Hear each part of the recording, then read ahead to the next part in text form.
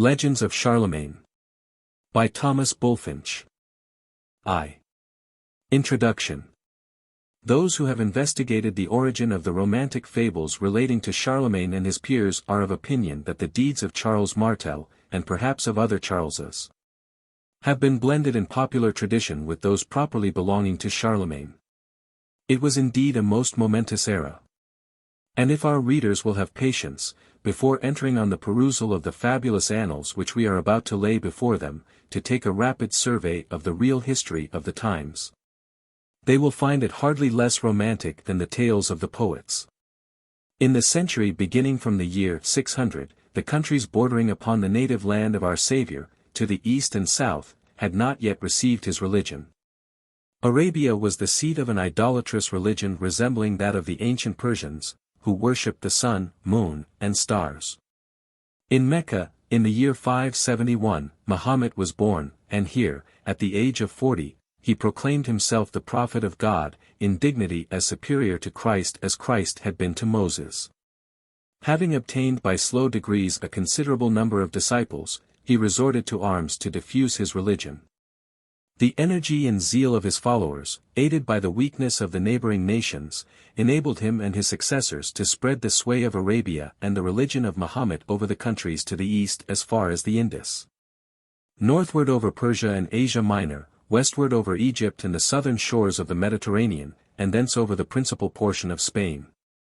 All this was done within 100 years from the Hijra, or flight of Muhammad from Mecca to Medina, which happened in the year 622, and is the era from which Mohammedans reckon time, as we do from the birth of Christ. From Spain the way was open for the Saracens, so the followers of Muhammad were called, into France, the conquest of which, if achieved, would have been followed very probably by that of all the rest of Europe, and would have resulted in the banishment of Christianity from the earth. For Christianity was not at that day universally professed, even by those nations which we now regard as foremost in civilization. Great part of Germany, Britain, Denmark, and Russia were still pagan or barbarous. At that time there ruled in France, though without the title of king, the first of those illustrious Charleses of whom we have spoken, Charles Martel, the grandfather of Charlemagne. The Saracens of Spain had made incursions into France in 712 and 718, and had retired, carrying with them a vast booty. In 725, Bessa, who was then the Saracen governor of Spain, crossed the Pyrenees with a numerous army, and took by storm the strong town of Carcassonne. So great was the terror, excited by this invasion, that the country for a wide extent submitted to the conqueror, and a Mahometan governor for the province was appointed and installed at Narbonne. Bessa, however, received a fatal wound in one of his engagements, and the Saracens, being thus checked from further advance, retired to Narbonne. In 732 the Saracens again invaded France under Abdalrahman, advanced rapidly to the banks of the Garonne, and laid siege to Bordeaux.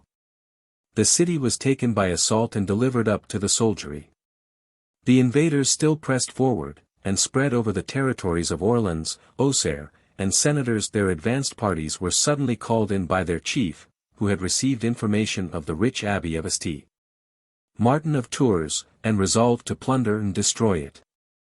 Charles during all this time had done nothing to oppose the Saracens, for the reason that the portion of France over which their incursions had been made was not at that time under his dominion, but constituted an independent kingdom, under the name of Aquitaine, of which Eudes was king. But now Charles became convinced of the danger, and prepared to encounter it.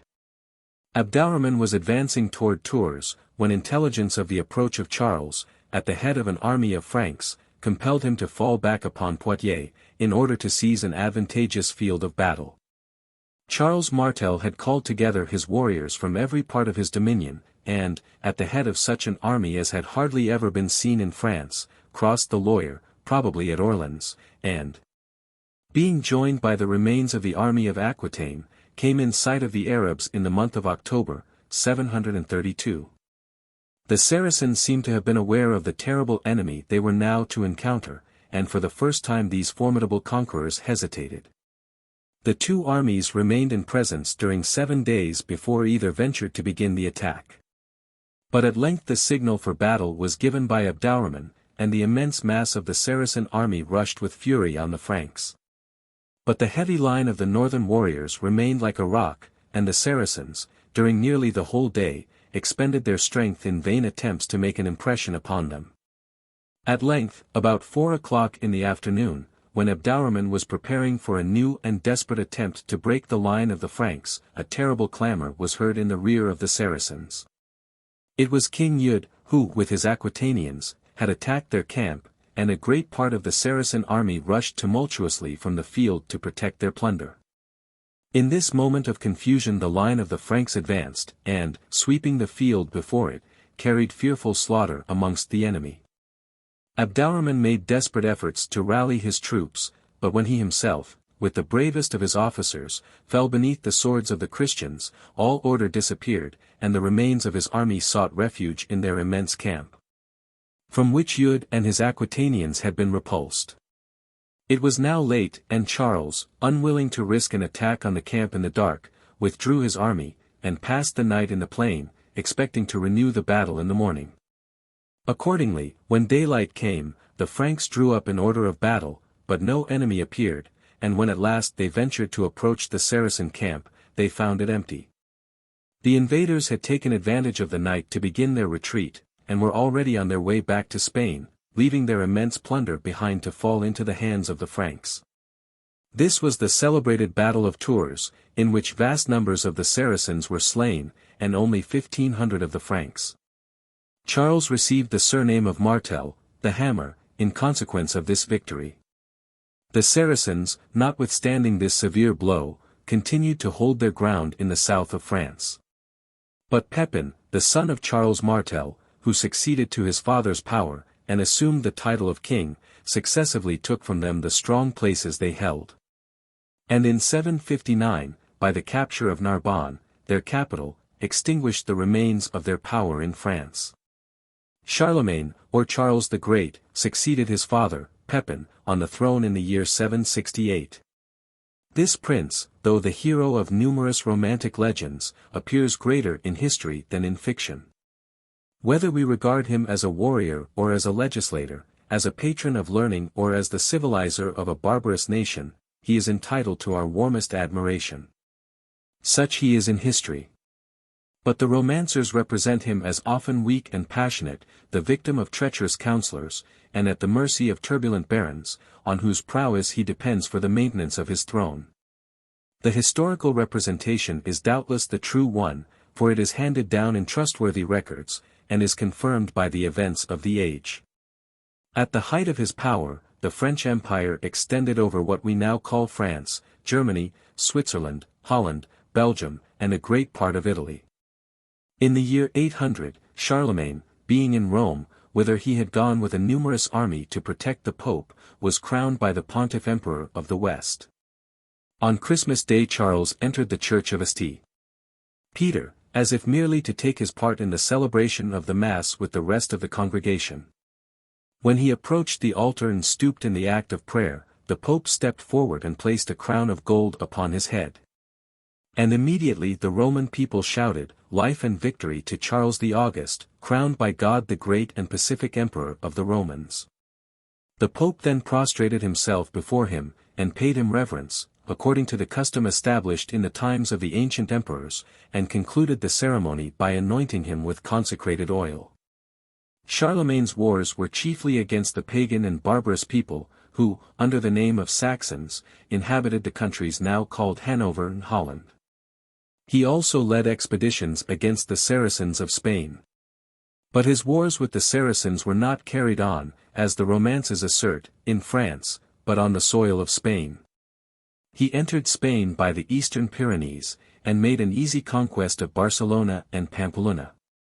But Saragossa refused to open her gates to him, and Charles ended by negotiating, and accepting a vast sum of gold as the price of his return over the Pyrenees.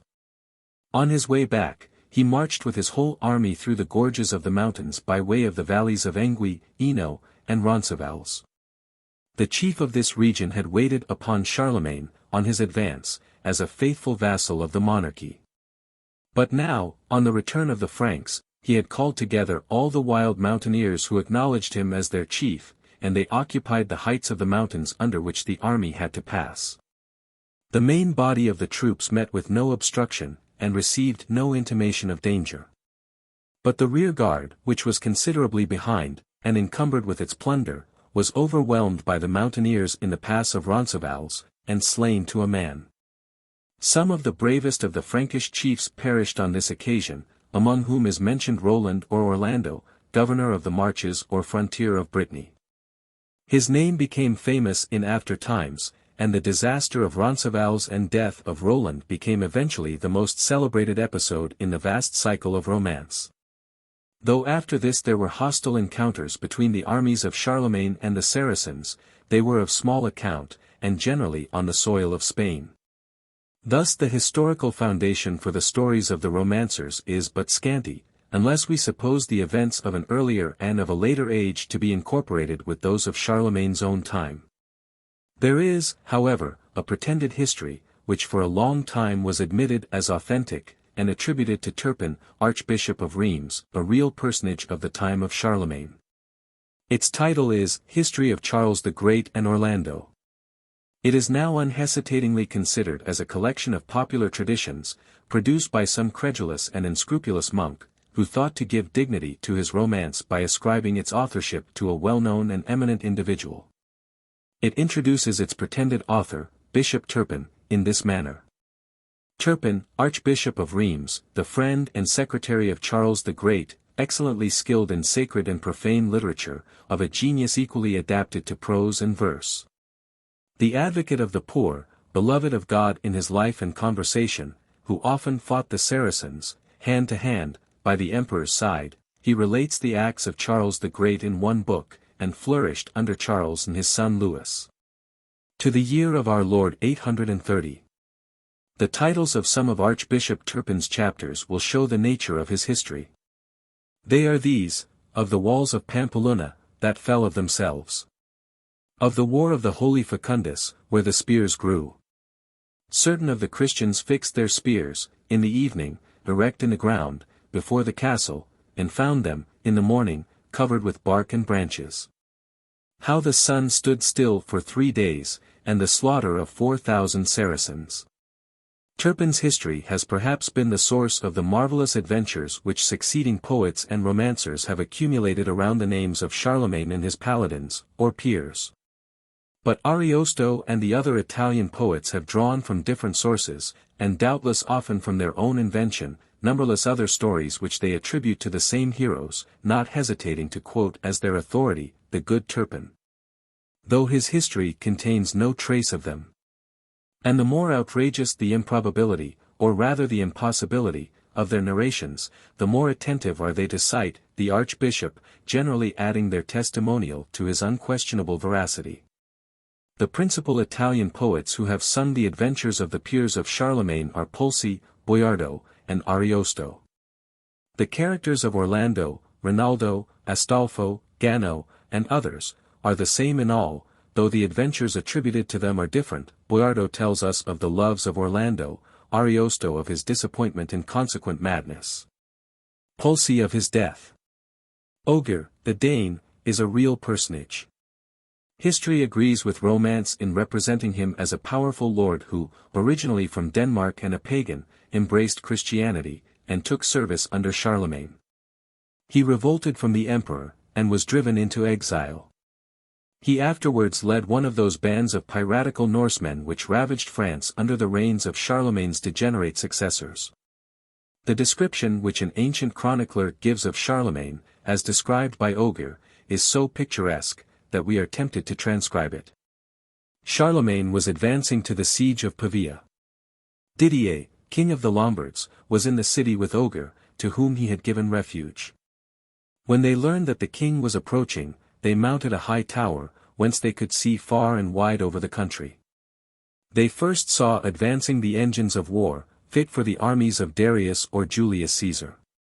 "There is Charlemagne," said Didier. "No," said Ogier. The Lombard next saw a vast body of soldiers, who filled all the plain.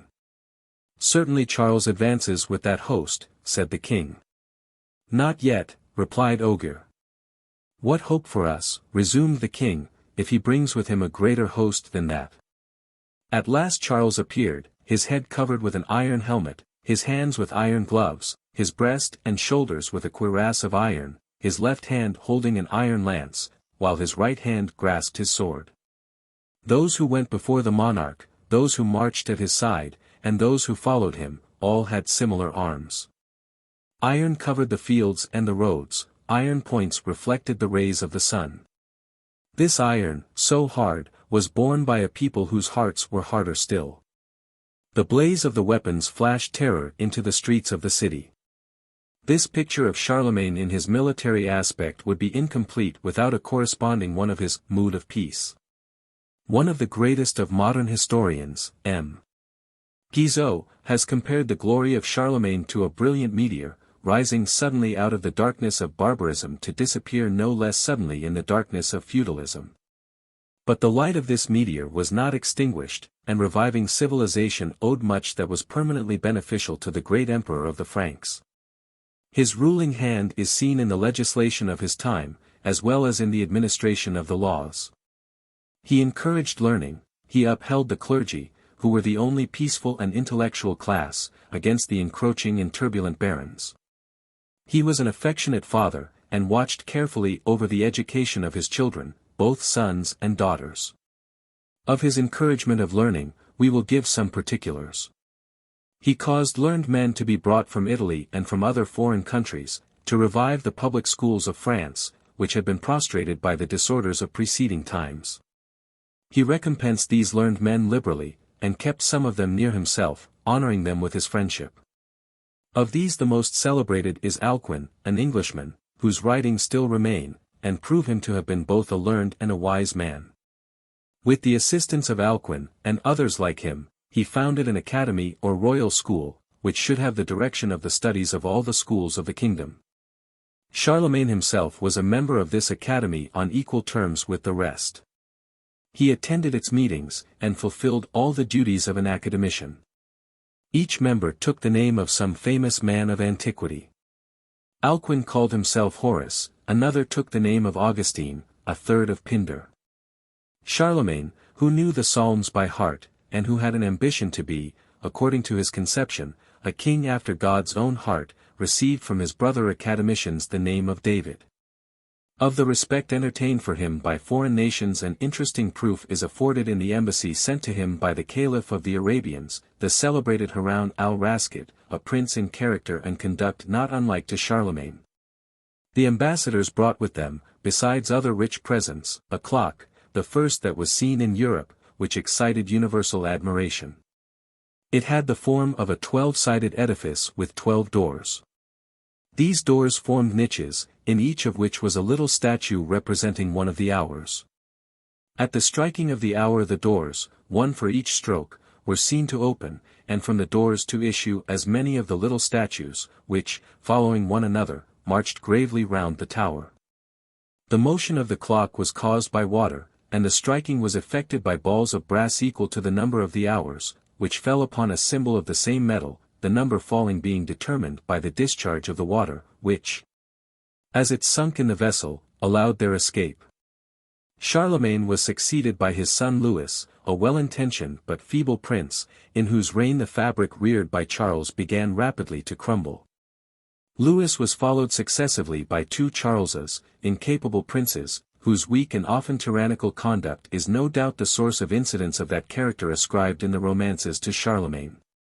The lawless and disobedient deportment of Charles's paladins, instances of which are so frequent in the romantic legends, was also a trait of the declining empire, but not of that of Charlemagne. How do you find this book? Any thoughts about the book or the author? Any suggestion for improvement? Please take a moment to share your thoughts in a comment. If you like it, share it with your friends who might enjoy it as well. Subscribe to keep in touch. Visit CompleteAudiobooks.com for more quality content. 2. The Peers, or Paladins. The 12 most illustrious knights of Charlemagne were called peers, for the equality that reigned among them. While the name of Paladins, also conferred on them, implies that they were inmates of the palace and companions of the king. Their names are not always given alike by the romancers, yet we may enumerate the most distinguished of them as follows: Orlando or Poland, the former the Italian, the latter the French form of the name, favorite nephew of Charlemagne. Rinaldo of Montalban, cousin of Orlando, Namo, Duke of Bavaria, Salomon, King of Brittany, Turpin, the Archbishop, Astolpho, of England, Ogier, the Dane, Malagigi, the Enchanter, and Florismart, the friend of Orlando. There were others who are sometimes named as Paladins, and the number cannot be strictly limited to 12. Charlemagne himself must be counted one, and Ganelon, or Gano, of Mayence, the treacherous enemy of all the rest, was rated high on the list by his deluded sovereign, who was completely the victim of his arts. We shall introduce more particularly to our readers a few of the principal peers, leaving the others to make their own introduction, as they appear in the course of our narrative.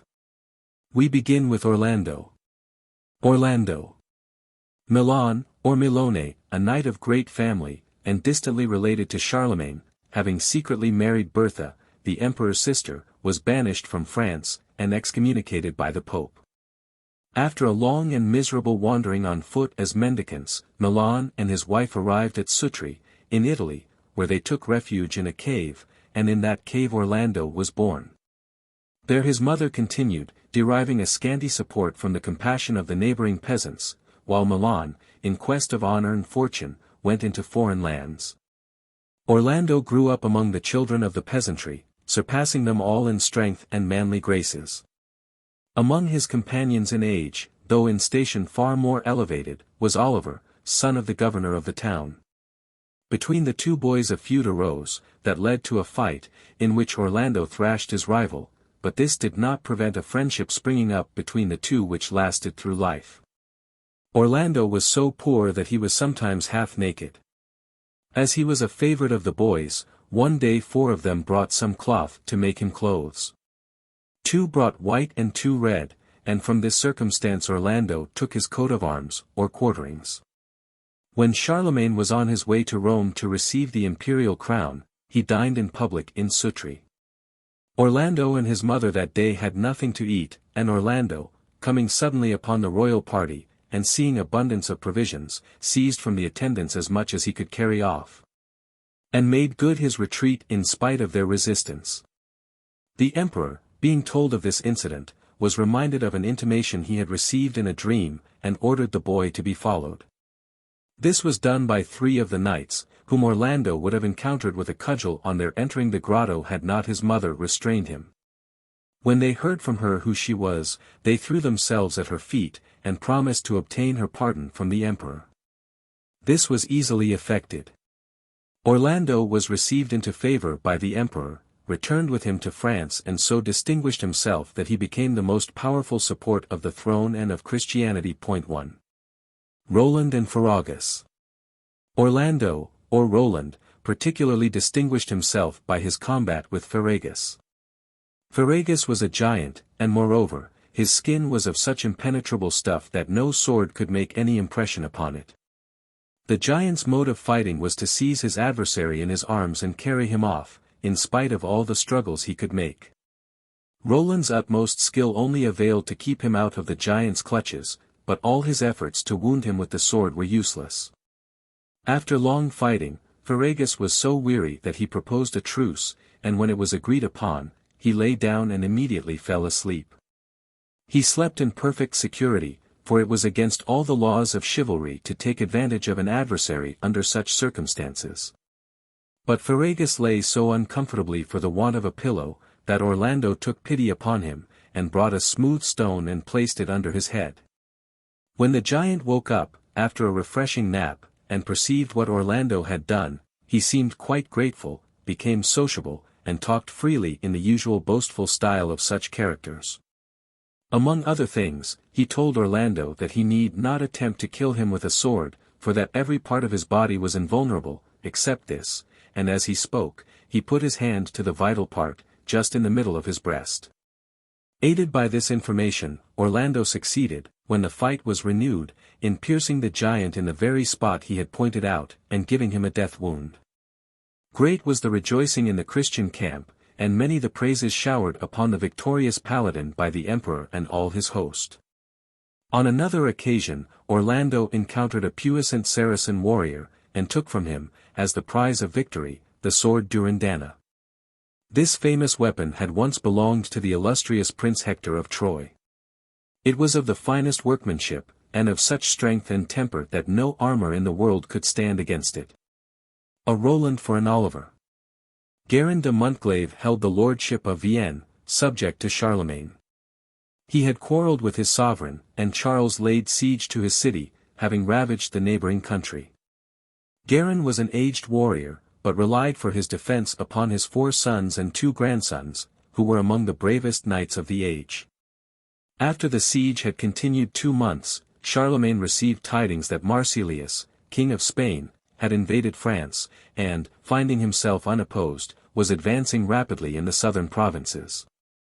At this intelligence, Charles listened to the counsel of his peers, and consented to put the quarrel with Guerin to the decision of heaven, by single combat between 2 knights, one of each party, selected by lot. The proposal was acceptable to Guerin and his sons. The names of the 4, together with Guerin's own, who would not be excused, and of the 2 grandsons, who claimed their lot, being put into a helmet, Oliver's was drawn forth, and to him, the youngest of the grandsons, was assigned the honour and the peril of the combat. He accepted the award with delight, exulting in being thought worthy to maintain the cause of his family.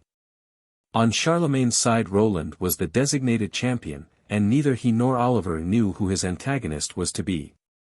They met on an island in the Rhone, and the warriors of both camps were ranged on either shore, spectators of the battle. At the first encounter both lances were shivered, but both riders kept their seats, immovable. They dismounted, and drew their swords.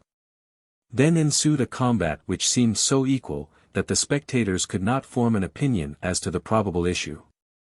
2 hours and more the knights continued to strike and parry, to thrust and ward, neither showing any sign of weariness, nor ever being taken at unawares. At length Orlando struck furiously upon Oliver's shield, burying Durindana in its edge so deeply that he could not draw it back, and Oliver, almost at the same moment, thrust so vigorously upon Orlando's breastplate that his sword snapped off at the handle. Thus were the 2 warriors left weaponless. Scarcely pausing a moment, they rushed upon one another, each striving to throw his adversary to the ground, and failing in that, each snatched at the other's helmet to tear it away. Both succeeded, and at the same moment they stood bareheaded face to face, and Roland recognized Oliver, and Oliver recognized Roland. For a moment they stood still, and the next, with open arms, rushed into one another's embrace. "I am conquered," said Orlando. "I yield me," said Oliver. The people on the shore knew not what to make of all this. Presently they saw the 2 late antagonists standing hand in hand, and it was evident the battle was at an end. The knights crowded round them, and with one voice hailed them as equals in glory. If there were any who felt disposed to murmur that the battle was left undecided, they were silenced by the voice of Ogier the Dane, who proclaimed aloud that all had been done that honour required, and declared that he would maintain that award against all gainsayers. The quarrel with Guerin and his sons being left undecided, a truce was made for 4 days, and in that time, by the efforts of Duke Namo on the one side, and of Oliver on the other, a reconciliation was effected. Charlemagne, accompanied by Guerin and his valiant family, marched to meet Marsilius, who hastened to retreat across the frontier. Rinaldo. Rinaldo was one of the 4 sons of Aemon, who married Aya, the sister of Charlemagne. Thus Rinaldo was nephew to Charlemagne and cousin of Orlando. When Rinaldo had grown old enough to assume arms, Orlando had won for himself an illustrious name by his exploits against the Saracens, whom Charlemagne and his brave knights had driven out of France. Orlando's fame excited a noble emulation in Rinaldo. Eager to go in pursuit of glory, he wandered in the country near Paris, and one day saw at the foot of a tree a superb horse, fully equipped and loaded with a complete suit of armor. Rinaldo clothed himself in the armor and mounted the horse, but took not the sword. On the day when, with his brothers, he had received the honor of knighthood from the emperor, he had sworn never to bind a sword to his side till he had wrested one from some famous knight. Rinaldo took his way to the forest of Arden, celebrated for so many adventures. Hardly had he entered it, when he met an old man, bending under the weight of years, and learned from him that the forest was infested with a wild horse, untamable, that broke and overturned everything that opposed his career. To attack him, he said, or even to meet him, was certain death. Rinaldo, far from being alarmed, showed the most eager desire to combat the animal. This was the horse Bayard, afterwards so famous. He had formerly belonged to Amadis of Gaul. After the death of that hero, he had been held under enchantment by the power of a magician, who predicted that, when the time came to break the spell, he should be subdued by a knight of the lineage of Amadis, and not less brave than he. To win this wonderful horse, it was necessary to conquer him by force or skill, for from the moment when he should be thrown down, he would become docile and manageable. His habitual resort was a cave on the borders of the forest. But woe be to anyone who should approach him, unless gifted with strength and courage more than mortal. Having told this, the old man departed. He was not, in fact, an old man, but Malagigi, the enchanter, cousin of Rinaldo, who, to favor the enterprises of the young knight, had procured for him the horse and armor which he so opportunely found. And now put him in the way to acquire a horse unequaled in the world. Rinaldo plunged into the forest, and spent many days in seeking Bayard, but found no traces of him.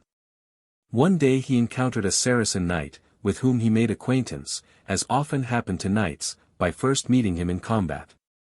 This knight, whose name was Isolier, was also in quest of Bayard. Rinaldo succeeded in the encounter, and so severe was the shock that Isolier was a long time insensible. When he revived, and was about to resume the contest, a peasant who passed by, it was Malagigi, interrupted them with the news that the terrible horse was near at hand, advising them to unite their powers to subdue him. For it would require all their ability. Rinaldo and Isolier, now become friends, proceeded together to the attack of the horse. They found Bayard, and stood a long time, concealed by the wood, admiring his strength and beauty.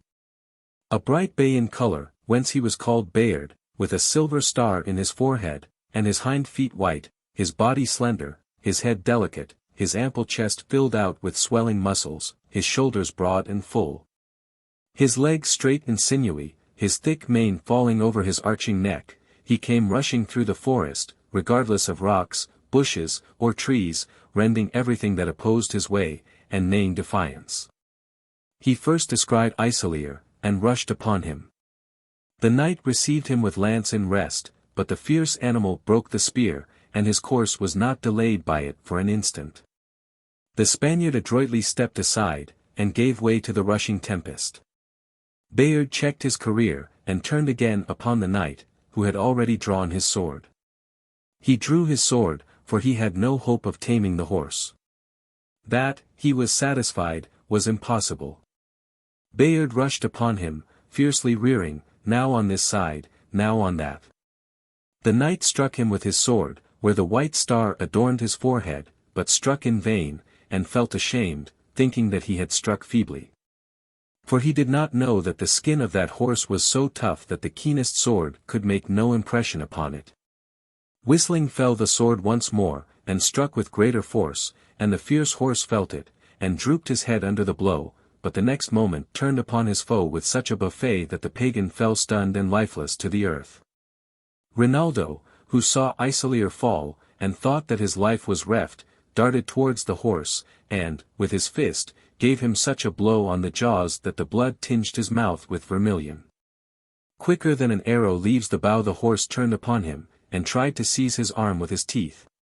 The knight stepped back, and then, repeating his blow, struck him on the forehead.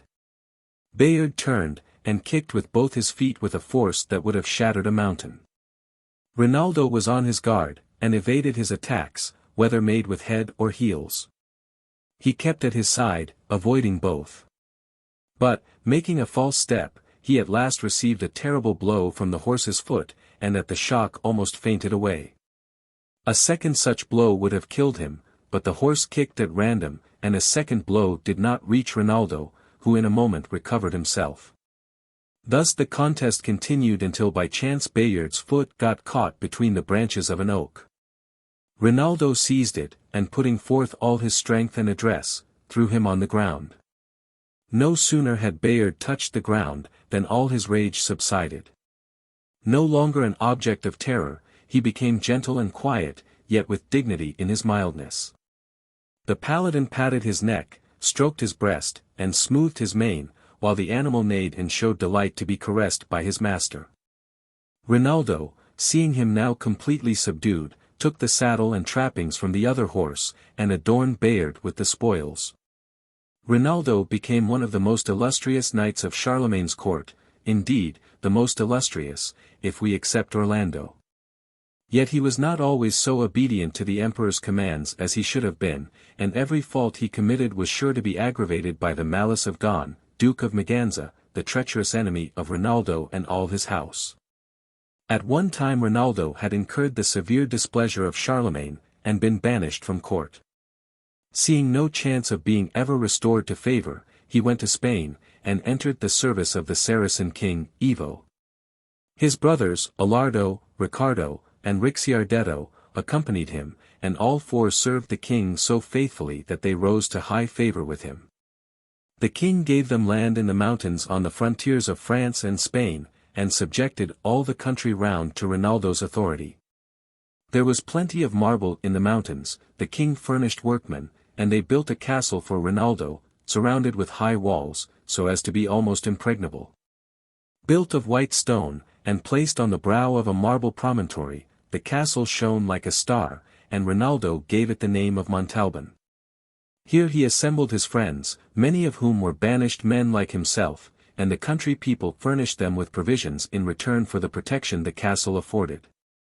Yet some of Rinaldo's men were lawless, and sometimes the supplies were not furnished in sufficient abundance, so that Rinaldo and his garrison got a bad name for taking by force what they could not obtain by gift. And we sometimes find Montalban spoken of as a nest of freebooters, and its defenders called a beggarly garrison. Charlemagne's displeasure did not last long, and, at the time our history commences, Rinaldo and his brothers were completely restored to the favor of the emperor, and none of his cavaliers served him with greater zeal and fidelity than they. Throughout all his wars with the Saracens and pagans. 3. The tournament. It was the month of May and the feast of Pentecost. Charlemagne had ordered magnificent festivities, and summoned to them, besides his paladins and vassals of the crown, all strangers, Christian or Saracen, then sojourning at Paris. Among the guests were King Grandonio, from Spain. And Ferrau, the Saracen, with eyes like an eagle, Orlando and Rinaldo, the emperor's nephews, Duke Namo, Astolpho, of England, the handsomest man living, Malagigi, the enchanter. And Gano, of Maganza, that wily traitor, who had the art to make the emperor think he loved him, while he plotted against him. High sat Charlemagne at the head of his vassals and his paladins, rejoicing in the thought of their number and their might, while all were sitting and hearing music, and feasting, when suddenly there came into the hall 4 enormous giants. Having between them a lady of incomparable beauty, attended by a single knight. There were many ladies present who had seemed beautiful till she made her appearance, but after that they all seemed nothing. Every Christian knight turned his eyes to her, and every pagan crowded round her, while she, with a sweetness that might have touched a heart of stone, thus addressed the emperor. High-minded lord, the renown of your worthiness, and of the valor of these your knights, which echoes from sea to sea, encourages me to hope that 2 pilgrims, who have come from the ends of the world to behold you, will not have encountered their fatigue in vain. And, before I show the motive which has brought us hither, learn that this knight is my brother Uberto, and that I am his sister Angelica. Fame has told us of the jousting this day appointed, and so the prince my brother has come to prove his valor, and to say that, if any of the knights here assembled choose to meet him in the joust, he will encounter them, one by one. At the stair of Merlin, by the fountain of the Pine. And his conditions are these: no knight who chances to be thrown shall be allowed to renew the combat, but shall remain prisoner to my brother, but if my brother be overthrown, he shall depart out of the country, leaving me as the prize of the conqueror. Now it must be stated that this Angelica and her brother who called himself Uberto, but whose real name was Argalia, were the children of Gallaphryn, king of Cathay, who had sent them to be the destruction of the Christian host. For Argalia was armed with an enchanted lance, which unfailingly overthrew everything it touched, and he was mounted on a horse, a creature of magic, whose swiftness outstripped the wind. Angelica possessed also a ring which was a defense against all enchantments, and when put into the mouth rendered the bearer invisible. Thus Argalia was expected to subdue and take prisoners whatever knights should dare to encounter him. And the charms of Angelica were relied on to entice the Paladins to make the fatal venture, while her ring would afford her easy means of escape. When Angelica ceased speaking, she knelt before the king and awaited his answer, and everybody gazed on her with admiration. Orlando especially felt irresistibly drawn towards her, so that he trembled and changed countenance. Every knight in the hall was infected with the same feeling, not excepting old white-headed Duke Namo and Charlemagne himself. All stood for a while in silence, lost in the delight of looking at her. The fiery youth Pharaoh could hardly restrain himself from seizing her from the giants and carrying her away. Rinaldo turned as red as fire, while Malagigi, who had discovered by his art that the stranger was not speaking the truth, muttered softly, as he looked at her, "Exquisite false creature. I will play thee such a trick for this, as will leave thee no cause to boast of thy visit." Charlemagne, to detain her as long as possible before him, delayed his assent till he had asked her a number of questions, all of which she answered discreetly, and then the challenge was accepted. As soon as she was gone, Malagigi consulted his book, and found out the whole plot of the vile, infidel King Gallaphryn, as we have explained it, so he determined to seek the damsel and frustrate her designs. He hastened to the appointed spot, and there found the prince and his sister in a beautiful pavilion, where they lay asleep, while the 4 giants kept watch. Malagigi took his book and cast a spell out of it, and immediately the 4 giants fell into a deep sleep. Drawing his sword, for he was a belted knight, he softly approached the young lady, intending to dispatch her at once. But, seeing her look so lovely, he paused for a moment, thinking there was no need of hurry, as he believed his spell was upon her, and she could not wake. But the ring which she wore secured her from the effect of the spell, and some slight noise, or whatever else it was, caused her at that moment to awake. She uttered a great cry, and flew to her brother, and waked him. By the help of her knowledge of enchantment, they took and bound fast the magician, and, seizing his book, turned his arts against himself. Then they summoned a crowd of demons, and bade them seize their prisoner and bear him to King Gallaphryn, at his great city of Albracca, which they did, and, on his arrival, he was locked up in a rock under the sea. While these things were going on, all was uproar at Paris, since Orlando insisted upon being the first to try the adventure at the stair of Merlin. This was resented by the other pretenders to Angelica, and all contested his right to the precedence. The tumult was stilled by the usual expedient of drawing lots, and the first prize was drawn by Astolpho. Pharaoh, the Saracen, had the second, and Grandonio the third. Next came Berlinghieri, and Otho, then Charles himself, and, as his ill fortune would have it, after 30 more, the indignant Orlando. Astolpho, who drew the first lot, was handsome, brave, and rich. But, whether from heedlessness or want of skill, he was an unlucky juster, and very apt to be thrown, an accident which he bore with perfect good humor, always ready to mount again and try to mend his fortune, generally with no better success. Astolpho went forth upon his adventure with great gaiety of dress and manner, encountered Argalia, and was immediately tilted out of the saddle. He railed at fortune, to whom he laid all the fault. But his painful feelings were somewhat relieved by the kindness of Angelica, who, touched by his youth and good looks, granted him the liberty of the pavilion, and caused him to be treated with all kindness and respect. The violent Pharaoh had the next chance in the encounter, and was thrown no less speedily than Astolpho, but he did not so easily put up with his mischance. Crying out, "What are the emperor's engagements to me?" he rushed with his sword against Argalia, who, being forced to defend himself, dismounted and drew his sword, but got so much the worse of the fight that he made a signal of surrender, and, after some words, listened to a proposal of marriage from Pharaoh to his sister.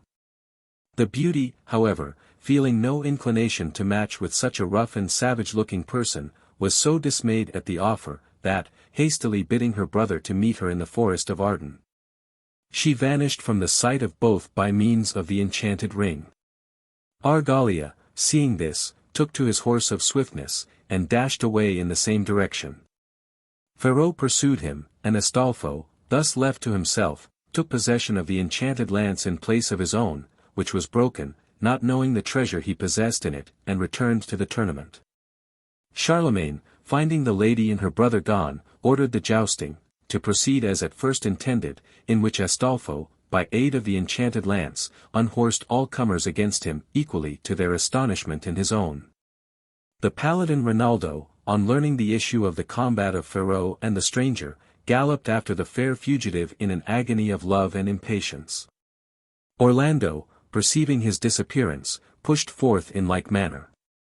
And, at length, all three are in the forest of Arden, hunting about for her who is invisible. Now in this forest there were two fountains, the one constructed by the sage Merlin, who designed it for Tristram and the fair Iseud. 2 For such was the virtue of this fountain, that a draught of its waters produced an oblivion of the love which the drinker might feel, and even produced aversion for the object formerly beloved. The other fountain was endowed with exactly opposite qualities, and a draught of it inspired love for the first living object that was seen after tasting it. Rinaldo happened to come to the first mentioned fountain, and, being flushed with heat, dismounted, and quenched in one draught both his thirst and his passion. So far from loving Angelica as before, he hated her from the bottom of his heart, became disgusted with the search he was upon, and, feeling fatigued with his ride, finding a sheltered and flowery nook, laid himself down and fell asleep. Shortly after came Angelica, but, approaching in a different direction, she espied the other fountain, and there quenched her thirst. Then resuming her way, she came upon the sleeping Rinaldo. Love instantly seized her, and she stood rooted to the spot. The meadow round was all full of lilies of the valley and wild roses. Angelica, not knowing what to do, at length plucked a handful of these, and dropped them, one by one, on the face of the sleeper. He woke up, and, seeing who it was, received her salutations with averted countenance, remounted his horse, and galloped away. In vain the beautiful creature followed and called after him, in vain asked him what she had done to be so despised. Rinaldo disappeared, leaving her in despair, and she returned in tears to the spot where she had found him sleeping. There, in her turn, she herself lay down, pressing the spot of earth on which he had lain, and, out of fatigue and sorrow, fell asleep. As Angelica thus lay, fortune conducted Orlando to the same place. The attitude in which she was sleeping was so lovely, that it is not to be conceived, much less expressed. Orlando stood gazing like a man who had been transported to another sphere. "Am I on earth," he exclaimed, "or am I in paradise? Surely it is I that sleep, and this is my dream." But his dream was proved to be none in a manner which he little desired. Pharaoh, who had slain Argalia, came up, raging with jealousy, and a combat ensued which awoke the sleeper. Terrified at what she beheld, she rushed to her palfrey, and, while the fighters were occupied with one another, fled away through the forest. The champions continued their fight till they were interrupted by a messenger, who brought word to Pharaoh that King Marsilius, his sovereign, was in pressing need of his assistance, and conjured him to return to Spain. Pharaoh, upon this, proposed to suspend the combat, to which Orlando, eager to pursue Angelica, agreed. Pharaoh, on the other hand, departed with the messenger to Spain. Orlando's quest for the fair fugitive was all in vain. Aided by the powers of magic, she made a speedy return to her own country. But the thought of Rinaldo could not be banished from her mind, and she determined to set Malagigi at liberty, and to employ him to win Rinaldo, if possible, to make her a return of affection. She accordingly freed him from his dungeon, unlocking his fetters with her own hands, and restored him his book, promising him ample honors and rewards, on condition of his bringing Rinaldo to her feet. Malagigi accordingly, with the aid of his book, called up a demon, mounted him, and departed. Arrived at his destination, he inveigled Rinaldo into an enchanted bark, which conveyed him, without any visible pilot, to an island where stood an edifice called Joyous Castle. The whole island was a garden. On the western side, close to the sea, was the palace, built of marble, so clear and polished that it reflected the landscape about it. Rinaldo leapt ashore, and soon met a lady, who invited him to enter. The house was as beautiful within as without, full of rooms adorned with azure and gold, and with noble paintings. The lady led the knight into an apartment painted with stories, and opening to the garden, through pillars of crystal, with golden capitals. Here he found a bevy of ladies, 3 of whom were singing in concert, while another played on an instrument of exquisite accord, and the rest danced round about them. When the ladies beheld him coming, they turned the dance into a circuit round him, and then one of them, in the sweetest manner, said, "Sir Knight, the tables are set, and the hour for the banquet is come." And, with these words, still dancing, they drew him across the lawn in front of the apartment, to a table that was spread with cloth of gold and fine linen, under a bower of damask roses by the side of a fountain. 4 ladies were already seated there, who rose, and placed Rinaldo at their head, in a chair set with pearls. And truly indeed was he astonished. A repast ensued, consisting of viands the most delicate, and wines as fragrant as they were fine, drunk out of jeweled cups. And, when it drew towards its conclusion, harps and lutes were heard in the distance, and one of the ladies said in the knight's ear, "This house and all that you see in it are yours, for you alone was it built, and the builder is a queen. Happy indeed must you think yourself, for she loves you, and she is the greatest beauty in the world. Her name is Angelica." The moment Rinaldo heard the name he so detested, he started up, with a changed countenance, and, in spite of all that the lady could say, broke off across the garden, and never ceased hastening till he reached the place where he landed. The bark was still on the shore. He sprang into it, and pushed off, though he saw nobody in it but himself. It was in vain for him to try to control its movements, for it dashed on as if in fury, till it reached a distant shore covered with a gloomy forest. Here Rinaldo, surrounded by enchantments of a very different sort from those which he had lately resisted, was entrapped into a pit. The pit belonged to a castle called Altarapa, which was hung with human heads, and painted red with blood. As the paladin was viewing the scene with amazement, a hideous old woman made her appearance at the edge of the pit, and told him that he was destined to be thrown to a monster, who was only kept from devastating the whole country by being supplied with living human flesh. Rinaldo said, "Be it so, let me but remain armed as I am, and I fear nothing." The old woman laughed in derision. Rinaldo remained in the pit all night, and the next morning was taken to the place where the monster had his den. It was a court surrounded by a high wall. Rinaldo was shut in with the beast, and a terrible combat ensued. Rinaldo was unable to make any impression on the scales of the monster, while he, on the contrary, with his dreadful claws, tore away plate and mail from the paladin. Rinaldo began to think his last hour was come, and cast his eyes around and above to see if there was any means of escape. He perceived a beam projecting from the wall at the height of some 10 feet, and, taking a leap almost miraculous, he succeeded in reaching it, and in flinging himself up across it. Here he sat for hours, the hideous brute continually trying to reach him. All at once, he heard the sound of something coming through the air like a bird, and suddenly Angelica herself alighted on the end of the beam. She held something in her hand towards him, and spoke to him in a loving voice. But the moment Rinaldo saw her, he commanded her to go away, refused all her offers of assistance, and at length declared that, if she did not leave him, he would cast himself down to the monster and meet his fate. Angelica, saying she would lose her life rather than displease him, departed, but first she threw to the monster a cake of wax she had prepared, and spread around him a rope knotted with nooses. The beast took the bait, and, finding his teeth glued together by the wax, vented his fury in bounds and leaps, and, soon getting entangled in the nooses, drew them tight by his struggles, so that he could scarcely move a limb. Rinaldo, watching his chance, leapt down upon his back, seized him round the neck, and throttled him, not relaxing his grip till the beast fell dead. Another difficulty remained to be overcome.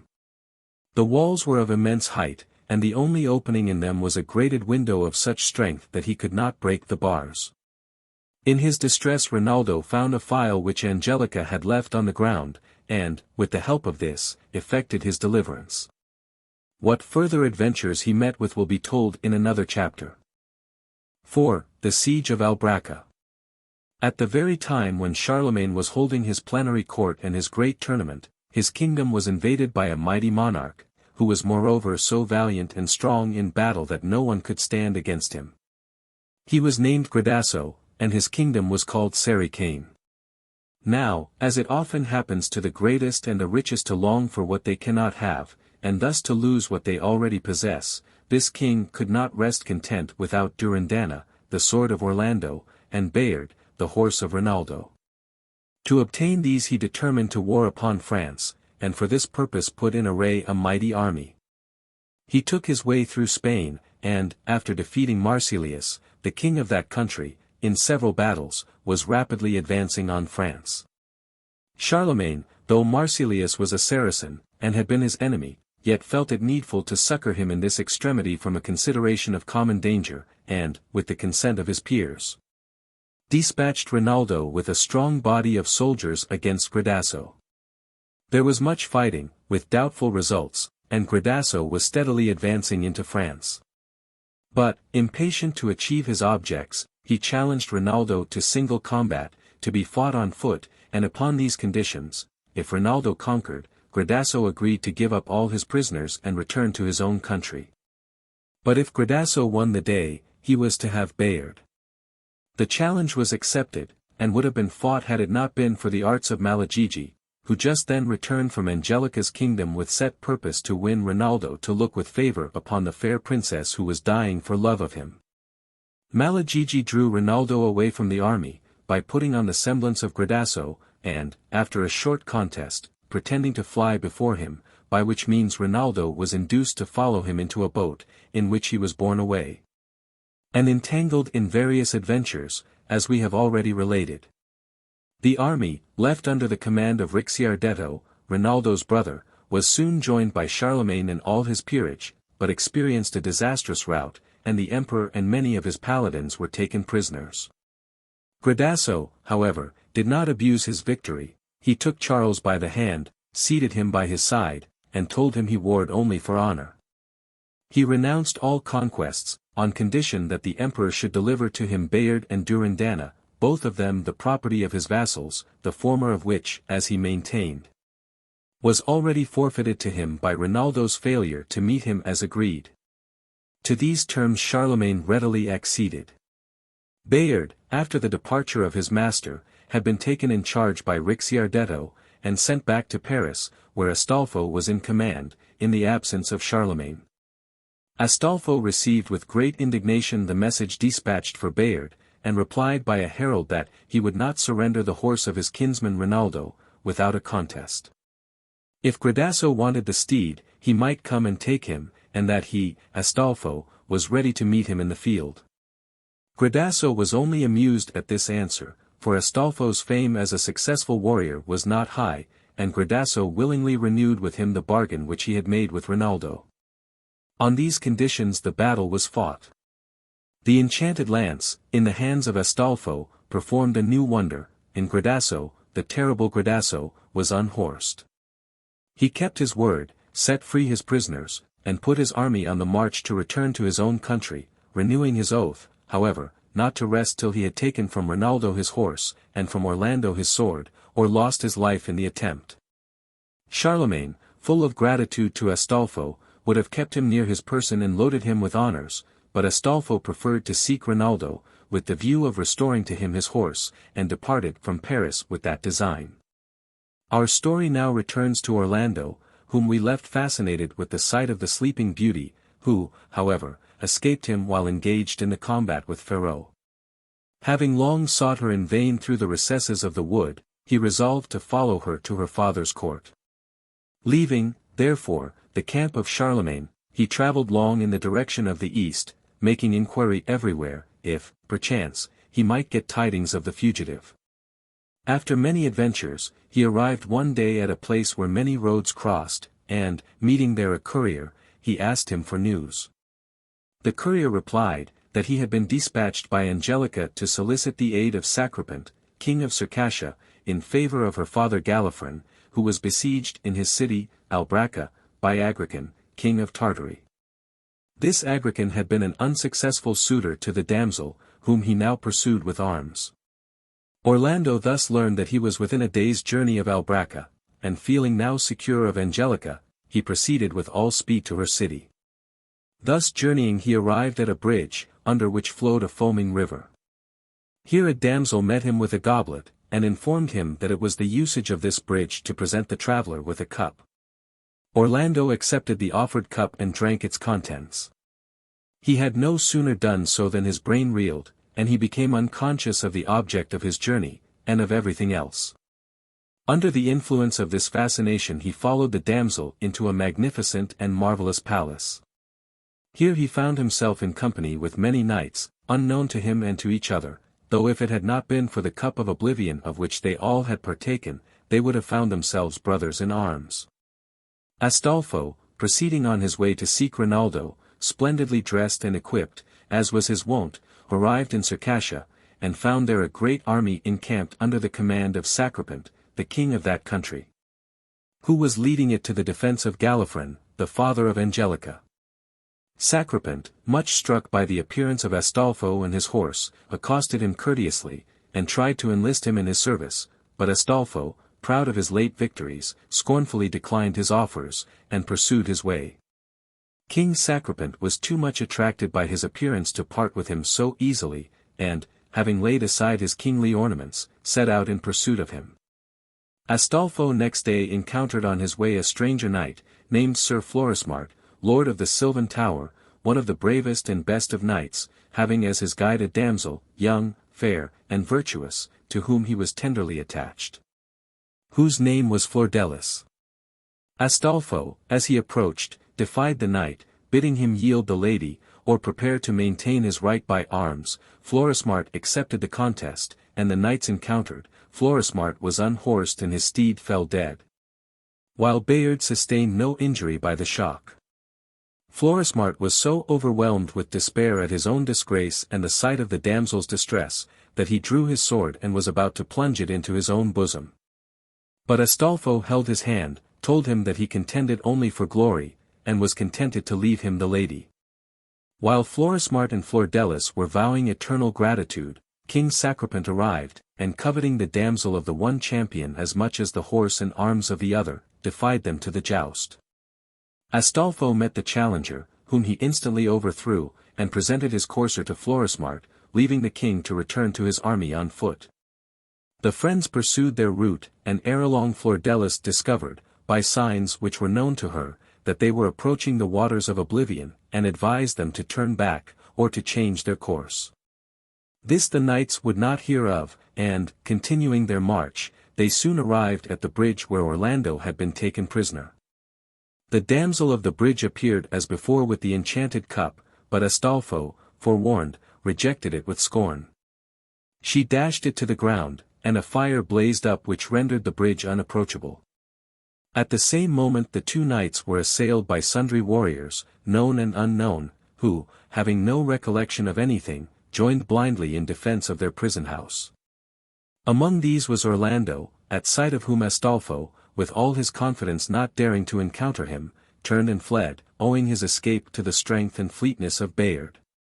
Florismart, meanwhile, overlaid by fearful odds, was compelled to yield to necessity, and comply with the usage of the ferry. He drank of the cup, and remained prisoner with the rest. Flordelis, deprived of her two friends, retired from the scene, and devoted herself to untiring efforts to effect her lover's deliverance. Astolpho pursued his way to Albracca, which Agrican was about to besiege. He was kindly welcomed by Angelica, and enrolled among her defenders. Impatient to distinguish himself, he one night sallied forth alone, arrived in Agrican's camp, and unhorsed his warriors right and left by means of the enchanted lance. But he was soon surrounded and overmatched, and made prisoner to Agrican. Relief was, however, at hand. For as the citizens and soldiers were one day leaning over their walls, they descried a cloud of dust, from which horsemen were seen to prick forth, as it rolled on towards the camp of the besiegers. This turned out to be the army of Sacripant, which immediately attacked that of Agrican, with the view of cutting a passage through his camp to the besieged city.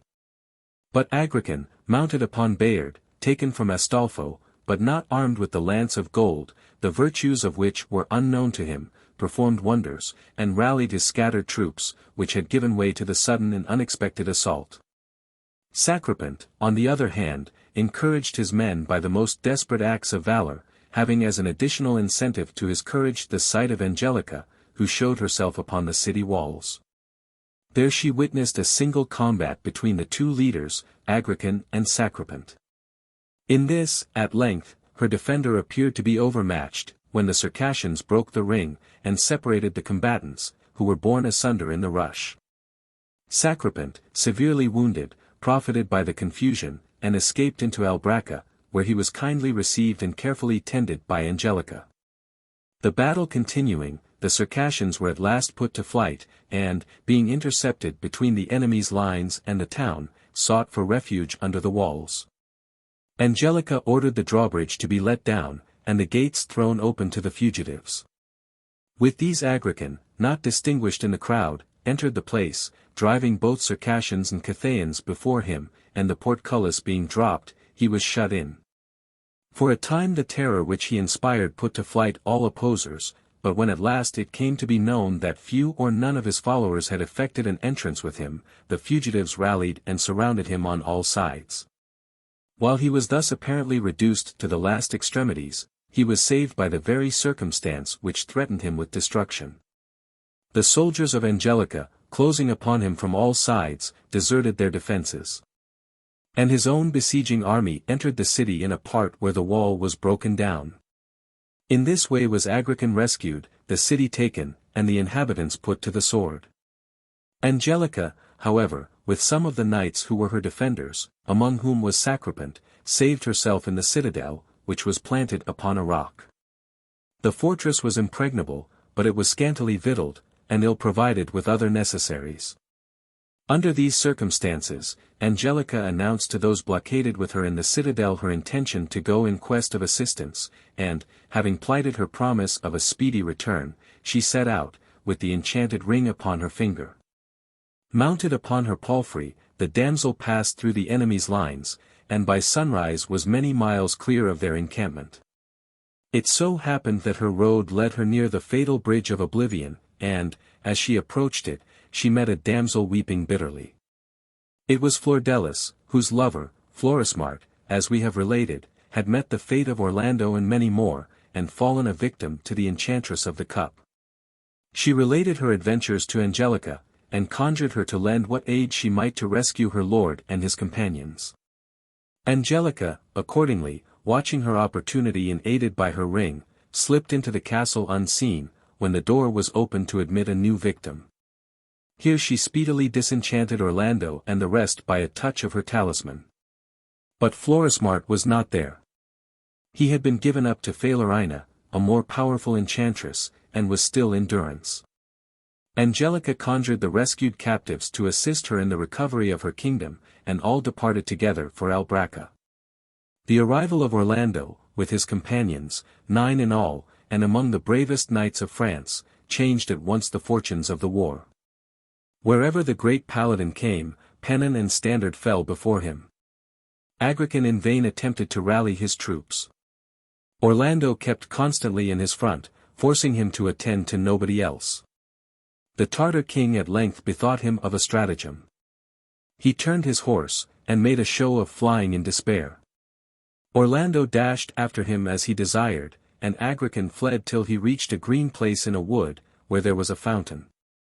The place was beautiful, and the Tartar dismounted to refresh himself at the fountain, but without taking off his helmet, or laying aside any of his armor.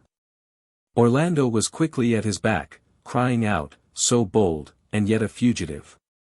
How could you fly from a single arm, and think to escape?" The Tartar king had leaped on his saddle the moment he saw his enemy, and when the Paladin had done speaking, he said, in a mild voice, without doubt you are the best knight I ever encountered. And fain would I leave you untouched for your own sake, if you would cease to hinder me from rallying my people. I pretended to fly, in order to bring you out of the field. If you insist upon fighting, I must needs fight and slay you, but I call the sun in the heavens to witness I would rather not. I should be very sorry for your death." The Count Orlando felt pity for so much gallantry, and he said, "The nobler you show yourself, the more it grieves me to think that, in dying without a knowledge of the true faith, you will be lost in the other world. Let me advise you to save body and soul at once. Receptive baptism, and go your way in peace." Agrican replied, "I suspect you to be the Paladin Orlando. If you are, I would not lose this opportunity of fighting with you to be king of paradise. Talk to me no more about your things of another world, for you will preach in vain. Each of us for himself, and let the sword be umpire." The Saracen drew his sword, boldly advancing upon Orlando, and a combat began, so obstinate and so long, each warrior being a miracle of prowess, that the story says it lasted from noon till night. Orlando then, seeing the stars come out, was the first to propose a respite. "What are we to do," said he, "now that daylight has left us?" Agrican answered readily enough, "Let us repose in this meadow, and renew the combat at dawn." The repose was taken accordingly. Each tied up his horse, and reclined himself on the grass, not far from the other, just as if they had been friends, Orlando by the fountain, Agrican beneath a pine. It was a beautiful clear night, and, as they talked together before addressing themselves to sleep, the champion of Christendom, looking up at the firmament, said, "That is a fine piece of workmanship, that starry spectacle. God made it all, that moon of silver, and those stars of gold, and the light of day, and the sun, all for the sake of humankind." "You wish, I see, to talk of matters of faith," said the Tartar. "Now I may as well tell you at once, that I have no sort of skill in such matters, nor learning of any kind. I never could learn anything when I was a boy. I hated it so that I broke the man's head who was commissioned to teach me. And it produced such an effect on others, that nobody ever afterwards dared so much as show me a book. My boyhood was therefore passed, as it should be, in horsemanship and hunting, and learning to fight. What is the good of a man's poring all day over a book? Prowess to the knight, and preaching to the clergyman, that is my motto." "I acknowledge," returned Orlando, "that arms are the first consideration of a gentleman. But not at all that he does himself dishonor by knowledge. On the contrary, knowledge is as great an embellishment of the rest of his attainments, as the flowers are to the meadow before us.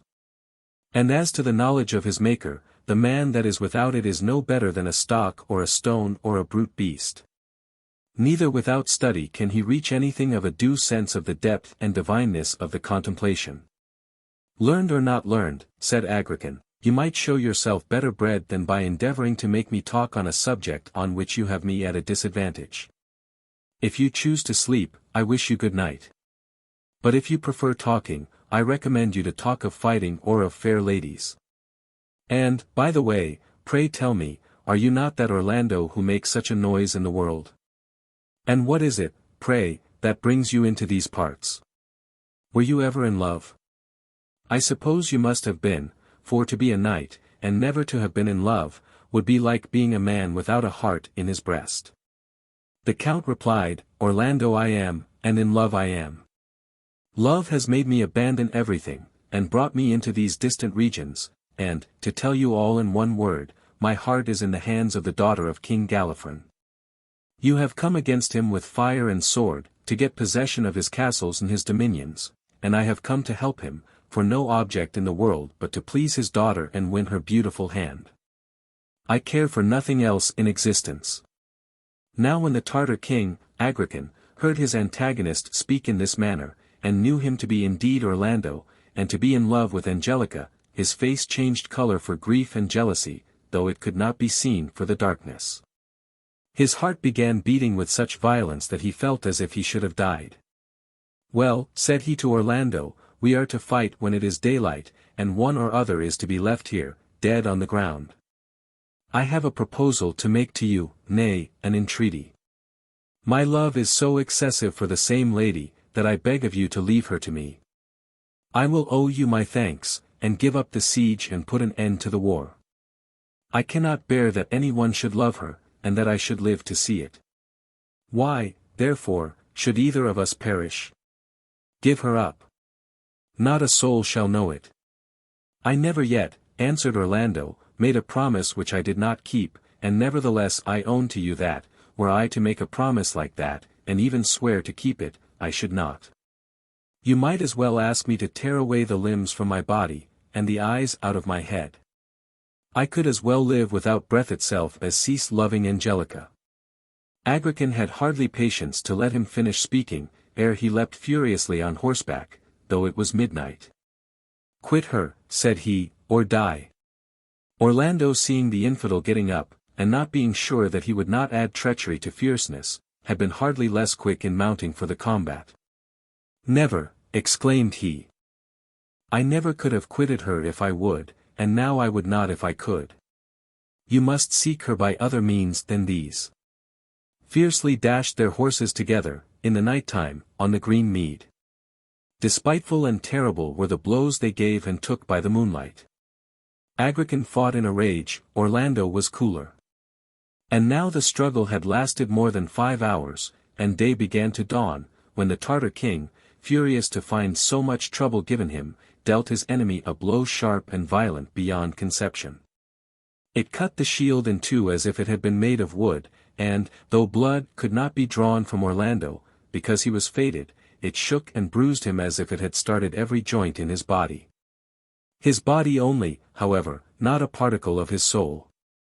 So dreadful was the blow which the paladin gave in return, that not only shield, but every bit of mail on the body of Agrican was broken in pieces, and 3 of his ribs cut asunder. The Tartar, roaring like a lion, raised his sword with still greater vehemence than before, and dealt a blow on the paladin's helmet, such as he had never yet received from mortal man. For a moment it took away his senses. His sight failed, his ears tinkled, his frightened horse turned about to fly, and he was falling from the saddle, when the very action of falling threw his head upwards, and thus recalled his recollection. What a shame is this, thought he. How shall I ever again dare to face Angelica? I have been fighting, hour after hour, with this man, and he is but one, and I call myself Orlando. If the combat last any longer, I will bury myself in a monastery, and never look on sword again. Orlando muttered with his lips closed and his teeth ground together, and you might have thought that fire instead of breath came out of his nose and mouth. He raised his sword Durindana with both his hands, and sent it down so tremendously on Agrican's shoulder, that it cut through breastplate down to the very haunch, nay, crushed the saddle-bow, though it was made of bone and iron, and felled man and horse to the earth. Agrican turned as white as ashes, and felt death upon him. He called Orlando to come close to him, with a gentle voice, and said, as well as he could, I believe on him who died on the cross. Baptize me, I pray thee, with the fountain, before my senses are gone. I have lived an evil life, but need not be rebellious to God in death also.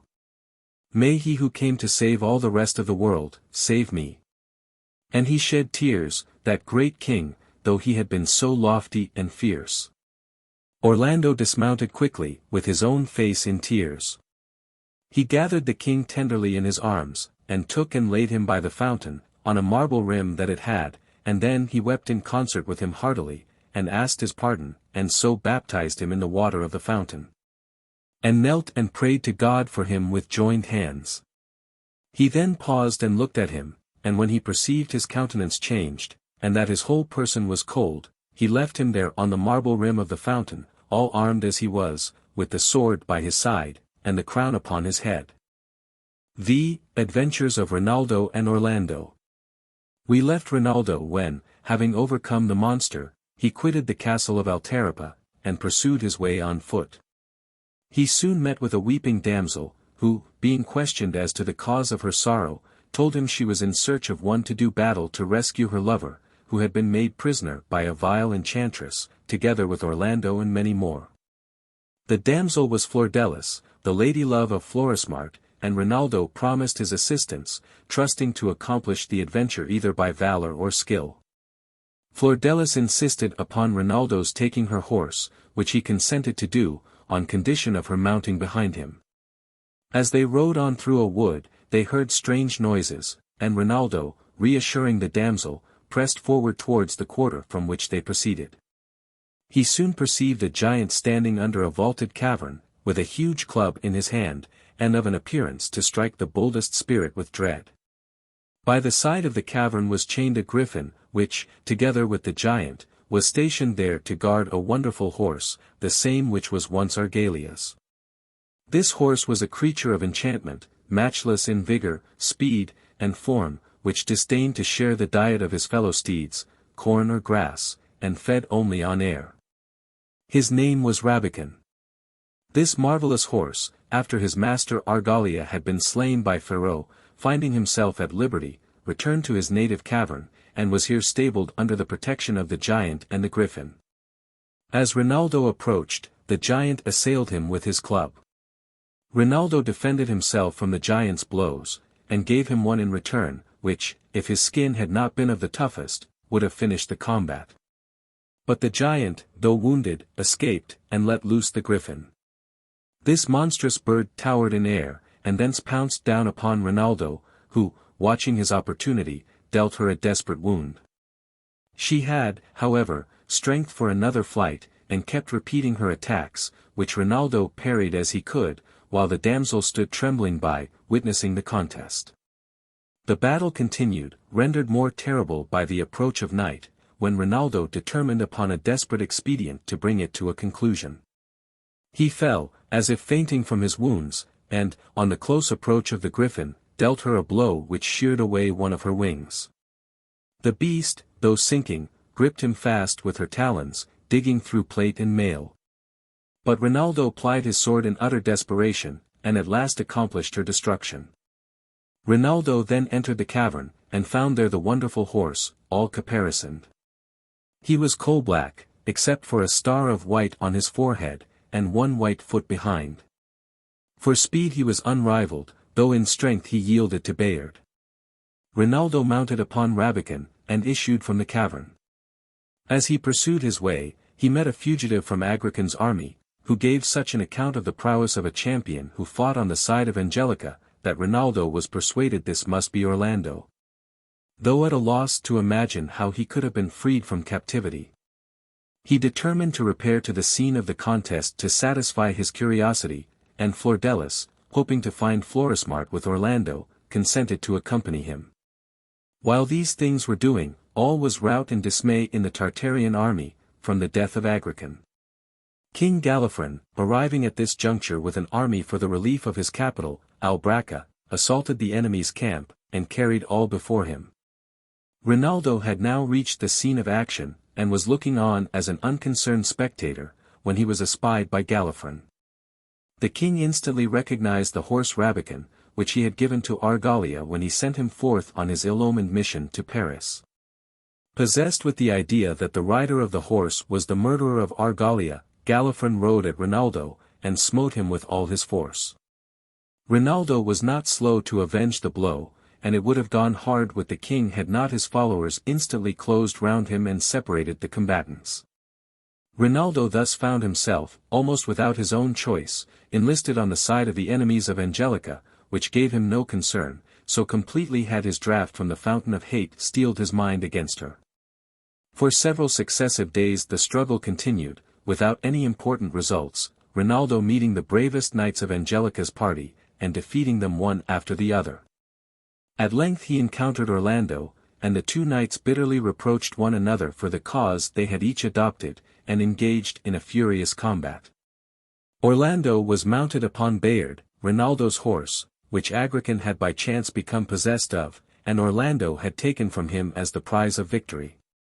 Bayard would not fight against his master, and Orlando was getting the worse of the encounter, when suddenly Rinaldo, seeing Astolpho, who for love of him had arrayed himself on his side, hard beset by numbers, left Orlando to rush to the defense of his friend. Night prevented the combat from being renewed, but a challenge was given and accepted for their next meeting. But Angelica, sighing in her heart for Rinaldo, was not willing that he should be again exposed to so terrible a venture. She begged a boon of Orlando, promising she would be his, if he would do her bidding. On receiving his promise, she enjoined him to set out without delay to destroy the garden of the enchantress Falerina, in which many valiant knights had been entrapped, and were imprisoned. Orlando departed, on his horse Brigliadoro, leaving Bayard in disgrace for his bad deportment the day before. Angelica, to conciliate Rinaldo, sent Bayard to him, but Rinaldo remained unmoved by this, as by all her former acts of kindness. When Rinaldo learned Orlando's departure, he yielded to the entreaties of the Lady of Florismart, and prepared to fulfill his promise, and rescue her lover from the power of the enchantress. Thus both Rinaldo and Orlando were bound upon the same adventure, but unknown to one another. The castle of Falerina was protected by a river, which was crossed by a bridge, kept by a ruffian, who challenged all comers to the combat. And such was his strength that he had thus far prevailed in every encounter, as appeared by the arms of various knights which he had taken from them, and piled up as a trophy on the shore. Rinaldo attacked him, but with as bad success as the rest, for the bridge ward struck him so violent a blow with an iron mace, that he fell to the ground. But when the villain approached to strip him of his armor, Rinaldo seized him, and the bridge ward, being unable to free himself, leapt with Rinaldo into the lake, where they both disappeared. Orlando meanwhile, in discharge of his promise to Angelica, pursued his way in quest of the same adventure. In passing through a wood he saw a cavalier armed at all points, and mounted, keeping guard over a lady who was bound to a tree, weeping bitterly.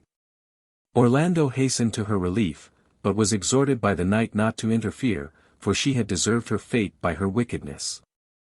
In proof of which he made certain charges against her.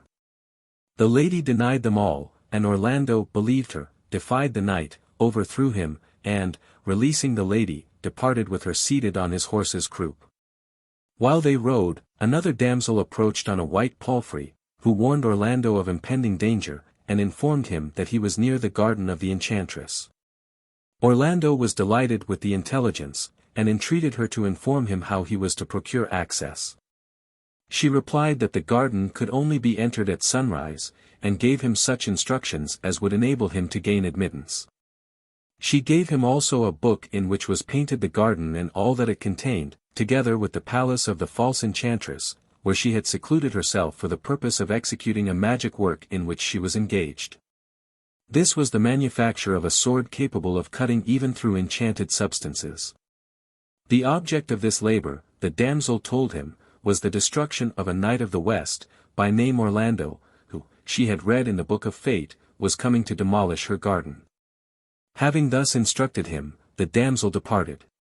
Orlando, finding he must delay his enterprise till the next morning, now lay down and was soon asleep. Seeing this, the base woman whom he had rescued, and who was intent on making her escape to rejoin her paramour, mounted Brigliadoro, and rode off, carrying away Durindana. When Orlando awoke, his indignation, as may be supposed, was great on the discovery of the theft, but, like a good knight and true, he was not to be diverted from his enterprise. He tore off a huge branch of an elm to supply the place of his sword. And, as the sun rose, took his way towards the gate of the garden, where a dragon was on his watch. This he slew by repeated blows, and entered the garden, the gate of which closed behind him, barring retreat. Looking around him, he saw a fair fountain, which overflowed into a river, and in the center of the fountain a figure, over whose forehead was written, "The stream which waters violet and rose. From hence to the enchanted palace goes." Following the banks of this flowing stream, and wrapped in the delights of the charming garden, Orlando arrived at the palace, and entering it, found the mistress, clad in white. With a crown of gold upon her head in the act of viewing herself in the surface of the magic sword, Orlando surprised her before she could escape, deprived her of the weapon, and holding her fast by her long hair, which floated behind, threatened her with immediate death if she did not yield up her prisoners, and afford him the means of egress. She, however, was firm of purpose, making no reply, and Orlando, unable to move her either by threats or entreaties, was under the necessity of binding her to a beech, and pursuing his quest as he best might. He then bethought him of his book, and consulting it, found that there was an outlet to the south, but that to reach it, a lake was to be passed, inhabited by a siren, whose song was so entrancing as to be quite irresistible to whoever heard it. But his book instructed him how to protect himself against this danger. According to its directions, while pursuing his path, he gathered abundance of flowers, which sprung all around, and filled his helmet and his ears with them. Then listened if he heard the birds sing. Finding that, though he saw the gaping beak, the swelling throat, and ruffled plumes, he could not catch a note, he felt satisfied with his defense, and advanced toward the lake. It was small but deep, and so clear and tranquil that the eye could penetrate to the bottom. He had no sooner arrived upon the banks than the waters were seen to gurgle, and the siren, rising midway out of the pool, sung so sweetly that birds and beasts came trooping to the waterside, to listen. Of this Orlando heard nothing, but, feigning to yield to the charm, sank down upon the bank. The siren issued from the water with the intent to accomplish his destruction.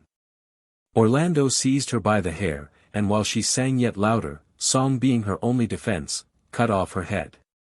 Then, following the directions of his book, he stained himself all over with her blood. Guarded by this talisman, he met successively all the monsters, set for defense of the enchantress and her garden, and at length found himself again at the spot where he had made captive the enchantress, who still continued fastened to the beech. But the scene was changed. The garden had disappeared, and Falerina, before so haughty, now begged for mercy, assuring him that many lives depended upon the preservation of hers. Orlando promised her life upon her pledging herself for the deliverance of her captives. This, however, was no easy task. They were not in her possession, but in that of a much more powerful enchantress, Morgana, the Lady of the Lake, the very idea of opposing whom made Falerina turn pale with fear. Representing to him the hazards of the enterprise, she led him towards the dwelling of Morgana. To approach it he had to encounter the same uncourteous bridge ward who had already defeated and made captive so many knights, and last of all, Rinaldo. He was a churl of the most ferocious character, named Eridano. Morgana had provided him with impenetrable armor, and endowed him in such a manner that his strength always increased in proportion to that of the adversary with whom he was matched. No one had ever yet escaped from the contest, since, such was his power of endurance, he could breathe freely under water. Hence, having grappled with a knight, and sunk with him to the bottom of the lake, he returned, bearing his enemy's arms in triumph to the surface.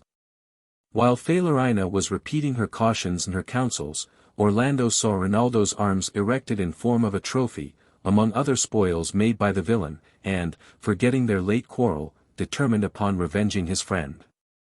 Arriving at the pass, the churl presuming to bar the way, a desperate contest ensued, during which Falerina escaped. The churl, finding himself overmatched at a contest of arms, resorted to his peculiar art, grappled his antagonist, and plunged with him into the lake. When he reached the bottom, Orlando found himself in another world, upon a dry meadow, with the lake overhead, through which shone the beams of our sun, while the water stood on all sides like a crystal wall.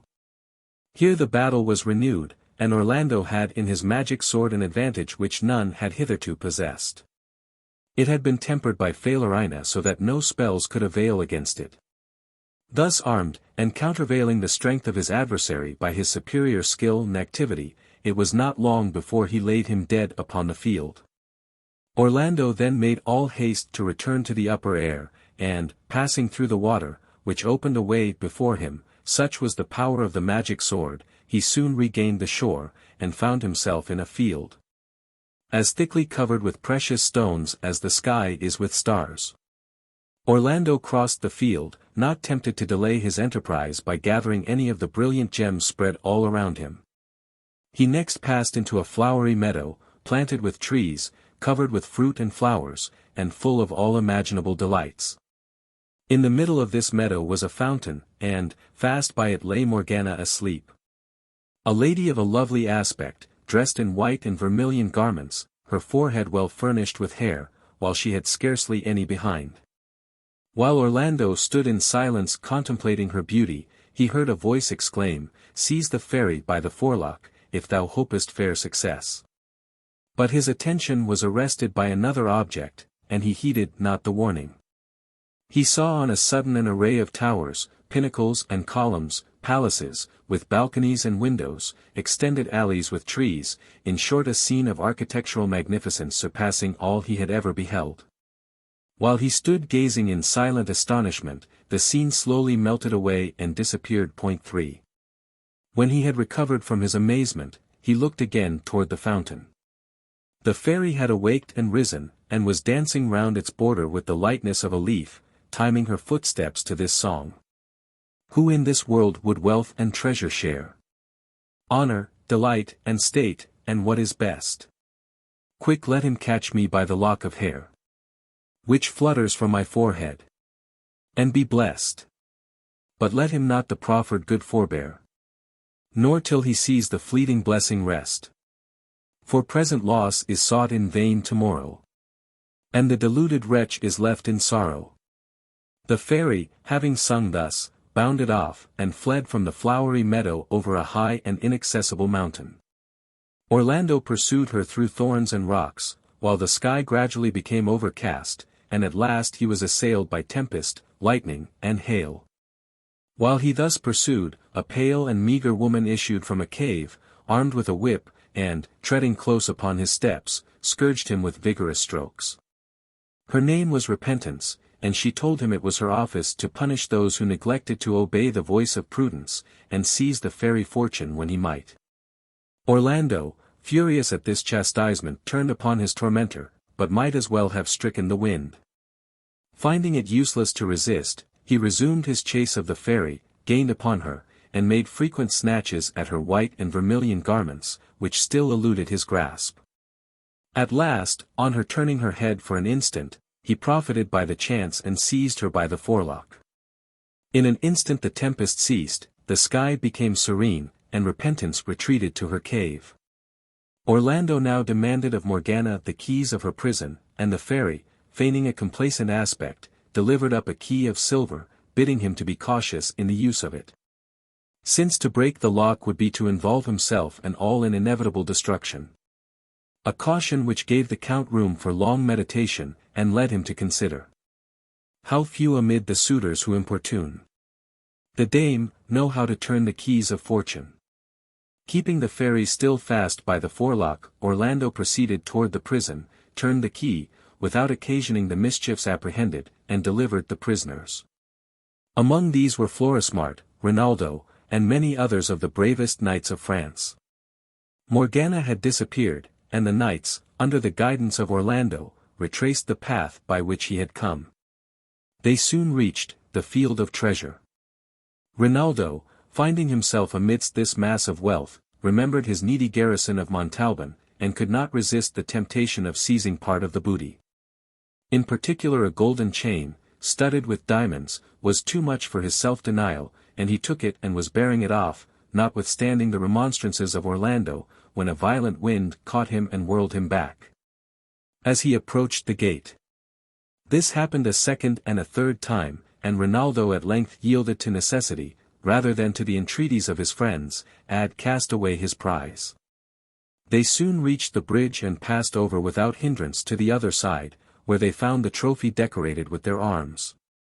Here each knight resumed his own, and all, except the Paladins and their friends, separated as their inclinations or duty prompted. Dudon, the Dane, one of the rescued knights, informed the cousins that he had been made prisoner by Morgana while in the discharge of an embassy to them from Charlemagne, who called upon them to return to the defense of Christendom. Orlando was too much fascinated by Angelica to obey this summons, and, followed by the faithful Florismart, who would not leave him, returned towards Albracca. Rinaldo, Dudon, Iroldo, Brasildo, and the others, took their way toward the west. 6. The invasion of France. Agramant, king of Africa, convoked the kings, his vassals, to deliberate in council. He reminded them of the injuries he had sustained from France, that his father had fallen in battle with Charlemagne, and that his early years had hitherto not allowed him to wipe out the stain of former defeats. He now proposed to them to carry war into France. Zerbino, his wisest counselor, opposed the project, representing the rashness of it. But Bradamante, the young and fiery king of Algiers, denounced Zerbino's counsel as base and cowardly, declaring himself impatient for the enterprise. The king of the Garamantes, venerable for his age and renowned for his prophetic lore, interposed, and assured the king that such an attempt would be sure to fail. Unless he could first get on his side a youth marked out by destiny as the fitting compeer of the most puissant knights of France, the young Rogero, descended in direct line from Hector of Troy. This prince was now a dweller upon the mountain Carina, where Atlantes, his foster father, a powerful magician, kept him in retirement, having discovered by his art that his pupil would be lost to him if allowed to mingle with the world. To break the spells of Atlantes, and draw Rogero from his retirement, one only means was to be found. It was a ring possessed by Angelica, Princess of Cathay, which was a talisman against all enchantments. If this ring could be procured, all would go well; without it, the enterprise was desperate. Bradamante treated this declaration of the old prophet with scorn, and it would probably have been held of little weight by the council, had not the aged king, oppressed by the weight of years, expired in the very act of reaffirming his prediction. This made so deep an impression on the council, that it was unanimously resolved to postpone the war until an effort should be made to win Rogero to the camp. King Agramant thereupon proclaimed that the sovereignty of a kingdom should be the reward of whoever should succeed in obtaining the ring of Angelica.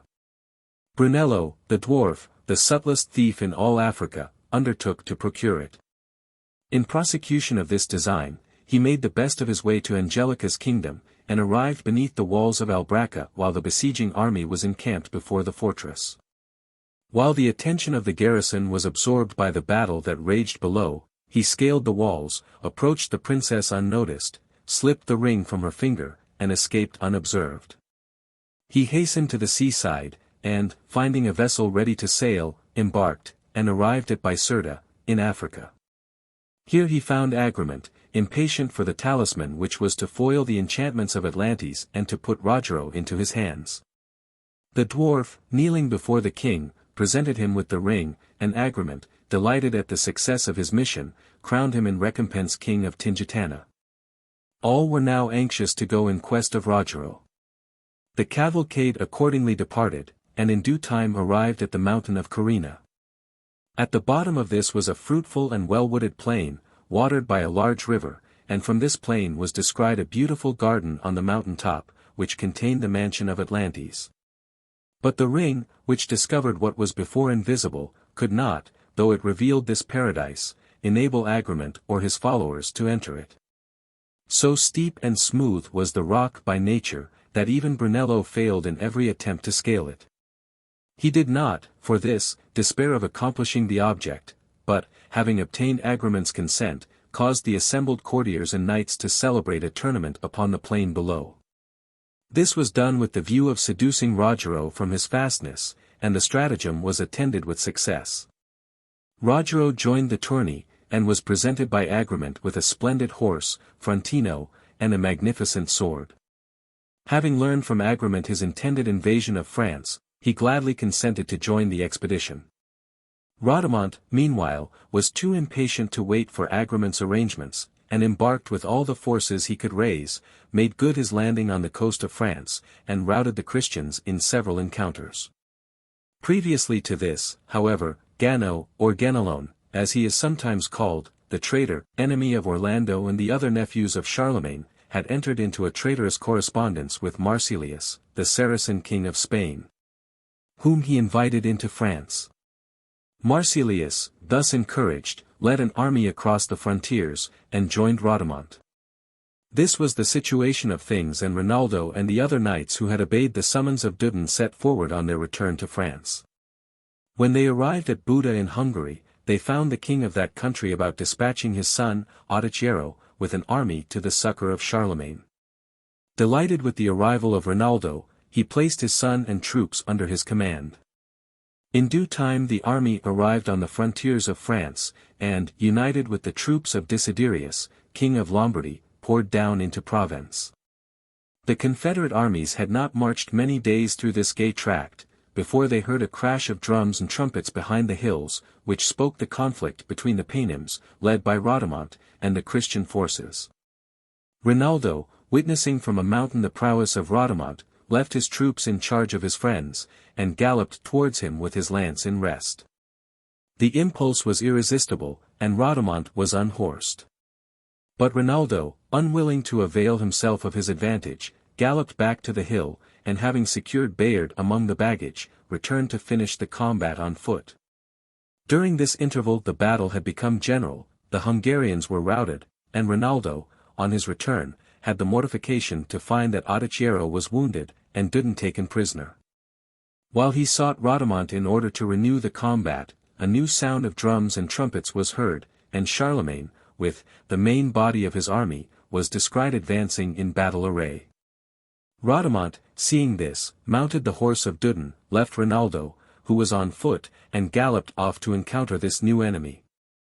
Agramant, accompanied by Rogero, had by this time made good his landing, and joined Bradamante with all his forces.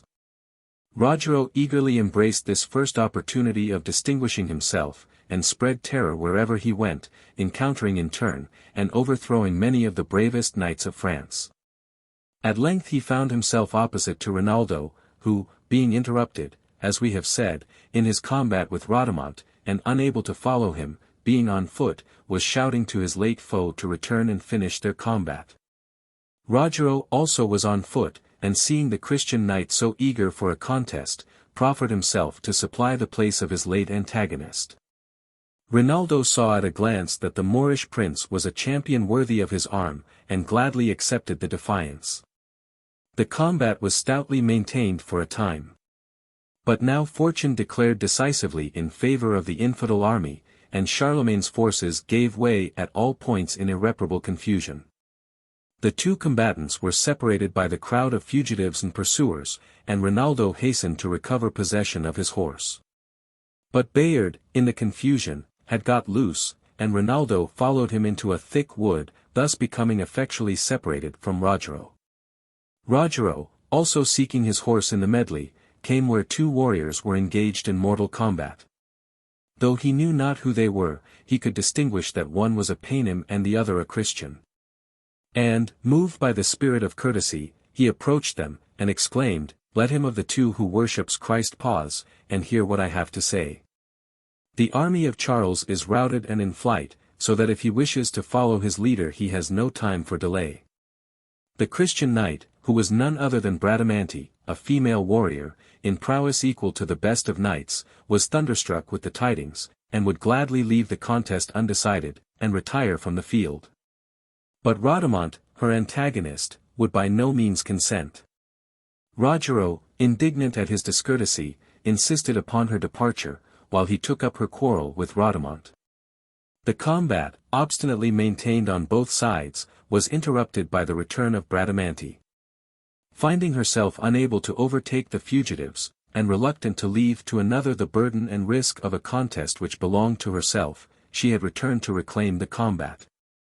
She arrived, however, when her champion had dealt his enemy such a blow as obliged him to drop both his sword and bridle. Rogero, disdaining to profit by his adversary's defenseless situation, sat apart, upon his horse, while that of Bradamante bore his rider, stunned and stupefied, about the field. Bradamante approached Rogero, conceiving a yet higher opinion of his valor on beholding such an instance of forbearance. She addressed him, excusing herself for leaving him exposed to an enemy from his interference in her cause, pleading her duty to her sovereign as the motive. While she spoke, Bradamante, recovered from his confusion, rode up to them. His bearing was, however, changed. And he disclaimed all thoughts of further contest with one who, he said, had already conquered him by his courtesy. So saying, he quitted his antagonist, picked up his sword, and spurred out of sight. Bradamante was now again desirous of retiring from the field, and Rogero insisted in accompanying her, though yet unaware of her sex. As they pursued their way, she inquired the name and quality of her new associate. And Rogero informed her of his nation and family. He told her that Astyanax, the son of Hector of Troy, established the kingdom of Messina in Sicily. From him were derived two branches, which gave origin to two families of renown. From one sprang the royal race of Pepin and Charlemagne, and from the other, that of Rogero, in Italy. From that of Rogero I derived, he continued. My mother, driven from her home by the chance of war, died in giving me life, and I was taken in charge by a sage enchanter, who trained me to feats of arms amidst the dangers of the desert and the chase. Having thus ended his tale, Rogero entreated a similar return of courtesy from his companion, who replied, without disguise, that she was of the race of Clermont, and sister to Rinaldo, whose fame was perhaps known to him. Rogero, much moved by this intelligence, entreated her to take off her helmet, and, at the discovery of her face, remained transported with delight. While absorbed in this contemplation, an unexpected danger assailed them. A party which was placed in a wood, in order to intercept the retreating Christians, broke from its ambush upon the pair, and Bradamante, who was uncasqued, was wounded in the head. Rogero was in fury at this attack. And Bradamante, replacing her helmet, joined him in taking speedy vengeance on their enemies. They cleared the field of them, but became separated in the pursuit. And Rogero, quitting the chase, wandered by hill and vale in search of her whom he had no sooner found than lost. While pursuing this quest, he fell in with two knights, whom he joined, and engaged them to assist him in the search of his companion, describing her arms, but concealing, from a certain feeling of jealousy, her quality and sex. It was evening when they joined company, and having ridden together through the night, the morning was beginning to break, when one of the strangers, fixing his eyes upon Rogero's shield, demanded of him by what right he bore the Trojan arms. Rogero declared his origin and race, and then, in his turn, interrogated the inquirer as to his pretensions to the cognizance of Hector, which he bore. The stranger replied, My name is Mandricardo, son of Agrican, the Tartar king, whom Orlando treacherously slew. I say treacherously, for in fair fight he could not have done it. It is in search of him that I have come to France, to take vengeance for my father, and to wrest from him Durindana, that famous sword, which belongs to me, and not to him. When the knights demanded to know by what right he claimed Durindana, Mandricardo thus related his history. I had been, before the death of my father, a wild and reckless youth. That event awakened my energies, and drove me forth to seek for vengeance. Determined to owe success to nothing but my own exertions, I departed without attendants or horse or arms. Traveling thus alone, and on foot, I espied one day a pavilion, pitched near a fountain, and entered it, intent on adventure. I found therein a damsel of gracious aspect, who replied to my inquiries, that the fountain was the work of a fairy, whose castle stood beyond a neighboring hill, where she kept watch over a treasure which many knights had tried to win, but fruitlessly, having lost their life or liberty in the attempt. This treasure was, the armor of Hector, Prince of Troy, whom Achilles treacherously slew. Nothing was wanting but his sword Durindana, and this had fallen into the possession of a queen named Penthesilea, from whom it passed through her descendants to Almontes, whom Orlando slew, and thus became possessed of the sword. The rest of Hector's arms were saved and carried off by Aeneas, from whom this fairy received them in recompense of service rendered. If you have the courage to attempt their acquisition, said the damsel, I will be your guide. Mandricardo went on to say that he eagerly embraced the proposal, and being provided with horse and armor by the damsel, set forth on his enterprise, the lady accompanying him. As they rode, she explained the dangers of the quest. The armor was defended by a champion, one of the numerous unsuccessful adventurers for the prize, all of whom had been made prisoners by the fairy and compelled to take their turn, day by day, in defending the arms against all comers. Thus speaking they arrived at the castle, which was of alabaster, overlaid with gold. Before it, on a lawn, sat an armed knight on horseback, who was none other than Gradasso, king of Sericane, who, in his return home from his unsuccessful inroad into France, had fallen into the power of the fairy, and was held to do her bidding. Mandricardo, upon seeing him, dropped his visor, and laid his lance in rest. The champion of the castle was equally ready, and each spurred towards his opponent. They met one another with equal force, splintered their spears, and, returning to the charge, encountered with their swords. The contest was long and doubtful, when Mandricardo, determined to bring it to an end, threw his arms about Gradasso, grappled with him, and both fell to the ground. Mandricardo, however, fell uppermost, and, preserving his advantage, compelled Gradasso to yield himself conquered. The damsel now interfered, congratulating the victor, and consoling the vanquished as well as she might. Mandricardo and the damsel proceeded to the gate of the castle, which they found undefended. As they entered, they beheld a shield suspended from a pilaster of gold. The device was a white eagle on an azure field, in memory of the bird of Jove, which bore away Ganymede, the flower of the Phrygian race. Beneath was engraved the following couplet. Let none with hand profane my buckler wrong, unless he be himself as Hector strong. The damsel, alighting from her palfrey, made obeisance to the arms, bending herself to the ground. The Tartar king bowed his head with equal reverence, then advancing towards the shield, touched it with his sword. Thereupon an earthquake shook the ground, and the way by which he had entered closed. Another and an opposite gate opened, and displayed a field bristling with stalks and grain of gold. The damsel, upon this, told him that he had no means of retreat but by cutting down the harvest which was before him, and by uprooting a tree which grew in the middle of the field. Mandricardo, without replying, began to mow the harvest with his sword, but had scarce smitten thrice when he perceived that every stalk that fell was instantly transformed into some poisonous or ravenous animal, which prepared to assail him. Instructed by the damsel, he snatched up a stone and cast it among the pack. A strange wonder followed, for no sooner had the stone fallen among the beasts, than they turned their rage against one another, and rent each other to pieces. Mandricardo did not stop to marvel at the miracle, but proceeded to fulfill his task, and uproot the tree. He clasped it round the trunk, and made vigorous efforts to tear it up by the roots. At each effort fell a shower of leaves, that were instantly changed into birds of prey, which attacked the knight, flapping their wings in his face, with horrid screeching.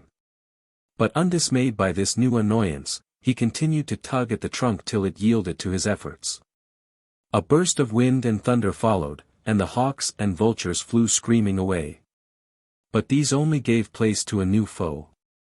For from the hole made by tearing up the tree issued a furious serpent, and, darting at Mandricardo, wound herself about his limbs with a strain that almost crushed him. Fortune, however, again stood his friend, for, writhing under the folds of the monster, he fell backwards into the hole, and his enemy was crushed beneath his weight. Mandricardo, when he was somewhat recovered, and assured himself of the destruction of the serpent, began to contemplate the place into which he had fallen, and saw that he was in a vault, encrusted with costly metals, and illuminated by a live coal. In the middle was a sort of ivory bier, and upon this was extended what appeared to be a knight in armor, but was in truth an empty trophy, composed of the rich and precious arms once Hector's, to which nothing was wanting but the sword. While Mandricardo stood contemplating the prize, a door opened behind him, and a bevy of fair damsels entered, dancing, who, taking up the armor, piece by piece, led him away to the place where the shield was suspended, where he found the fairy of the castle seated in state. By her he was invested with the arms he had won, first pledging his solemn oath to wear no other blade but Durindana, which he was to wrest from Orlando, and thus complete the conquest of Hector's arms. 7. The invasion of France, continued. Mandricardo, having completed his story, now turned to Rogero, and proposed that arms should decide which of the two was most worthy to bear the symbol of the Trojan knight. Rogero felt no other objection to this proposal than the scruple which arose on observing that his antagonist was without a sword.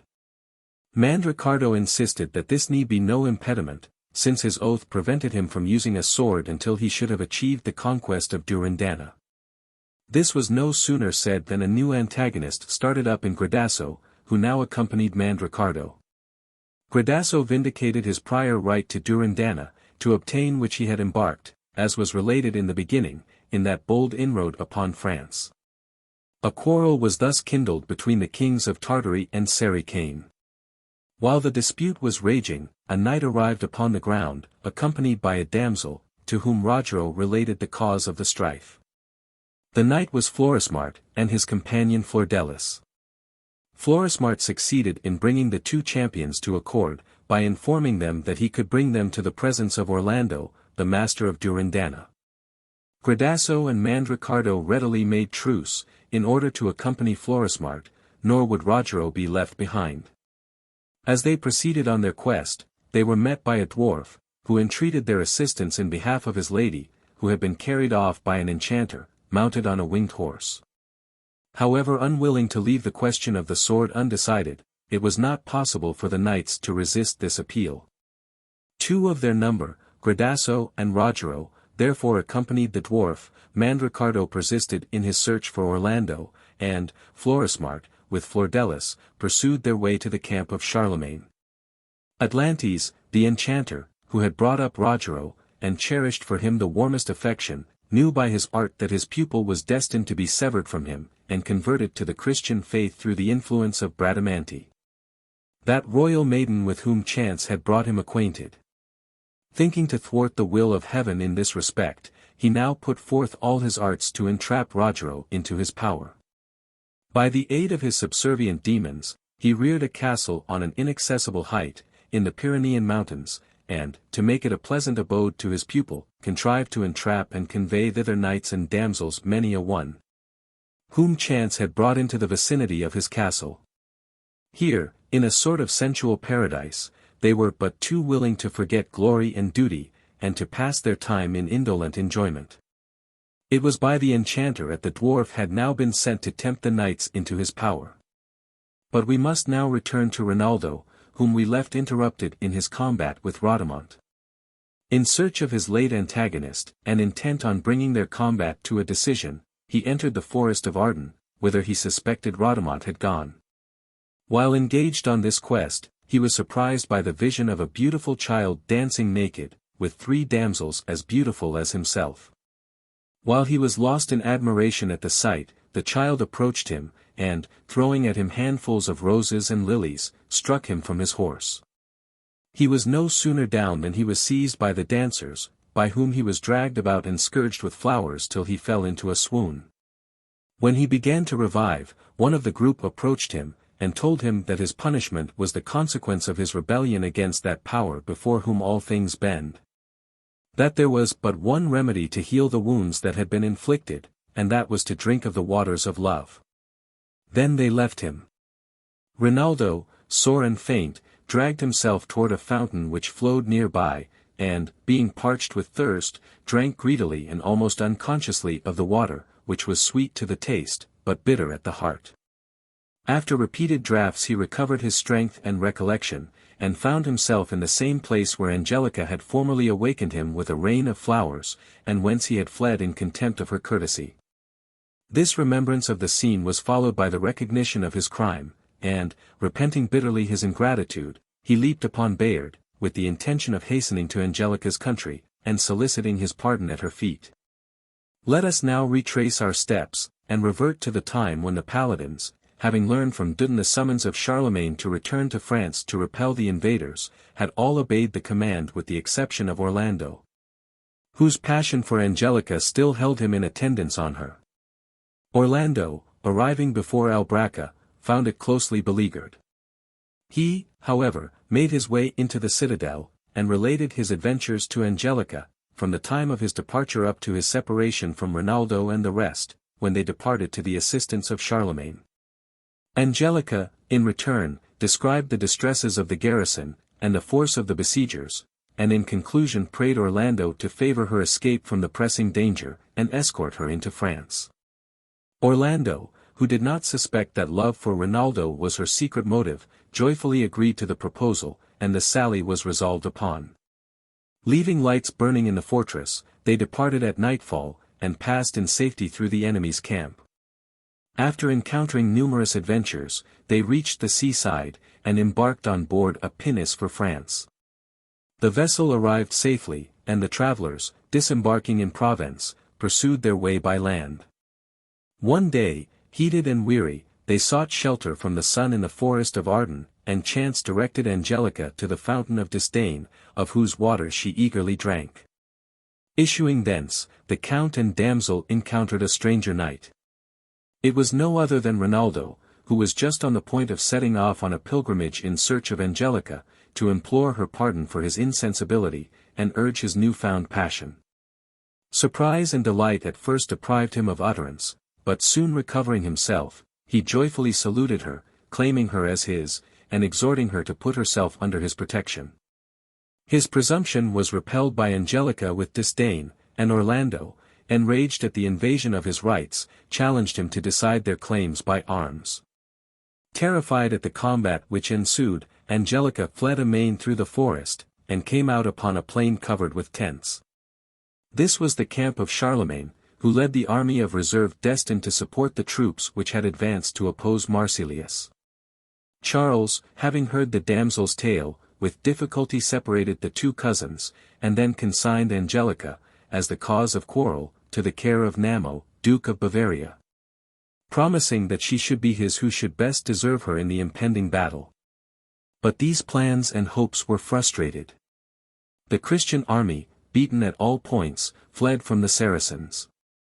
And Angelica, indifferent to both her lovers, mounted a swift palfrey and plunged into the forest, rejoicing, in spite of her terror, at having regained her liberty.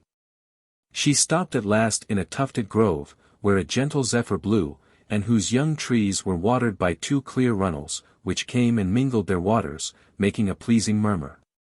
Believing herself far from Rinaldo, and overcome by fatigue and the summer heat, she saw with delight a bank covered with flowers, so thick that they almost hid the green turf, inviting her to alight and rest.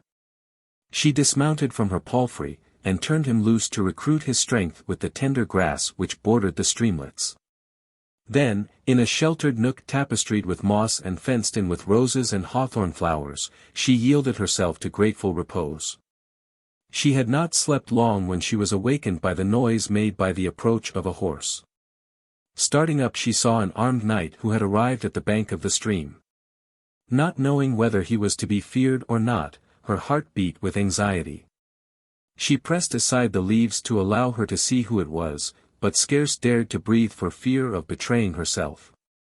Soon the knight threw himself on the flowery bank, and, leaning his head on his hand, fell into a profound reverie. Then arousing himself from his silence, he began to pour forth complaints, mingled with deep sighs. Rivers of tears flowed down his cheeks, and his breast seemed to labor with a hidden flame.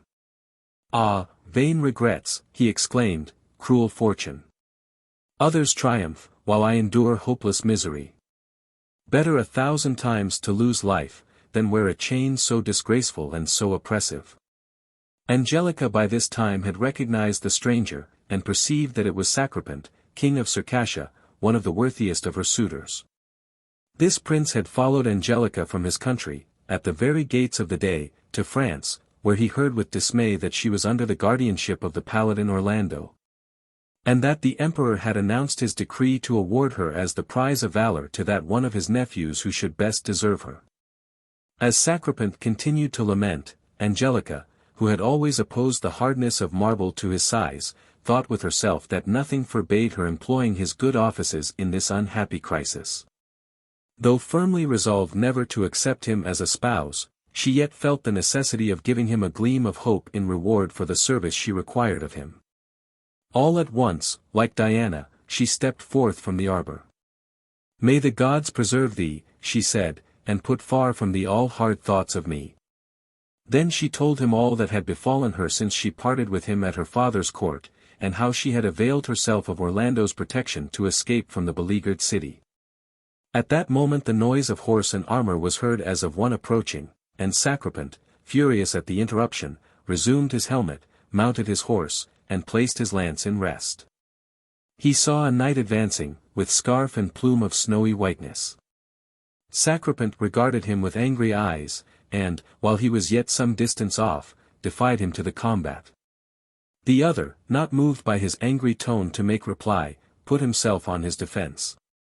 Their horses, struck at the same moment with the spur, rushed upon one another with the impetuosity of a tempest, their shields were pierced each with the other's lance, and only the temper of their breastplates saved their lives.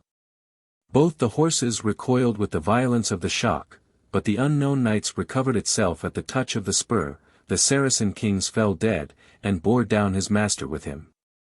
The White Knight, seeing his enemy in this condition, cared not to renew the combat, but, thinking he had done enough for glory, pursued his way through the forest and was a mile off before Sacripant had got free from his horse.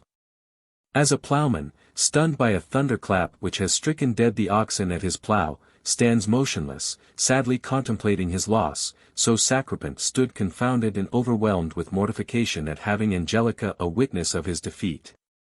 He groaned, he sighed, less from the pain of his bruises than for the shame of being reduced to such a state before her.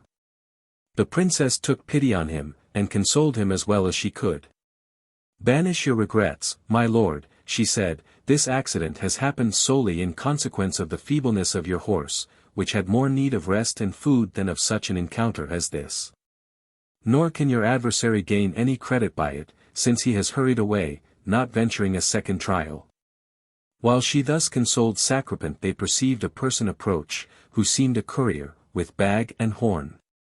As soon as he came up, he accosted Sacripant, and inquired if he had seen a knight pass that way, bearing a white shield and with a white plume to his helmet.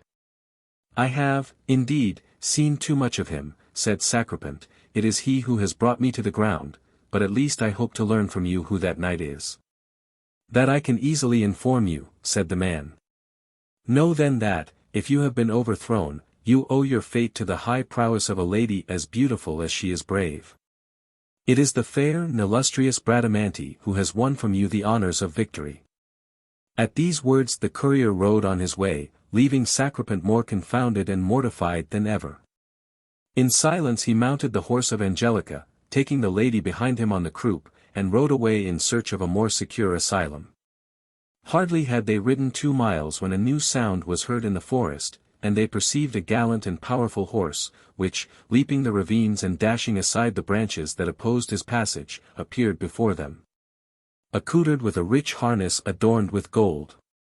"If I may believe my eyes, which penetrate with difficulty the underwood," said Angelica, "that horse that dashes so stoutly through the bushes is Bayard, and I marvel how he seems to know the need we have of him. Mounted as we are both on one feeble animal." Sacripant, dismounting from the palfrey, approached the fiery courser, and attempted to seize his bridle, but the disdainful animal, turning from him, launched at him a volley of kicks enough to have shattered a wall of marble. Bayard then approached Angelica with an air as gentle and loving as a faithful dog could his master, after a long separation. For he remembered how she had caressed him, and even fed him, in Albracca. She took his bridle in her left hand, while with her right she patted his neck. The beautiful animal, gifted with wonderful intelligence, seemed to submit entirely. Sacripant, seizing the moment to vault upon him, controlled his curvetings, and Angelica, quitting the croup of the palfrey, regained her seat. But, turning his eyes toward a place where was heard a noise of arms, Sacripant beheld Rinaldo. That hero now loves Angelica more than his life, and she flies him as the timid crane the falcon. The fountain of which Angelica had drunk produced such an effect on the beautiful queen, that, with distressed countenance and trembling voice, she conjured Sacripant not to wait the approach of Rinaldo, but to join her in flight. "Am I, then," said Sacripant, "of so little esteem with you that you doubt my power to defend you? Do you forget the battle of Albracca, and how, in your defense, I fought single-handed against Agrican and all his knights?" Angelica made no reply, uncertain what to do, but already Rinaldo was too near to be escaped. He advanced menacingly to the Circassian king, for he recognized his horse. "Vile thief," he cried, "dismount from that horse, and prevent the punishment that is your due for daring to rob me of my property. Leave, also, the princess in my hands. For it would indeed be a sin to suffer so charming a lady and so gallant a charger to remain in such keeping." The king of Circassia, furious at being thus insulted, cried out, "Thou least, villain, in giving me the name of thief, which better belongs to thyself than to me. It is true, the beauty of this lady and the perfection of this horse are unequalled. Come on, then, and let us try which of us is most worthy to possess them." At these words the king of Circassia and Rinaldo attacked one another with all their force, one fighting on foot, the other on horseback. You need not, however, suppose that the Saracen king found any advantage in this, for a young page, and used to horsemanship, could not have failed more completely to manage Bayard than did this accomplished knight. The faithful animal loved his master too well to injure him, and refused his aid as well as his obedience to the hand of Sacripant, who could strike but ineffectual blows, the horse backing when he wished him to go forward, and dropping his head and arching his back, throwing out with his legs, so as almost to shake the knight out of the saddle. Sacripant, seeing that he could not manage him, watched his opportunity, rose on his saddle, and leapt lightly to the earth, then, relieved from the embarrassment of the horse, renewed the combat on more equal terms. Their skill to thrust and parry was equal, one rises, the other stoops, with one foot set firm, they turn and wind, to lay on strokes or to dodge them. At last Rinaldo, throwing himself on the Circassian, dealt him a blow so terrible that Fusberta, his good sword, cut in two the buckler of Sacripant, although it was made of bone, and covered with a thick plate of steel well tempered. The arm of the Saracen was deprived of its defence, and almost palsied with the stroke. Angelica, perceiving how victory was likely to incline, and shuddering at the thought of becoming the prize of Rinaldo, hesitated no longer. Turning her horse's head, she fled with the utmost speed, and, in spite of the round pebbles which covered a steep descent, she plunged into a deep valley, trembling with the fear that Rinaldo was in pursuit. At the bottom of this valley she encountered an aged hermit, whose white beard flowed to his middle, and whose venerable appearance seemed to assure his piety. This hermit, who appeared shrunk by age and fasting, travelled slowly, mounted upon a wretched ass. The princess, overcome with fear, conjured him to save her life, and to conduct her to some port of the sea, whence she might embark and quit France, never more to hear the odious name of Rinaldo. The old hermit was something of a wizard. He comforted Angelica, and promised to protect her from all peril. Then he opened his scrip, and took from thence a book, and had read but a single page when a goblin, obedient to his incantations, appeared, under the form of a labouring man, and demanded his orders. He received them, transported himself to the place where the knights still maintained their conflict, and boldly stepped between the two. "Tell me, I pray you," he said, "what benefit will accrue to him who shall get the better in this contest? The object you are contending for is already disposed of, for the Paladin Orlando, without effort and without opposition, is now carrying away the Princess Angelica to Paris. You had better pursue them promptly, for if they reach Paris, you will never see her again." At these words you might have seen those rival warriors confounded, stupefied, silently agreeing that they were affording their rival a fair opportunity to triumph over them.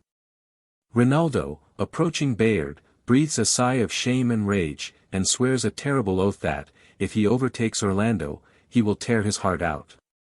Then mounting Bayard and pressing his flanks with his spurs, he leaves the king of Circassia on foot in the forest. Let it not appear strange that Rinaldo found Bayard obedient at last, after having so long prevented any one from even touching his bridle, for that fine animal had an intelligence almost human. He had fled from his master only to draw him on the track of Angelica, and enable him to recover her. He saw when the princess fled from the battle, and Rinaldo being then engaged in a fight on foot, Bayard found himself free to follow the traces of Angelica. Thus he had drawn his master after him, not permitting him to approach, and had brought him to the sight of the princess. But Bayard now, deceived like his master with the false intelligence of the goblin, submits to be mounted and to serve his master as usual, and Rinaldo, animated with rage, makes him fly toward Paris, more slowly than his wishes. Though the speed of Bayard outstripped the winds. Full of impatience to encounter Orlando, he gave but a few hours that night to sleep. Early the next day he saw before him the great city, under the walls of which the Emperor Charles had collected the scattered remains of his army. Foreseeing that he would soon be attacked on all sides, the emperor had caused the ancient fortifications to be repaired, and new ones to be built, surrounded by wide and deep ditches. The desire to hold the field against the enemy made him seize every means of procuring new allies.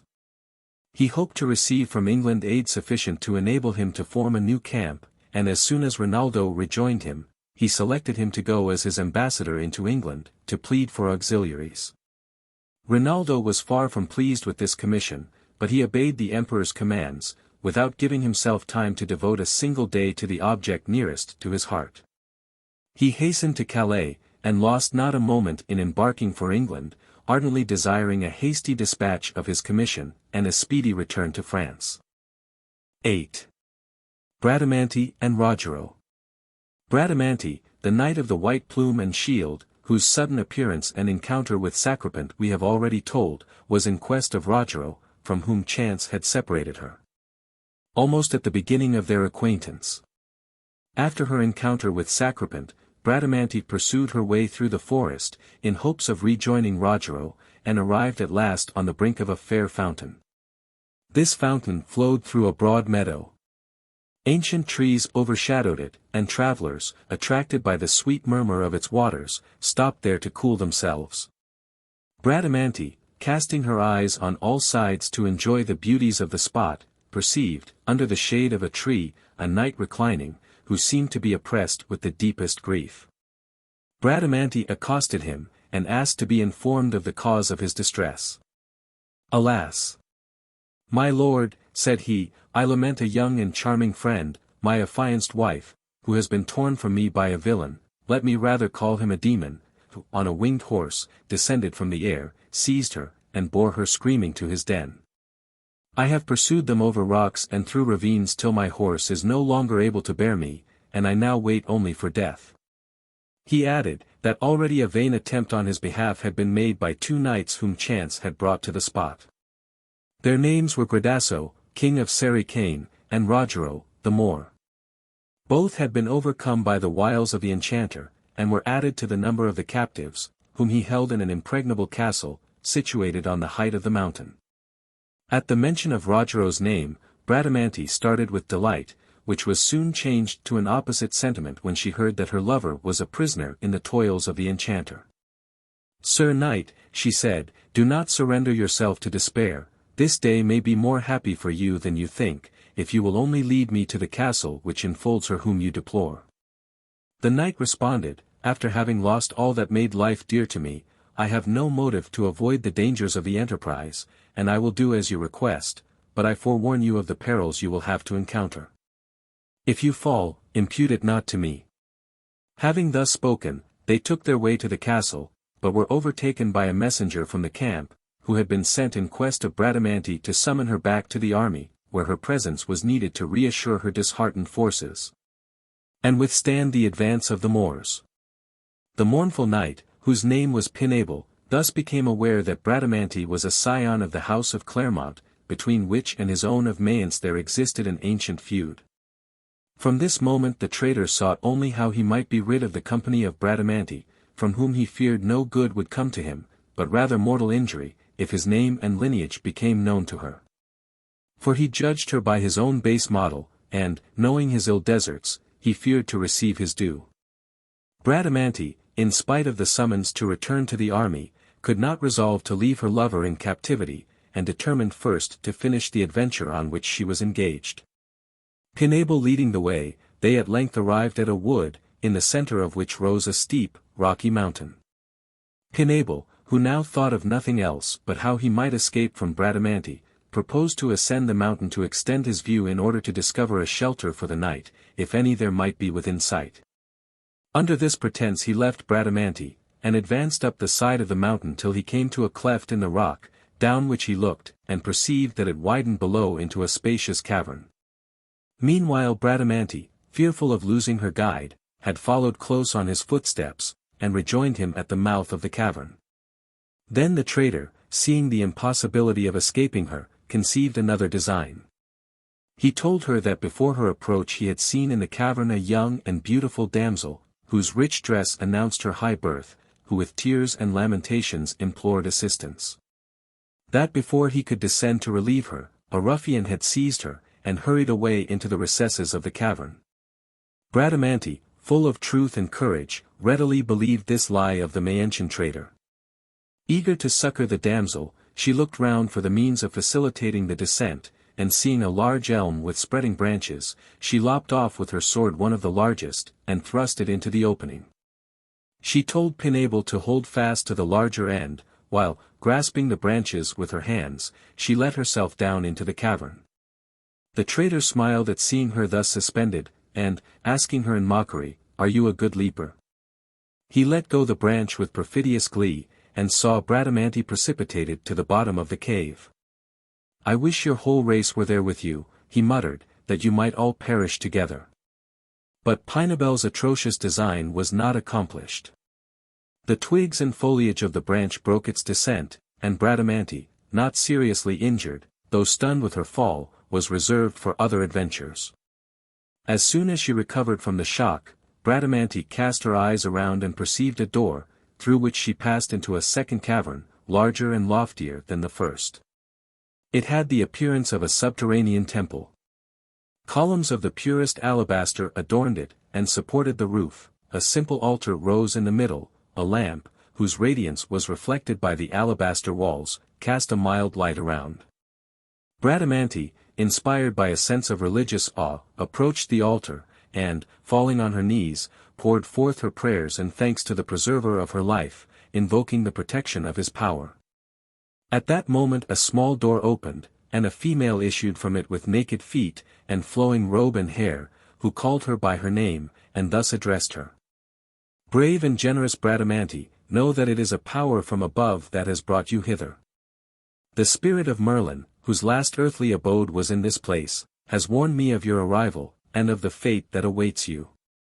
This famous grotto," she continued, "was the work of the enchanter Merlin. Here his ashes repose. You have no doubt heard how this sage and virtuous enchanter ceased to be.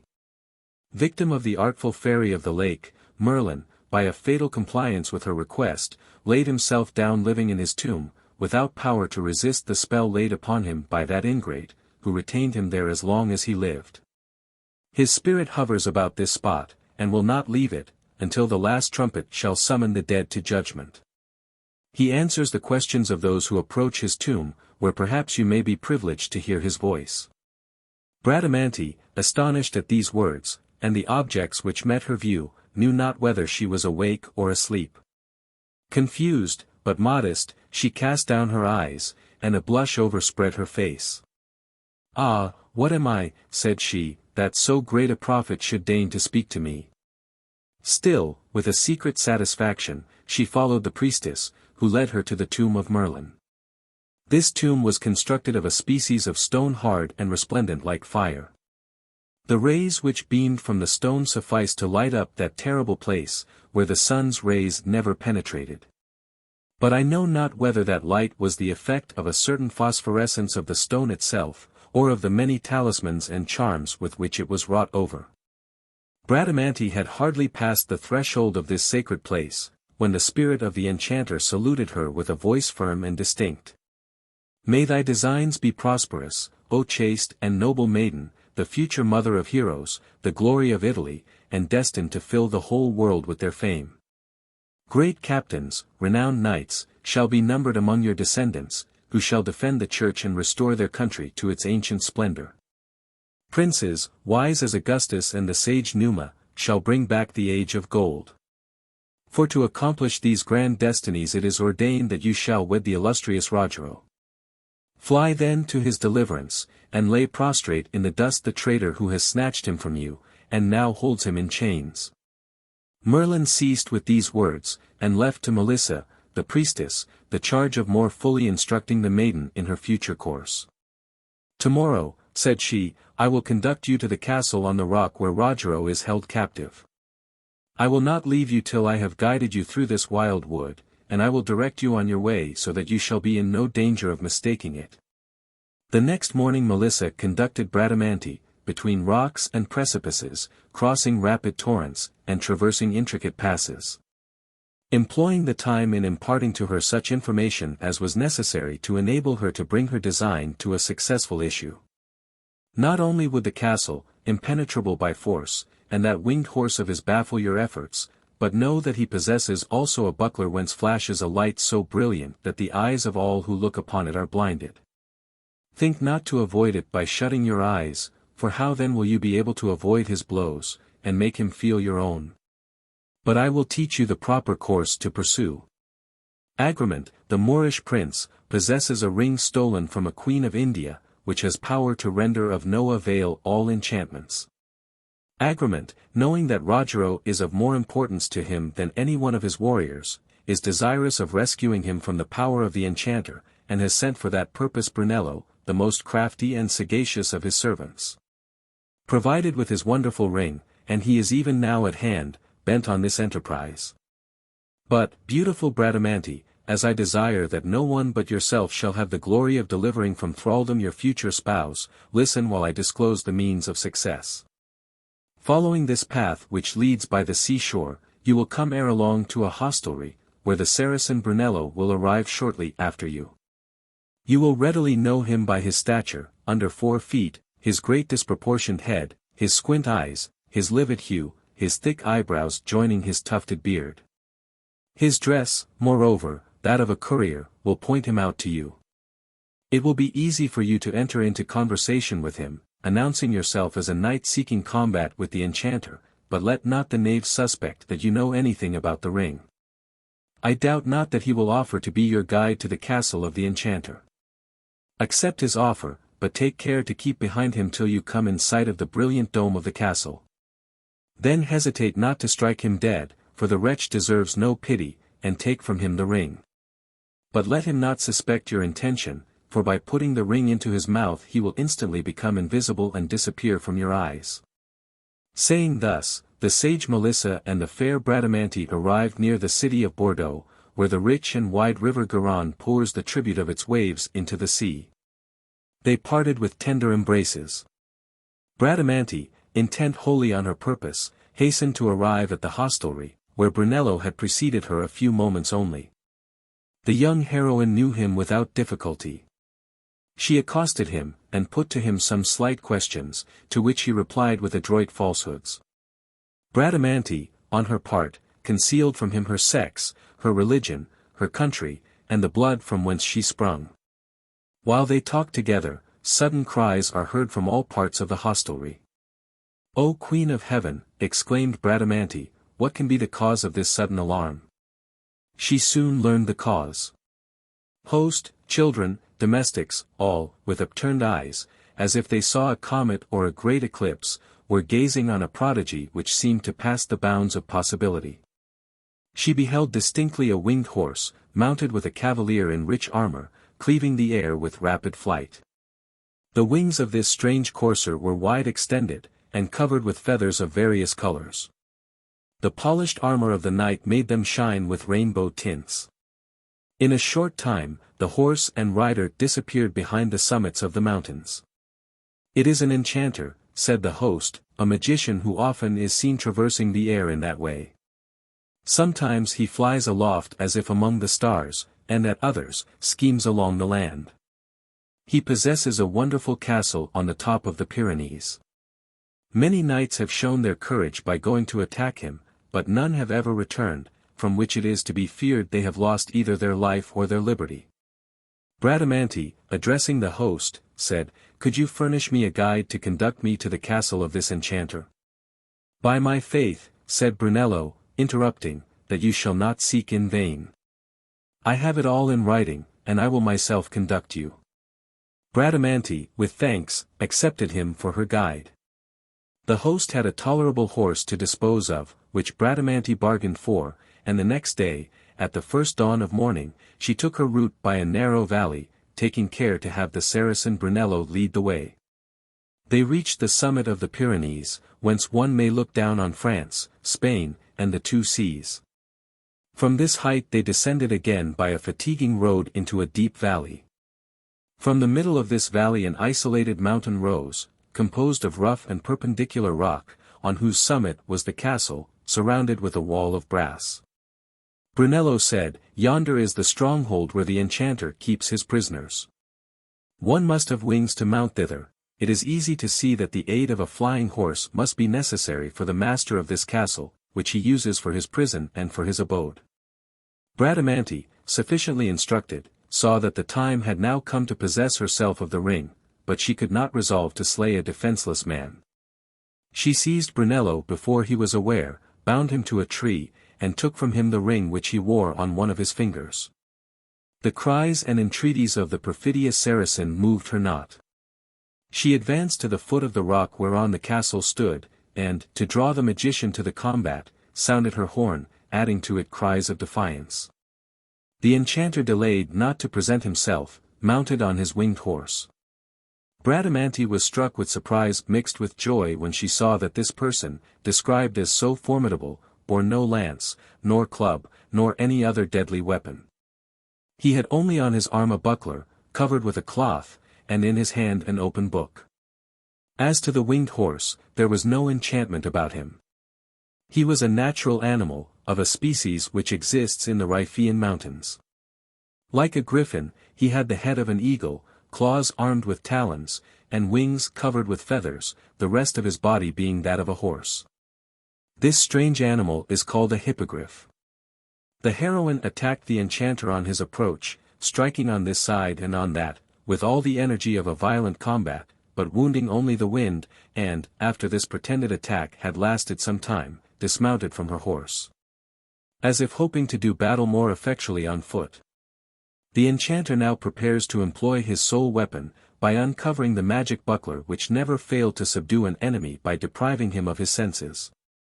Bradamante, confiding in her ring, observed all the motions of her adversary, and, at the unveiling of the shield, cast herself on the ground, pretending that the splendor of the shield had overcome her, but in reality to induce the enchanter to dismount and approach her. It happened according to her wish.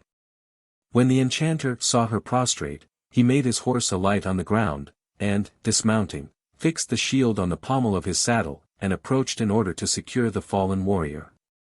Bradamante, who watched him intently, as soon as she saw him near at hand, sprang up, seized him vigorously, threw him down, and, with the same chain which the enchanter had prepared for herself, bound him fast, without his being able to make any effectual resistance.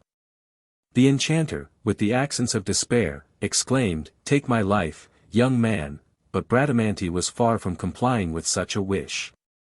Desirous of knowing the name of the enchanter, and for what purpose he had formed with so much art this impregnable fortress, she commanded him to inform her.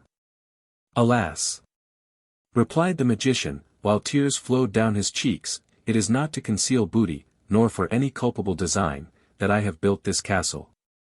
It was only to guard the life of a young knight, the object of my tenderest affection, my art having taught me that he is destined to become a Christian, and to perish, shortly after, by the blackest of treasons. This youth, named Rogero, is the most beautiful and most accomplished of knights. It is I, the unhappy Atlantes, who have reared him from his childhood. The call of honor and the desire of glory led him from me to follow Agramant, his prince, in his invasion of France, and I, more devoted to Rogero than the tenderest of parents, have sought the means of bringing him back to this abode, in the hope of saving him from the cruel fate that menaces him. For this purpose I have got him in my possession by the same means as I attempted to employ against you, and by which I have succeeded in collecting a great many knights and ladies in my castle. My purpose was to render my beloved pupil's captivity light, by affording him society to amuse him, and keep his thoughts from running on subjects of war and glory. Alas! My cares have been in vain. Yet, take, I beseech you, whatever else I have, but spare me my beloved pupil. Take this shield, take this winged courser, deliver such of your friends as you may find among my prisoners, deliver them all if you will, but leave me my beloved Rogero. Or if you will snatch him too from me, take also my life, which will cease then to be to me worth preserving." Bradamante replied, "Old man, hope not to move me by your vain entreaties. It is precisely the liberty of Rogero that I require. You would keep him here in bondage and in slothful pleasure, to save him from a fate which you foresee. Vain old man! How can you foresee his fate when you could not foresee your own? You desire me to take your life. No, my arm and my soul refuse the request." This said, she required the magician to go before, and guide her to the castle. The prisoners were set at liberty, though some, in their secret hearts, regretted the voluptuous life which was thus brought to an end. Bradamante and Rogero met one another with transports of joy. They descended from the mountain to the spot where the encounter had taken place. There they found the hippogriff, with the magic buckler in its wrapper, hanging to his saddle-bow. Bradamante advanced to seize the bridle. The hippogriff seemed to wait her approach, but before she reached him he spread his wings and flew away to a neighboring hill, and in the same manner, a second time, eluded her efforts. Rogero and the other liberated knights dispersed over the plain and hill tops to secure him, and at last the animal allowed Rogero to seize his rein. The fearless Rogero hesitated not to vault upon his back, and let him feel his spurs, which so roused his mettle that, after galloping a short distance, he suddenly spread his wings, and soared into the air. Bradamante had the grief to see her lover snatched away from her at the very moment of reunion. Rogero, who knew not the art of directing the horse, was unable to control his flight. He found himself carried over the tops of the mountains, so far above them that he could hardly distinguish what was land and what water. The hippogriff directed his flight to the west, and cleaved the air as swiftly as a new-rigged vessel cut the waves, impelled by the freshest and most favorable gales. 9. Astolpho and the Enchantress. In the long flight which Rogero took on the back of the hippogriff, he was carried over land and sea, unknowing whither. As soon as he had gained some control over the animal, he made him alight on the nearest land. When he came near enough to earth, Rogero leapt lightly from his back, and tied the animal to a myrtle tree. Near the spot flowed the pure waters of a fountain, surrounded by cedars and palm trees. Rogero laid aside his shield, and, removing his helmet, breathed with delight the fresh air, and cooled his lips with the waters of the fountain. For we cannot wonder that he was excessively fatigued, considering the ride he had taken. He was preparing to taste the sweets of repose, when he perceived that the hippogriff, which he had tied by the bridle to a myrtle tree, frightened at something, was making violent efforts to disengage himself. His struggles shook the myrtle tree so that many of its beautiful leaves were torn off, and strewed the ground. A sound like that which issues from burning wood seemed to come from the myrtle tree, at first faint and indistinct, but growing stronger by degrees, and at length was audible as a voice which spoke in this manner: "O knight! If the tenderness of your heart corresponds to the beauty of your person, relieve me, I pray you, from this tormenting animal. I suffer enough inwardly without having outward evils added to my lot." Rogero, at the first accents of this voice, turned his eyes promptly on the myrtle, hastened to it, and stood fixed in astonishment when he perceived that the voice issued from the tree itself. He immediately untied his horse, and, flushed with surprise and regret, exclaimed, "Whoever thou art, whether mortal or the goddess of these woods, forgive me, I beseech you, my involuntary fault. Had I imagined that this hard bark covered a being possessed of feeling, could I have exposed such a beautiful myrtle to the insults of this steed? May the sweet influences of the sky and air speedily repair the injury I have done. For my part, I promise by the sovereign lady of my heart to do everything you wish in order to merit your forgiveness." At these words the myrtle seemed to tremble from root to stem, and Rogero remarked that a moisture as of tears trickled down its bark, like that which exudes from a log placed on the fire. It then spoke. "The kindness which inspires your words compels me to disclose to you who I once was, and by what fatality I have been changed into this shape. My name was Astolpho, cousin of Orlando and Rinaldo, whose fame has filled the earth. I was myself reckoned among the bravest paladins of France, and was by birth entitled to reign over England, after Otho, my father.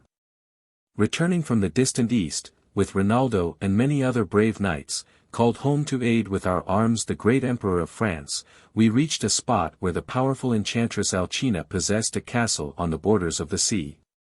She had gone to the water side to amuse herself with fishing, and we paused to see how, by her art, without hook or line, she drew from the water whatever she would.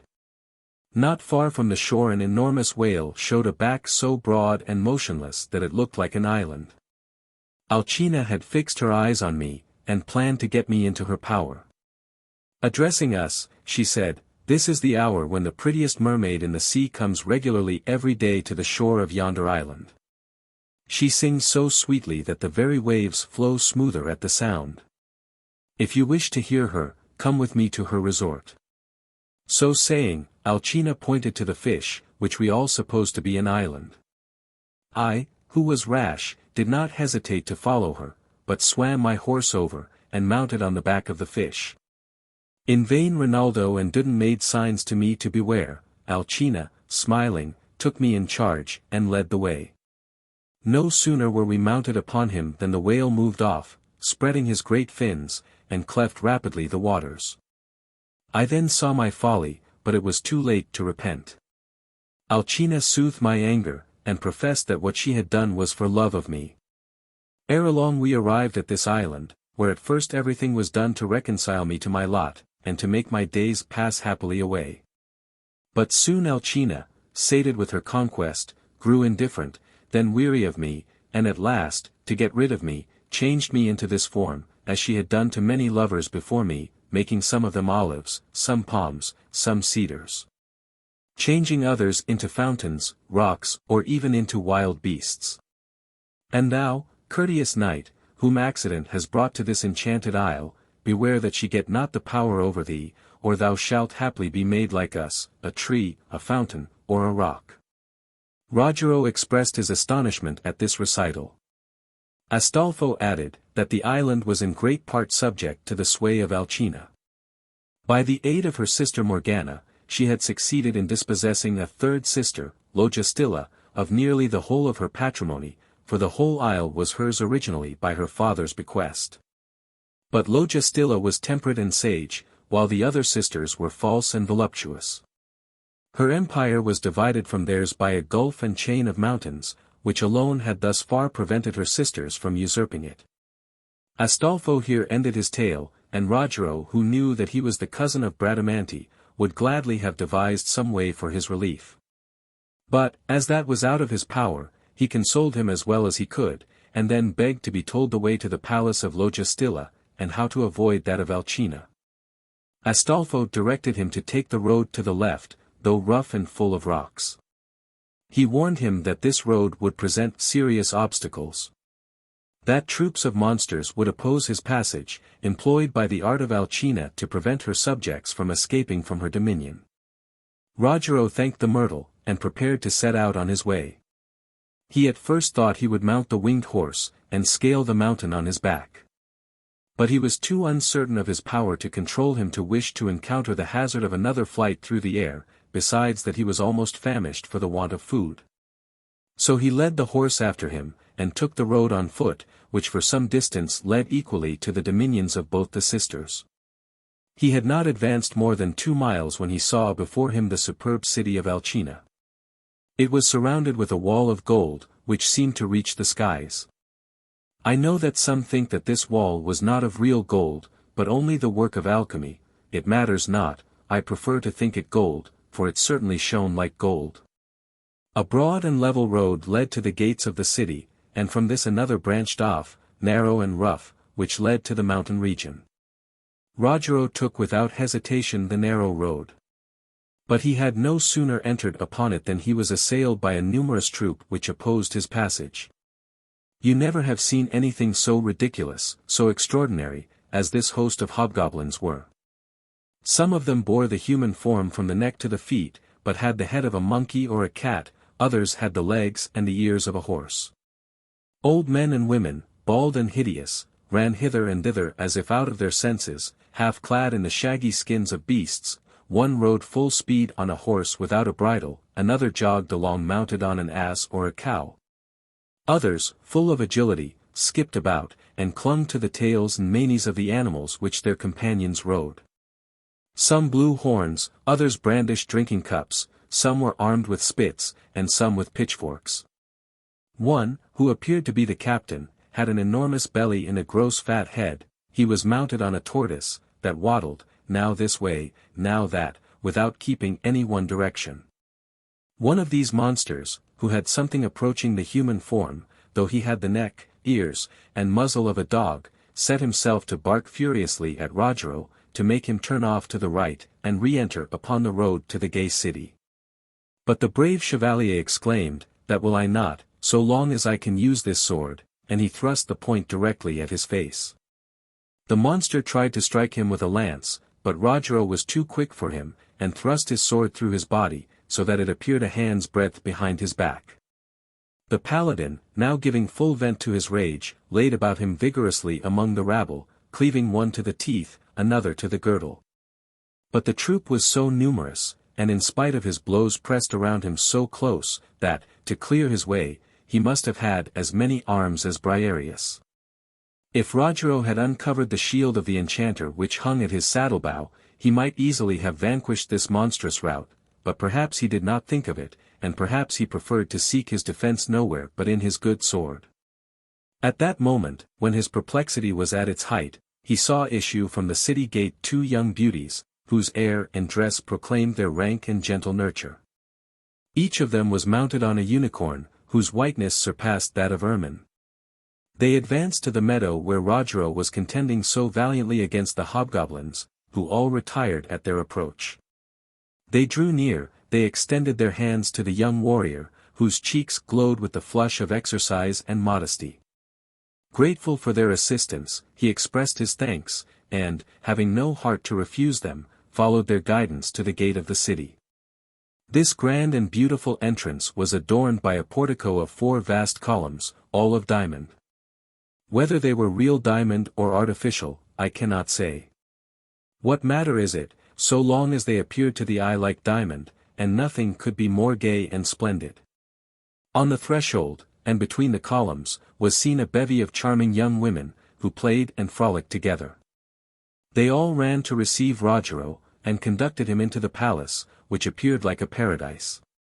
We might well call by that name this abode, where the hours flew by, without account, in ever-new delights. The bare idea of satiety, want, and, above all, of age, never entered the minds of the inhabitants. They experienced no sensations except those of luxury and gaiety, the cup of happiness seemed for them ever flowing and exhaustless. The 2 young damsels to whom Rogero owed his deliverance from the hobgoblins, conducted him to the apartment of their mistress. The beautiful Alcina advanced, and greeted him with an air at once dignified and courteous. All her court surrounded the paladin, and rendered him the most flattering attentions. The castle was less admirable for its magnificence than for the charms of those who inhabited it. They were of either sex, well matched in beauty, youth, and grace, but among this charming group the brilliant Alcina shone, as the sun outshines the stars. The young warrior was fascinated. All that he had heard from the myrtle tree appeared to him but a vile calumny. How could he suspect that falsehood and treason veiled themselves under smiles and the ingenuous air of truth? He doubted not that Astolpho had deserved his fate, and perhaps a punishment more severe. He regarded all his stories as dictated by a disappointed spirit, and a thirst for revenge. But we must not condemn Rogero too harshly, for he was the victim of magic power. They seated themselves at table, and immediately harmonious lyres and harps waked the air with the most ravishing notes. The charms of poetry were added, in entertaining recitals. The magnificence of the feast would have done credit to a royal board. The traitress forgot nothing which might charm the paladin, and attach him to the spot, meaning, when she should grow tired of him, to metamorphose him as she had done others. In the same manner passed each succeeding day. Games of pleasant exercise, the chase, the dance, or rural sports, made the hours pass quickly, while they gave zest to the refreshment of the bath, or sleep. Thus Rogero led a life of ease and luxury, while Charlemagne and Agramant were struggling for empire. But I cannot linger with him, while the amiable and courageous Bradamante is night and day directing her uncertain steps to every spot where the slightest chance invites her, in the hope of recovering Rogero. I will therefore say, that, having sought him in vain in fields and in cities, she knew not whither next to direct her steps. She did not apprehend the death of Rogero. The fall of such a hero would have re-echoed from the Hydaspes to the farthest river of the west. But, not knowing whether he was on the earth or in the air, she concluded, as a last resource, to return to the cavern which contained the tomb of Merlin, to ask of him some sure direction to the object of her search. While this thought occupied her mind, Melissa, the the sage enchantress, suddenly appeared before her. This virtuous and beneficent magician had discovered by her spells that Rogero was passing his time in pleasure and idleness, forgetful of his honor and his sovereign. Not able to endure the thought that one who was born to be a hero should waste his years in base repose, and leave a sullied reputation in the memories of survivors. She saw that vigorous measures must be employed to draw him forth into the paths of virtue. Melissa was not blinded by her affection for the amiable Paladin, like Atlantes, who, intent only on preserving Rogero's life, cared nothing for his fame. It was that old enchanter whose arts had guided the hippogriff to the Isle of the too charming Alcina, where he hoped his favorite would learn to forget honor, and lose the love of glory. At the sight of Melissa, joy lighted up the countenance of Bradamante, and hope animated her breast. Melissa concealed nothing from her, but told her how Rogero was in the toils of Alcina. Bradamante was plunged in grief and terror. But the kind enchantress calmed her, dispelled her fears, and promised that before many days she would lead back the Paladin to her feet. "My daughter," she said, "give me the ring which you wear, and which possesses the power to overcome enchantments. By means of it, I doubt not but that I may enter the stronghold where the false Alcina holds Rogero in durance, and may succeed in vanquishing her, and liberating him." Bradamante unhesitatingly delivered her the ring, recommending Rogero to her best efforts. Melissa then summoned by her art a huge palfrey, black as jet, excepting one foot, which was bay. Mounted upon this animal, she rode with such speed that by the next morning she had reached the abode of Alcina. She here transformed herself into the perfect resemblance of the old magician Atlantes, adding a palm breadth to her height, and enlarging her whole figure. Her chin she covered with a long beard, and seamed her whole visage well with wrinkles. She assumed also his voice and manner, and watched her chance to find Rogero alone.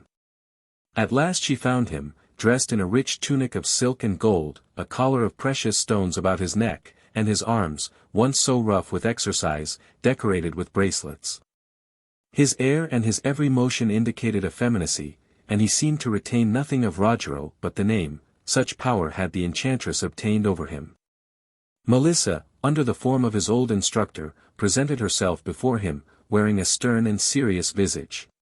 "Is this, then," she said, "the fruit of all my labors? Is it for this that I fed you on the marrow of bears and lions, that I taught you to subdue dragons, and, like Hercules, strangle serpents in your youthful grasp, only to make you, by all my cares, a feeble Adonis? My nightly watchings of the stars, of the yet warm fibers of animals, the lots I have cast, the points of nativity that I have calculated, have they all falsely indicated that you were born for greatness? Who could have believed that you would become the slave of a base enchantress? O Rogero, learn to know this Alcina, learn to understand her arts and to countervail them. Take this ring, place it on your finger, return to her presence, and see for yourself what are her real charms." At these words, Rogero, confused, abashed, cast his eyes upon the ground, and knew not what to answer. Melissa seized the moment, slipped the ring on his finger, and the Paladin was himself again. What a thunderclap to him! Overcome by shame, he dared not to encounter the looks of his instructor. When at last he raised his eyes, he beheld not that venerable form, but the priestess Melissa, who in virtue of the ring now appeared in her true person. She told him of the motives which had led her to come to his rescue, of the griefs and regrets of Bradamante, and of her unwearied search for him. "That charming Amazon," she said, "sends you this ring, which is a sovereign antidote to all enchantments. She would have sent you her heart in my hands, if it would have had greater power to serve you." It was needless for Melissa to say more. Rogero's love for Alcina, being but the work of enchantment, vanished as soon as the enchantment was withdrawn, and he now hated her with an equal intensity, seeing no longer anything in her but her vices, and feeling only resentment for the shame that she had put upon him. His surprise when he again beheld Alcina was no less than his indignation. Fortified by his ring from her enchantments, he saw her as she was, a monster of ugliness. All her charms were artificial, and, truly viewed, were rather deformities. She was, in fact, older than Hecuba or the Sibyl of Cumae, but an art, which it is to be regretted our times have lost, enabled her to appear charming, and to clothe herself in all the attractions of youth. Rogero now saw all this, but, governed by the counsels of Melissa, he concealed his surprise, assumed under some pretext his armor, long neglected, and bound to his side Balisardo, his trusty sword, taking also the buckler of Atlantes, covered with its veil. He then selected a horse from the stables of Alcina, without exciting her suspicions, but he left the hippogriff, by the advice of Melissa, who promised to take him in charge and train him to a more manageable state. The horse he took was Rabican, which belonged to Astolpho. He restored the ring to Melissa. Rogero had not ridden far when he met one of the huntsmen of Alcina, bearing a falcon on his wrist, and followed by a dog. The huntsman was mounted on a powerful horse, and came boldly up to the paladin, demanding, in a somewhat imperious manner, whither he was going so rapidly. Rogero disdained to stop or to reply. Whereupon the huntsman, not doubting that he was about making his escape, said, "What if I, with my falcon, stop your ride?" So saying, he threw off the bird, which even Rabican could not equal in speed. The huntsman then leapt from his horse, and the animal, open-mouthed, darted after Rogero with the swiftness of an arrow. The huntsman also ran as if the wind or fire bore him, and the dog was equal to Rabican in swiftness. Rogero, finding flight impossible, stopped and faced his pursuers, but his sword was useless against such foes. The insolent huntsman assailed him with words, and struck him with his whip, the only weapon he had. The dog bit his feet, and the horse drove at him with his hoofs. At the same time, the falcon flew over his head and over Rabican's, and attacked them with claws and wings, so that the horse in his fright began to be unmanageable. At that moment the sound of trumpets and cymbals was heard in the valley, and it was evident that Alcina had ordered out all her array to go in pursuit. Rogero felt that there was no time to be lost, and luckily remembered the shield of Atlantes, which he bore suspended from his neck. He unveiled it, and the charm worked wonderfully. The huntsman, the dog, the horse, fell flat.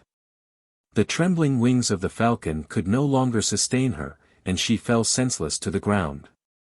Rogero, rid of their annoyances, left them in their trance, and rode away.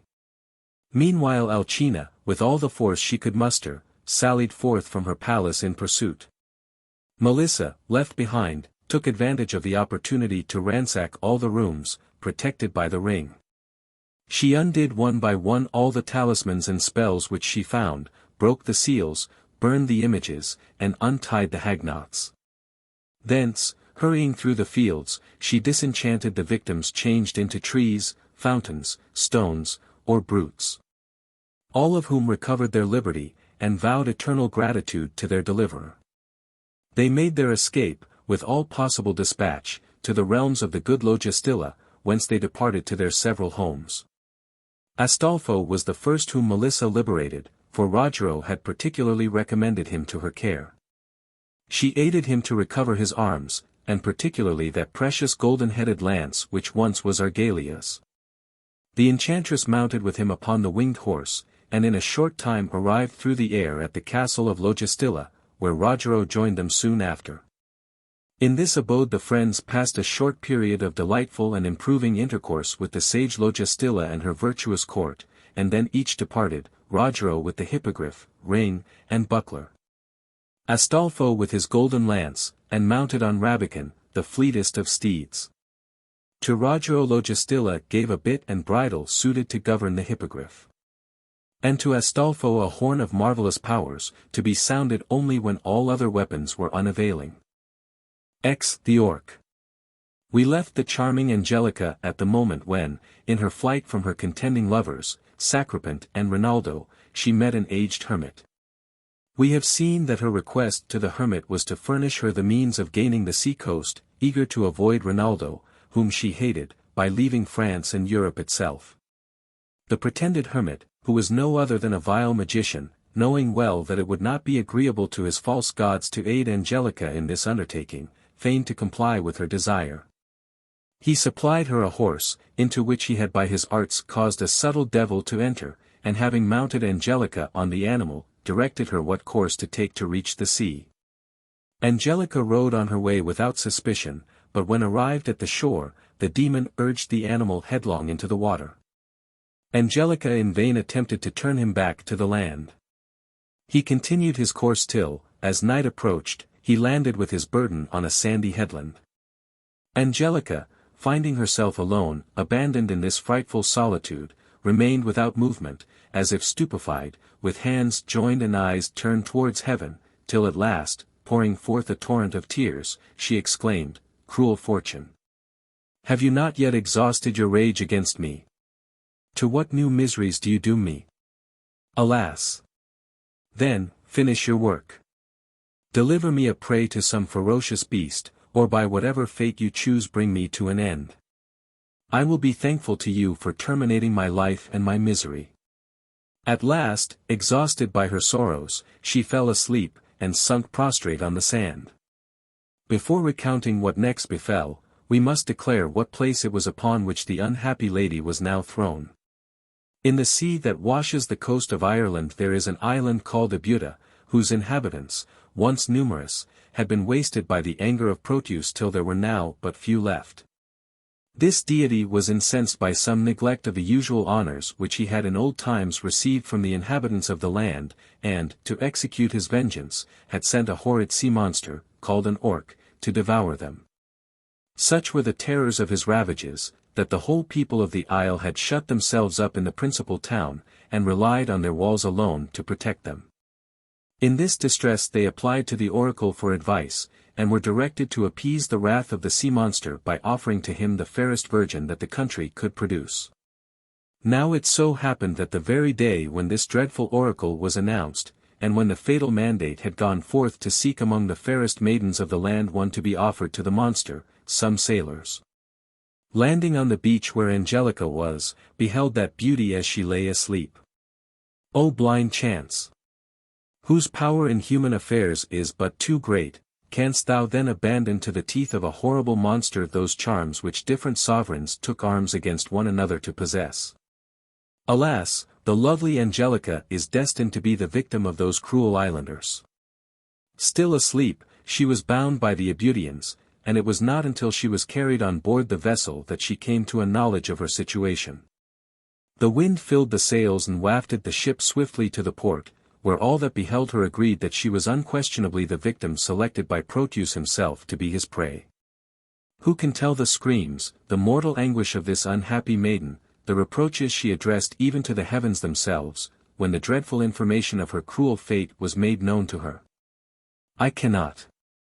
Let me rather turn to a happier part of my story. Rogero left the palace of Logestilla, careering on his flying courser far above the tops of the mountains, and borne westward by the hippogriff, which he guided with ease, by means of the bridle that Melissa had given him. Anxious as he was to recover Bradamante, he could not fail to be delighted at the view his rapid flight presented of so many vast regions and populous countries as he passed over in his career. At last he approached the shores of England, and perceived an immense army in all the splendor of military pomp, as if about to go forth flushed with hopes of victory. He caused the hippogriff to alight not far from the scene, and found himself immediately surrounded by admiring spectators, knights and soldiers, who could not enough indulge their curiosity and wonder.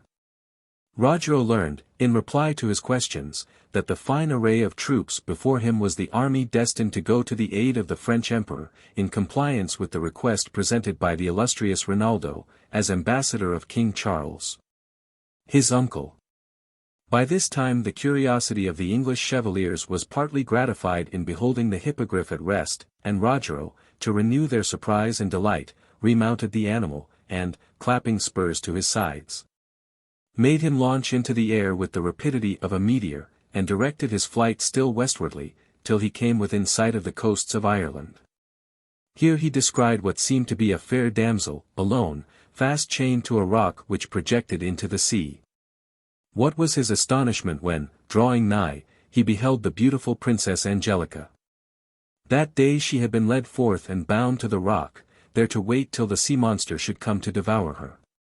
Rogero exclaimed as he came near, "What cruel hands, what barbarous soul, what fatal chance can have loaded thee with those chains? Angelica replied by a torrent of tears, at first her only response. Then, in a trembling voice, she disclosed to him the horrible destiny for which she was there exposed. While she spoke, a terrible roaring was heard far off on the sea. The huge monster soon came in sight, part of his body appearing above the waves, and part concealed. Angelica, half dead with fear, abandoned herself to despair. Rogero, lance in rest, spurred his hippogriff toward the orc, and gave him a thrust. The horrible monster was like nothing that nature produces.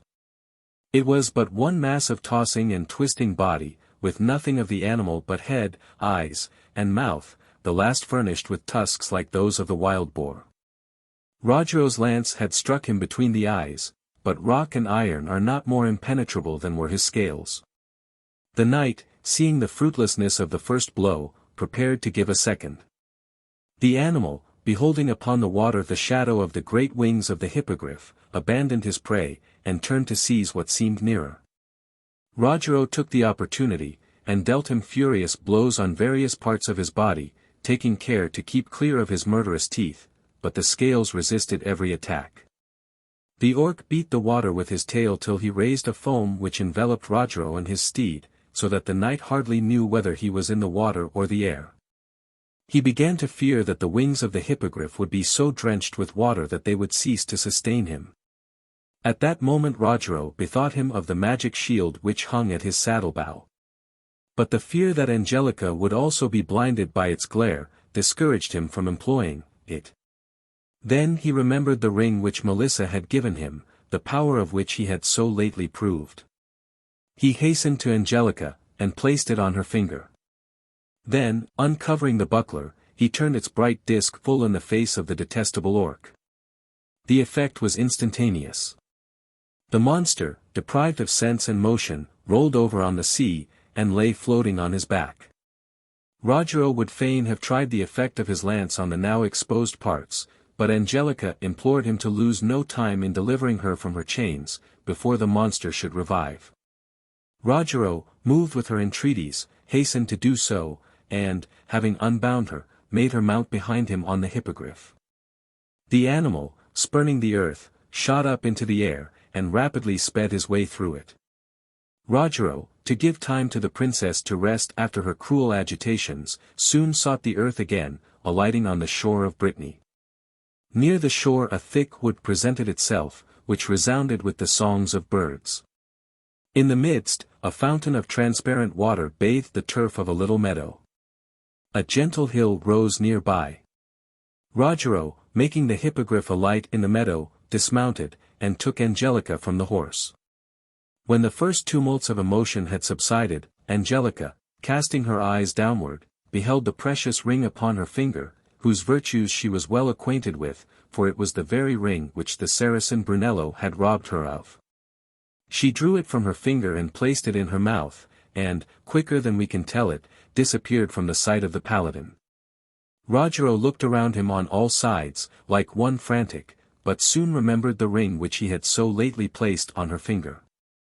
Struck with the ingratitude which could thus recompense his services, he exclaimed, "Thankless beauty, is this then the reward you make me? Do you prefer to rob me of my ring rather than receive it as a gift? Willingly would I have given it to you, had you but asked it."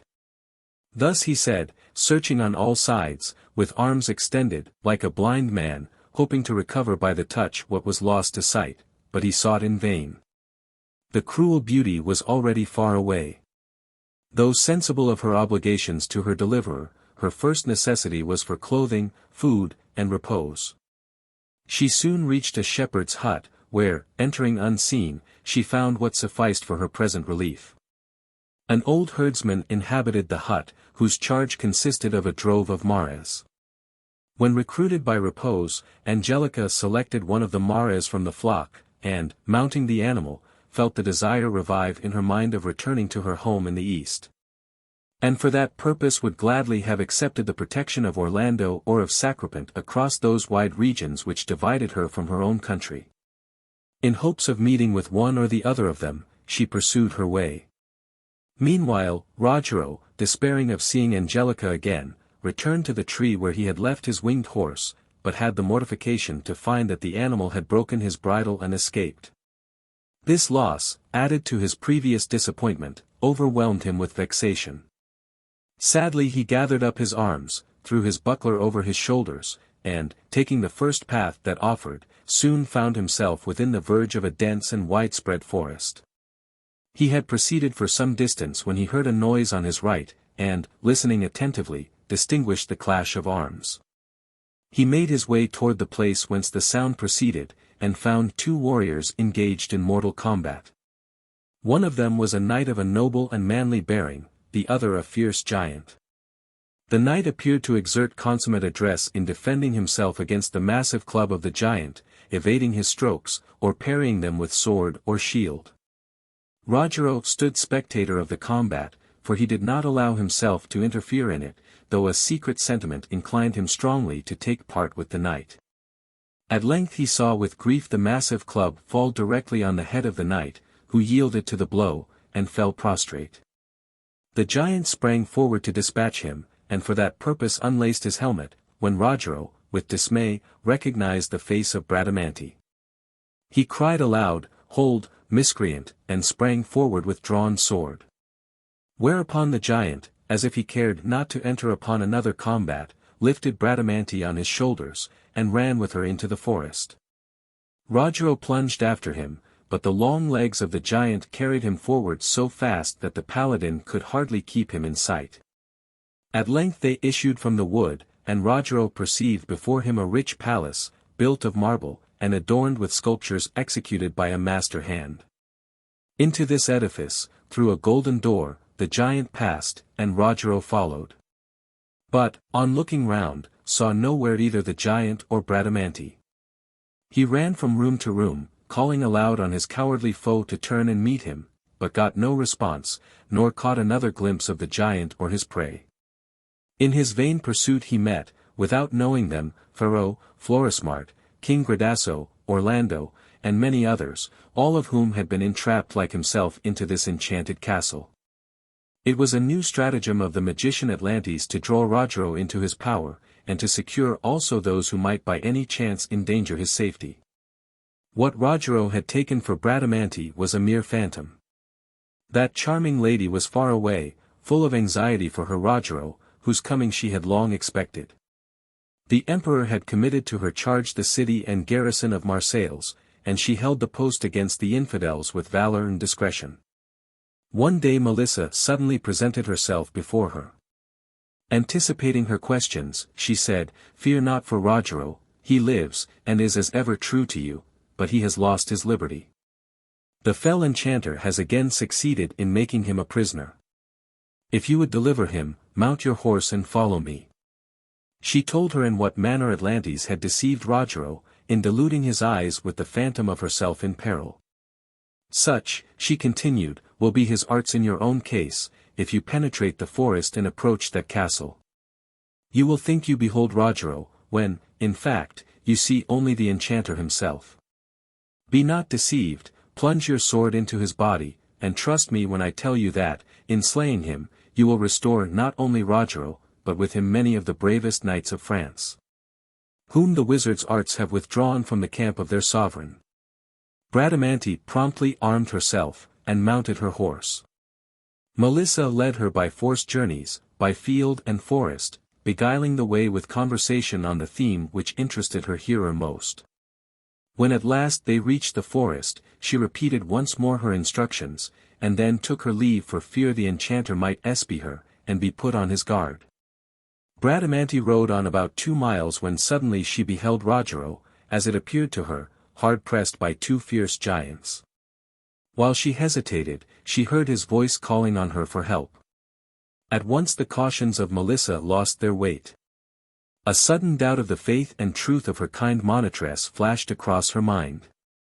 "Shall I not believe my own eyes and ears?" she said, and rushed forward to his defense.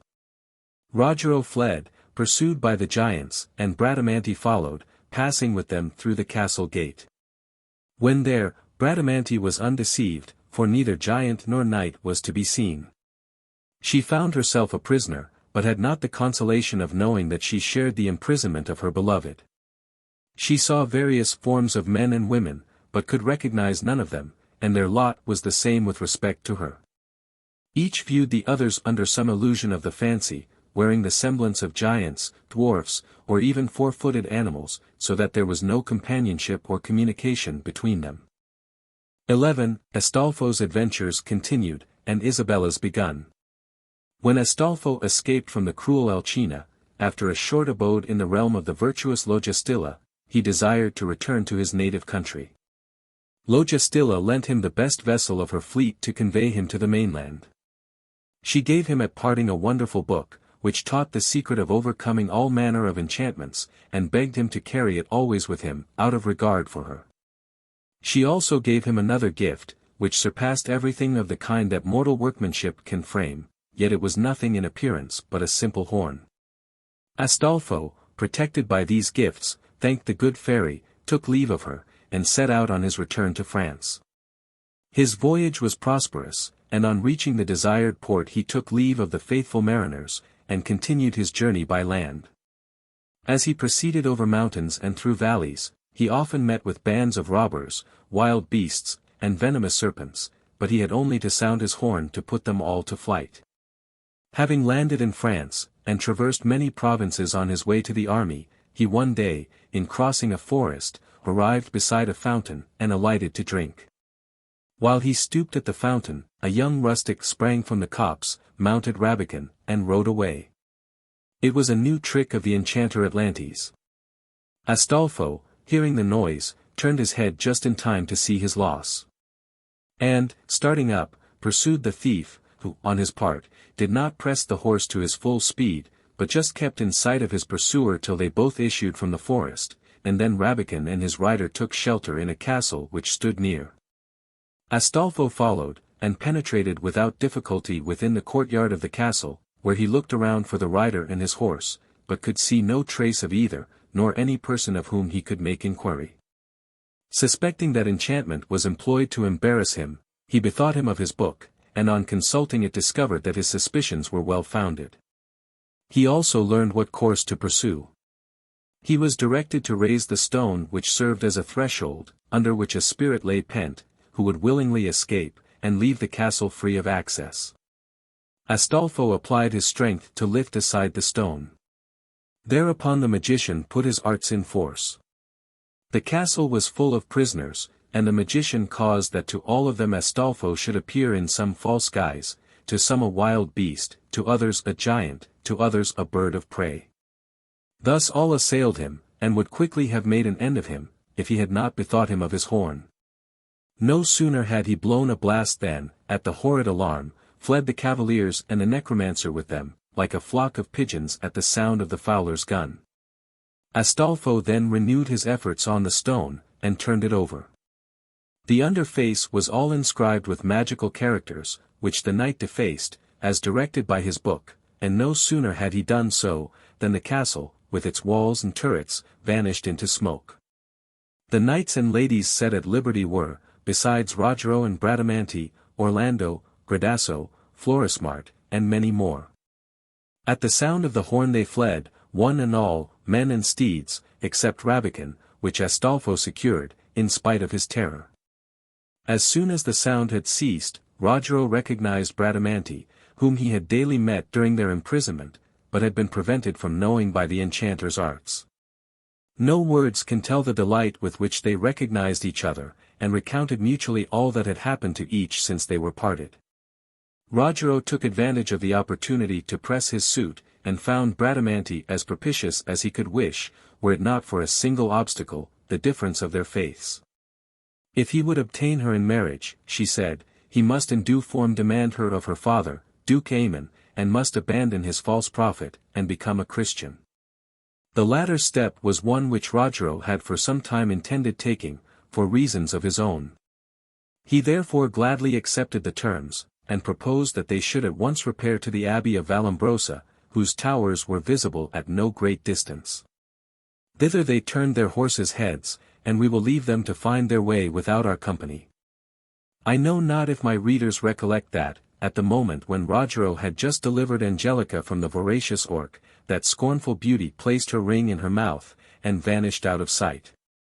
At the same time the hippogriff shook off his bridle, soared away, and flew to rejoin his former master, very naturally returning to his accustomed stable.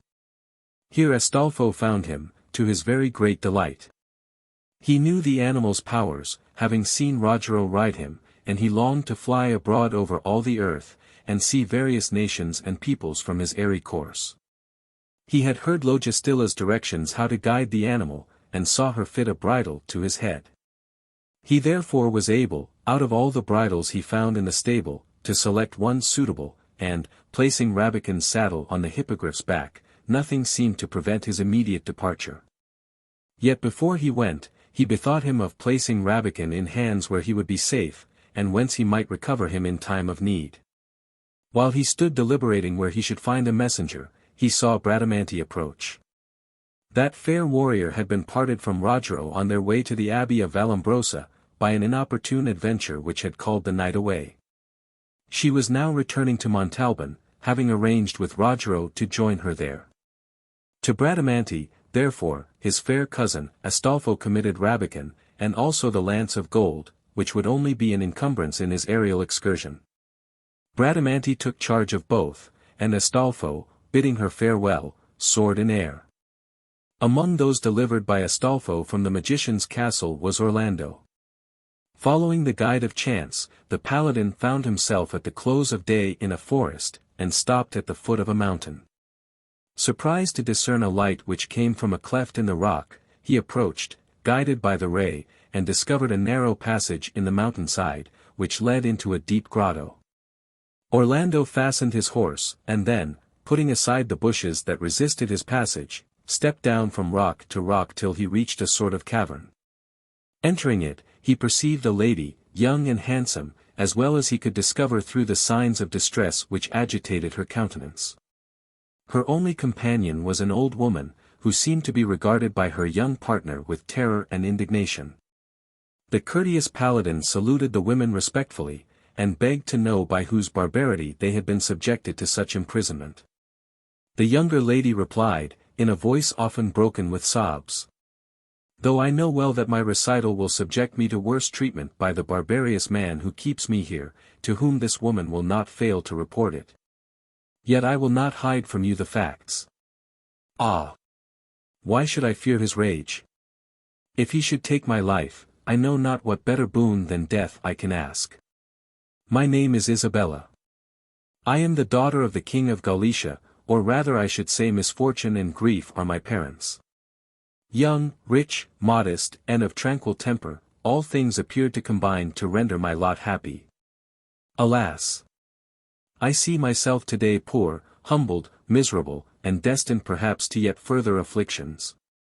It is a year since, my father having given notice that he would open the lists for a tournament at Bayonne, a great number of chevaliers from all quarters came together at our court. Among these, Zerbino, son of the King of Scotland, victorious in all combats, eclipsed by his beauty and his valor all the rest. Before departing from the court of Galicia he testified the wish to espouse me, and I consented that he should demand my hand of the king, my father. But I was a Mahometan, and Zerbino a Christian, and my father refused his consent. The prince, called home by his father to take command of the forces destined to the assistance of the French emperor, prevailed on me to be married to him secretly, and to follow him to Scotland. He caused a galley to be prepared to receive me, and placed in command of it the Chevalier Ogier, a Biscayan, famous for his exploits both by land and sea. On the day appointed, Ogier brought his vessel to a seaside resort of my father's, where I embarked. Some of my domestics accompanied me, and thus I departed from my native land. Sailing with a fair wind, after some hours we were assailed by a violent tempest. It was to no purpose that we took in all sail, we were driven before the wind directly upon the rocky shore. Seeing no other hopes of safety, Ogier placed me in a boat, followed himself with a few of his men, and made for land. We reached it through infinite peril, and I no sooner felt the firm land beneath my feet, than I knelt down and poured out heartfelt thanks to the Providence that had preserved me. The shore where we landed appeared to be uninhabited. We saw no dwelling to shelter us, no road to lead us to a more hospitable spot. A high mountain rose before us, whose base stretched into the sea. It was here the infamous Odric, in spite of my tears and entreaties, sold me to a band of pirates, who fancied I might be an acceptable present to their prince, the Sultan of Morocco. This cavern is their den, and here they keep me under the guard of this woman, until it shall suit their convenience to carry me away. Isabella had hardly finished her recital, when a troop of armed men began to enter the cavern. Seeing the Prince Orlando, one said to the rest, "What bird is this we have caught, without even setting a snare for him?" Then addressing Orlando, "It was truly civil in you, friend, to come hither with that handsome coat of armor and vest, the very things I want." "You shall pay for them, then," said Orlando. And, seizing a half-burnt brand from the fire, he hurled it at him, striking his head, and stretching him lifeless on the floor. There was a massy table in the middle of the cavern, used for the pirates' repasts. Orlando lifted it and hurled it at the robbers as they stood clustered in a group towards the entrance. Half the gang were laid prostrate, with broken heads and limbs, the rest got away as nimbly as they could. Leaving the den and its inmates to their fate, Orlando, taking Isabella under his protection, pursued his way, for some days, without meeting with any adventure. One day they saw a band of men advancing, who seemed to be guarding a prisoner, bound hand and foot, as if being carried to execution. The prisoner was a youthful cavalier, of a noble and ingenuous appearance. The band bore the ensigns of Count Anselm, head of the treacherous house of Maganza. Orlando desired Isabella to wait, while he rode forward to inquire the meaning of this array. Approaching, he demanded of the leader who his prisoner was, and of what crime he had been guilty. The man replied, that the prisoner was a murderer, by whose hand Pinabel, the son of Count Anselm, had been treacherously slain. At these words, the prisoner exclaimed, "I am no murderer, nor have I been in any way the cause of the young man's death." Orlando, knowing the cruel and ferocious character of the chiefs of the house of Maganza, needed no more to satisfy him that the youth was the victim of injustice. He commanded the leader of the troop to release his victim, and, receiving an insolent reply, dashed him to the earth with a stroke of his lance. Then, by a few vigorous blows, dispersed the band, leaving deadly marks on those who were slowest to quit the field. Orlando then hastened to unbind the prisoner, and to assist him to reclothe himself in his armor, which the false Magentan had dared to assume. He then led him to Isabella, who now approached the scene of action. How can we picture the joy, the astonishment, with which Isabella recognized in him Zerbino, her husband, and the prince discovered her whom he had believed overwhelmed in the waves. They embraced one another, and wept for joy. Orlando, sharing in their happiness, congratulated himself in having been the instrument of it. The princess recounted to Zerbino what the illustrious Paladin had done for her, and the prince threw himself at Orlando's feet, and thanked him as having twice preserved his life. While these exchanges of congratulation and thankfulness were going on, a sound in the underwood attracted their attention, and caused the two knights to brace their helmets and stand on their guard. What the cause of the interruption was, we shall record in another chapter. 12. Medoro. France was at this time the theatre of dreadful events. The Saracens and the Christians, in numerous encounters, slew one another. On one occasion Rinaldo led an attack on the infidel columns, broke and scattered them, till he found himself opposite to a knight whose armor, whether by accident or choice, it matters not, bore the blazon of Orlando. It was Dardinel, the young and brave prince of Zumra, and Rinaldo remarked him by the slaughter he spread all around. "Ah," said he to himself, "let us pluck up this dangerous plant before it has grown to its full height." As Rinaldo advanced, the crowd opened before him, the Christians to let his sword have free course, the pagans to escape its sweep. Dardinel and he stood face to face. Rinaldo exclaimed, fiercely, "Young man, whoever gave you that noble buckler to bear made you a dangerous gift. I should like to see how you are able to defend those quarterings, red and white. If you cannot defend them against me, how pray will you do so when Orlando challenges them?" Dardinel replied, "Thou shalt learn that I can defend the arms I bear, and shed new glory upon them. No one shall rend them from me but with life." Saying these words, Dardanel rushed upon Rinaldo with sword uplifted. The chill of mortal terror filled the souls of the Saracens when they beheld Rinaldo advance to attack the prince, like a lion against a young bull. The first blow came from the hand of Dardanel, and the weapon rebounded from Mambrino's helmet without effect. Rinaldo smiled, and said, "I will now show you my strokes are more effectual." At these words, he thrust the unfortunate Dardanel in the middle of his breast. The blow was so violent, that the cruel weapon pierced the body, and came out a palm breadth behind his back. Through this wound the life of Dardanel issued with his blood, and his body fell helpless to the ground. As a flower which the passing plough has uprooted languishes, and droops its head, so Dardanel, his visage covered with the paleness of death, expires, and the hopes of an illustrious race perish with him. Like waters kept back by a dike, which, when the dike is broken, spread abroad through all the country, so the Moors, no longer kept in column by the example of Dardanel, fled in all directions. Rinaldo despised too much such easy victories to pursue them, be wished for no combats but with brave men. At the same time, the other paladins made terrible slaughter of the Moors. Charles himself, Oliver, Guido, and Ogier the Dane, carried death into their ranks on all sides. The infidels seemed doomed to perish to a man on that dreadful day. But the wise king, Marsilius, at last put some slight degree of method into the general rout. He collected the remnant of the troops, formed them into a battalion, and retreated in tolerable order to his camp.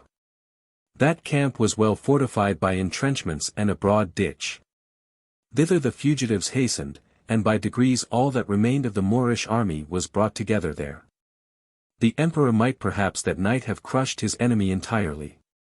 But not thinking it prudent to expose his troops, fatigued as they were, to an attack upon a camp so well fortified, he contented himself with encompassing the enemy with his troops, prepared to make a regular siege. During the night, the Moors had time to see the extent of their loss. Their tents resounded with lamentations. This warrior had to mourn a brother, that a friend, many suffered with grievous wounds, all trembled at the fate in store for them. There were 2 young Moors, both of humble rank, who gave proof at that time of attachment and fidelity rare in the history of man. Cloridan and Medoro had followed their prince, Dardanel, to the wars of France. Cloridan, a bold huntsman, combined strength with activity. Medoro was a mere youth, his cheeks yet fair and blooming. Of all the Saracens, no one united so much grace and beauty. His light hair was set off by his black and sparkling eyes. The 2 friends were together on guard at the rampart. About midnight they gazed on the scene in deep dejection.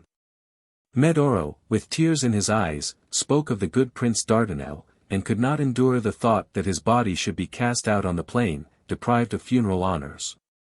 "Oh my friend," said he, "must then the body of our prince be the prey of wolves and ravens? Alas! When I remember how he loved me, I feel that, if I should sacrifice my life to do him honor, I should not do more than my duty. I wish, dear friend, to seek out his body on the battlefield, and give it burial, and I hope to be able to pass through King Charles's camp without discovery, as they are probably all asleep. You, Cloridan, will be able to say for me, if I should die in the adventure, that gratitude and fidelity to my prince were my inducements."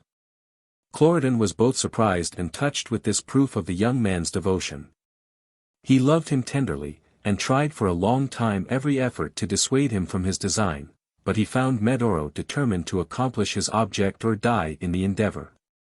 Cloridan, unable to change his purpose, said, "I will go with you, Medoro, and help you in this generous enterprise. I value not life compared with honor, and if I did, do you suppose, dear friend, that I could live without you? I would rather fall by the arms of our enemies than die of grief for the loss of you." When the 2 friends were relieved from their guard duty, they went without any followers into the camp of the Christians. All there was still. The fires were dying out, there was no fear of any attempt on the part of the Saracens, and the soldiers, overcome by fatigue or wine, slept secure, lying upon the ground in the midst of their arms and equipage.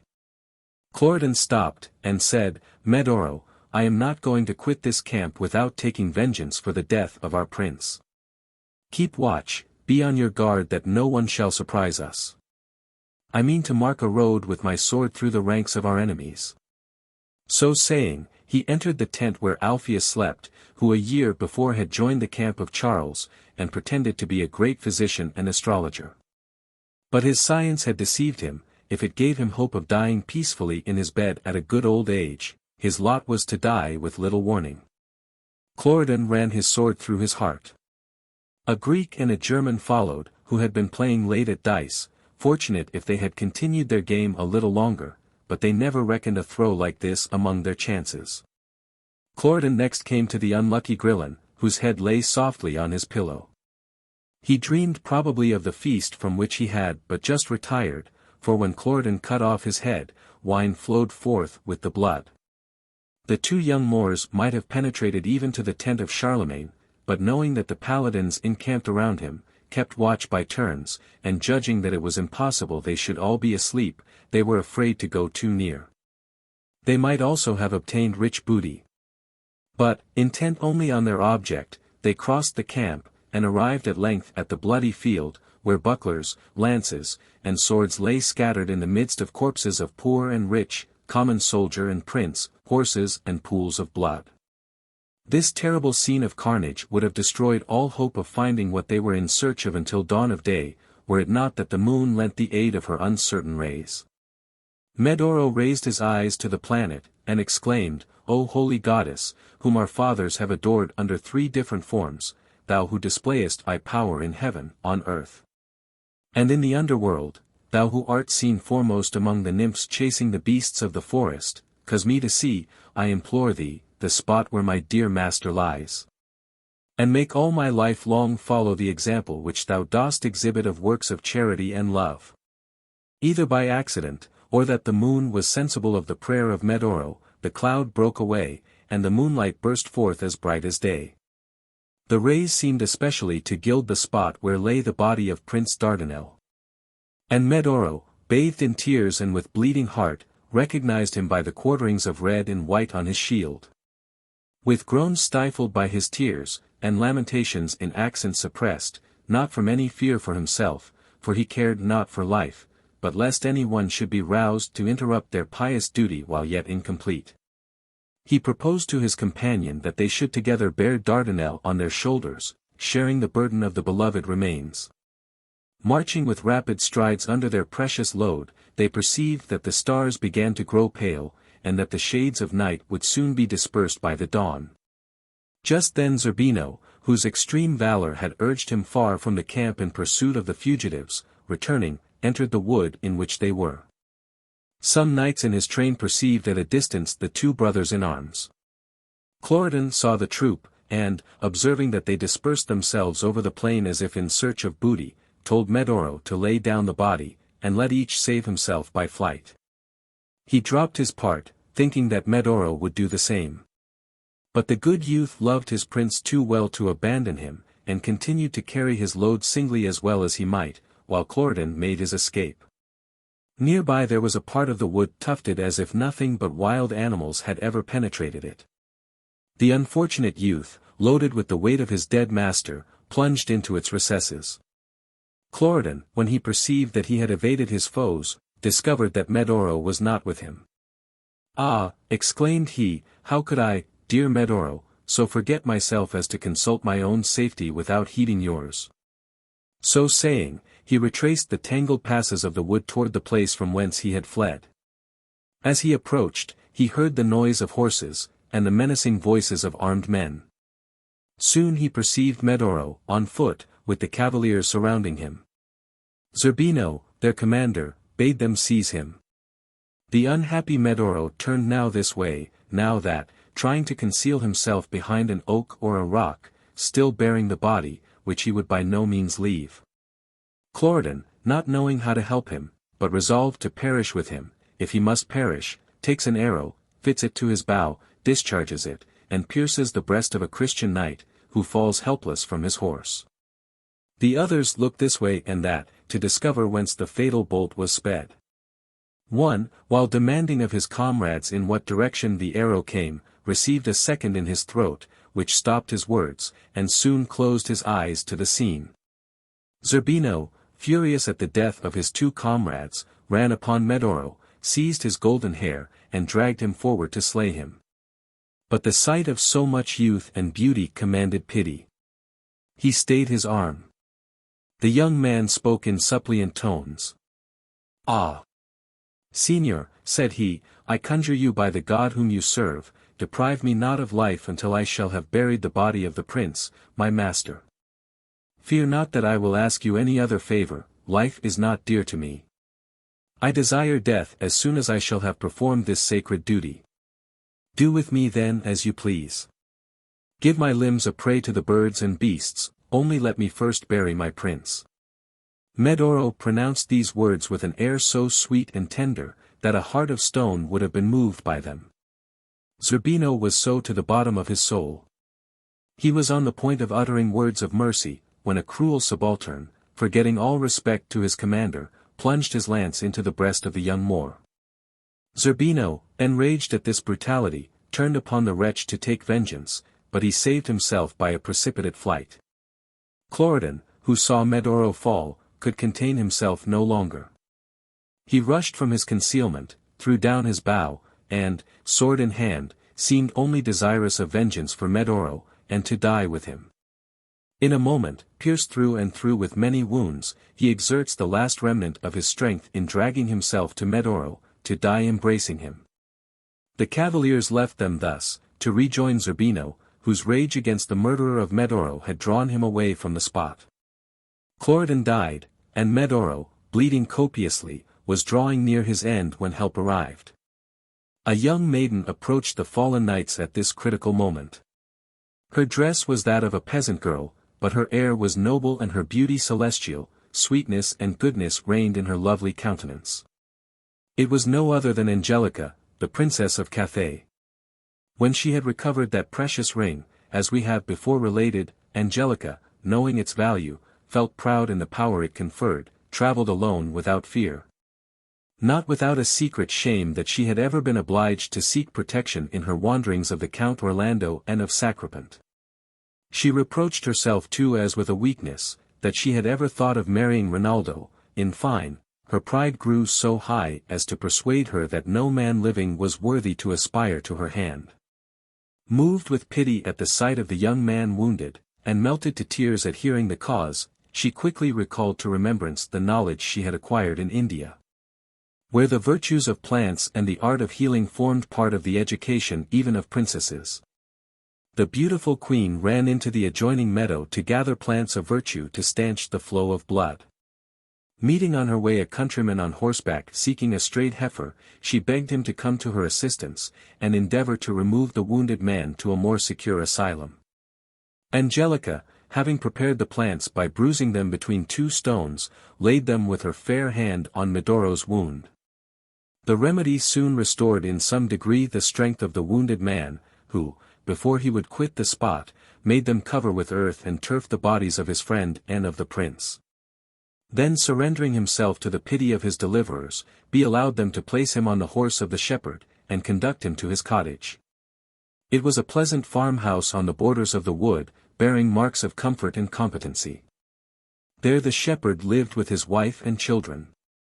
There Angelica tended Medoro, and there, by the devoted care of the beautiful queen, his sad wound closed over, and he recovered his perfect health. O Count Rinaldo, O King Sacripant! What availed it you to possess so many virtues and such fame? What advantage have you derived from all your high deserts? O hapless king, great Agrican! If you could return to life, how would you endure to see yourself rejected by one who will bow to the yoke of Hymen in favor of a young soldier of humble birth?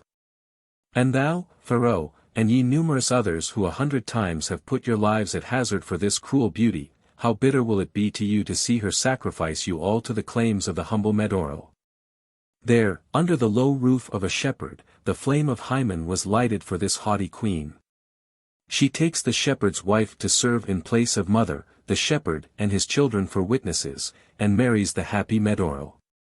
Angelica, after her marriage, wishing to endow Medoro with the sovereignty of the countries which yet remained to her, took with him the road to the east. She had preserved through all her adventures a bracelet of gold enriched with precious stones, the present of the Count Orlando. Having nothing else wherewith to reward the good shepherd and his wife, who had served her with so much care and fidelity, she took the bracelet from her arm and gave it to them. And then the newly married couple directed their steps toward those mountains which separate France and Spain, intending to wait at Barcelona a vessel which should take them on their way to the east. 13. Orlando mad. Orlando, on the loss of Angelica, laid aside his crest and arms, and arrayed himself in a suit of black armor, expressive of his despair. In this guise he carried such slaughter among the ranks of the infidels, that both armies were astonished at the achievements of the stranger knight. Mandricardo, who had been absent from the battle, heard the report of these achievements, and determined to test for himself the valor of the knight so extolled. He it was who broke in upon the conference of Zerbino and Isabella, and their benefactor Orlando, as they stood occupied in mutual felicitations, after the happy reunion of the lovers by the prowess of the Paladin.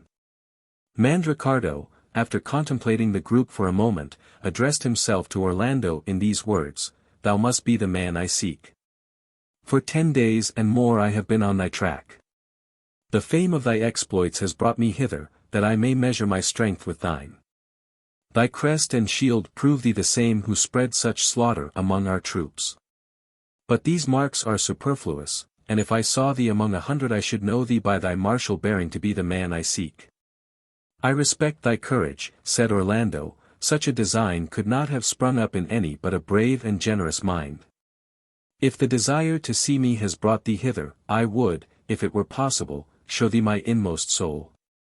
I will remove my visor, that you may satisfy your curiosity.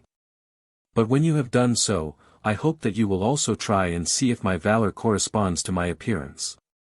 "Come on," said the Saracen, "my first wish was to see and know thee, I will now gratify my second."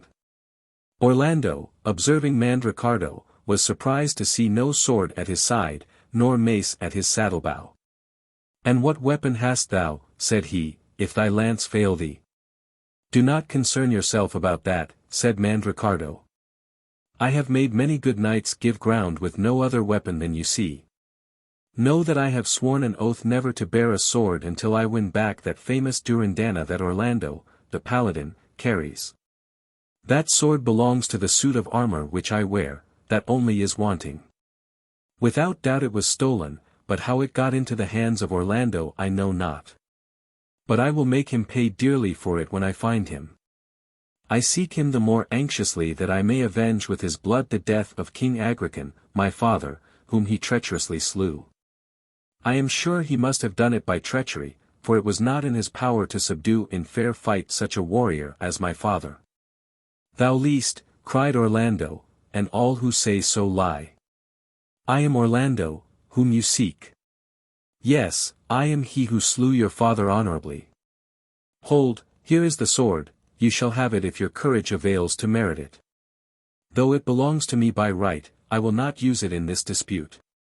See, I hang it on this tree, you shall be master of it, if you bereave me of life, not else." At these words, Orlando drew Durindana, and hung it on one of the branches of a tree near by. Both knights, boiling with equal ardor, rode off in a semicircle, then rushed together with reins thrown loose, and struck one another with their lances. Both kept their seats, immovable. The splinters of their lances flew into the air, and no weapon remained for either but the fragment which he held in his hand. Then those two knights, covered with iron mail, were reduced to the necessity of fighting with staves, in the manner of two rustics, who dispute the boundary of a meadow, or the possession of a spring. These clubs could not long keep hold in the hands of such sturdy smiters, who were soon reduced to fight with naked fists. Such warfare was more painful to him that gave than to him that received the blows. They next clasped, and strained each his adversary, as Hercules did Antaeus. Mandricardo, more enraged than Orlando, made violent efforts to unseat the Paladin, and dropped the rein of his horse. Orlando, more calm, perceived it.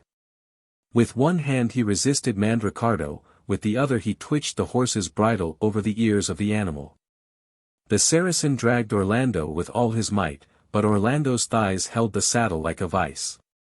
At last the efforts of the Saracen broke the girths of Orlando's horse, the saddle slipped, the knight, firm in his stirrups slipped with it, and came to the ground hardly conscious of his fall. The noise of his armor in falling startled Mandricardo's horse, now without a bridle. He started off in full career, heeding neither trees nor rocks nor broken ground. Urged by fright, he ran with furious speed, carrying his master, who, almost distracted with rage, shouted and beat the animal with his fists, and thereby impelled his flight. After running thus 3 miles or more, a deep ditch opposed their progress. The horse and rider fell headlong into it, and did not find the bottom covered with feather beds or roses. They got sadly bruised, but were lucky enough to escape without any broken limbs. Mandricardo, as soon as he gained his feet, seized the horse by his mane with fury, but, having no bridle, could not hold him. He looked round in hopes of finding something that would do for a rein. Just then Fortune, who seemed willing to help him at last, brought that way a peasant with a bridle in his hand, who was in search of his farm horse that had strayed away. Orlando, having speedily repaired his horse's girths, remounted, and waited a good hour for the Saracen to return. Not seeing him, he concluded to go in search of him. He took an affectionate leave of Zerbino and Isabella, who would willingly have followed him, but this the brave Paladin would by no means permit.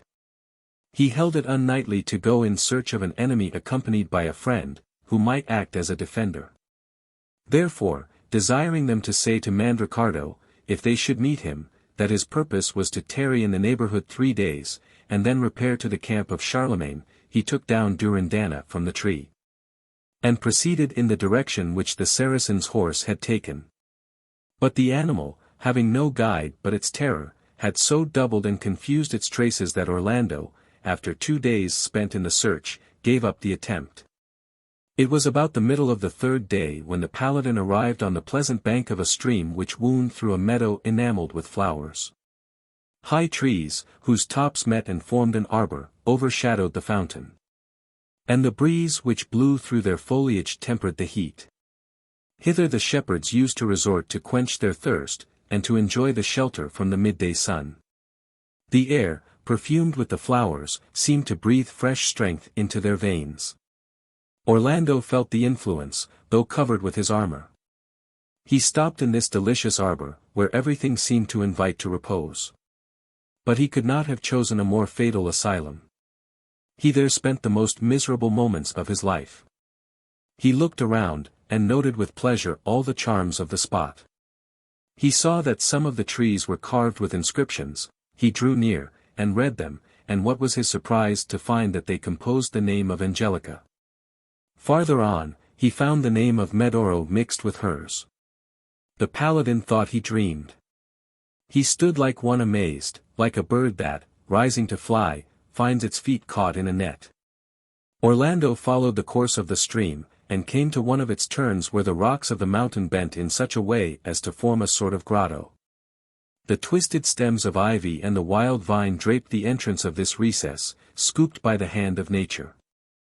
The unhappy Paladin, on entering the grotto, saw letters which appeared to have been lately carved. They were verses which Medoro had written in honor of his happy nuptials with the beautiful queen. Orlando tried to persuade himself it must be some other Angelica whom those verses celebrated, and as for Medoro, he had never heard his name. The sun was now declining, and Orlando remounted his horse, and went on his way. He soon saw the roof of a cottage whence the smoke ascended. He heard the barking of dogs and the lowing of cattle, and arrived at a humble dwelling which seemed to offer an asylum for the night. The inmates, as soon as they saw him, hastened to render him service. One took his horse, another his shield and cuirass, another his golden spurs. This cottage was the very same where Medoro had been carried, deeply wounded, where Angelica had tended him, and afterwards married him. The shepherd who lived in it loved to tell everybody the story of this marriage, and soon related it, with all its details, to the miserable Orlando.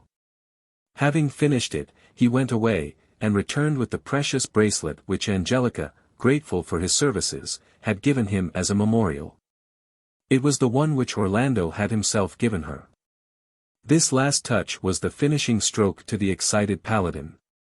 Frantic, exasperated, he exclaimed against the ungrateful and cruel princess who had disdained him, the most renowned, the most indomitable of all the paladins of France, him, who had rescued her from the most alarming perils, him, who had fought the most terrible battles for her sake, she to prefer to him a young Saracen. The pride of the noble count was deeply wounded. Indignant, frantic, a victim to ungovernable rage, he rushed into the forest, uttering the most frightful shrieks. "No, no," cried he, "I am not the man they take me for. Orlando is dead. I am only the wandering ghost of that unhappy count, who is now suffering the torments of hell. Orlando wandered all night, as chance directed, through the wood, and at sunrise his destiny led him to the fountain where Medoro had engraved the fatal inscription. The frantic paladin saw it a second time with fury, drew his sword, and hacked it from the rock. Unlucky grotto! You shall no more attract by your shade and coolness, you shall no more shelter with your arch either shepherd or flock. And you, fresh and pure fountain, you may not escape the rage of the furious Orlando. He cast into the fountain branches, trunks of trees which he tore up, pieces of rocks which he broke off, plants uprooted, with the earth adhering, and turf and bushes, so as to choke the fountain, and destroy the purity of its waters. At length, exhausted by his violent exertions, bathed in sweat, breathless, Orlando sunk panting upon the earth, and lay there insensible 3 days and 3 nights. The 4th day he started up and seized his arms. His helmet, his buckler, he cast far from him, his hauberk and his clothes he rent asunder, the fragments were scattered through the wood. In fine, he became a furious madman. His insanity was such that he cared not to retain even his sword. But he had no need of Durindana, nor of other arms, to do wonderful things. His prodigious strength sufficed. At the first wrench of his mighty arm, he tore up a pine tree by the roots. Oaks, beeches, maples, whatever he met in his path, yielded in like manner. The ancient forest soon became as bare as the borders of a morass, where the fowler has cleared away the bushes to spread his nets. The shepherds, hearing the horrible crashing in the forest, abandoned their flocks to run and see the cause of this unwonted uproar. By their evil star, or for their sins, they were led thither. When they saw the furious state the count was in, and his incredible force, they would fain have fled out of his reach, but in their fears lost their presence of mind. The madman pursued them, seized one and rent him limb from limb, as easily as one would pull ripe apples from a tree. He took another by the feet, and used him as a club to knock down a third. The shepherds fled. But it would have been hard for any to escape, if he had not at that moment left them to throw himself with the same fury upon their flocks. The peasants, abandoning their plows and harrows, mounted on the roofs of buildings and pinnacles of the rocks, afraid to trust themselves even to the oaks and pines. From such heights they looked on, trembling at the raging fury of the unhappy Orlando. His fists, his teeth, his nails, his feet, seize, break, and tear cattle, sheep, and swine, the most swift in flight alone being able to escape him. When at last terror had scattered everything before him, he entered a cottage which was abandoned by its inhabitants, and there found that which served for food. His long fast had caused him to feel the most ravenous hunger. Seizing whatever he found that was eatable, whether roots, acorns, or bread, raw meat or cooked, he gorged it indiscriminately. Issuing thence again, the frantic Orlando gave chase to whatever living thing he saw, whether men or animals. Sometimes he pursued the deer and hind, sometimes he attacked bears and wolves, and with his naked hands killed and tore them, and devoured their flesh. Thus he wandered, from place to place, through France, imperiling his life 1,000 ways, yet always preserved by some mysterious providence from a fatal result. But here we leave Orlando for a time, that we may record what befell Zerbino and Isabella after their parting with him. The prince and his fair bride waited, by Orlando's request, near the scene of the battle for 3 days, that, if Mandricardo should return, they might inform him where Orlando would give him another meeting. At the end of that time, their anxiety to know the issue led them to follow Orlando's traces, which led them at last to the wood where the trees were inscribed with the names of Angelica and Medoro. They remarked how all these inscriptions were defaced, and how the grotto was disordered, and the fountain clogged with rubbish. But that which surprised them and distressed them most of all was to find on the grass the cuirass of Orlando, and not far from it his helmet, the same which the renowned Almontes once wore. Hearing a horse neigh in the forest, Zerbino turned his eyes in that direction, and saw Brigliadoro, with the bridle yet hanging at the saddle-bow. He looked round for Durindana, and found that famous sword, without the scabbard, lying on the grass. He saw also the fragments of Orlando's other arms and clothing scattered on all sides over the plain. Zerbino and Isabella stood in astonishment and grief, not knowing what to think, but little imagining the true cause. If they had found any marks of blood on the arms or on the fragments of the clothing, they would have supposed him slain, but there were none. While they were in this painful uncertainty, they saw a young peasant approach. He, not yet recovered from the terror of the scene which he had witnessed from the top of a rock, told them the whole of the sad events. Zerbino, with his eyes full of tears, carefully collected all the scattered arms. Isabella also dismounted to aid him in the sad duty. When they had collected all the pieces of that rich armor, they hung them like a trophy on a pine. And to prevent their being violated by any passers-by, Zerbino inscribed on the bark this caution: "These are the arms of the Paladin Orlando." Having finished this pious work, he remounted his horse, and just then a knight rode up, and requested Zerbino to tell him the meaning of the trophy. The prince related the facts as they had happened. And Mandricardo, for it was that Saracen knight, full of joy, rushed forward, and seized the sword, saying, "No one can censure me for what I do, this sword is mine, I can take my own wherever I find it. It is plain that Orlando, not daring to defend it against me, has counterfeited madness to excuse him in surrendering it." Zerbino vehemently exclaimed, "Touch not that sword. Think not to possess it without a contest. If it be true that the arms you wear are those of Hector, you must have got them by theft, and not by prowess." Immediately they attacked one another with the utmost fury. The air resounded with thick falling blows. Zerbino, skillful and alert, evaded for a time with good success the strokes of Durindana, but at length a terrible blow struck him on the neck. He fell from his horse, and the Tartar king, possessed of the spoils of his victory, rode away. 14. Zerbino and Isabella. Zerbino's pain at seeing the Tartar prince go off with the sword surpassed the anguish of his wound, but now the loss of blood so reduced his strength, that he could not move from where he fell. Isabella, not knowing whither to resort for help, could only bemoan him, and chide her cruel fate. Zerbino said, "If I could but leave thee, my best beloved, in some secure abode, it would not distress me to die. But to abandon thee so, without protection, is sad indeed." She replied, "Think not to leave me, dearest, our souls shall not be parted, this sword will give me the means to follow thee." Zerbino's last words implored her to banish such a thought, but live, and be true to his memory. Isabella promised, with many tears, to be faithful to him so long as life should last. When he ceased to breathe, Isabella's cries resounded through the forest and reached the ears of a reverend hermit, who hastened to the spot. He soothed and calmed her, urging those consolations which the word of God supplies. And at last brought her to wish for nothing else but to devote herself for the rest of life wholly to religion. As she could not bear the thoughts of leaving her dead lord abandoned, the body was, by the good hermit's aid, placed upon the horse, and taken to the nearest inhabited place, where a chest was made for it, suitable to be carried with them on their way.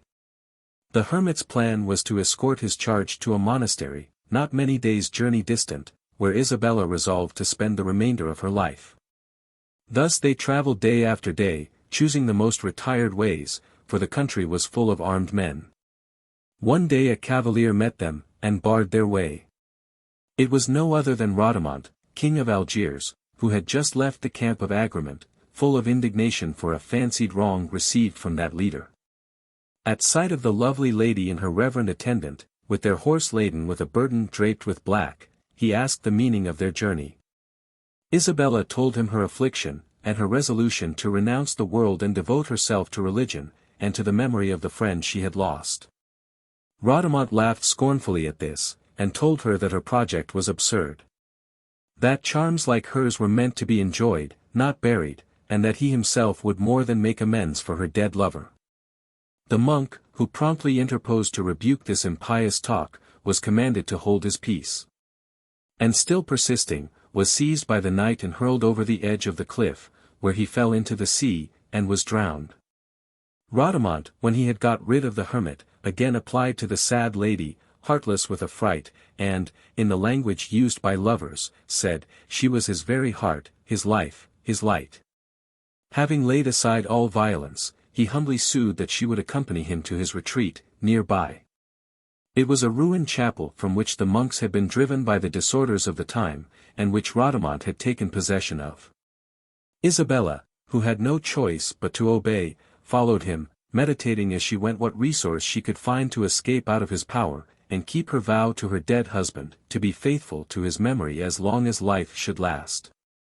At length she said, "If, my lord, you will let me go and fulfill my vow, and my intention, as I have already declared it, I will bestow upon you what will be to you of more value than 100 women's hearts. I know an herb, and I have seen it on our way, which, rightly prepared, affords a juice of such power, that the flesh, if laved with it, becomes impenetrable to sword or fire. This liquor I can make, and will, today, if you will accept my offer. And when you have seen its virtue, you will value it more than if all Europe were made your own." Bradamante, at hearing this, readily promised all that was asked, so eager was he to learn a secret that would make him as Achilles was of yore. Isabella, having collected such herbs as she thought proper, and boiled them, with certain mysterious signs and words, at length declared her labor done, and, as a test, offered to try its virtue on herself. She bathed her neck and bosom with the liquor, and then called on Bradamante to smite with all his force, and see whether his sword had power to harm. The pagan, who during the preparations had taken frequent draughts of wine, and scarce knew what he did, drew his sword at the word, and struck across her neck with all his might, and the fair head leapt sundered from the snowy neck and breast. Rude and unfeeling as he was, the pagan knight lamented bitterly this sad result. To honor her memory he resolved to do a work as unparalleled as her devotion. From all parts round he caused laborers to be brought, and had a tower built to enclose the chapel, within which the remains of Zerbino and Isabella were entombed. Across the stream which flowed nearby he built a bridge, scarce 2 yards wide, and added neither parapet nor rail. On the top of the tower a sentry was placed, who, when any traveller approached the bridge, gave notice to his master. Bradamante thereupon sallied out, and defied the approaching knight to fight him upon the bridge, where any chance step a little aside would plunge the rider headlong in the stream. This bridge he vowed to keep until 1,000 suits of armor should be won from conquered knights, wherewith to build a trophy to his victim and her lord. Within 10 days the bridge was built, and the tower was in progress. In a short time many knights, either seeking the shortest route, or tempted by a desire of adventure, had made the attempt to pass the bridge.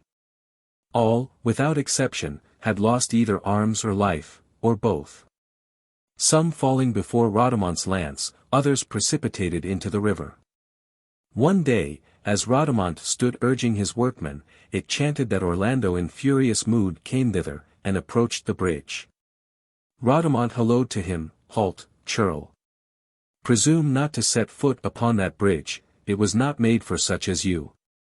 Orlando took no notice, but pressed on. Just then a gentle damsel rode up.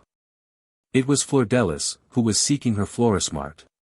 She saw Orlando, and, in spite of his strange appearance, recognized him. Bradamante, not used to have his commands disobeyed, laid hands on the madman, and would have thrown him into the river, but to his astonishment found himself in the grip of one not so easily disposed of. How can a fool have such strength? He growled between his teeth. Flordelis stopped to see the issue, where each of these two puissant warriors strove to throw the other from the bridge. Orlando at last had strength enough to lift his foe with all his armor, and fling him over the side, but had not wit to clear himself from him, so both fell together. High flashed the wave as they together smote its surface. Here Orlando had the advantage, he was naked, and could swim like a fish. He soon reached the bank, and, careless of praise or blame, stopped not to see what came of the adventure. Bradamante, entangled with his armor, escaped with difficulty to the bank. Meantime, Flordelis passed the bridge unchallenged. After long wandering without success she returned to Paris, and there found the object of her search. For Florismart, after the fall of Albracca, had repaired thither. The joy of meeting was clouded to Florismart by the news which Flordelis brought of Orlando's wretched plight. The last she had seen of him was when he fell with Bradamante into the stream. Florismart, who loved Orlando like a brother, resolved to set out immediately, under guidance of the lady, to find him, and bring him where he might receive the treatment suited to his case. A few days brought them to the place where they found the Tartar king still guarding the bridge. The usual challenge and defiance was made, and the knights rode to encounter one another on the bridge. At the first encounter both horses were overthrown, and, having no space to regain their footing, fell with their riders into the water. Bradamante, who knew the soundings of the stream, soon recovered the land. But Florismart was carried downward by the current, and landed at last on a bank of mud where his horse could hardly find footing. Flordelis, who watched the battle from the bridge, seeing her lover in this piteous case, exclaimed aloud, "Ah! Bradamante, for love of her whom did you honor, have pity on me, who love this knight, and slay him not. Let it suffice he yields his armor to the pile, and none more glorious will it bear than he." Her prayer, so well directed, touched the pagan's heart, though hard to move, and he lent his aid to help the knight to land. He kept him a prisoner, however, and added his armor to the pile. Flordelis, with a heavy heart, went her way. We must now return to Rogero, who, when we parted with him, was engaged in an adventure which arrested his progress to the monastery whither he was bound with the intention of receiving baptism, and thus qualifying himself to demand Bradamante as his bride. On his way he met with Mandricardo, and the quarrel was revived respecting the right to wear the badge of Hector. After a warm discussion, both parties agreed to submit the question to King Agramant, and for that purpose took their way to the Saracen camp. Here they met Gradasso, who had his controversy also with Mandricardo. This warrior claimed the sword of Orlando, denying the right of Mandricardo to possess it in virtue of his having found it abandoned by its owner. King Agramant strove in vain to reconcile these quarrels, and was forced at last to consent that the points in dispute should be settled by one combat, in which Mandricardo should meet one of the other champions, to whom should be committed the cause of both.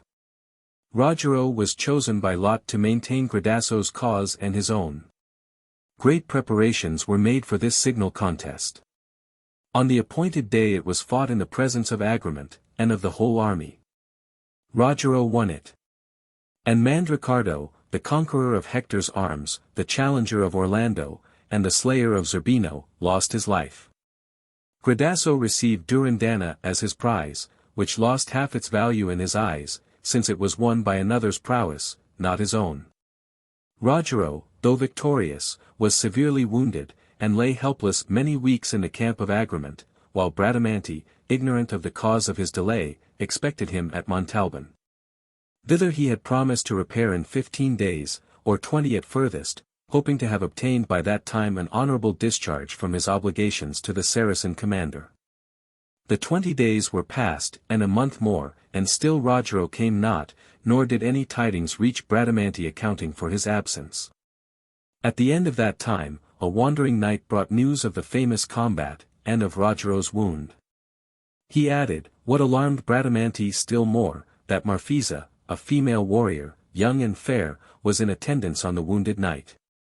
He added, that the whole army expected that, as soon as Rogero's wounds were healed, the pair would be united in marriage. Bradamante, distressed by this news, though she believed it but in part, resolved to go immediately and see for herself. She mounted Rabican, the the horse of Astolpho, which he had committed to her care, and took with her the lance of gold, though unaware of its wonderful powers. Thus accoutred, she left the castle, and took the road toward Paris and the camp of the Saracens. Marfisa, whose devotion to Rogero in his illness had so excited the jealousy of Bradamante, was the twin sister of Rogero. She, with him, had been taken in charge when an infant by Atlantes, the magician, but while yet a child she had been stolen away by an Arab tribe.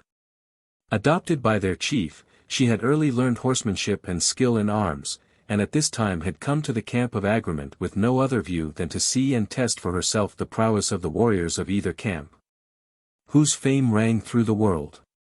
Arriving at the very moment of the late encounter, the name of Rogero, and some few facts of his story which she learned, were enough to suggest the idea that it was her brother whom she saw victorious in the single combat.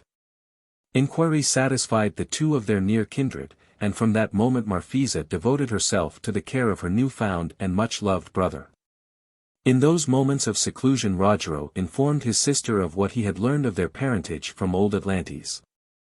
Rogero, their father, a Christian knight, had won the heart of Galiciella, daughter of the Sultan of Africa, and sister of King Agraement, converted her to the Christian faith, and secretly married her. The Sultan, enraged at his daughter's marriage, drove her husband into exile, and caused her with her infant children, Rogero and Marfisa, to be placed in a boat and committed to the winds and waves, to perish. From which fate they were saved by Atlantes. On hearing this, Marfisa exclaimed, "How can you, brother, leave our parents unavenged so long, and even submit to serve the son of the tyrant who so wronged them?" Rogero replied, that it was but lately he had learned the full truth. That when he learned it he was already embarked with Agraement, from whom he had received knighthood, and that he only waited for a suitable opportunity when he might with honor desert his standard, and at the same time return to the faith of his fathers. Marfisa hailed this resolution with joy, and declared her intention to join with him in embracing the Christian faith. We left Bradamante when, mounted on Rabican and armed with Astolpho's lance, she rode forth, determined to learn the cause of Rogero's long absence. One day, as she rode, she met a damsel, of visage and of manners fair, but overcome with grief. It was Flordelis, who was seeking far and near a champion capable of liberating and avenging her lord. Flordelis marked the approaching warrior, and, judging from appearances, thought she had found the champion she sought. "Are you, Sir Knight," she said, "so daring and so kind as to take up my cause against a fierce and cruel warrior who has made prisoner of my lord, and forced me thus to be a wanderer and a suppliant?" Then she related the events which had happened at the bridge. Bradamante, to whom noble enterprises were always welcome, readily embraced this, and the rather as in her gloomy forebodings she felt as if Rogero was forever lost to her. Next day the two arrived at the bridge. The sentry descried them approaching, and gave notice to his lord, who thereupon donned his armor and went forth to meet them. Here as usual, he called on the advancing warrior to yield his horse and arms an oblation to the tomb. Bradamante replied, asking by what right he called on the innocent to do penance for his crime. "Your life and your armor," she added, "are the fittest offering to her tomb, and I, woman, the fittest champion to take them." With that she couched her spear, spurred her horse, and ran to the encounter. King Bradamante came on with speed. The trampling sounded on the bridge like thunder. It took but a moment to decide the contest. The golden lance did its office, and that fierce Moor, so renowned in tourney, lay extended on the bridge. "Who is the loser now?" said Bradamante, but Bradamante, amazed that a woman's hand should have laid him low, could not or would not answer. Silent and sad, he raised himself, unbound his helm and mail, and flung them against the tomb. Then, sullen and on foot, left the ground, but first gave orders to one of his squires to release all his prisoners. They had been sent off to Africa. Besides Florismart, there were Sansonnet and Oliver, who had ridden that way in quest of Orlando, and had both in turn been overthrown in the encounter. Bradamante after her victory resumed her route, and in due time reached the Christian camp, where she readily learned an explanation of the mystery which had caused her so much anxiety. Rogero and his fair and brave sister, Marfisa, were too illustrious by their station and exploits not to be the frequent topic of discourse even among their adversaries, and all that Bradamante was anxious to know reached her ear. Almost without inquiry. We now return to Gradasso, who by Rogero's victory had been made possessor of Durindana. There now only remained to him to seek the horse of Rinaldo. And the challenge, given and accepted, was yet to be fought with that warrior, for it had been interrupted by the arts of Malagigi. Gradasso now sought another meeting with Rinaldo, and met with no reluctance on his part. As the combat was for the possession of Bayard, the knights dismounted and fought on foot.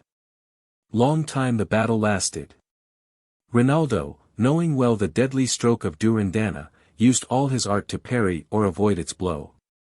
Gradasso struck with might and main, but well nigh all his strokes were spent in air, or if they smote, they fell obliquely and did little harm. Thus had they fought long, glancing at one another's eyes, and seeing naught else, when their attention was arrested perforce by a strange noise. They turned, and beheld the good Bayard attacked by a monstrous bird. Perhaps it was a bird, for such it seemed, but when or where such a bird was ever seen I have nowhere read, except in Turpin. And I am inclined to believe that it was not a bird, but a fiend, evoked from underground by Malagigi, and thither sent on purpose to interrupt the fight. Whether a fiend or a fowl, the monster flew right at Bayard, and clapped his wings in his face. Thereat the steed broke loose, and ran madly across the plain, pursued by the bird, till Bayard plunged into the wood, and was lost to sight. Rinaldo and Gradasso, seeing Bayard's escape, agreed to suspend their battle till they could recover the horse, the object of contention. Gradasso mounted his steed, and followed the footmarks of Bayard into the forest. Rinaldo, never more vexed in spirit, remained at the spot, Gradasso having promised to return thither with the horse, if he found him. He did find him, after long search, for he had the good fortune to hear him neigh. Thus he became possessed of both the objects for which he had led an army from his own country, and invaded France. He did not forget his promise to bring Bayard back to the place where he had left Rinaldo. But, only muttering, "Now I have got him, he little knows me who expects me to give him up, if Rinaldo wants the horse, let him seek him in India, as I have sought him in France," he made the best of his way to Alès, where his vessels lay.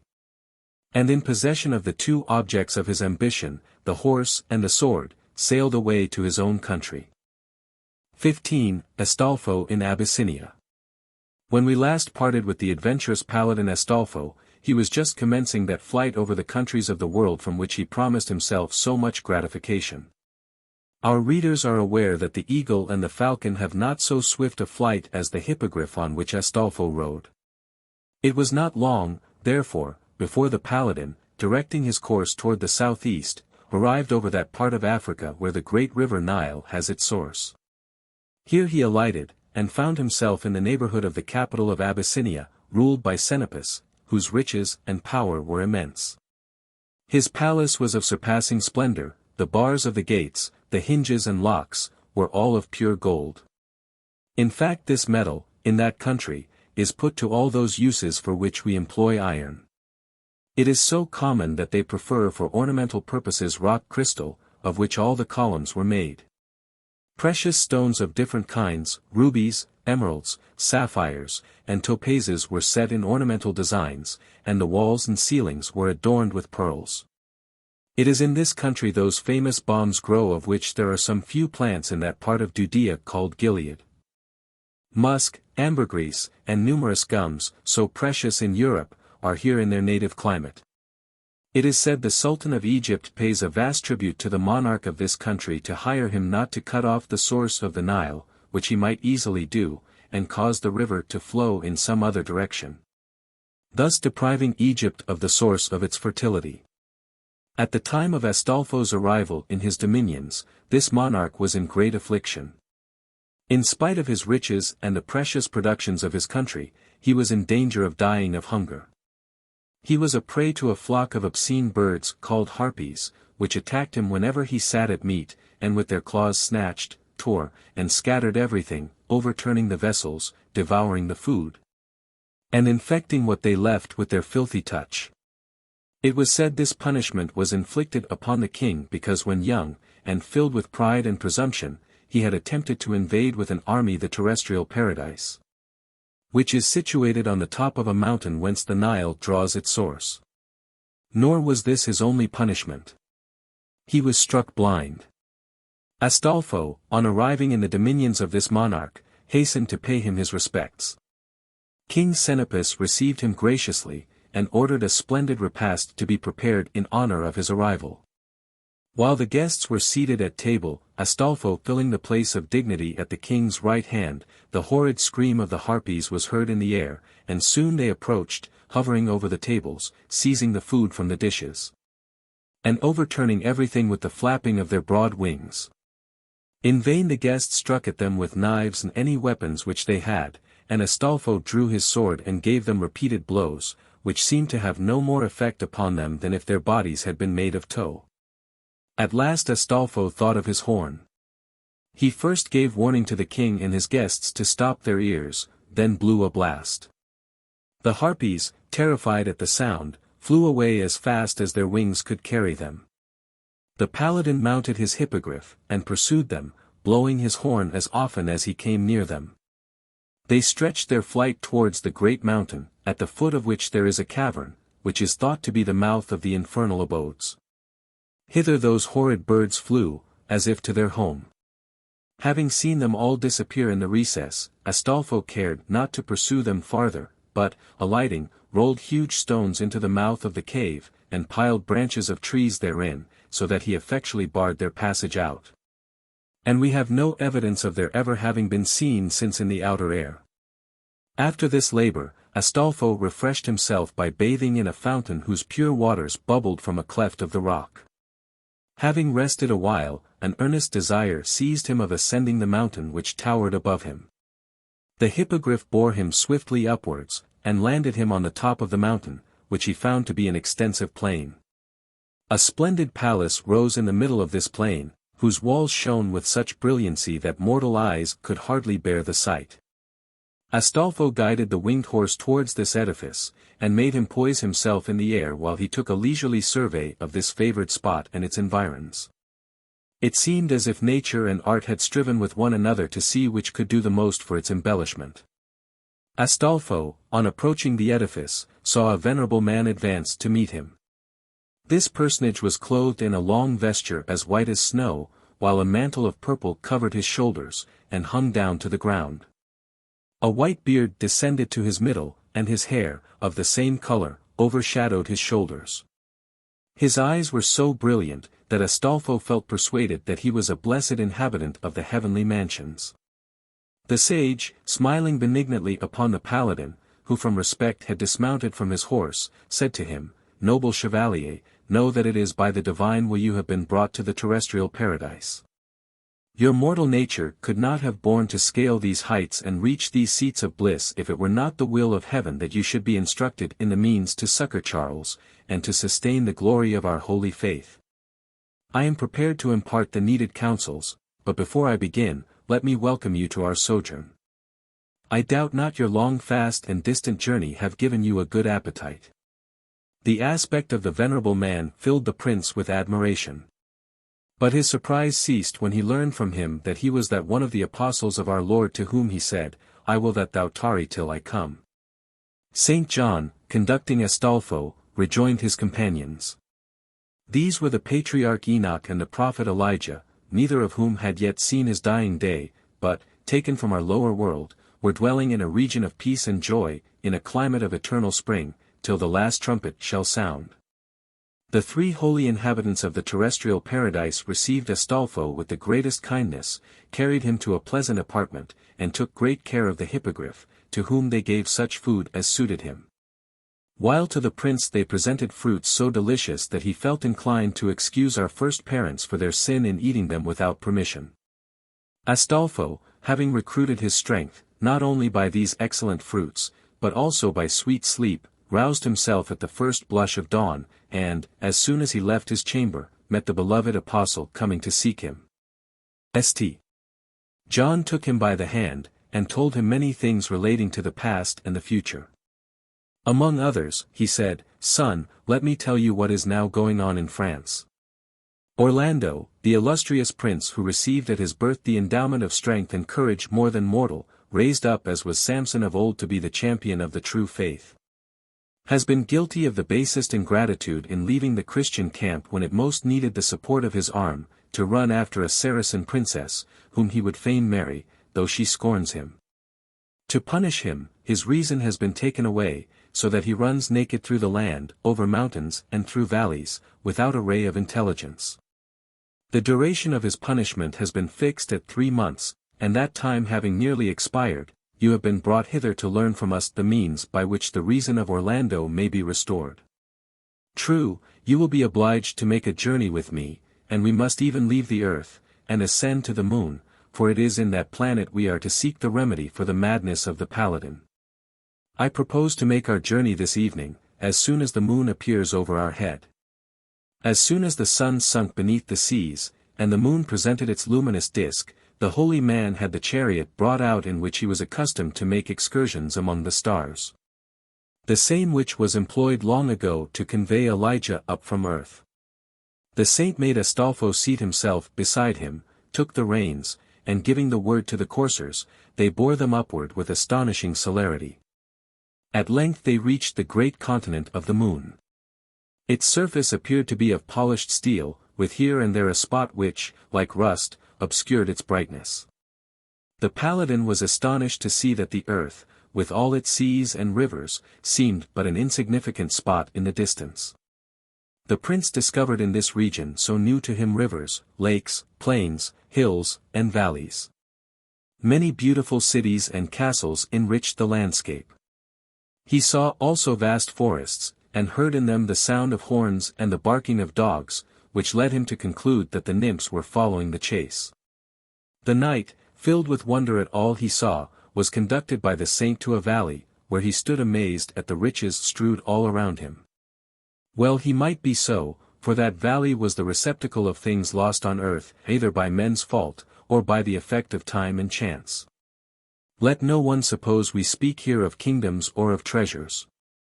They are the toys of fortune, which she dispenses in turning her wheel. We speak of things which she can neither give nor take away. Such are reputations, which appear at one time so brilliant, and a short time after are heard of no more. Here, also, are countless vows and prayers for unattainable objects, lovers' sighs and tears, time spent in gaming, dressing, and doing nothing, the leisure of the dull and the intentions of the lazy, baseless projects, intrigues and plots. These and such like things fill all the valley. Astolpho had a great desire to understand all that he saw, and which appeared to him so extraordinary. Among the rest, he observed a great mountain of blown bladders, from which issued indistinct noises. The saint told him these were the dynasties of Assyrian and Persian kings, once the wonder of the earth, of which now scarce the name remains. Astolpho could not help laughing when the saint said to him, "All these hooks of silver and gold that you see are the gifts of courtiers to princes, made in the hope of getting something better in return." He also showed him garlands of flowers in which snares were concealed. These were flatteries and adulations, meant to deceive. But nothing was so comical as the sight of numerous grasshoppers which had burst their lungs with chirping. These, he told him, were sonnets, odes, and dedications, addressed by venal poets to great people. The Paladin beheld with wonder what seemed a lake of spilled milk.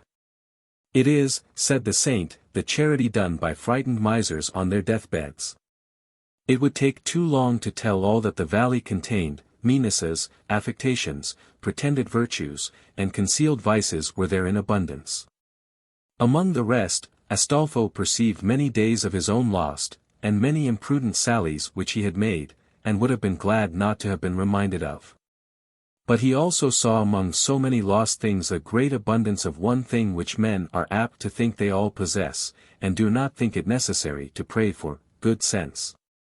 This commodity appeared under the form of a liquor, most light and apt to evaporate. It was therefore kept in vials, firmly sealed. One of these was labeled, "The Sense of the Paladin Orlando." All the bottles were ticketed, and the sage placed one in Astolpho's hand, which he found was his own. It was more than half full. He was surprised to find there many other vials which contained almost the whole of the wits of many persons who passed among men for wise. Ah, how easy it is to lose one's reason. Some lose theirs by yielding to the sway of the passions. Some, in braving tempests and shoals in search of wealth, some, by trusting too much to the promises of the great, some, by setting their hearts on trifles. As might have been expected, the bottles which held the wits of astrologers, inventors, metaphysicians, and above all, of poets, were in general the best filled of all. Astolpho took his bottle, put it to his nose, and inhaled it all. And Turpin assures us that he was for a long time afterwards as sage as one could wish, but the archbishop adds, that there was reason to fear that some of the precious fluid afterwards found its way back into the bottle. The Paladin took also the bottle which belonged to Orlando. It was a large one, and quite full. Before quitting the planetary region, Astolpho was conducted to an edifice on the borders of a river. He was shown an immense hall full of bundles of silk, linen, cotton, and wool. 1,000 different colors, brilliant or dull, some quite black, were among these skeins. In one part of the hall an old woman was busy winding off yarns from all these different bundles. When she had finished a skein, another ancient dame took it and placed it with others. A third selected from the fleeces spun, and mingled them in due proportions. The Paladin inquired what all this might be. These old women, said the saint, are the Fates, who spin, measure, and terminate the lives of mortals. As long as the thread stretches in one of those skeins, so long does the mortal enjoy the light of day, but nature and death are on the alert to shut the eyes of those whose thread is spun. Each one of the skeins had a label of gold, silver, or iron, bearing the name of the individual to whom it belonged. An old man, who, in spite of the burden of years, seemed brisk and active, ran without ceasing to fill his apron with these labels, and carried them away to throw them into the river, whose name was Lethe. When he reached the shore of the river, the old man shook out his apron, and the labels sunk to the bottom. A small number only floated for a time, hardly one in 1,000. Numberless birds, hawks, crows, and vultures hovered over the stream, with clamorous cries, and strove to snatch from the water some of these names. But they were too heavy for them, and after a while the birds were forced to let them drop into the river of oblivion. But 2 beautiful swans, of snowy whiteness, gathered some few of the names, and returned with them to the shore, where a lovely nymph received them from their beaks, and carried them to a temple placed upon a hill, and suspended them for all time upon a sacred column, on which stood the statue of immortality. Astolpho was amazed at all this, and asked his guide to explain it. He replied, "The old man is time." All the names upon the tickets would be immortal if the old man did not plunge them into the river of oblivion. Those clamorous birds which make vain efforts to save certain of the names are flatterers, pensioners, venal rhymesters, who do their best to rescue from oblivion the unworthy names of their patrons, but all in vain. They may keep them from their fate a little while, but ere long the river of oblivion must swallow them all. The swans, that with harmonious strains carry certain names to the temple of eternal memory, are the great poets, who save from oblivion worse than death the names of those they judge worthy of immortality. Swans of this kind are rare. Let monarchs know the true breed, and fail not to nourish with care such as may chance to appear in their time. 16. The War in Africa. When Astolpho had descended to the earth with the precious phial, St. John showed him a plant of marvelous virtues, with which he told him he had only to touch the eyes of the king of Abyssinia to restore him to sight. That important service, said the saint, added to your having delivered him from the Harpies, will induce him to give you an army wherewith to attack the Africans in their rear, and force them to return from France to defend their own country. The saint also instructed him how to lead his troops in safety across the great deserts, where caravans are often overwhelmed with moving columns of sand. Astolpho, fortified with ample instructions, remounted the hippogriff, thanked the saint, received his blessing, and took his flight down to the level country. Keeping the course of the river Nile, he soon arrived at the capital of Abyssinia, and rejoined Senapus. The joy of the king was great when he heard again the voice of the hero who had delivered him from the Harpies. Astolpho touched his eyes with the plant which he had brought from the terrestrial paradise, and restored their sight. The king's gratitude was unbounded. He begged him to name a reward, promising to grant it, whatever it might be. Astolpho asked an army to go to the assistance of Charlemagne, and the king not only granted him 100,000 men, but offered to lead them himself. The night before the day appointed for the departure of the troops, Astolpho mounted his winged horse, and directed his flight towards a mountain, whence the fierce south wind issues, whose blast raises the sands of the Nubian desert, and whirls them onward in overwhelming clouds.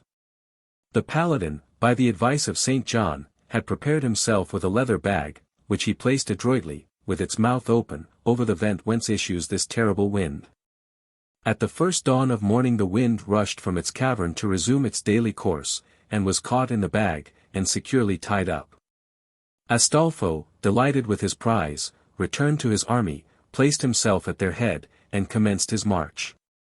The Abyssinians traversed without danger or difficulty those vast fields of sand which separate their country from the kingdoms of northern Africa, for the terrible south wind, taken completely captive, had not force enough left to blow out a candle. Senapus was distressed that he could not furnish any cavalry, for his country, rich in camels and elephants, was destitute of horses. This difficulty the saint had foreseen, and had taught Astolpho the means of remedying. He now put those means in operation. Having reached a place whence he beheld a vast plain and the sea, he chose from his troops those who appeared to be the best made and the most intelligent. These he caused to be arranged in squadrons at the foot of a lofty mountain which bordered the plain, and he himself mounted to the summit to carry into effect his great design. Here he found vast quantities of fragments of rock and pebbles.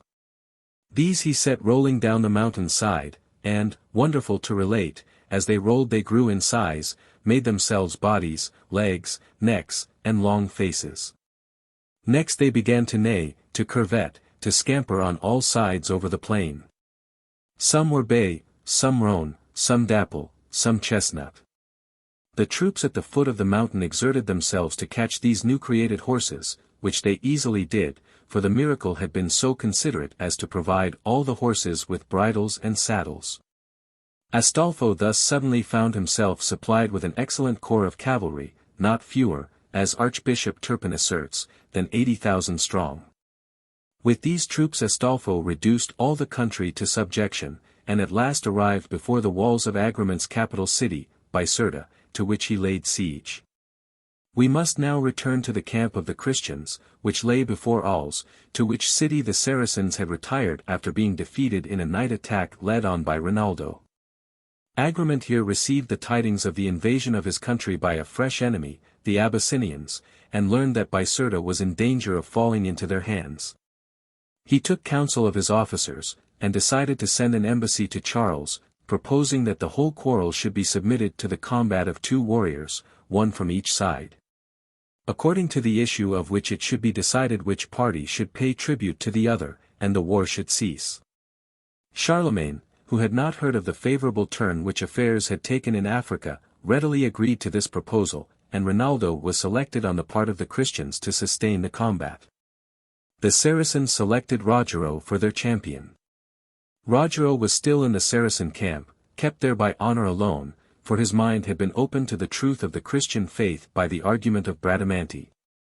And he had resolved to leave the party of the infidels on the first favorable opportunity, and to join the Christian side. But his honor forbade him to do this while his former friends were in distress. And thus he waited for what time might bring forth, when he was startled by the announcement that he had been selected to uphold the cause of the Saracens against the Christians, and that his foe was to be Rinaldo, the brother of Bradamante. While Rogero was overwhelmed with this intelligence, Bradamante on her side felt the deepest distress at hearing of the proposed combat. If Rogero should fall, she felt that no other man living was worthy of her love. And if, on the other hand, heaven should resolve to punish France by the death of her chosen champion, Bradamante would have to deplore her brother, so dear to her, and be no less completely severed from the object of her affections. While the fair lady gave herself up to these sad thoughts, the sage enchantress, Melissa, suddenly appeared before her. "Fear not, my daughter," said she, "I shall find a way to interrupt this combat which so distresses you." Meanwhile Rinaldo and Rogero prepared their weapons for the conflict. Rinaldo had the choice, and decided that it should be on foot, and with no weapons but the battle-axe and poniard. The place assigned was a plain between the camp of Charlemagne and the walls of Alls. Hardly had the dawn announced the day appointed for this memorable combat, when heralds proceeded from both sides to mark the lists. Ere long the African troops were seen to advance from the city, Agramant at their head, his brilliant arms adorned in the Moorish fashion, his horse a bay, with a white star on his forehead. Rogero marched at his side, and some of the greatest warriors of the Saracen camp attended him, bearing the various parts of his armor and weapons. Charlemagne, on his part, proceeded from his entrenchments, ranged his troops in semicircle, and stood surrounded by his peers and paladins. Some of them bore portions of the armor of Rinaldo, the celebrated Ogier, the Dane, bearing the helmet which Rinaldo took from Mambrino. Duke Namo of Bavaria and Salomon of Bretagne bore 2 axes, of equal weight, prepared for the occasion. The terms of the combat were then sworn to with the utmost solemnity by all parties. It was agreed that, if from either part any attempt was made to interrupt the battle, both combatants should turn their arms against the party which should be guilty of the interruption. And both monarchs assented to the condition, that in such case the champion of the offending party should be discharged from his allegiance, and at liberty to transfer his arms to the other side. When all the preparations were concluded, the monarchs and their attendants retired each to his own side, and the champions were left alone. The 2 warriors advanced with measured steps towards each other, and met in the middle of the space. They attacked one another at the same moment, and the air resounded with the blows they gave. Sparks flew from their battle-axes, while the velocity with which they managed their weapons astonished the beholders. Rogero, always remembering that his antagonist was the brother of his betrothed, could not aim a deadly wound, he strove only to ward off those levelled against himself.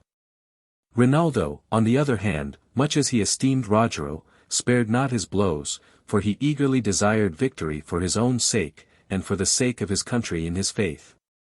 The Saracens soon perceived that their champion fought feebly, and gave not to Rinaldo such blows as he received from him.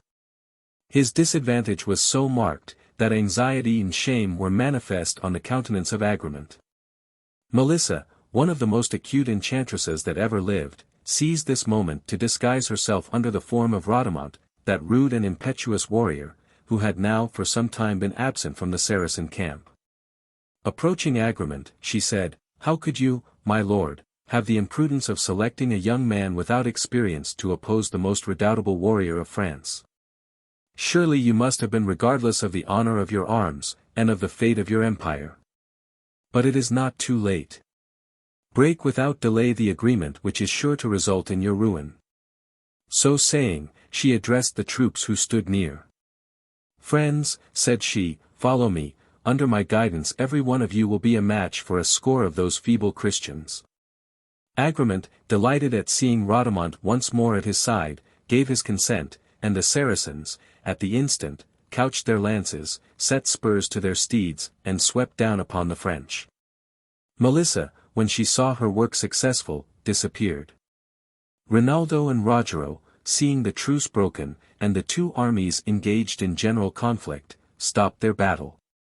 Their martial fury ceased at once, they joined hands, and resolved to act no more on either side until it should be clearly ascertained which party had failed to observe its oath.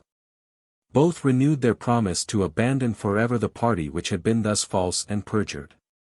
Meanwhile, the Christians, after the first moment of surprise, met the Saracens with courage redoubled by rage at the treachery of their foes.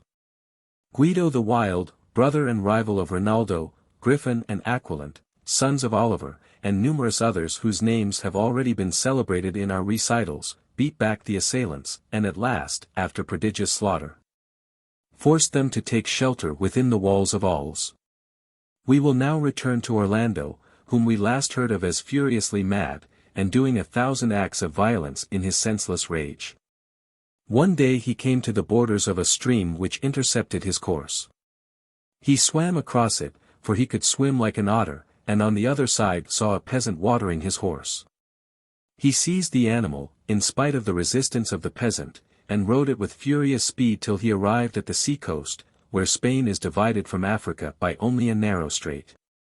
At the moment of his arrival, a vessel had just put off to cross the strait. She was full of people who, with glass in hand, seemed to be taking a merry farewell of the land, wafted by a favorable breeze.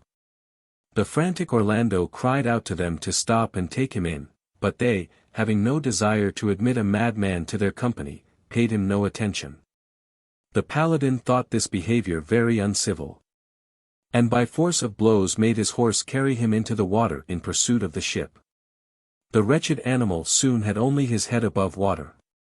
But as Orlando urged him forward, nothing was left for the poor beast but either to die or swim over to Africa. Already Orlando had lost sight of the bark, distance and the swell of the sea completely hid it from his sight. He continued to press his horse forward, till at last it could struggle no more, and sunk beneath him. Orlando, nowise concerned, stretched out his nervous arms, puffing the salt water from before his mouth, and carried his head above the waves. Fortunately they were not rough, scarce a breath of wind agitated the surface, otherwise, the invincible Orlando would then have met his death. But fortune, which it is said favors fools, delivered him from this danger, and landed him safe on the shore of Ceuta. Here he rambled along the shore till he came to where the black army of Astolpho held its camp. Now it happened, just before this time, that a vessel filled with prisoners which Bradamante had taken at the bridge had arrived, and, not knowing of the presence of the Abyssinian army, had sailed right into port.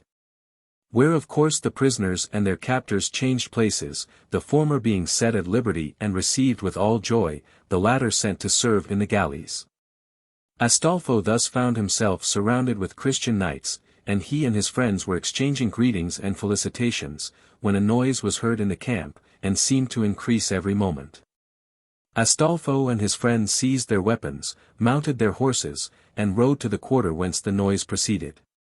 Imagine their astonishment when they saw that the tumult was caused by a single man, perfectly naked, and browned with dirt and exposure, but of a force and fury so terrible that he overturned all that offered to lay hands on him.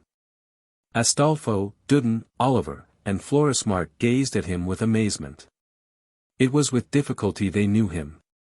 Astolpho, who had been warned of his condition by his holy monitor, was the first to recognize him. As the paladins closed round Orlando, the madman dealt one and another a blow of his fist, which, if they had not been in armor, or he had had any weapon, would probably have dispatched them. As it was, Dudden and Astolpho measured their length on the sand. But Florismart seized him from behind, Sansonnet and another grasped his legs, and at last they succeeded in securing him with ropes.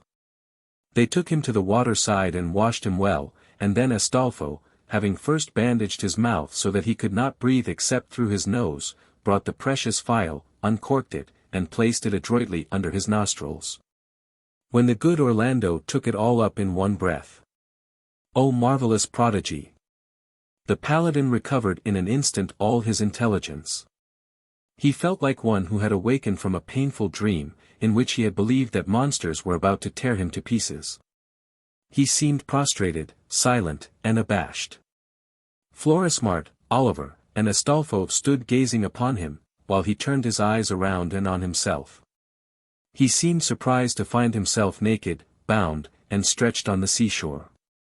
After a few moments he recognized his friends, and spoke to them in a tone so tender that they hastened to unbind him, and to supply him with garments. Then they exerted themselves to console him, to diminish the weight with which his spirits were oppressed, and to make him forget the wretched condition into which he had been sunk. Orlando, in recovering his reason, found himself also delivered from his insane attachment to the Queen of Cathay. His heart felt now no further influenced by the recollection of her than to be moved with an ardent desire to retrieve his fame by some distinguished exploit. Astolpho would gladly have yielded to him the chief command of the army, but Orlando would not take from the friend to whom he owed so much the glory of the campaign, but in everything the two paladins acted in concert, and united their counsels. They proposed to make a general assault on the city of Biserta, and were only waiting a favorable moment, when their plan was interrupted by new events. Agramant, after the bloody battle which followed the infraction of the truce, found himself so weak that he saw it was in vain to attempt to remain in France. So, in concert with Zerbino, the bravest and most trusted of his chiefs, he embarked to return to his own country, having previously sent off his few remaining troops in the same direction. The vessel which carried Agramant and Zerbino approached the shore where the army of Astolpho lay encamped before Biserta, and, having discovered this fact before it was too late, the king commanded the pilot to steer eastward, with a view to seek protection of the king of Egypt.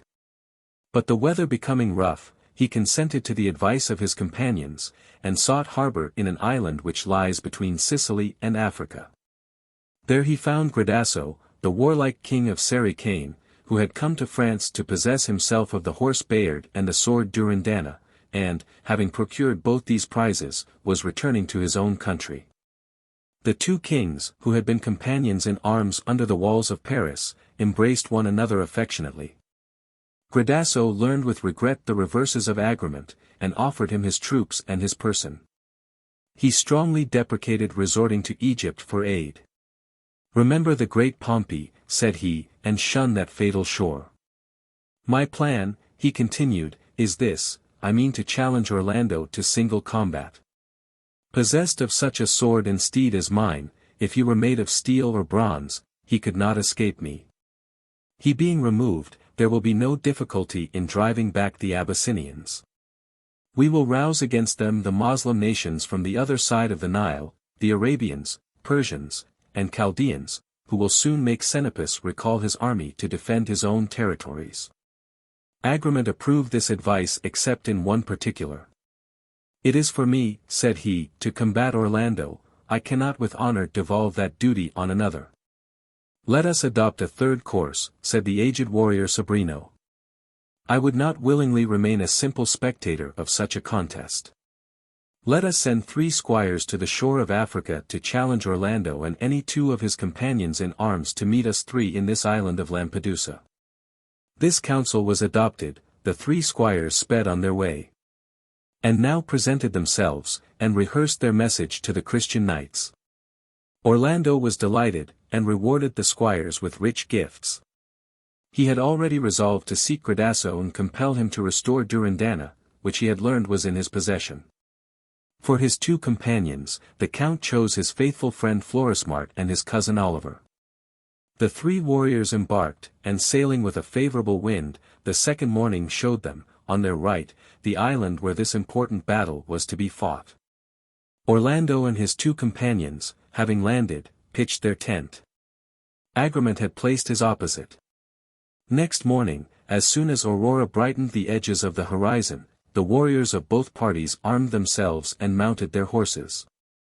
They took their positions, face to face, lowered their lances, placed them in rest, clapped spurs to their horses, and flew to the charge. Orlando met the charge of Gradasso. The paladin was unmoved, but his horse could not sustain the terrible shock of Bayard. He recoiled, staggered, and fell some paces behind. Orlando tried to raise him, but, finding his efforts unavailing, seized his shield, and drew his famous balisardo. Meanwhile Agramant and the brave Oliver gained no advantage, one or the other, but Florismart unhorsed the king Zerbino. Having brought his foe to the ground, he would not pursue his victory, but hastened to attack Gradasso, who had overthrown Orlando. Seeing him thus engaged, Orlando would not interfere, but ran with sword upraised upon Zerbino, and with one blow deprived him of sense and motion. Believing him dead, he next turned to aid his beloved Florismart. That brave paladin, neither in horse nor arm equal to his antagonist, could but parry and evade the blows of the terrible Durindana. Orlando, eager to succor him, was delayed for a moment in securing and mounting the horse of the king Zerbino. It was but an instant, and with sword upraised, he rushed upon Gradasso, who, no ways disconcerted at the onset of this second foe, shouted his defiance, and thrust at him with his sword, but, having miscalculated the distance, scarcely reached him, and failed to pierce his mail. Orlando, in return, dealt him a blow with Balisardo, which wounded as it fell, face, breast, and thigh, and, if he had been a little nearer, would have cleft him in twain. Zerbino, by this time recovered from his swoon, though severely wounded, raised himself on his legs, and looked to see how he might aid his friends, observing Agramente hard pressed by Oliver. He thrust his sword into the bowels of the latter's horse, which fell, and bore down his master, entangling his leg as he fell, so that Oliver could not extricate himself. Florismart saw the danger of his friend, and ran upon Zerbino with his horse, overthrew him, and then turned to defend himself from Agramente. They were not unequally matched, for though Agramente, mounted on Brigliadoro, had an advantage over Florismart, whose horse was but indifferent, yet Agramente had received a serious wound in his encounter with Oliver. Nothing could exceed the fury of the encounter between Orlando and Gradasso. Durindana, in the hands of Gradasso, clove asunder whatever it struck. But such was the skill of Orlando, who perfectly knew the danger to which he was exposed from a stroke of that weapon, it had not yet struck him in such a way as to inflict a wound.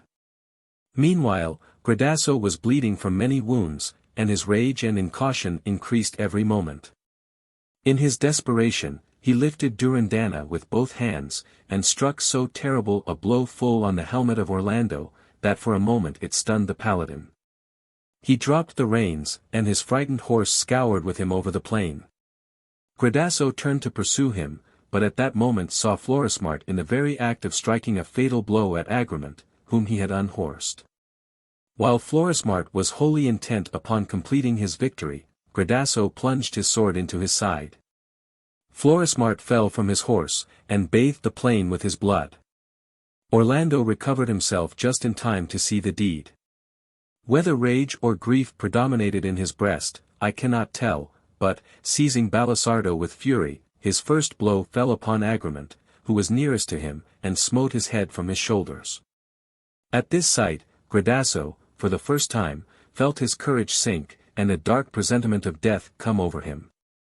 He hardly stood on his defense when Orlando cast himself upon him, and gave him a fatal thrust. The sword penetrated his ribs, and came out a palm's breadth on the other side of his body. Thus fell beneath the sword of the most illustrious paladin of France the bravest warrior of the Saracen host. Orlando then, as if despising his victory, leaped lightly to the ground, and ran to his dear friend Florismart, embraced him, and bathed him with his tears. Florismart still breathed. He could even command his voice to utter a few parting words: "Dear friend, do not forget me, give me your prayers, and oh, be a brother to Flordelis." He died in uttering her name. After a few moments given to grief, Orlando turned to look for his other companion and his late foes. Oliver lay oppressed with the weight of his horse, from which he had in vain struggled to liberate himself. Orlando extricated him with difficulty. He then raised Zerbino from the earth, and committed him to his squire, treating him as gently as if he had been his own brother. For this terrible warrior was the most generous of men to a fallen foe. He took Bayard and Brigliadoro, with the arms of the conquered knights, their bodies and their other spoils he remitted to their attendants.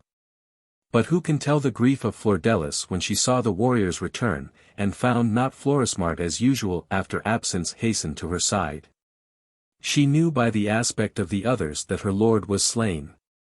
At the thought, and before the question could pass her lips, she fell senseless upon the ground. When life returned, and she learned the truth of her worst fears, she bitterly upbraided herself that she had let him depart without her. I might have saved him by a single cry when his enemy dealt him that treacherous blow, or I might have thrown myself between, and given my worthless life for his. Or if no more, I might have heard his last words, I might have given him a last kiss. So she lamented, and could not be comforted. 17. Rogero and Bradamante.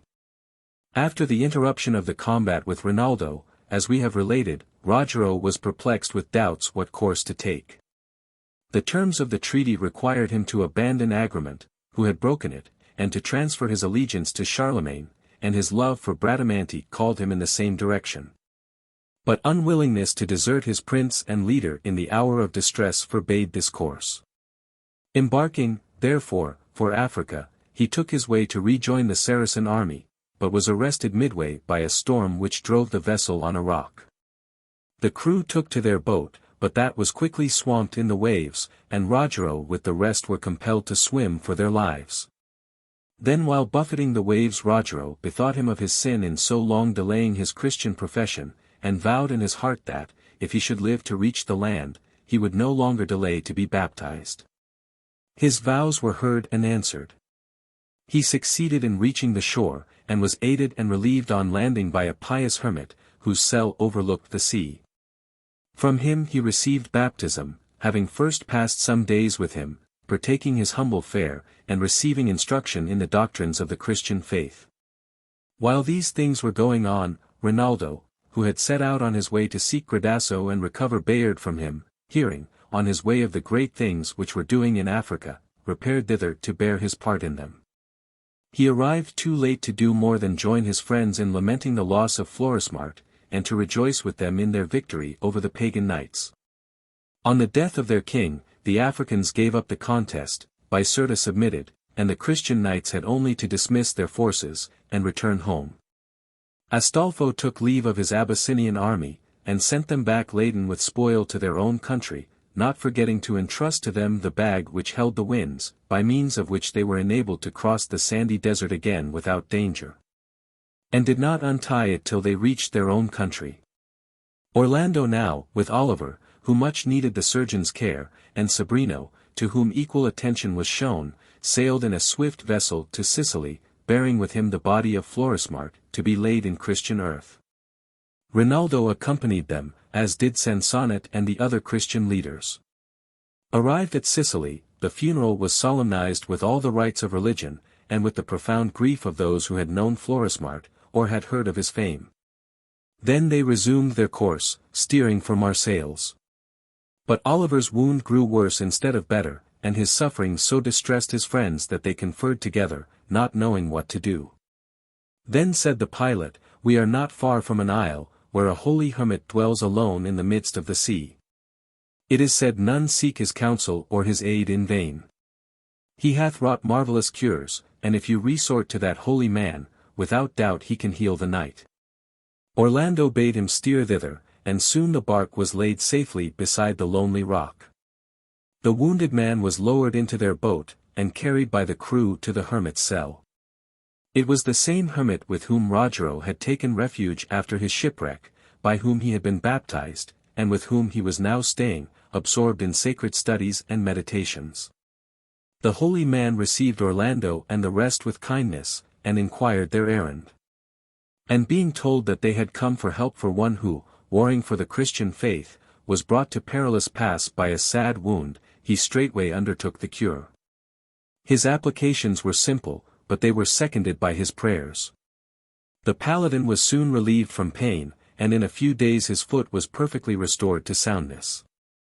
Zerbino, as soon as he perceived the holy monk perform that wonder, cast aside his false prophet, and with contrite heart owned the true God, and demanded baptism at his hands. The hermit granted his request, and also by his prayers restored him to health, while all the Christian knights rejoiced in his conversion almost as much as at the restoration of Oliver. More than all, Rogero felt joy and gratitude, and daily grew in grace and faith. Rogero was known by fame to all the Christian knights, but not even Rinaldo knew him by sight, though he had proved his prowess in combat. Zerbino made him known to them, and great was the joy of all when they found one whose valor and courtesy were renowned through the world, no longer an enemy and unbeliever, but a convert and champion of the true faith. All press about the knight. One grasps his hand, another locks him fast in his embrace, but more than all the rest, Rinaldo cherished him, for he more than any knew his worth. It was not long before Rogero confided to his friend the hopes he entertained of a union with his sister, and Rinaldo frankly gave his sanction to the proposal. But causes unknown to the Paladin were at that very time interposing obstacles to its success. The fame of the beauty and worth of Bradamante had reached the ears of the Grecian Emperor Constantine, and he had sent to Charlemagne to demand the hand of his niece for Leo, his son, and the heir to his dominions. Duke Aemon, her father, had only reserved his consent until he should first have spoken with his son Rinaldo, now absent. The warriors now prepared to resume their voyage. Rogero took a tender farewell of the good hermit who had taught him the true faith. Orlando restored to him the horse and arms which were rightly his, not even asserting his claim to Balisardo, that sword which he himself had won from the enchantress. The hermit gave his blessing to the band, and they re-embarked. The passage was speedy, and very soon they arrived in the harbor of Marseilles. Astolpho, when he had dismissed his troops, mounted the hippogriff, and at one flight shot over to Sardinia, thence to Corsica, thence, turning slightly to the left, hovered over Provence, and alighted in the neighborhood of Marseilles. There he did what he had been commanded to do by the holy saint, he unbridled the hippogriff, and turned him loose to seek his own retreats, never more to be galled with saddle or bit. The horn had lost its marvelous power ever since the visit to the moon. Astolpho reached Marseilles the very day when Orlando, Rinaldo, Oliver, Zerbino, and Rogero arrived there. Charles had already heard the news of the defeat of the Saracen kings, and all the accompanying events. On learning the approach of the gallant knights, he sent forward some of his most illustrious nobles to receive them, and himself, with the rest of his court, kings, dukes, and peers, the queen, and a fair and gorgeous band of ladies, set forward from Alls to meet them. No sooner were the mutual greetings interchanged, than Orlando and his friends led forward Rogero, and presented him to the emperor. They vouch him son of Rogero, Duke of Risa, one of the most renowned of Christian warriors, by adverse fortune stolen in his infancy, and brought up by Saracens in the false faith, now by a kind providence converted, and restored to fill the place his father once held among the foremost champions of the throne and church. Rogero had alighted from his horse, and stood respectfully before the emperor. Charlemagne bade him remount and ride beside him, and omitted nothing which might do him honor in sight of his martial train. With pomp triumphal and with festive cheer the troop returned to the city. The streets were decorated with garlands, the houses hung with rich tapestry, and flowers fell like rain upon the conquering host from the hands of fair dames and damsels, from every balcony and window. So welcomed, the mighty emperor passed on till he reached the royal palace, where many days he feasted, high in hall, with his lords, amid tourney, revel, dance, and song. When Rinaldo told his father, Duke Aymon, how he had promised his sister to Rogero, his father heard him with indignation, having set his heart on seeing her united to the Grecian emperor's son. The lady Beatrice, her mother, also appealed to Bradamante herself to reject a knight who had neither title nor lands, and give the preference to one who would make her empress of the wide Levant. But Bradamante, though respect forbade her to refuse her mother's entreaty, would not promise to do what her heart repelled, and answered only with a sigh, until she was alone, and then gave a loose to tears. Meanwhile Rogero, indignant that a stranger should presume to rob him of his bride, determined to seek the Prince of Greece, and defy him to mortal combat. With this design he donned his armor, but exchanged his crest and emblazonment, and bore instead a white unicorn upon a crimson field. He chose a trusty squire, and, commanding him not to address him as Rogero, rode on his quest. Having crossed the Rhine and the Austrian countries into Hungary, he followed the course of the Danube till he reached Belgrade. There he saw the imperial ensign spread, and white pavilions, thronged with troops, before the town. For the Emperor Constantine was laying siege to the city to recover it from the Bulgarians, who had taken it from him not long before. A river flowed between the camp of the emperor and the Bulgarians, and at the moment when Rogero approached, a skirmish had begun between the parties from either camp, who had approached the stream for the purpose of watering. The Greeks in that affray were 4-1, and drove back the Bulgarians in precipitate rout. Rogero, seeing this, and animated only by his hatred of the Grecian prince, dashed into the middle of the flying mass, calling aloud on the fugitives to turn. He encountered first a leader of the Grecian host in splendid armor, a nephew of the emperor, as dear to him as a son. Rogero's lance pierced shield and armor, and stretched the warrior breathless on the plain. Another and another fell before him, and astonishment and terror arrested the advance of the Greeks, while the Bulgarians, catching courage from the cavalier, rally, changed front, and chased the Grecian troops, who fly in their turn. Leo, the prince, was at a distance when this sudden skirmish rose, but not so far but that he could see distinctly, from an elevated position which he held, how the changed battle was all the work of one man. And could not choose but admire the bravery and prowess with which it was done. He knew by the blazonry displayed that the champion was not of the Bulgarian army, though he furnished aid to them. Although he suffered by his valor, the prince could not wish him ill, for his admiration surpassed his resentment. By this time the Greeks had regained the river, and, crossing it by fording or swimming, some made their escape, leaving many more prisoners in the hands of the Bulgarians. Rogero, learning from some of the captives that Leo was at a point some distance down the river, rode thither with a view to meet him, but arrived not before the Greek prince had retired beyond the stream, and broken up the bridge. Day was spent, and Rogero, wearied, looked round for a shelter for the night. He found it in a cottage, where he soon yielded himself to repose.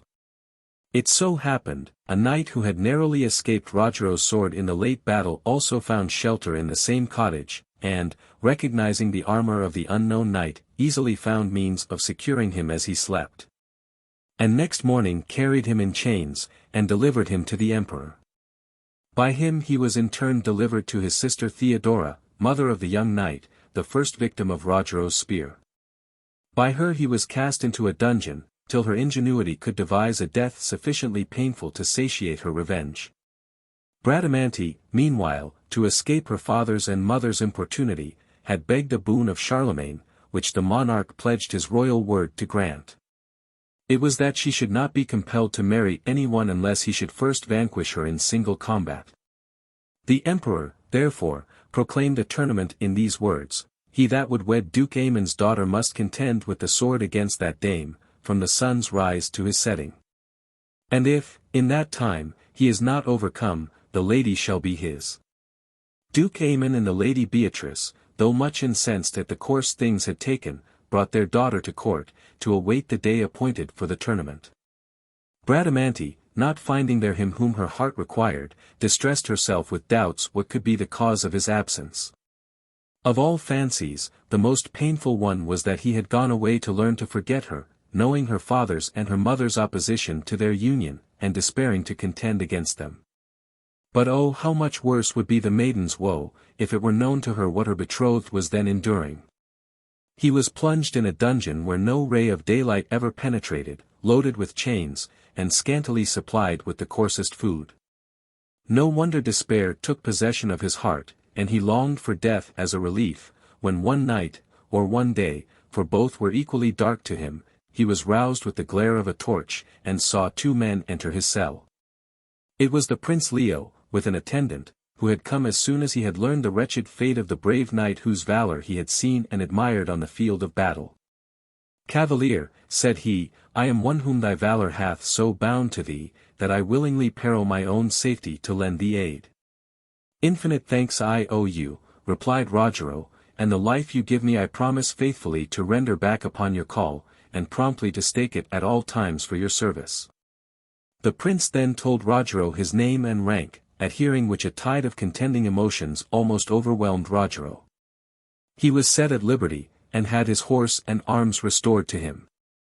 Meanwhile, tidings arrived of King Charles's decree that whoever aspired to the hand of Bradamante must first encounter her with sword and lance. This news made the Grecian prince turn pale, for he knew he was no match for her in fight. Communing with himself, he sees how he may make his wit supply the place of valor, and employ the French knight, whose name was still unknown to him, to fight the battle for him. Rogero heard the proposal with extreme distress. Yet it seemed worse than death to deny the first request of one to whom he owed his life. Hastily he gave his assent to do in all things that which Leo should command. Afterward, bitter repentance came over him. Yet, rather than confess his change of mind, death itself would be welcome. Death seems his only remedy, but how to die? Sometimes he thinks to make none but a feigned resistance, and allow her sword a ready access, for never can death come more happily than if her hand guide the weapon. Yet this will not avail, for, unless he wins the maid for the Greek prince, his debt remains unpaid. He had promised to maintain a real, not a feigned encounter. He will then keep his word, and banish every thought from his bosom except that which moved him to maintain his truth. The young prince, richly attended, set out, and with him Rogero. They arrived at Paris, but Leo preferred not to enter the city, and pitched his tents without the walls, making known his arrival to Charlemagne by an embassy. The monarch was pleased, and testified his courtesy by visits and gifts. The prince set forth the purpose of his coming, and prayed the emperor to dispatch his suit, to send for the damsel who refused ever to take in wedlock any lord inferior to herself in fight. For she should be his bride, or he would perish beneath her sword. Rogero passed the night before the day assigned for the battle like that which the felon spends, condemned to pay the forfeit of his life on the ensuing day. He chose to fight with sword only, and on foot, for he would not let her see Frontino, knowing that she would recognize the steed. Nor would he use Balisardo, for against that enchanted blade all armor would be of no avail, and the sword that he did take he hammered well upon the edge to abate its sharpness. He wore the surcoat of Prince Leo, and his shield, emblazoned with a golden, double-headed eagle. The prince took care to let himself be seen by none. Bradamante, meanwhile, prepared herself for the combat far differently.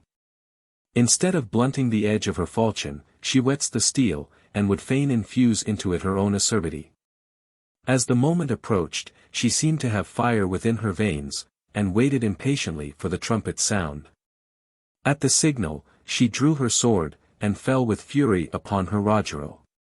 But as a well-built wall or aged rock stands unmoved by the fury of the storm, so Rogero, clad in those arms which Trojan Hector once wore, withstood the strokes which stormed about his head and breast and flank.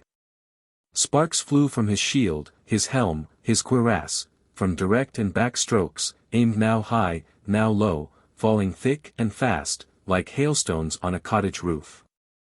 But Rogero, with skillful ward, turns them aside, or receives them where his armor is a sure protection, careful only to protect himself, and with no thought of striking in return.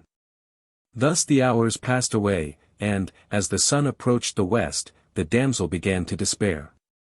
But so much the more her anger increases, and she redoubles her efforts, like the craftsman who sees his work unfinished while the day is well nigh spent. O miserable damsel! Didst thou know whom thou wouldst kill, if, in that cavalier matched against thee thou didst but know Rogero, on whom thy very life threads hang, rather than kill him thou wouldst kill thyself, for he is dearer to thee than life. King Charles and the peers, who thought the cavalier to be the Grecian prince, viewing such force and skill exhibited, and how without assaulting her the knight defended himself, were filled with admiration, and declared the champions well matched, and worthy of each other. When the sun was set, Charlemagne gave the signal for terminating the contest, and Bradamante was awarded to Prince Leo as a bride. Rogero, in deep distress, returned to his tent. There Leo unlaced his helmet, and kissed him on both cheeks. Henceforth, said he, do with me as you please, for you cannot exhaust my gratitude. Rogero replied little, laid aside the ensigns he had worn, and resumed the unicorn, then hasted to withdraw himself from all eyes. When it was midnight he rose, saddled Frontino, and sallied from his tent, taking that direction which pleased his steed. All night he rode absorbed in bitter woe, and called on death as alone capable of relieving his sufferings. At last he entered a forest, and penetrated into its deepest recesses. There he unharnessed Frontino, and suffered him to wander where he would. Then he threw himself down on the ground, and poured forth such bitter wailings that the birds and beasts, for none else heard him, were moved to pity with his cries. Not less was the distress of the lady Bradamante, who, rather than wed any one but Rogero, resolved to break her word, and defy kindred, court, and Charlemagne himself, and, if nothing else would do, to die. But relief came from an unexpected quarter. Marfisa, sister of Rogero, was a heroine of warlike prowess equal to Bradamante. She had been the confidant of their loves, and felt hardly less distressed than themselves at seeing the perils which threatened their union. They are already united by mutual vows, she said, and in the sight of heaven what more is necessary? Full of this thought she presented herself before Charlemagne, and declared that she herself was witness that the maiden had spoken to Rogero those words which they who marry swear. And that the compact was so sealed between the pair that they were no longer free, nor could forsake, the one the other, to take another spouse. This her assertion she offered to prove, in single combat, against Prince Leo, or any one else. Charlemagne, sadly perplexed at this, commanded Bradamante to be called, and told her what the bold Marfisa had declared. Bradamante neither denied nor confirmed the statement, but hung her head, and kept silence. Duke Aymon was enraged, and would fain have set aside the pretended contract on the ground that, if made at all, it must have been made before Rogero was baptized, and therefore void. But not so thought Rinaldo, nor the good Orlando, and Charlemagne knew not which way to decide, when Marfisa spoke thus. Since no one else can marry the maiden while my brother lives, let the prince meet Rogero in mortal combat. And let him who survives take her for his bride. This saying pleased the emperor, and was accepted by the prince, for he thought that, by the aid of his unknown champion, he should surely triumph in the fight. Proclamation was therefore made for Rogero to appear and defend his suit. And Leo, on his part, caused search to be made on all sides for the Knight of the Unicorn. Meanwhile Rogero, overwhelmed with despair, lay stretched on the ground in the forest night and day without food, courting death. Here he was discovered by one of Leo's people, who, finding him resist all attempts to remove him, hastened to his master, who was not far off, and brought him to the spot.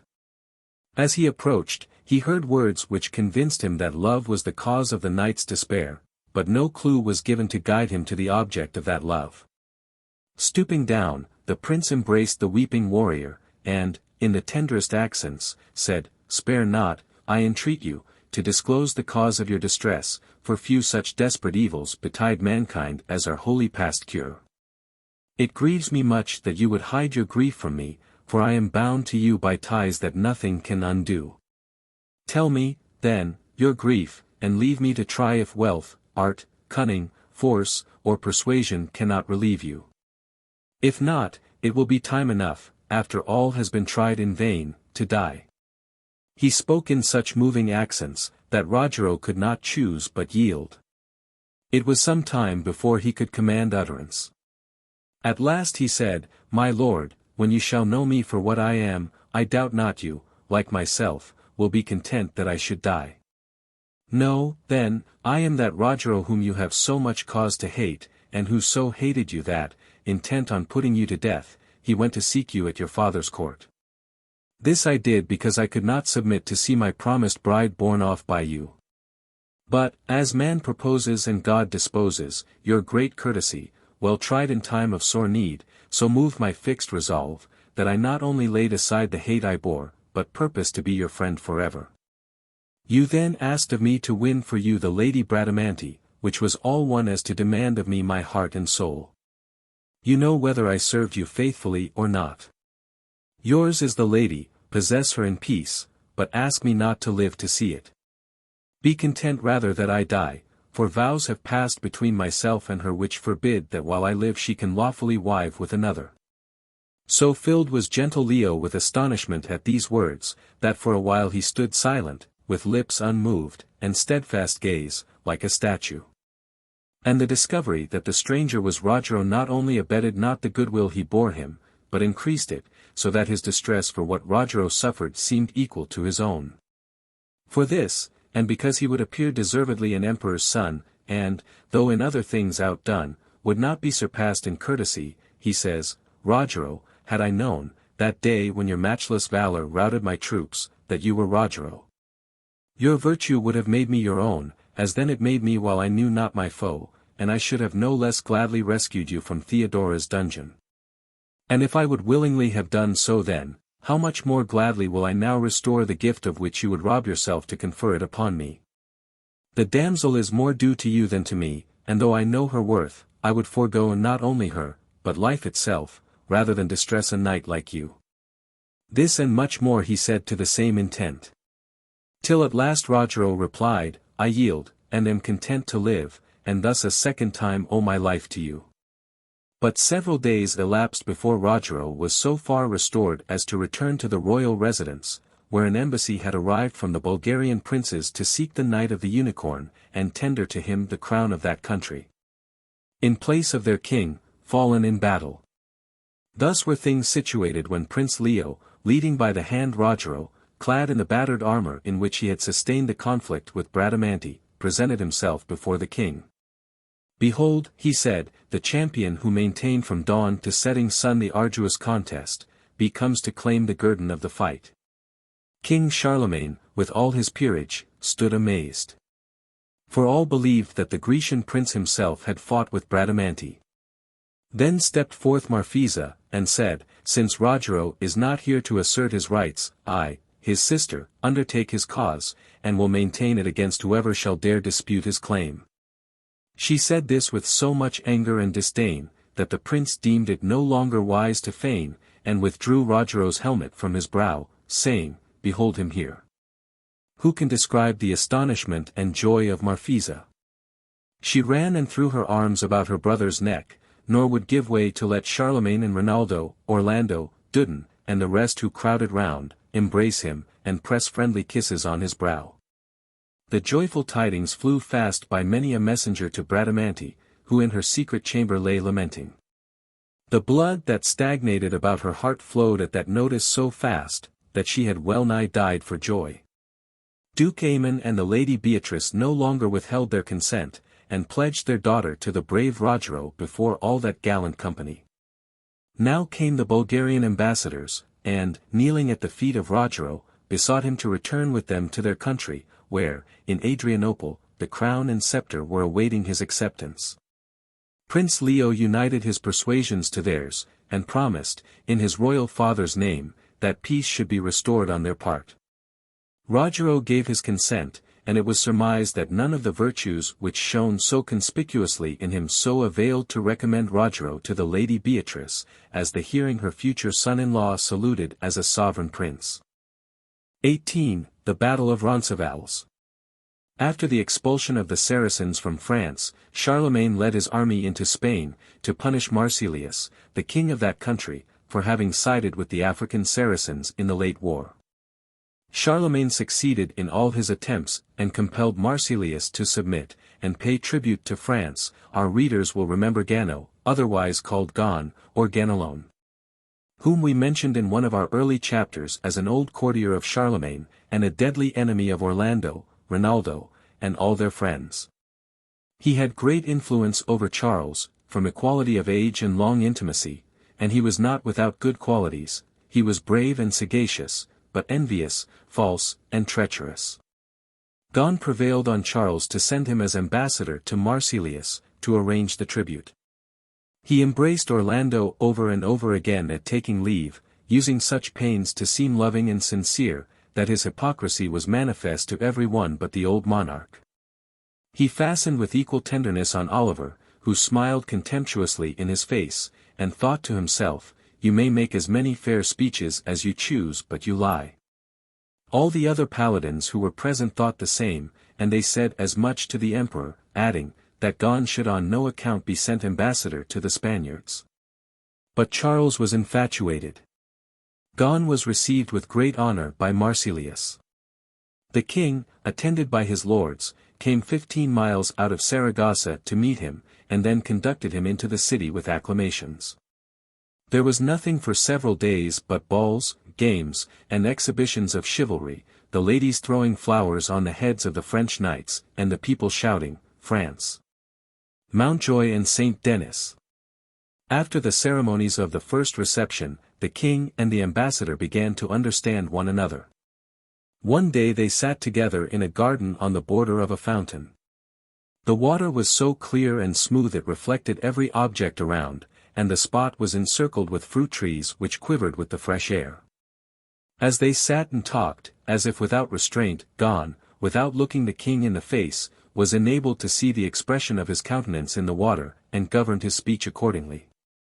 Marsilius was equally adroit, and watched the face of Gon while he addressed him. Marsilius began by lamenting, not as to the ambassador, but as to the friend, the injuries which Charles had done him by invading his dominions, charging him with wishing to take his kingdom from him, and give it to Orlando. Till at length he plainly uttered his belief that, if that ambitious paladin were but dead, good men would get their rights. Gon heaved a sigh, as if he was unwillingly compelled to allow the force of what the king said. But, unable to contain himself long, he lifted up his face, radiant with triumphant wickedness, and exclaimed, "Every word you utter is truth, die he must, and die also must Oliver, who struck me that foul blow at court. Is it treachery to punish affronts like these? I have planned everything, I have settled everything already with their besotted master. Orlando will come to your borders, to Roncesvalles, for the purpose of receiving the tribute. Charles will await him at the foot of the mountains. Orlando will bring but a small band with him, you, when you meet him, will have secretly your whole army at your back. You surround him, and who receives tribute then?" The new Judas had scarcely uttered these words when his exultation was interrupted by a change in the face of nature. The sky was suddenly overcast, there was thunder and lightning, a laurel was split in two from head to foot, and the carob tree under which Gon was sitting, which is said to be the species of tree on which Judas Iscariot hung himself, dropped one of its pods on his head. Marsilius, as well as Gon, was appalled at this omen. But on assembling his soothsayers they came to the conclusion that the laurel tree turned the omen against the emperor, the successor of the Caesars.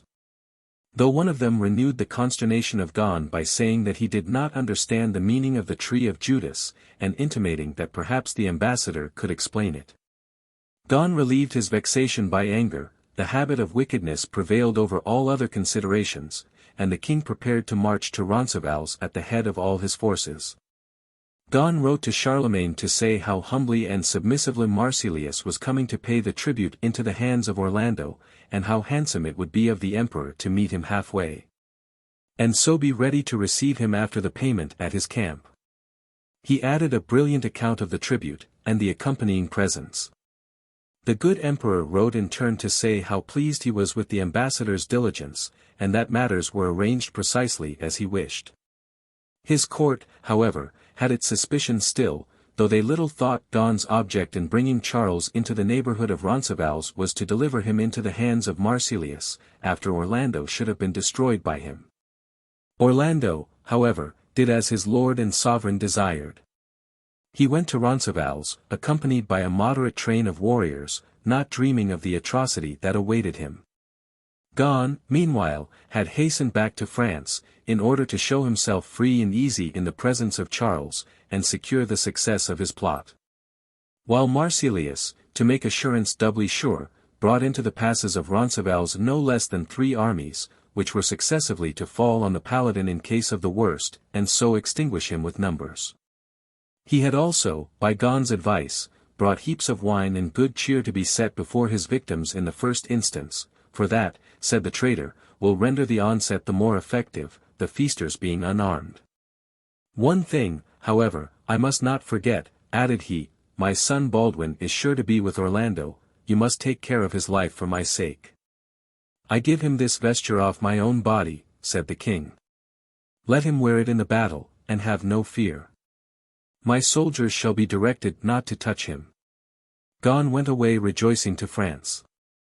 He embraced the sovereign and the court all round with the air of a man who had brought them nothing but blessings, and the old king wept for very tenderness and delight.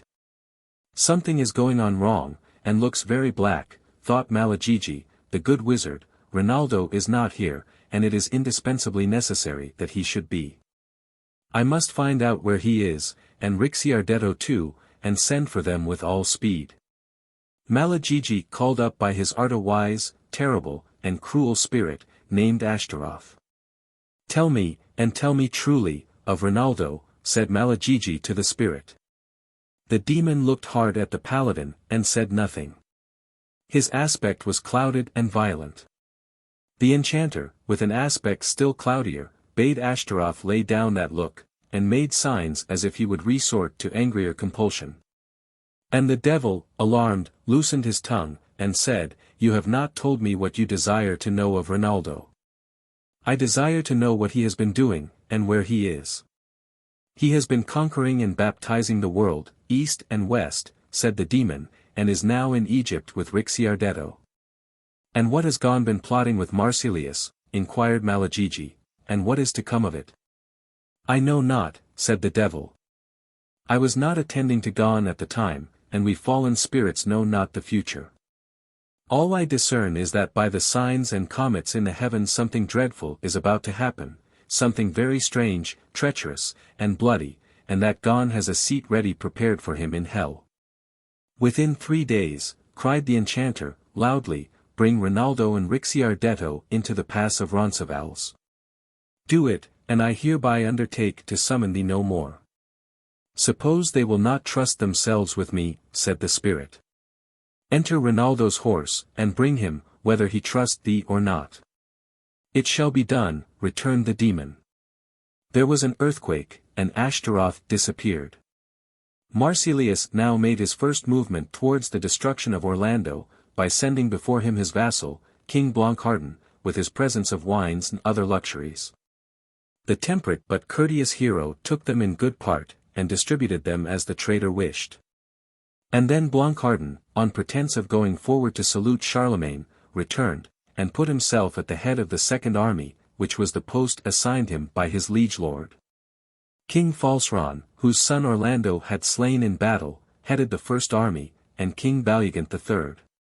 Marsilius made a speech to them, in which he let them into his design, and concluded by recommending to their goodwill the son of his friend Gon, whom they would know by the vest he had sent him. And who was the only soul amongst the Christians they were to spare. This son of Gon, meanwhile, and several of the Paladins, who distrusted the misbelievers, and were anxious at all events to be with Orlando, had joined the hero in the fated valley. So that the little Christian host, considering the tremendous valor of their lord and his friends, were not to be sold for nothing. Rinaldo, alas! The second thunderbolt of Christendom, was destined not to be there in time to meet the issue. The Paladins in vain begged Orlando to be on his guard against treachery, and sent for a more numerous body of men. The great heart of the champion of the faith was unwilling to harbor suspicion as long as he could help it. He refused to summon aid which might be superfluous, neither would he do anything but what his liege lord had directed. And yet he could not wholly repress a misgiving. A shadow had fallen on his heart, great and cheerful as it was. The anticipations of his friends disturbed him, in spite of the face with which he met them. Perhaps by a certain foresight he felt his death approaching, but he felt bound not to encourage the impression. Besides, time pressed. The moment of the looked-for tribute was at hand, and little combinations of circumstances determine often the greatest events.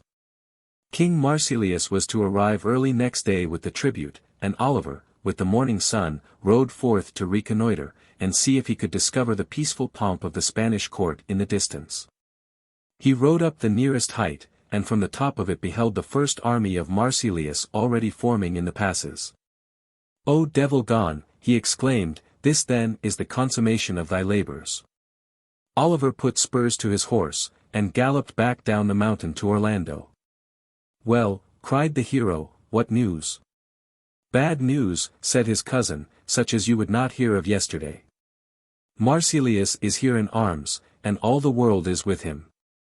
The Paladins pressed round Orlando, and entreated him to sound his horn, in token that he needed help. His only answer was to mount his horse, and ride up the mountain with Sansonetto.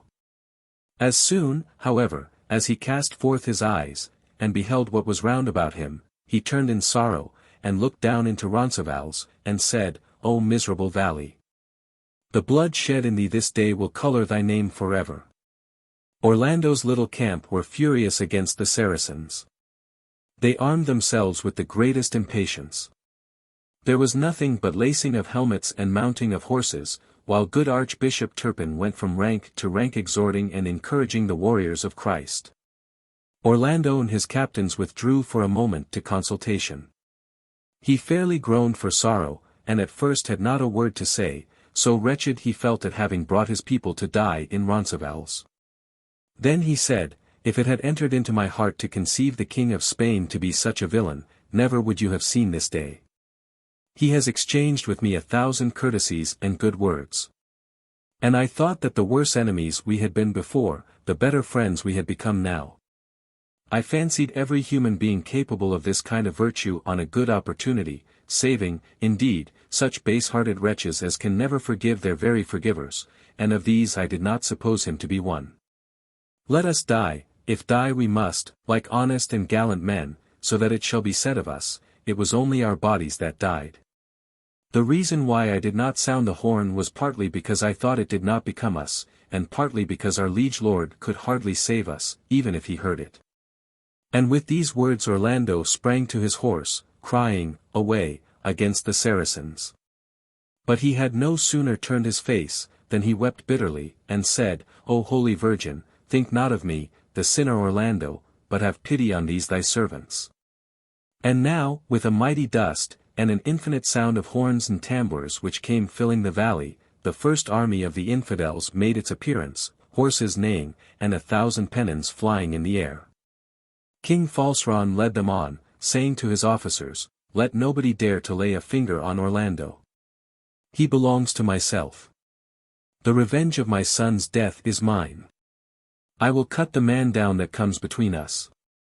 "Now, friends," said Orlando, "every man for himself, and Saint Michael for us all. There is not one here that is not a perfect knight, and he might well say it, for the flower of all France was there, except Rinaldo and Ricciardetto, every man a picked man, all friends and constant companions of Orlando." So the captains of the little troop and of the great army sat looking at one another, and singling one another out as the latter came on, and then the knights put spear in rest, and ran for a while 2 and 2 in succession, one against the other. Astolpho was the first to move. He ran against Arlotto of Soria, and thrust his antagonist's body out of the saddle, and his soul into the other world. Oliver encountered Malprimo, and, though he received a thrust which hurt him, sent his lance right through the heart of Malprimo. Falseron was daunted at this blow. "Truly," thought he, "this is a marvel." Oliver did not press on among the Saracens, his wound was too painful, but Orlando now put himself and his whole band in motion, and you may guess what an uproar ensued. The sound of the rattling of blows and helmets was as if the forge of Vulcan had been thrown open. Falseron beheld Orlando coming so furiously, that he thought him a Lucifer who had burst his chain, and was quite of another mind than when he purposed to have him all to himself. On the contrary, he recommended himself to his gods, and turned away, meaning to wait for a more auspicious season of revenge. But Orlando hailed him, with a terrible voice, saying, "O thou traitor! Was this the end to which old quarrels were made up?" Then he dashed at Falseron with a fury so swift, and at the same time with a mastery of his lance so marvellous, that, though he plunged it in the man's body so as instantly to kill him, and then withdrew it, the body did not move in the saddle. The hero himself, as he rushed onwards, was fain to see the end of a stroke so perfect, and turning his horse back, touched the carcass with his sword, and it fell on the instant. When the infidels beheld their leader dead, such fear fell upon them that they were for leaving the field to the Paladins, but they were unable. Marsilius had drawn the rest of his forces round the valley like a net, so that their shoulders were turned in vain.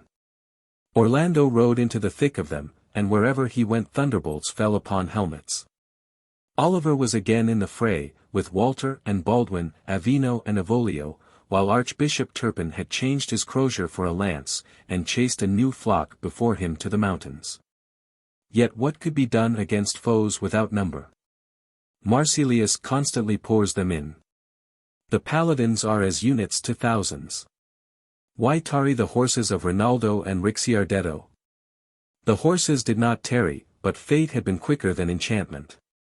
Ashtaroth had presented himself to Rinaldo in Egypt, and, after telling his errand, he and Foulmouth, his servant, entered the horses of Rinaldo and Ricciardetto, which began to neigh, and snort, and leap with the fiends within them. Till off they flew through the air over the pyramids and across the desert, and reached Spain and the scene of action just as Marsilius brought up his third army. The two paladins on their horses dropped right into the midst of the Saracens, and began making such havoc among them that Marsilius, who overlooked the fight from a mountain, thought his soldiers had turned against one another. Orlando beheld it, and guessed it could be no other but his cousins, and pressed to meet them. Oliver coming up at the same moment, the rapture of the whole party is not to be expressed. After a few hasty words of explanation they were forced to turn again upon the enemy, whose numbers seemed perfectly without limit. Orlando, making a bloody passage towards Marsilius, struck a youth on the head, whose helmet was so strong as to resist the blow, but at the same time flew off. Orlando prepared to strike a second blow, when the youth exclaimed, "Hold! You loved my father, I am Bugefort." The paladin had never seen Bugefort, but he saw the likeness to the good old man, his father, and he dropped his sword. "Oh Bugefort," said he, "I loved him indeed. But what does his son do here fighting against his friends?" Bugefort could not at once speak for weeping. At length he said, "I am forced to be here by my lord and master, Marsilius. And I have made a show of fighting, but have not hurt a single Christian. Treachery is on every side of you. Baldwin himself has a vest given him by Marsilius, that everybody may know the son of his friend gone, and do him no harm." "Put your helmet on again," said Orlando, "and behave just as you have done. Never will your father's friend be an enemy to the son." The hero then turned in fury to look for Baldwin, who was hastening towards him, at that moment, with friendliness in his looks. "'Tis strange," said Baldwin, "I have done my duty as well as I could, yet nobody will come against me. I have slain right and left, and cannot comprehend what it is that makes the stoutest infidels avoid me." "Take off your vest," said Orlando, contemptuously, "and you will soon discover the secret, if you wish to know it. Your father has sold us to Marsilius, all but his honorable son." "If my father," said Baldwin, impetuously tearing off the vest, "has been such a villain, and I escape dying, I will plunge this sword through his heart. But I am no traitor, Orlando, and you do me wrong to say it. Think not I can live with dishonor." Baldwin spurred off into the fight, not waiting to hear another word from Orlando, who was very sorry for what he had said, for he perceived that the youth was in despair. And now the fight raged beyond all it had done before. 20 pagans went down for one paladin, but still the paladins fell. Sansonetto was beaten to earth by the club of Grandonio, Walter d'Amulian had his shoulder broken, Berlinghieri and Ottone were slain, and at last Astolpho fell. In revenge of whose death Orlando turned the spot where he died into a lake of Saracen blood. The luckless Bugefort met Rinaldo, and, before he could explain how he seemed to be fighting on the Saracen side, received such a blow upon the head that he fell, unable to utter a word. Orlando, cutting his way to a spot where there was a great struggle and uproar, found the poor youth Baldwin, the son of Gon, with 2 spears in his breast. "I am no traitor now," said Baldwin, and those were the last words he said. Orlando was bitterly sorry to have been the cause of his death, and tears streamed from his eyes. At length down went Oliver himself, he had become blinded with his own blood, and smitten Orlando without knowing him. "How now, cousin," cried Orlando, "have you too gone over to the enemy?" "Oh my lord and master," cried the other, "I ask your pardon. I can see nothing, I am dying. Some traitor has stabbed me in the back. If you love me, lead my horse into the thick of them, so that I may not die unavenged." "I shall die myself before long," said Orlando, "out of very toil and grief, so we will go together." Orlando led his cousin's horse where the press was thickest, and dreadful was the strength of the dying man and his tired companion. They made a street through which they passed out of the battle, and Orlando led his cousin away to his tent, and said, "Wait a little till I return, for I will go and sound the horn on the hill yonder." "'Tis of no use," said Oliver, "my spirit is fast going, and desires to be with its Lord and Saviour." He would have said more, but his words came from him imperfectly, like those of a man in a dream, and so he expired. When Orlando saw him dead, he felt as if he was alone on the earth, and he was quite willing to leave it, only he wished that King Charles, at the foot of the mountains, should know how the case stood before he went. So he took up the horn and blew it 3 times, with such force that the blood burst out of his nose and mouth. Turpin says that at the 3rd blast the horn broke in 2. In spite of all the noise of the battle, the sound of the horn broke over it like a voice out of the other world. They say that birds fell dead at it, and that the whole Saracen army drew back in terror. Charlemagne was sitting in the midst of his court when the sound reached him, and Gon was there. The emperor was the first to hear it. "Do you hear that?" said he to his nobles. "Did you hear the horn as I heard it?" Upon this they all listened, and Gon felt his heart misgive him. The horn sounded a second time. "What is the meaning of this?" said Charles. "Orlando is hunting," observed Gon, "and the stag is killed."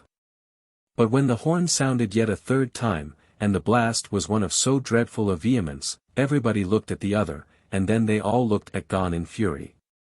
Charles rose from his seat. "This is no hunting of the stag," said he. "The sound goes to my very heart. O Gon! O Gon! Not for thee do I blush, but for myself. O foul and monstrous villain!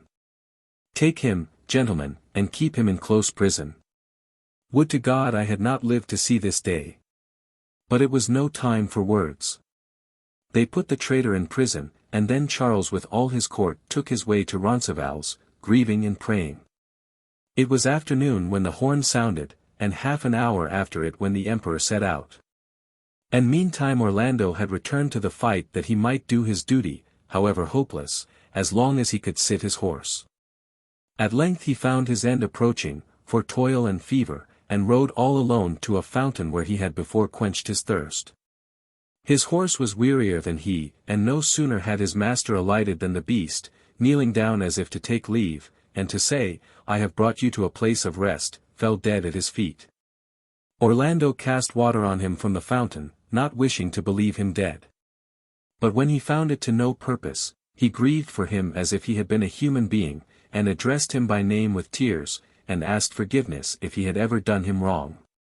They say that the horse, at these words, opened his eyes a little, and looked kindly at his master, and then stirred never more. They say also that Orlando then, summoning all his strength, smote a rock near him with his beautiful sword Durindana, thinking to shiver the steel in pieces, and so prevent its falling into the hands of the enemy. But though the rock split like a slate, and a great cleft remained ever after to astonish the eyes of pilgrims, the sword remained uninjured. And now Rinaldo and Ricciardetto came up, with Turpin, having driven back the Saracens, and told Orlando that the battle was won. Then Orlando knelt before Turpin, and begged remission of his sins, and Turpin gave him absolution. Orlando fixed his eyes on the hilt of his sword as on a crucifix, and embraced it, and he raised his eyes and appeared like a creature seraphical and transfigured, and, bowing his head, he breathed out his pure soul. And now King Charles and his nobles came up. The emperor, at sight of the dead Orlando, threw himself, as if he had been a reckless youth, from his horse, and embraced and kissed the body, and said, "I bless thee, Orlando. I bless thy whole life, and all that thou wast, and all that thou ever didst, and the father that begot thee, and I ask pardon of thee for believing those who brought thee to thine end. They shall have their reward, O thou beloved one. But indeed it is thou that livest, and I who am worse than dead." Horrible to the emperor's eyes was the sight of the field of Roncesvalles. The Saracens indeed had fled, conquered.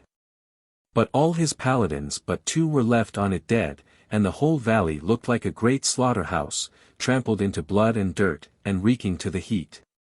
Charles trembled to his heart's core for wonder and agony. After gazing dumbly on the place, he cursed it with a solemn curse, and wished that never grass might grow in it again, nor seed of any kind, neither within it nor on any of its mountains around, but the anger of heaven abide over it forever. Charles and his warriors went after the Saracens into Spain. They took and fired Saragossa, and Marsilius was hung to the carob tree under which he had planned his villainy with Gon. And Gon was hung and drawn and quartered in Roncesvalles, amidst the execrations of the country. 19. Rinaldo and Bayard. Charlemagne was overwhelmed with grief at the loss of so many of his bravest warriors at the disaster of Roncesvalles, and bitterly reproached himself for his credulity in resigning himself so completely to the counsels of the treacherous Count Gon. Yet he soon fell into a similar snare when he suffered his unworthy son Charlot to acquire such an influence over him, that he constantly led him into acts of cruelty and injustice that in his right mind he would have scorned to commit.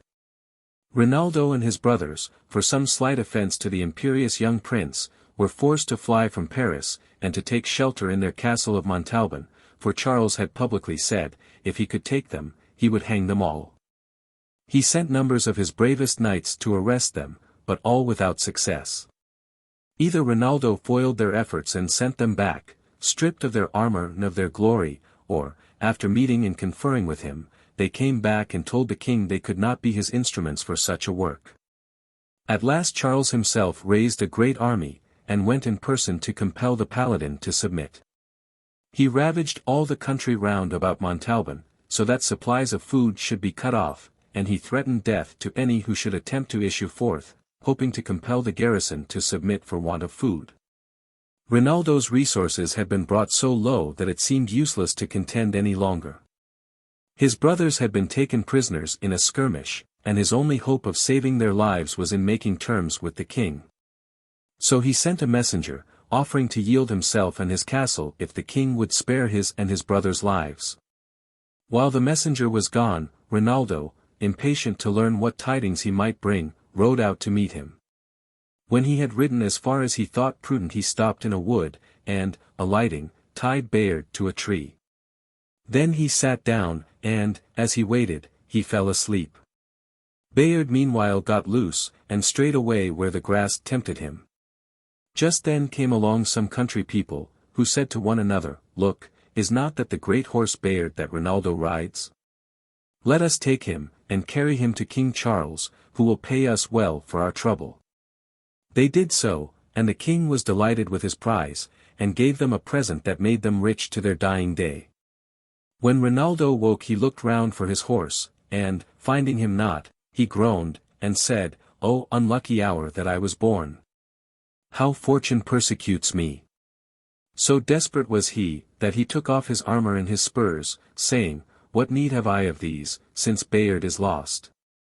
While he stood thus lamenting, a man came from the thicket, seemingly bent with age. He had a long beard hanging over his breast, and eyebrows that almost covered his eyes. He bade Rinaldo good day. Rinaldo thanked him, and said, A good day I have hardly had since I was born. Then said the old man, Signor Rinaldo, you must not despair, for God will make all things turn to the best. Rinaldo answered, My trouble is too heavy for me to hope relief. The king has taken my brothers, and means to put them to death. I thought to rescue them by means of my horse Bayard, but while I slept some thief has stolen him. The old man replied, I will remember you and your brothers in my prayers. I am a poor man, have you not something to give me? Rinaldo said, I have nothing to give, but then he recollected his spurs. He gave them to the beggar, and said, Here, take my spurs. They are the first present my mother gave me when my father, Count Aymon, dubbed me knight. They ought to bring you 10 pounds. The old man took the spurs, and put them into his sack, and said, Noble sir, have you nothing else you can give me? Rinaldo replied, Are you making sport of me? I tell you truly, if it were not for shame to beat one so helpless, I would teach you better manners. The old man said, Of a truth, sir, if you did so, you would do a great sin. If all had beaten me of whom I have begged, I should have been killed long ago, for I ask alms in churches and convents, and wherever I can. You say true, replied Rinaldo, if you did not ask, none would relieve you. The old man said, True, noble sir, therefore I pray if you have anything more to spare, give it me. Rinaldo gave him his mantle, and said, Take it, pilgrim, I give it you for the love of Christ, that God would save my brothers from a shameful death, and help me to escape out of King Charles's power. The pilgrim took the mantle, folded it up, and put it into his bag. Then a third time he said to Rinaldo, Sir, have you nothing left to give me in my prayers? Wretch, exclaimed Rinaldo, do you make me your sport? And he drew his sword, and struck at him, but the old man warded off the blow with his staff, and said, Rinaldo, would you slay your cousin, Malagigi? When Rinaldo heard that he stayed his hand, and gazed doubtingly on the old man, who now threw aside his disguise, and appeared to be indeed Malagigi. "Dear cousin," said Rinaldo, "pray forgive me. I did not know you. Next to God, my trust is in you. Help my brothers to escape out of prison, I entreat you. I have lost my horse, and therefore cannot render them any assistance." Malagigi answered, "Cousin Rinaldo, I will enable you to recover your horse. Meanwhile, you must do as I say." Then Malagigi took from his sack a gown, and gave it to Rinaldo to put on over his armor, and a hat that was full of holes, and an old pair of shoes to put on. They looked like two pilgrims, very old and poor. Then they went forth from the wood, and, after a little while, saw 4 monks riding along the road. Malagigi said to Rinaldo, "I will go meet the monks, and see what news I can learn." Malagigi learned from the monks that on the approaching festival there would be a great crowd of people at court, for the prince was going to show the ladies the famous horse Bayard that used to belong to Rinaldo. "What?" said the pilgrim. "Is Bayard there?" "Yes," answered the monks, "the king has given him to Charlot, and, after the prince has ridden him, the king means to pass sentence on the brothers of Rinaldo, and have them hanged." Then Malagigi asked alms of the monks, but they would give him none, till he threw aside his pilgrim garb, and let them see his armor, when, partly for charity and partly for terror, they gave him a golden cup, adorned with precious stones that sparkled in the sunshine. Malagigi then hastened back to Rinaldo, and told him what he had learned. The morning of the feast day Rinaldo and Malagigi came to the place where the sports were to be held. Malagigi gave Rinaldo his spurs back again, and said, "Cousin, put on your spurs, for you will need them." "How shall I need them," said Rinaldo, "since I have lost my horse?" Yet he did as Malagigi directed him. When the two had taken their stand on the border of the field among the crowd, the princes and ladies of the court began to assemble. When they were all assembled, the king came also, and Charlot with him, near whom the horse Bayard was led, in the charge of grooms, who were expressly enjoined to guard him safely. The king, looking round on the circle of spectators, saw Malagigi and Rinaldo, and observed the splendid cup that they had, and said to Charlot, "See, my son, what a brilliant cup those 2 pilgrims have got. It seems to be worth 100 ducats." "That is true," said Charlot, "let us go and ask where they got it." So they rode to the place where the pilgrims stood, and Charlot stopped Bayard close to them. The horse snuffed at the pilgrims, knew Rinaldo, and caressed his master. The king said to Malagigi, "Friend, where did you get that beautiful cup?" Malagigi replied, "Honorable sir, I paid for it all the money I have saved from 11 years begging in churches and convents. The Pope himself has blessed it, and given it the power that whosoever eats or drinks out of it shall be pardoned of all his sins." Then said the king to Charlot, "My son, these are right holy men, see how the dumb beast worships them." Then the king said to Malagigi, "Give me a morsel from your cup, that I may be cleared of my sins." Malagigi answered, "Illustrious lord, I dare not do it, unless you will forgive all who have at any time offended you. You know that Christ forgave all those who had betrayed and crucified him." The king replied, "Friend, that is true, but Rinaldo has so grievously offended me, that I cannot forgive him, nor that other man, Malagigi, the magician. The 2 shall never live in my kingdom again. If I catch them, I will certainly have them hanged. But tell me, pilgrim, who is that man who stands beside you?" "He is deaf, dumb, and blind," said Malagigi. Then the king said again, "Give me to drink of your cup, to take away my sins."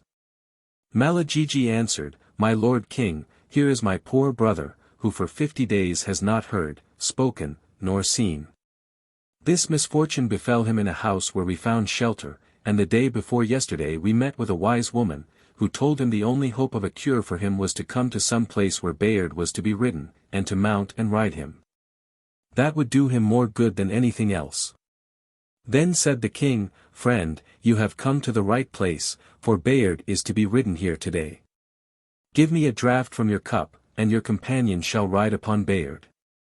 Malagigi, hearing these words, said, "Be it so." Then the king, with great devotion, took a spoon, and dipped a portion from the pilgrim's cup, believing that his sins should be thereby forgiven. When this was done, the king said to Charlot, "Son, I request that you will let this sick pilgrim sit on your horse, and ride if he can, for by so doing he will be healed of all his infirmities." Charlot replied, "That will I gladly do." So saying, he dismounted, and the servants took the pilgrim in their arms, and helped him on the horse. When Rinaldo was mounted, he put his feet in the stirrups, and said, "I would like to ride a little." Malagigi, hearing him speak, seemed delighted, and asked him whether he could see and hear also. "Yes," said Rinaldo, "I am healed of all my infirmities."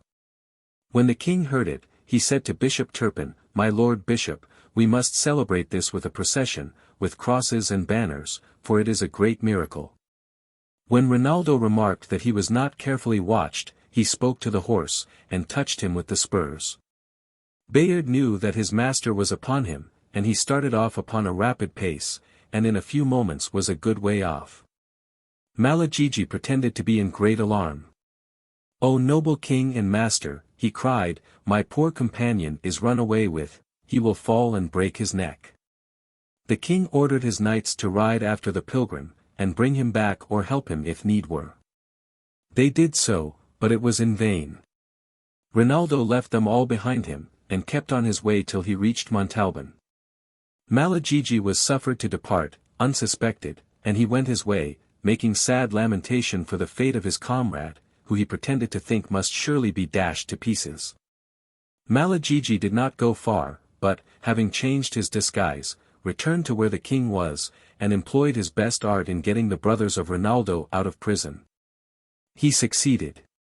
And all three got safely to Montalban, where Rinaldo's joy at the rescue of his brothers and the recovery of Bayard was more than tongue can tell. XX Death of Rinaldo.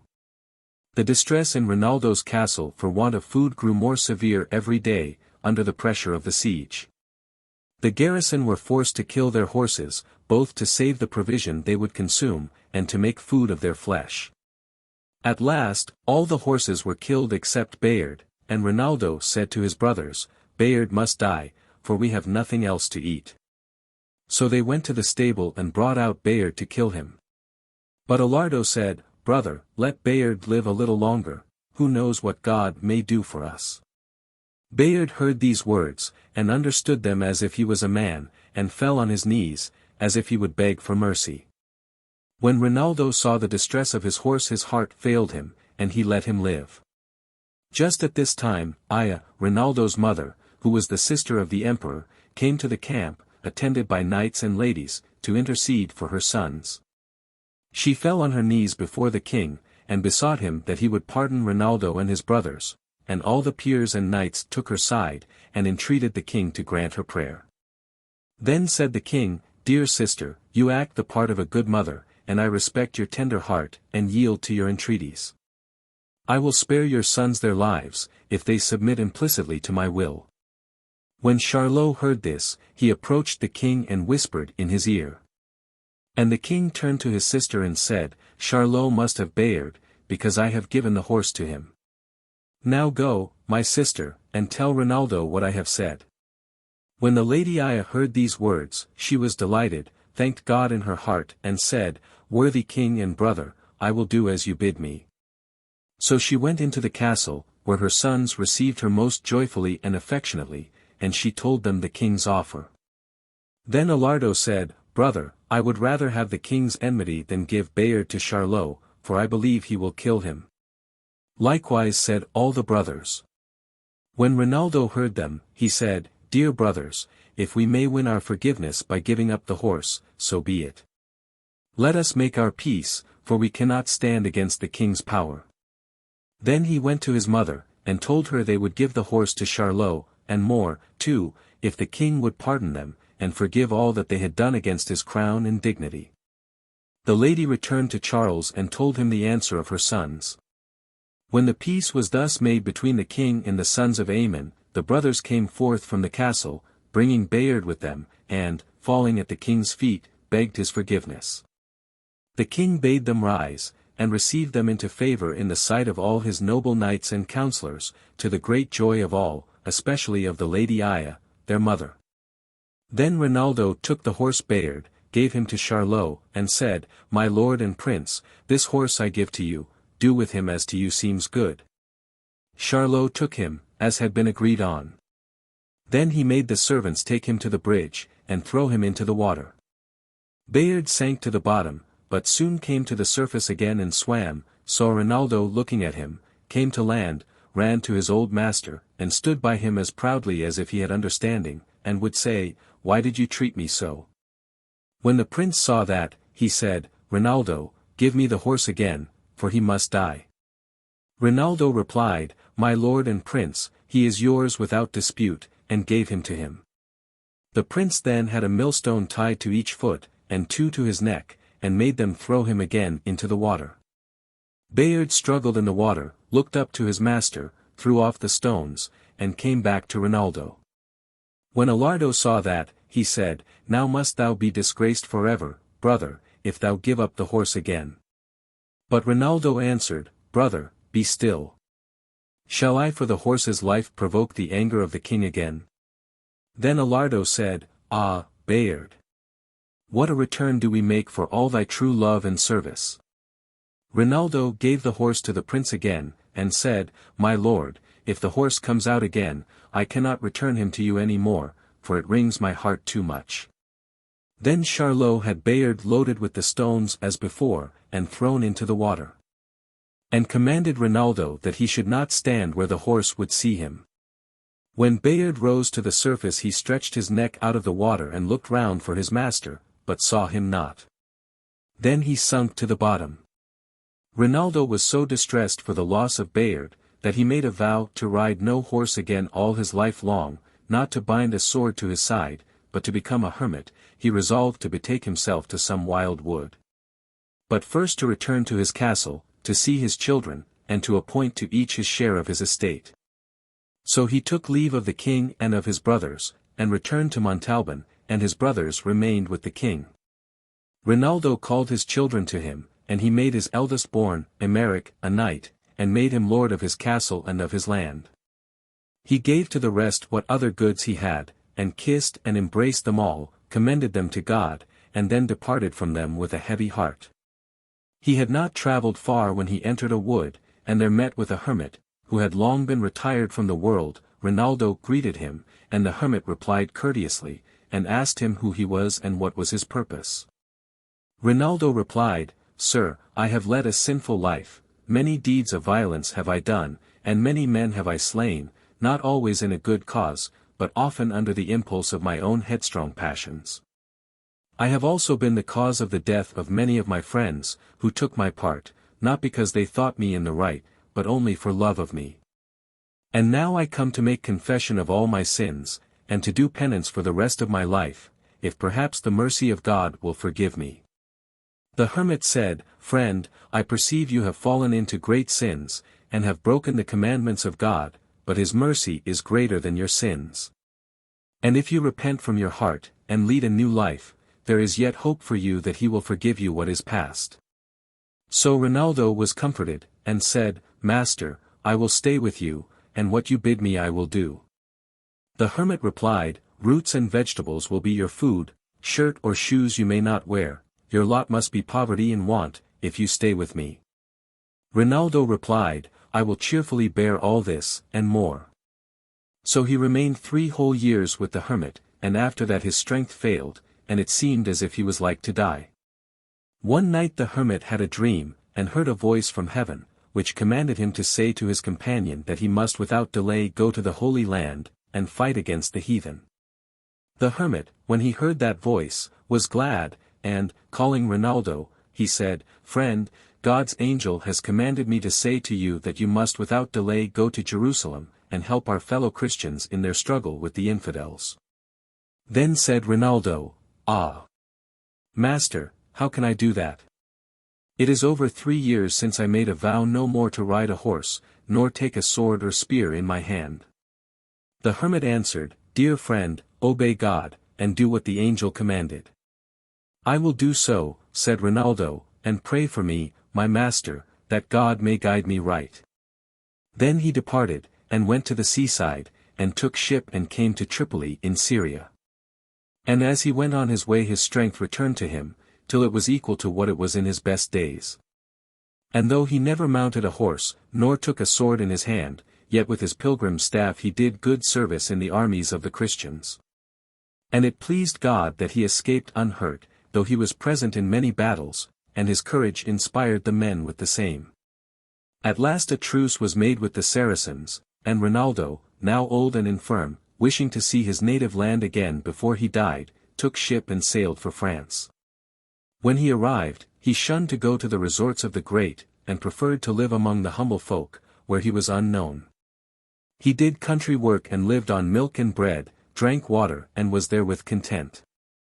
While he so lived, he heard that the city of Cologne was the holiest and best of cities, on account of the relics and bodies of saints who had there poured out their blood for the faith. This induced him to betake himself thither. When the pious hero arrived at Cologne, he went to the monastery of St. Peter, and lived a holy life, occupied night and day in devotion. It so happened that at that time, in the next town to Cologne, there raged a dreadful pestilence. Many people came to Rinaldo, to beg him to pray for them, that the plague might be stayed. The holy man prayed fervently, and besought the Lord to take away the plague from the people, and his prayer was heard. The stroke of the pestilence was arrested, and all the people thanked the holy man and praised God. Now there was at this time at Cologne a bishop, called Agilolphus, who was a wise and understanding man, who led a pure and secluded life, and set a good example to others. This bishop undertook to build the church of St. Peter, and gave notice to all stonemasons and other workmen round about to come to Cologne, where they should find work and wages. Among others came Rinaldo, and he worked among the laborers and did more than 4 or 5 common workmen. When they went to dinner, he brought stone and mortar so that they had enough for the whole day.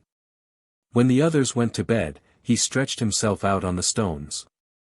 He ate bread only, and drank nothing but water. And had for his wages but a penny a day. The head workman asked him his name, and where he belonged. He would not tell, but said nothing and pursued his work. They called him St. Peter's workman, because he was so devoted to his work. When the overseer saw the diligence of this holy man, he chid the laziness of the other workmen, and said, "You receive more pay than this good man, but do not do half as much work." For this reason the other workmen hated Rinaldo, and made a secret agreement to kill him. They knew that he made it a practice to go every night to a certain church to pray and give alms. So they agreed to lay wait for him with the purpose to kill him. When he came to the spot, they seized him, and beat him over the head till he was dead. Then they put his body into a sack, and stones with it, and cast it into the Rhine, in the hope the sack would sink to the bottom, and be there concealed. But God willed not that it should be so, but caused the sack to float on the surface, and be thrown upon the bank. And the soul of the holy martyr was carried by angels, with songs of praise, up to the heavens. Now at that time the people of Dortmund had become converted to the Christian faith, and they sent to the bishop of Cologne, and desired him to give them some of the holy relics that are in such abundance in that city. So the bishop called together his clergy to deliberate what answer they should give to this request. And it was determined to give to the people of Dortmund the body of the holy man who had just suffered martyrdom. When now the body with the coffin was put on the cart began to move toward Dortmund without horses or help of men, and stopped not till it reached the place where the church of Saint Rinaldo now stands. The bishop and his clergy followed the holy man to do him honor, with singing of hymns, for a space of 3 miles. And St. Rinaldo has ever since been the patron of that place, and many wonderful works has God done through him, as may be seen in the legends.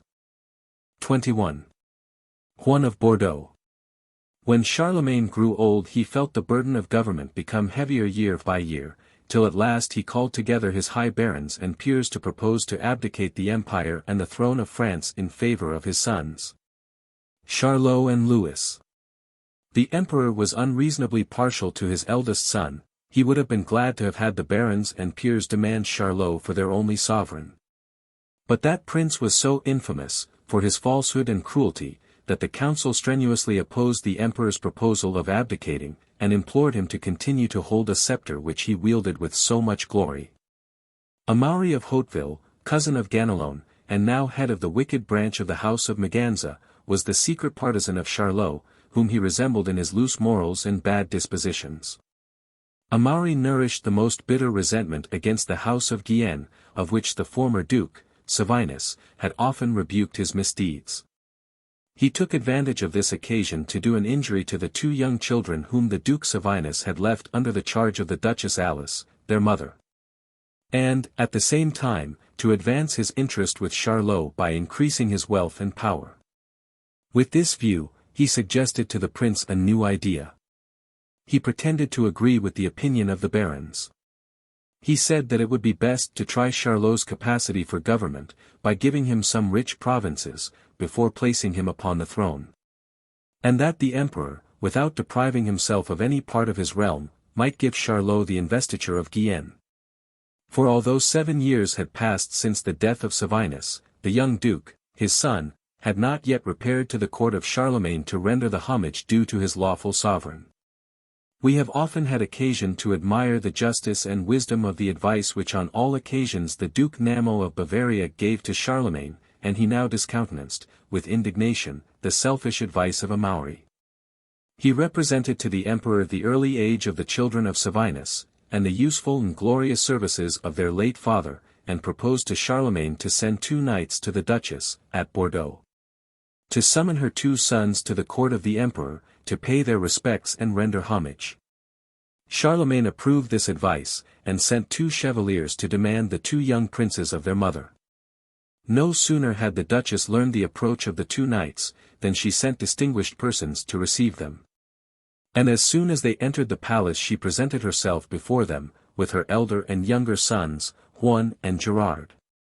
The deputies, delighted with the honors and caresses they received, accompanied with rich presents, left Bordeaux with regret, and, on their return, represented to Charlemagne that the young Duke Huon seemed born to tread in the footsteps of his brave father, informing him that in 3 months the young princes of Guienne would present themselves at his court. The Duchess employed the short interval in giving her sons her last instructions. Huon received them in his heart, and Gerard gave as much heed to them as could be expected from one so young. The preparations for their departure having been made, the Duchess embraced them tenderly, commending them to the care of heaven, and charged them to call, on their way, at the celebrated monastery of Cluny, to visit the abbot, the brother of their father. This abbot, worthy of his high dignity, had never lost an opportunity of doing good, setting an example of every excellence, and making virtue attractive by his example. He received his nephews with the greatest magnificence. And, aware how useful his presence might be to them with Charlemagne, whose valued counsellor he was, he took with them the road to Paris. When Amaury learned what reception the 2 deputies of Charlemagne had received at Bordeaux, and the arrangements made for the visit of the young princes to the emperor's court, he suggested to Charlot to give him a troop of his guards, with which he proposed to lay wait for the young men in the wood of Montglery, put them to death, and thereby give the Prince Charlot possession of the Duchy of Guienne. A plan of treachery and violence agreed but too well with Charlot's disposition. He not only adopted the suggestion of Amaury, but insisted upon taking a part in it. They went out secretly, by night, followed by a great number of attendants, all armed in black, to lie in ambuscade in the wood where the brothers were to pass. Gerard, the younger of the 2, having amused himself as he rode by flying his hawk at such game as presented itself, had ridden in advance of his brother and the abbot of Cluny.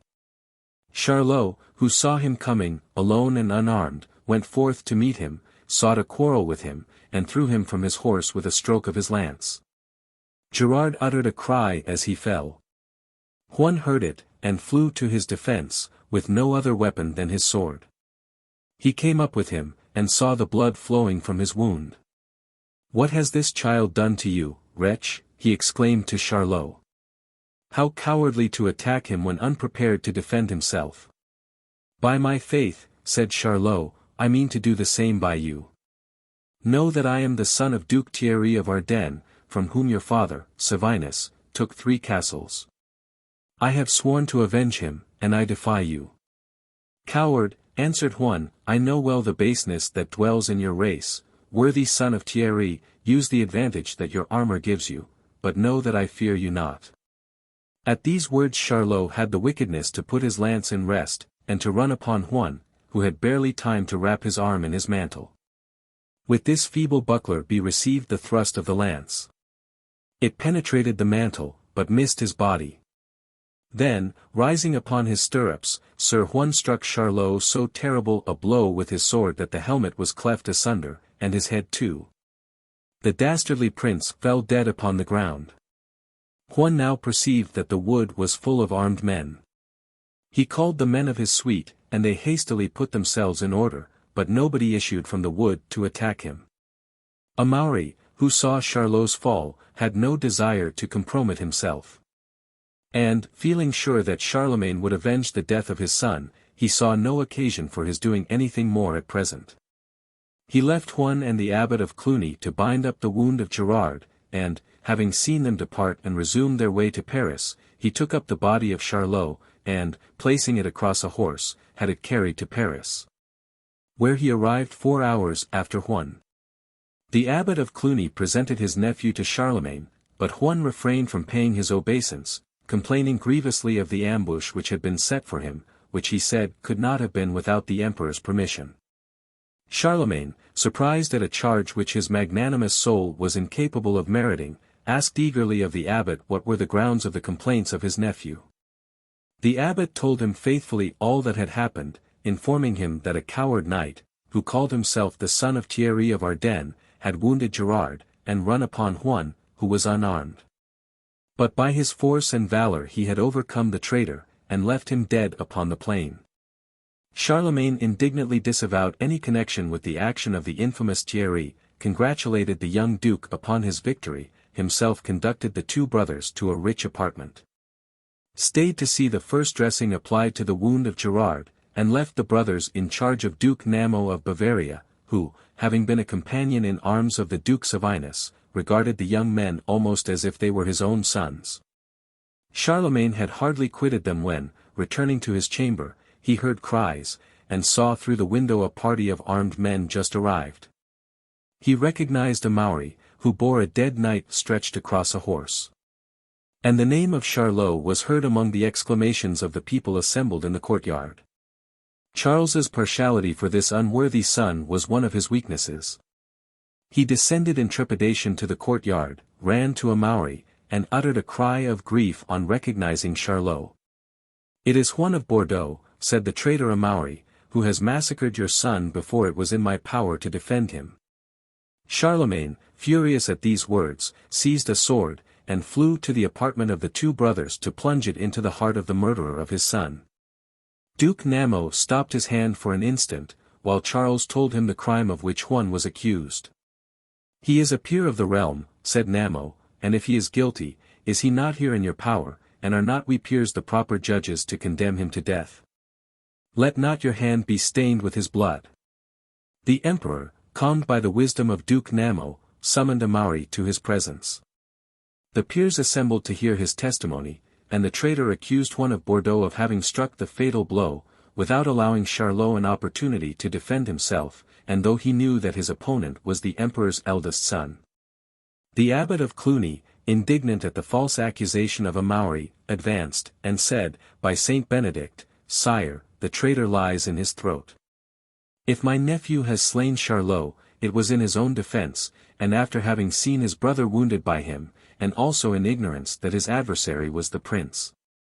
Though I am a son of the church, added the good abbot, I forget not that I am a knight by birth. I offer to prove with my body the lie upon Amaury, if he dares sustain it, and I shall feel that I am doing a better work to punish a disloyal traitor, than to sing lauds and matins. Huon to this time had kept silent, amazed at the black calumny of Amaury, but now he stepped forth, and, addressing Amaury, said, Traitor! Darest thou maintain in arms the lie thou hast uttered? Amaury, a knight of great prowess, despising the youth and slight figure of Huon, hesitated not to offer his glove, which Huon seized. Then, turning again to the peers, he said, I pray you let the combat be allowed me, for never was there a more legitimate cause. The Duke Namo and the rest, deciding that the question should be remitted to the judgment of heaven, the combat was ordained, to which Charlemagne unwillingly consented. The young duke was restored to the charge of Duke Namo, who the next morning invested him with the honors of knighthood, and gave him armor of proof, with a white shield. The abbot of Cluny, delighted to find in his nephew sentiments worthy of his birth, embraced him, gave him his blessing, and hastened to the church of Saint Germain's to pray for him, while the officers of the king prepared the lists for the combat. The battle was long and obstinate. The address and agility of Huon enabled him to avoid the terrible blows which the ferocious Amaury aimed at him. But Huon had more than once drawn blood from his antagonist. The effect began to be perceived in the failing strength of the traitor. At last he threw himself from his horse, and, kneeling, begged for mercy. "Spare me," he said, "and I will confess all. Aid me to rise and lead me to Charlemagne." The brave and loyal Huon, at these words, put his sword under his left arm, and stretched out his right to raise the prostrate man, who seized the opportunity to give him a thrust in the side. The hauberk of Huon resisted the blow, and he was wounded but slightly. Transported with rage at this act of baseness, he forgot how necessary for his complete acquittal the confession of Amaury was, and without delay dealt him the fatal blow. Duke Namo and the other peers approached, had the body of Amaury dragged forth from the lists, and conducted Huon to Charlemagne. The emperor, however, listening to nothing but his resentment and grief for the death of his son, refused to be satisfied.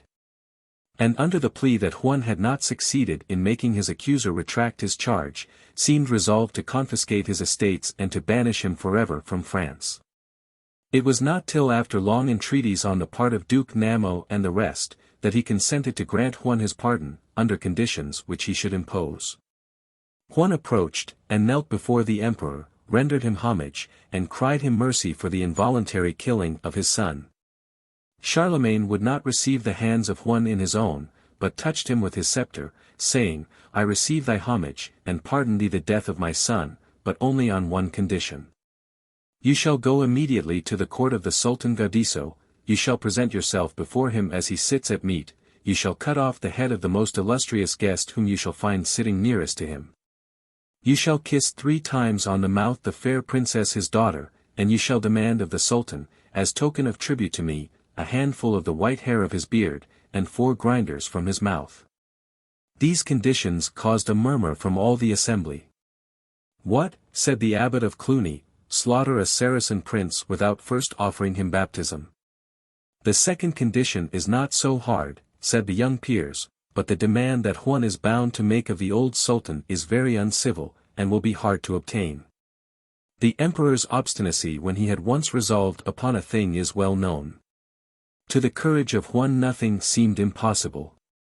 "I accept the conditions," said he, silencing the intercessions of the old Duke of Bavaria, "my liege, I accept my pardon at this price. I go to execute your commands, as your vassal and a peer of France." The Duke Namo and the abbot of Cluny, being unable to obtain any relaxation of the sentence passed by Charlemagne, led forth the young duke, who determined to set out at once on his expedition. All that the good abbot could obtain of him was, that he should prepare for this perilous undertaking by going first to Rome, to pay his homage to the Pope, who was the brother of the Duchess Alice, Huon's mother. And from him demand absolution and his blessing. Huon promised it, and forthwith set out on his way to Rome. XXII, Huon of Bordeaux, continued. Huon, having traversed the Apennines and Italy, arrived at the environs of Rome, where, laying aside his armor, he assumed the dress of a pilgrim. In this attire he presented himself before the Pope, and not till after he had made a full confession of his sins did he announce himself as his nephew. "Ah! My dear nephew," exclaimed the Holy Father, "what harder penance could I impose than the Emperor has already done? Go in peace, my son," he added, absolving him, "I go to intercede for you with the Most High." Then he led his nephew into his palace, and introduced him to all the cardinals and princes of Rome as the Duke of Guienne, son of the Duchess Alice, his sister. Huon, at setting out, had made a vow not to stop more than 3 days in a place. The Holy Father took advantage of this time to inspire him with zeal for the glory of Christianity, and with confidence in the protection of the Most High. He advised him to embark for Palestine, to visit the Holy Sepulchre, and to depart thence for the interior of Asia. Loaded with the blessings of the Holy Father, Huon, obeying his counsels, embarked for Palestine, arrived, and visited with the greatest reverence the holy places. He then departed, and took his way toward the east. But, ignorant of the country and of the language, he lost himself in a forest, and remained 3 days without seeing a human creature, living on honey and wild fruits which he found on the trees. The 3rd day, seeking a passage through a rocky defile, he beheld a man in tattered clothing, whose beard and hair covered his breast and shoulders. This man stopped on seeing him, observed him, and recognized the arms and bearing of a French knight. He immediately approached, and exclaimed, in the language of the south of France, "God be praised! Do I indeed behold a chevalier of my own country, after 15 years passed in this desert without seeing the face of a fellow countryman?" Huon, to gratify him still more, unlaced his helmet, and came towards him with a smiling countenance. The other regarded him with more surprise than at first. "Good heaven," he exclaimed, "was there ever such a resemblance? Ah, noble sir," he added, "tell me, I beseech you, of what country and race you come." "I require," replied Huon, "before telling you mine, that you first reveal your own. Let it suffice you at present to know that I am a Christian, and that in Guyenne I was born." "Ah! Heaven grant that my eyes and my heart do not deceive me," exclaimed the unknown. "My name is Charlemagne, I am brother to Ogier, the mayor of Bordeaux. I was taken prisoner in the battle where my dear and illustrious master, Servinus, lost his life. For 3 years I endured the miseries of slavery. At length I broke my chains and escaped to this desert, where I have sustained myself in solitude ever since. Your features recall to me my beloved sovereign, in whose service I was from my infancy till his death." Huon made no reply but by embracing the old man, with tears in his eyes. Then Charlemagne learned that his arms enfolded the son of the Duke Servinus. He led him to his cabin, and spread before him the dry fruits and honey which formed his only aliment. Huon recounted his adventures to Charlemagne, who was moved to tears at the recital. He then consulted him on the means of conducting his enterprise. Charlemagne hesitated not to confess that success seemed impossible. Nevertheless, he swore a solemn oath never to abandon him.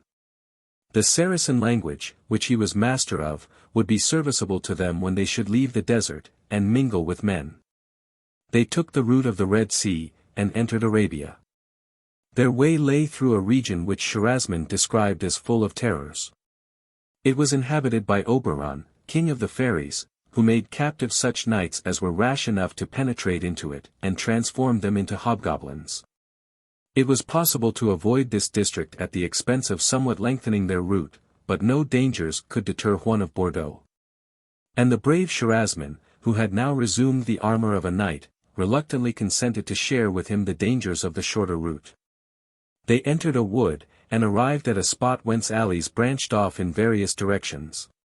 One of them seemed to be terminated by a superb palace, whose gilded roofs were adorned with brilliant weathercocks covered with diamonds.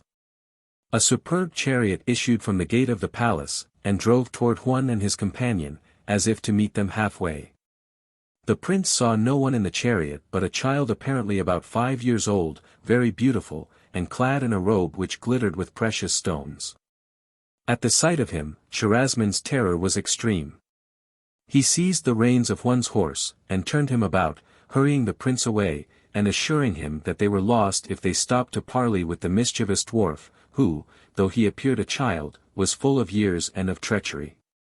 Huon was sorry to lose sight of the beautiful dwarf, whose aspect had nothing in it to alarm, yet he followed his friend, who urged on his horse with all possible speed.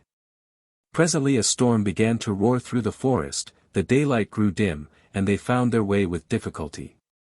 From time to time they seemed to hear an infantine voice, which said, "Stop, Duke Huon, listen to me, it is in vain you fly me."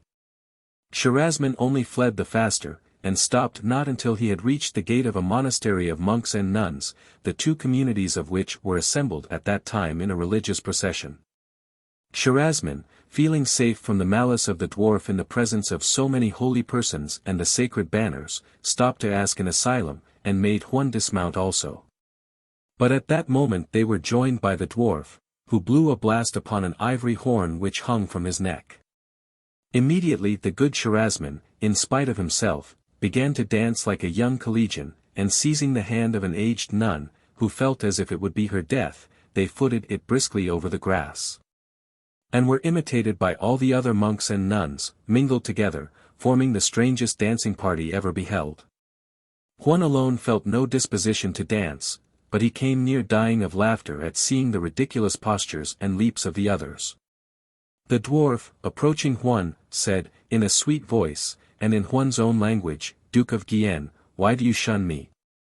I conjure you, in heaven's name, speak to me." Huon, hearing himself addressed in this serious manner, and knowing that no evil spirit would dare to use the holy name in aid of his schemes, replied, "Sir, whoever you are, I am ready to hear and answer you." "Huon, my friend," continued the dwarf, "I always loved your race, and you have been dear to me ever since your birth. The gracious state of conscience in which you were when you entered my wood has protected you from all enchantments, even if I had intended to practice any upon you. If these monks, these nuns, and even your friend Charasman, had had a conscience as pure as yours, my horn would not have set them dancing, but where is the monk or the nun who can always be deaf to the voice of the tempter? And Charasman in the desert has often doubted the power of Providence." At these words Huon saw the dancers overcome with exertion. He begged mercy for them, the dwarf granted it, and the effect of the horn ceased at once. The nuns got rid of their partners, smoothed their dresses, and hastened to resume their places in the procession. Charasman, overcome with heat, panting, and unable to stand on his legs, threw himself upon the grass, and began, "Did not I tell you?" He was going on in an angry tone, but the dwarf, approaching, said, "Charasman, why have you murmured against Providence? Why have you thought evil of me? You deserved this light punishment, but I know you to be good and loyal. I mean to show myself your friend, as you shall soon see." At these words, he presented him a rich goblet. "Make the sign of the cross on this cup," said he, "and then believe that I hold my power from the God you adore, whose faithful servant I am, as well as you." Charasman obeyed, and on the instant the cup was filled with delicious wine, a draught of which restored vigor to his limbs, and made him feel young again. Overcome with gratitude, he threw himself on his knees, but the dwarf raised him, and bade him sit beside him, and thus commenced his history. Julius Caesar, going by sea to join his army, was driven by a storm to take shelter in the island of Celia, where dwelt the fairy Glorianda. From this renowned pair I draw my birth. I am the inheritor of that which was most admirable in each of my parents, my father's heroic qualities, and my mother's beauty and magic art. But a malicious sister of my mother's, in revenge for some slight offense, touched me with her wand when I was only 5 years old, and forbade me to grow any bigger, and my mother, with all her power, was unable to annul the sentence. I have thus continued infantile in appearance, though full of years and experience. The power which I derive from my mother I use sometimes for my own diversion, but always to promote justice and to reward virtue. I am able and willing to assist you, Duke of Guienne, for I know the errand on which you come hither. I presage for you, if you follow my counsels, complete success, and the beautiful Clarimunda for a wife." When he had thus spoken, he presented to Huon the precious and useful cup, which had the faculty of filling itself when a good man took it in his hand. He gave him also his beautiful horn of ivory, saying to him, "Huon, when you sound this gently, you will make the hearers dance, as you have seen. But if you sound it forcibly, fear not that I shall hear it, though at 100 leagues distance, and will fly to your relief, but be careful not to sound it in that way, unless upon the most urgent occasion." Oberon directed Huon what course he should take to reach the country of the Sultan Gaudisso. "You will encounter great perils," said he, "before arriving there, and I fear me," he added, with tears in his eyes, that you will not in everything obey my directions, and in that case you will suffer much calamity." Then he embraced Huon and Charlemagne, and left them. Huon and his follower traveled many days through the desert before they reached any inhabited place, and all this while the wonderful cup sustained them, furnishing them not only wine, but food also. At last they came to a great city. As day was declining, they entered its suburbs, and Charlemagne, who spoke the Saracen language perfectly, inquired for an inn where they could pass the night. A person who appeared to be one of the principal inhabitants, seeing two strangers of respectable appearance making this inquiry, stepped forward and begged them to accept the shelter of his mansion. They entered, and their host did the honors of his abode with a politeness which they were astonished to see in a Saracen. He had them served with coffee and sherbet, and all was conducted with great decorum, till one of the servants awkwardly overturned a cup of hot coffee on the host's legs, when he started up, exclaiming in very good Gascon, "Blood and thunder! You blockhead, you deserve to be thrown over the mosque." Huon could not help laughing to see the vivacity and the language of his country thus break out unawares. The host, who had no idea that his guests understood his words, was astonished when Huon addressed him in the dialect of his country. Immediately confidence was established between them, especially when the domestics had retired. The host, seeing that he was discovered, and that the two pretended Saracens were from the borders of the Garonne, embraced them, and disclosed that he was a Christian. Huon, who had learned prudence from the advice of Oberon, to test his host's sincerity, drew from his robe the cup which the fairy king had given him, and presented it empty to the host. "A fair cup," said he, "but I should like it better if it was full." Immediately it was so. The host, astonished, dared not put it to his lips. "Drink boldly, my dear fellow countrymen," said Huon. "Your truth is proved by this cup, which only fills itself in the hands of an honest man." The host did not hesitate longer, the cup passed freely from hand to hand, their mutual cordiality increased as it passed, and each recounted his adventures. Those of Huon redoubled his host's respect, for he recognized in him his legitimate sovereign, while the host's narrative was in these words. "My name is Floriac. This great and strong city, you will hear with surprise and grief, is governed by a brother of Duke Savinus, and your uncle. You have no doubt heard that a young brother of the Duke of Guienne was stolen away from the seashore, with his companions, by some corsairs. I was then his page, and we were carried by those corsairs to Barbary, where we were sold for slaves. The Barbary prince sent us as part of the tribute which he yearly paid to his sovereign, the Sultan Gaudisso. Your uncle, who had been somewhat puffed up by the flattery of his attendants, thought to increase his importance with his new master by telling him his rank. The Sultan, who, like a true Mussulman, detested all Christian princes, exerted himself from that moment to bring him over to the Saracen faith. He succeeded but too well. Your uncle, seduced by the arts of the Santons, and by the pleasures and indulgences which the Sultan allowed him, committed the horrid crime of apostasy. He renounced his baptism, and embraced Mohammedanism. Gaudisso then loaded him with honors, made him espouse one of his nieces, and sent him to reign over this city and adjoining country. Your uncle preserved for me the same friendship which he had had when a boy. But all his caresses and efforts could not make me renounce my faith. Perhaps he respected me in his heart for my resistance to his persuasions, perhaps he had hopes of inducing me in time to imitate him. He made me accompany him to this city, of which he was master. He gave me his confidence, and permits me to keep in my service some Christians, whom I protect for the sake of their faith. Ah, exclaimed Huon, take me to this guilty uncle. A prince of the house of Guienne, must he not blush at the cowardly abandonment of the faith of his fathers? Alas! Replied Floriac, I fear he will neither be sensible of shame at your reproaches, nor of pleasure at the sight of a nephew so worthy of his lineage. Brutified by sensuality, jealous of his power, which he often exercises with cruelty, he will more probably restrain you by force or put you to death. Be it so, said the brave and fervent Huon, I could not die in a better cause. And I demand of you to conduct me to him tomorrow, after having told him of my arrival, and my birth. Floriac still objected, but Huon would take no denial, and he promised obedience. Next morning Floriac waited upon the governor, and told him of the arrival of his nephew, Huon of Bordeaux, and of the intention of the prince to present himself at his court that very day. The governor, surprised, did not immediately answer, though he at once made up his mind what to do. He knew that Floriac loved Christians and the princes of his native land too well to aid in any treason to one of them. He therefore feigned great pleasure at hearing of the arrival of the eldest born of his family at his court. He immediately sent Floriac to find him. He caused his palace to be put in festal array, his divan to be assembled, and, after giving some secret orders, went himself to meet his nephew, whom he introduced under his proper name and title to all the great officers of his court. Huon burned with indignation at seeing his uncle with forehead encircled with a rich turban, surmounted with a crescent of precious stones. His natural candor made him receive with pain the embraces which the treacherous governor lavished upon him.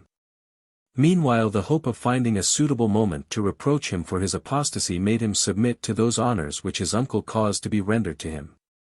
The governor evaded with address the chance of being alone with Huon, and spent all the morning in taking him through his gardens and palace.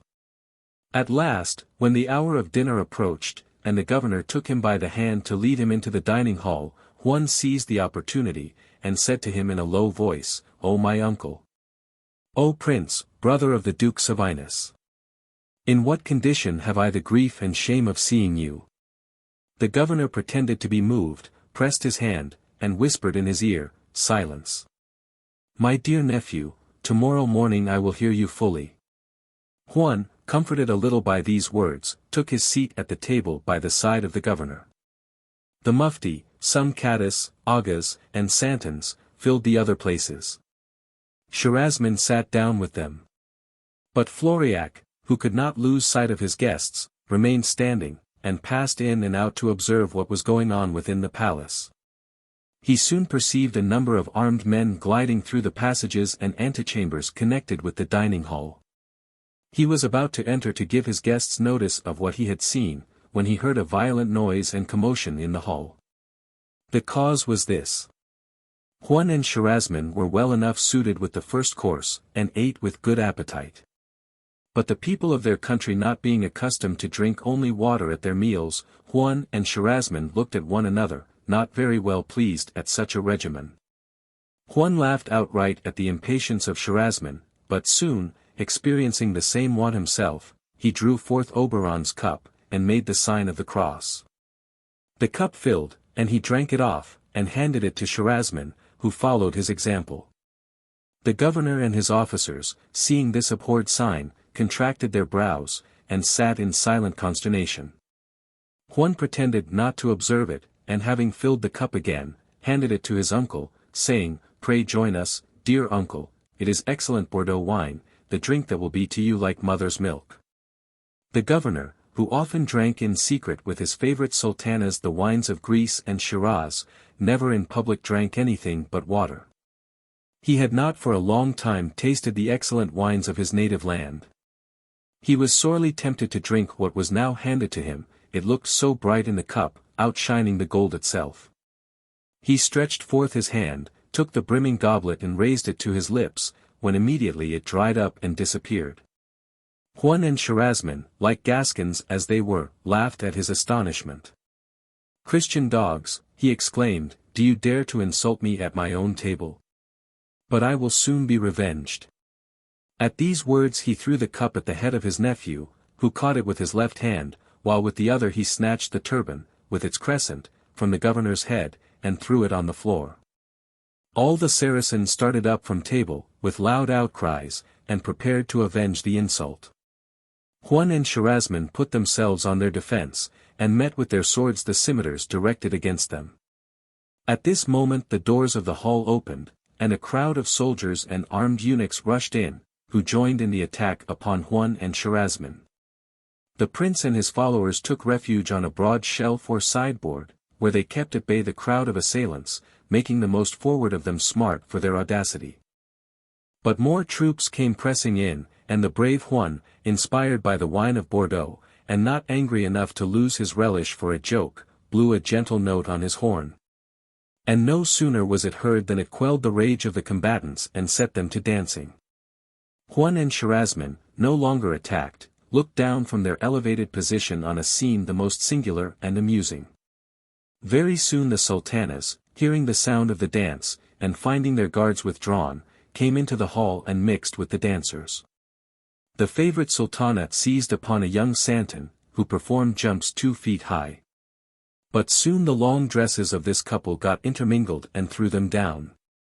The santon's beard was caught in the sultana's necklace, and they could not disentangle them.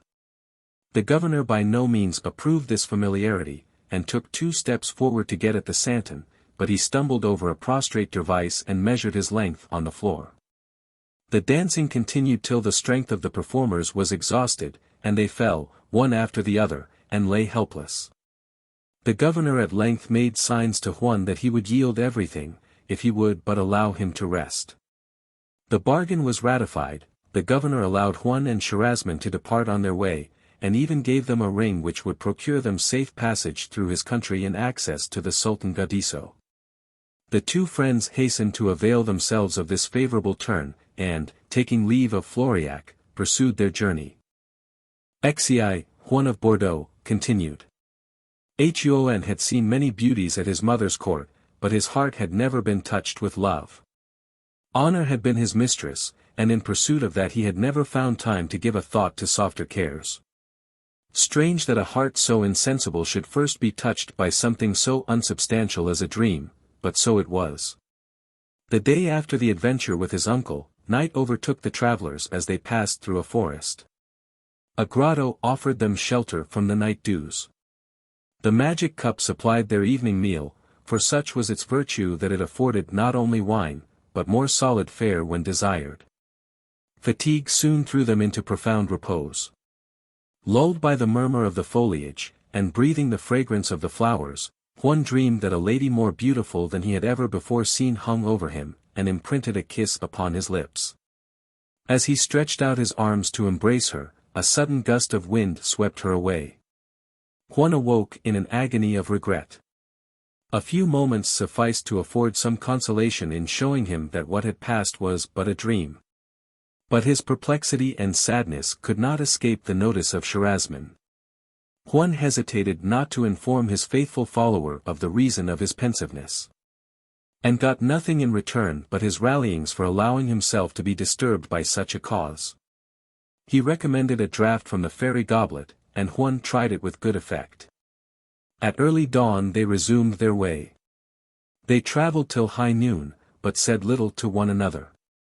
Huon was musing on his dream, and Charlemagne's thoughts flew back to his early days on the banks of the flowery Garonne. On a sudden they were startled by the cry of distress, and, turning an angle of the wood, came where a knight hard-pressed was fighting with a furious lion. The knight's horse lay dead, and it seemed as if another moment would end the combat, for terror and fatigue had quite disabled the knight for further resistance. He fell, and the lion's paw was raised over him, when a blow from Huon's sword turned the monster's rage upon a new enemy. His roar shook the forest, and he crouched in act to spring, when, with the rapidity of lightning, Huon plunged his sword into his side. He rolled over on the plain in the agonies of death. They raised the knight from the ground, and Charlemagne hastened to offer him a draught from the fairy cup. The wine sparkled to the brim, and the warrior put forth his lips to quaff it, but it shrunk away, and did not even wet his lips. He dashed the goblet angrily on the ground, with an exclamation of resentment. This incident did not tend to make either party more acceptable to the other, and what followed was worse. For when Huon said, "Sir Knight, thank God for your deliverance, thank Mahomet, rather, yourself," said he, "for he has led you this day to render service to no less a personage than the Prince of Hyrcania." At the sound of this blasphemy Huon drew his sword and turned upon the miscreant, who, little disposed to encounter the prowess of which he had so lately seen proof, betook himself to flight. He ran to Huon's horse, and, lightly vaulting on his back, clapped spurs to his side, and galloped out of sight. The adventure was vexatious, yet there was no remedy. The prince and Charlemagne continued their journey with the aid of the remaining horse as they best might. At length, as evening set in, they descried the pinnacles and towers of a great city full before them, which they knew to be the famous city of Baghdad. They were well nigh exhausted with fatigue when they arrived at its precincts, and in the darkness, not knowing what course to take, were glad to meet an aged woman, who, in reply to their inquiries, offered them such accommodations as her cottage could supply. They thankfully accepted the offer, and entered the low door. The good dame busily prepared the best fare her stores supplied, milk, figs, and peaches, deeply regretting that the bleak winds had nipped her almond trees. Sir Huon thought he had never in his life tasted any fare so good. The old lady talked while her guests ate. She doubted not, she said, they had come to be present at the great feast in honor of the marriage of the Sultan's daughter, which was to take place on the morrow. They asked who the bridegroom was to be, and the old lady answered, the Prince of Hyrcania, but added, our princess hates him, and would rather wed a dragon than him. How know you that? Asked one. And the dame informed him that she had it from the princess herself, who was her foster child. Huon inquired the reason of the princess's aversion. And the woman, pleased to find her chat excite so much interest, replied that it was all in consequence of a dream. A dream, exclaimed Huon.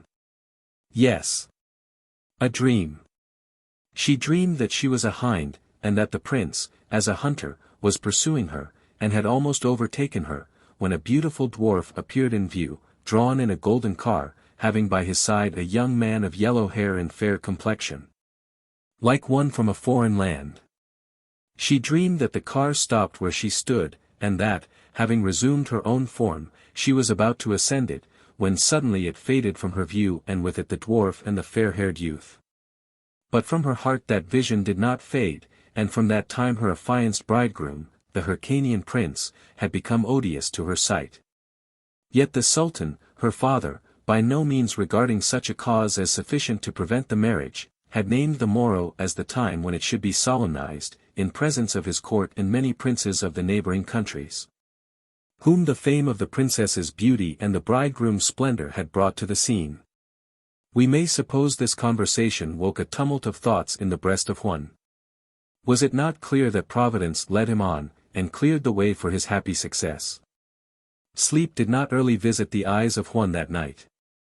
But, with the sanguine temper of youth, he indulged his fancy in imagining the sequel of his strange experience. The next day, which he could not but regard as the decisive day of his fate, he prepared to deliver the message of Charlemagne. Clad in his armor, fortified with his ivory horn and his ring, he reached the palace of Gaudisso when the guests were assembled at the banquet. As he approached the gate, a voice called on all true believers to enter. And Huon, the brave and faithful Huon, in his impatience passed in under that false pretension. He had no sooner passed the barrier than he felt ashamed of his baseness, and was overwhelmed with regret. To make amends for his fault he ran forward to the second gate, and cried to the porter, Dog of a misbeliever, I command you in the name of him who died on the cross, open to me. The points of 100 weapons immediately opposed his passage. Huon then remembered for the first time the ring he had received from his uncle, the governor. He produced it, and demanded to be led to the Sultan's presence. The officer of the guard recognized the ring, made a respectful obeisance, and allowed him free entrance. In the same way he passed the other doors to the rich saloon where the great Sultan was at dinner with his tributary princes. At sight of the ring the chief attendant led Huon to the head of the hall, and introduced him to the Sultan and his princes as the ambassador of Charlemagne. A seat was provided for him near the royal party. The Prince of Hyrcania, the same whom Huon had rescued from the lion, and who was the destined bridegroom of the beautiful Clarimunda, sat on the Sultan's right hand, and the princess herself on his left. It chanced that Huon found himself near the seat of the princess, and hardly were the ceremonies of reception over, before he made haste to fulfill the commands of Charlemagne by imprinting a kiss upon her rosy lips, and after that a second. Not by command, but by goodwill. The Prince of Hyrcania cried out, Audacious infidel! Take the reward of thy insolence, and aimed a blow at Huon, which, if it had reached him, would have brought his embassy to a speedy termination. But the ingrate failed of his aim, and Huon punished his blasphemy and ingratitude at once by a blow which severed his head from his body. So suddenly had all this happened, that no hand had been raised to arrest it. But now Gadiso cried out, "Seize the murderer!" Huon was hemmed in on all sides, but his redoubtable sword kept the crowd of courtiers at bay. But he saw new combatants enter, and could not hope to maintain his ground against so many. He recollected his horn, and, raising it to his lips, blew a blast almost as loud as that of Roland at Roncesvalles. It was in vain. Oberon heard it. But the sin of which Huon had been guilty in bearing, though but for a moment, the character of a believer in the false prophet, had put it out of Oberon's power to help him. Huon, finding himself deserted, and conscious of the cause, lost his strength and energy, was seized, loaded with chains, and plunged into a dungeon. His life was spared for the time, merely that he might be reserved for a more painful death. The Sultan meant that, after being made to feel all the torments of hunger and despair, he should be flayed alive. But an enchanter more ancient and more powerful than Oberon himself interested himself for the brave Huon. That enchanter was love. The Princess Clarimunda learned with horror the fate to which the young prince was destined. By the aid of her gouvernante she gained over the keeper of the prison, and went herself to lighten the chains of her beloved. It was her hand that removed his fetters, from her he received supplies of food to sustain a life which he devoted from thenceforth wholly to her. After the most tender explanations the princess departed, promising to repeat her visit on the morrow. The next day she came according to promise, and again brought supplies of food. These visits were continued during a whole month. Huon was too good a son of the church to forget that the amiable princess was a Saracen, and he availed himself of these interviews to instruct her in the true faith. How easy it is to believe the truth when uttered by the lips of those we love. Clarimunda ere long professed her entire belief in the Christian doctrines, and desired to be baptized. Meanwhile the Sultan had repeatedly inquired of the jailer how his prisoner bore the pains of famine, and learned to his surprise that he was not yet much reduced thereby. On his repeating the inquiry, after a short interval, the keeper replied that the prisoner had died suddenly, and had been buried in the cavern. The Sultan could only regret that he had not sooner ordered the execution of the sentence. While these things were going on, the faithful Scharazman, who had not accompanied Huon in his last adventure, but had learned by common rumor the result of it, came to the court in hopes of doing something for the rescue of his master. He presented himself to the Sultan as Solario, his nephew.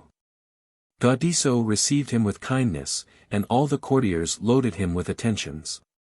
He soon found means to inform himself how the princess regarded the brave but unfortunate Huon, and, having made himself known to her, confidence was soon established between them. Clarimunda readily consented to assist in the escape of Huon, and to quit with him her father's court to repair to that of Charlemagne. Their united efforts had nearly perfected their arrangement, a vessel was secretly prepared, and all things in forwardness for the flight, when an unlooked-for obstacle presented itself. Huon himself positively refused to go, leaving the orders of Charlemagne unexecuted. Scharazman was in despair. Bitterly he complained of the fickleness and cruelty of Oberon in withdrawing his aid at the very crisis when it was most necessary. Earnestly he urged every argument to satisfy the prince that he had done enough for honor, and could not be held bound to achieve impossibilities.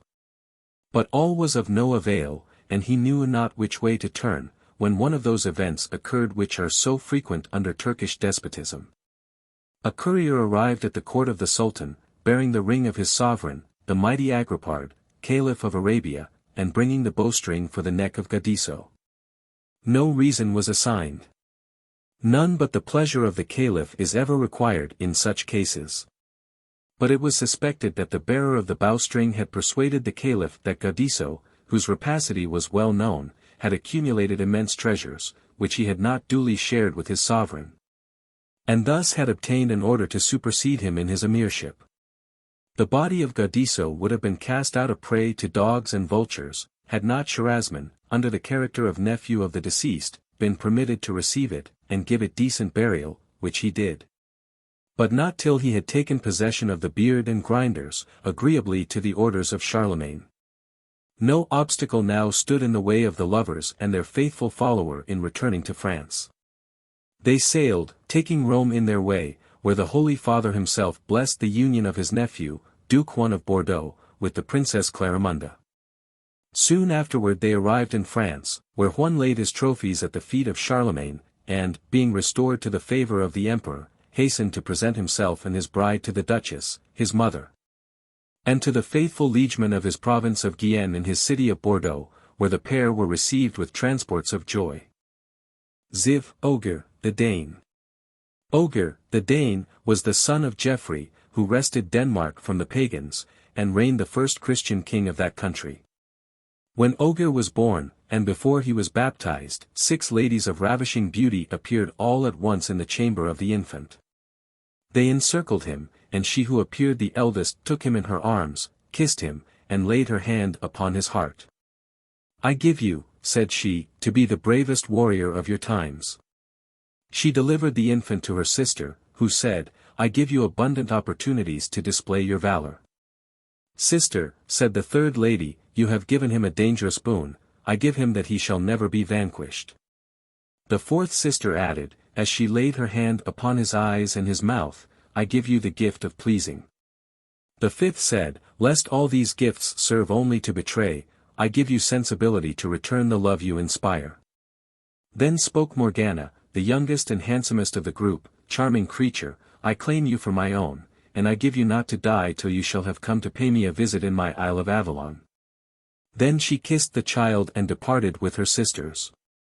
After this the king had the child carried to the font and baptized with the name of Ogier. In his education nothing was neglected to elevate him to the standard of a perfect knight, and render him accomplished in all the arts necessary to make him a hero.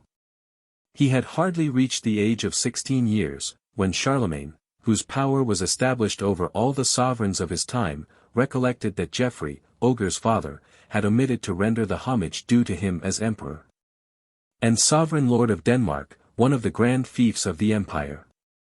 He accordingly sent an embassy to demand of the king of Denmark this homage, and on receiving a refusal, couched in haughty terms, sent an army to enforce the demand. Geoffrey, after an unsuccessful resistance, was forced to comply, and as a pledge of his sincerity delivered Ogier, his eldest son, a hostage to Charles, to be brought up at his court. He was placed in charge of the Duke Namo of Bavaria, the friend of his father, who treated him like his own son. Ogier grew up more and more handsome and amiable every day.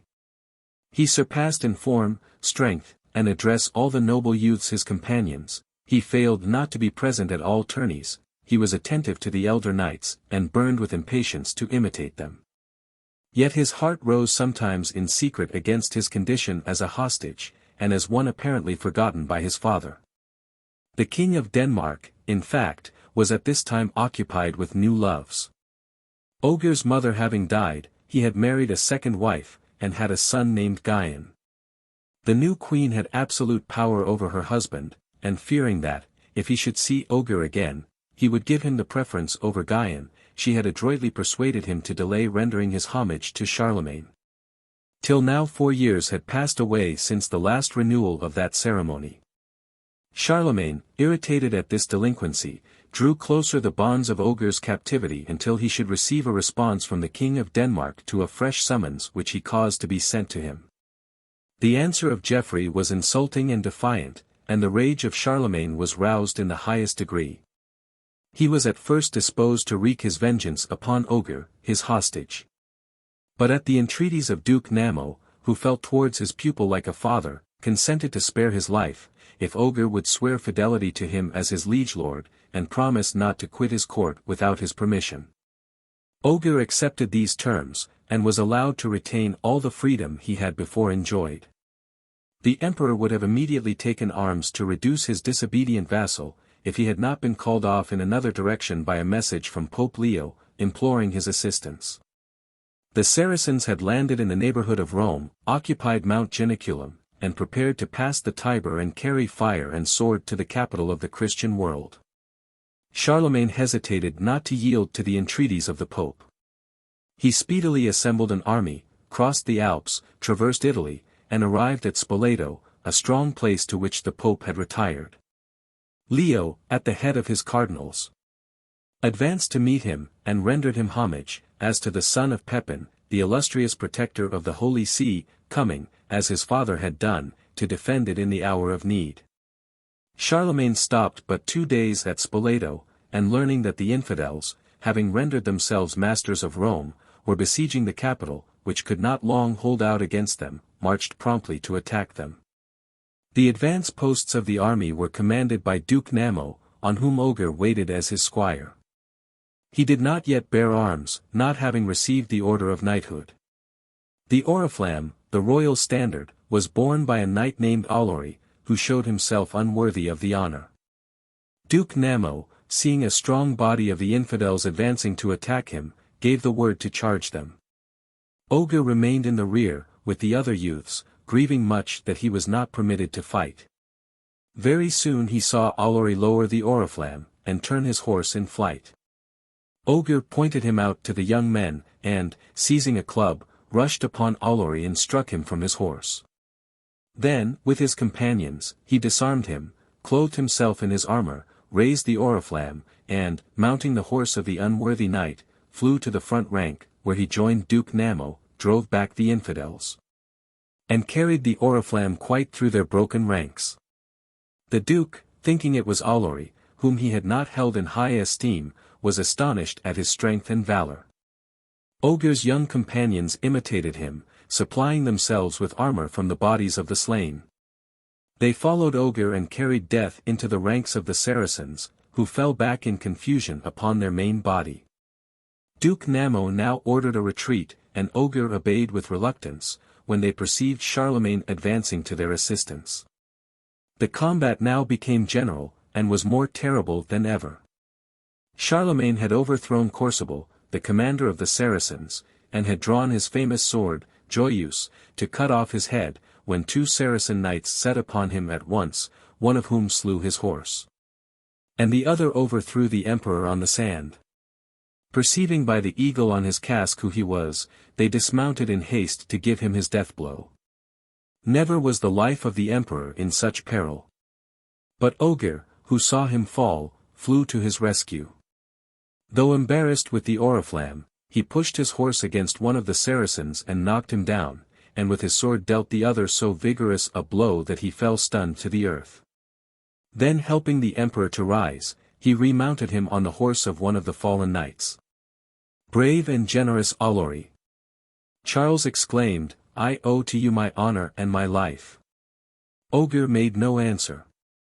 But, leaving Charlemagne surrounded by a great many of the knights who had flown to his succor, he plunged into the thickest ranks of the enemy, and carried the oriflamme, followed by a gallant train of youthful warriors, till the standard of Mahomet turned in retreat and the infidels sought safety in their entrenchments.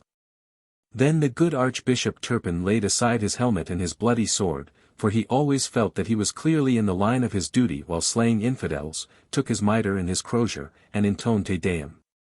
At this moment Ogier, covered with blood and dust, came to lay the oriflamme at the feet of the emperor. He was followed by a train of warriors of short stature, who walked ill at ease loaded with armor too heavy for them. Ogier knelt at the feet of Charlemagne, who embraced him, calling him Allori, while Turpin, from the height of the altar, blessed him with all his might. Then young Orlando, son of the Count Milone and nephew of Charlemagne, no longer able to endure this misapprehension, threw down his helmet, and ran to unlace Ogier's, while the other young men laid aside theirs. Our author says he cannot express the surprise, the admiration, and the tenderness of the emperor and his peers. Charles folded Ogier in his arms, and the happy fathers of those brave youths embraced them with tears of joy. The good Duke Namo stepped forward, and Charlemagne yielded Ogier to his embrace. How much do I owe you, he said, good and wise friend, for having restrained my anger. My dear Ogier, I owe you my life. My sword leaps to touch your shoulder, yours, and those of your brave young friends. At these words he drew that famous sword, Joyeuse, and, while Ogier and the rest knelt before him, gave them the accolade conferring on them the order of knighthood. The young Orlando and his cousin Oliver could not refrain, even in the presence of the emperor, from falling upon Ogier's neck, and pledging with him that brotherhood in arms, so dear and so sacred to the knights of old time. But Charlot, the emperor's son, at the sight of the glory with which Ogier had covered himself, conceived the blackest jealousy and hate. The rest of the day and the next were spent in the rejoicings of the army. Turpin in a solemn service implored the favor of heaven upon the youthful knights, and blessed the white armor which was prepared for them. Duke Namo presented them with golden spurs, Charles himself girded on their swords. But what was his astonishment when he examined that intended for Ogier.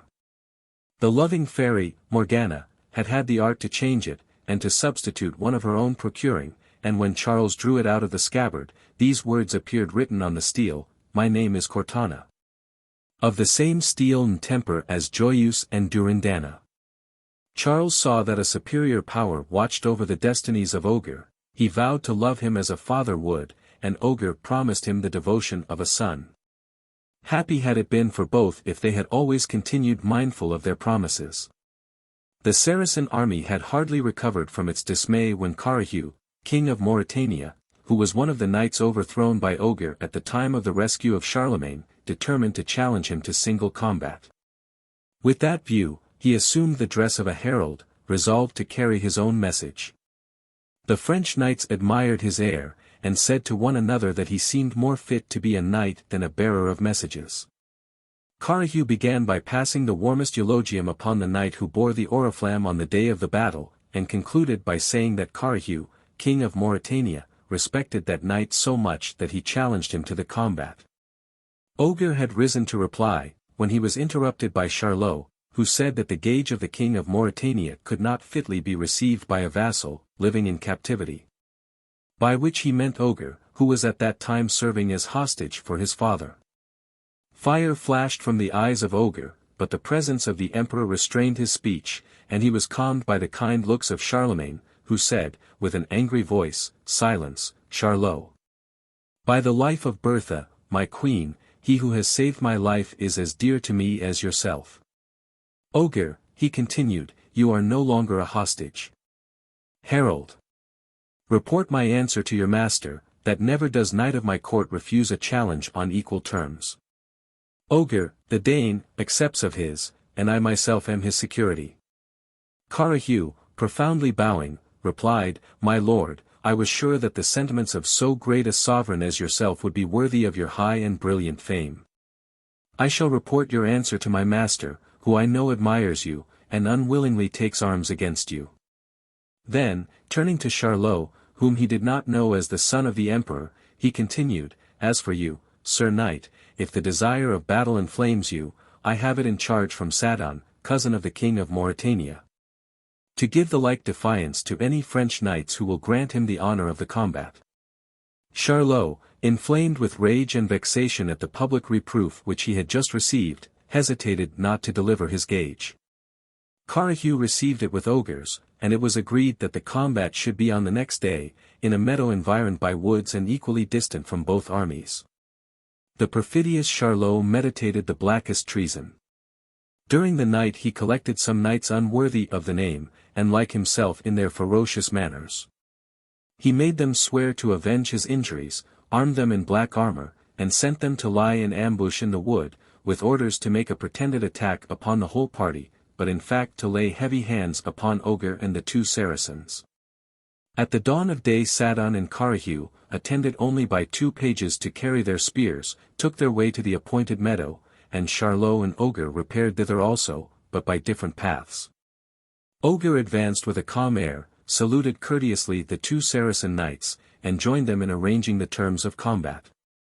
While this was going on, the perfidious Charlot remained behind and gave his men the signal to advance. That cowardly troop issued from the wood and encompassed the 3 knights. All 3 were equally surprised at the attack, but neither of them suspected the other to have any hand in the treason. Seeing the attack made equally upon them all, they united their efforts to resist it, and made the most forward of the assailants bite the dust. Cortana fell on no one without inflicting a mortal wound, but the sword of Carahue was not of equal temper and broke in his hands. At the same instant his horse was slain, and Carahue fell, without a weapon and entangled with his prostrate horse.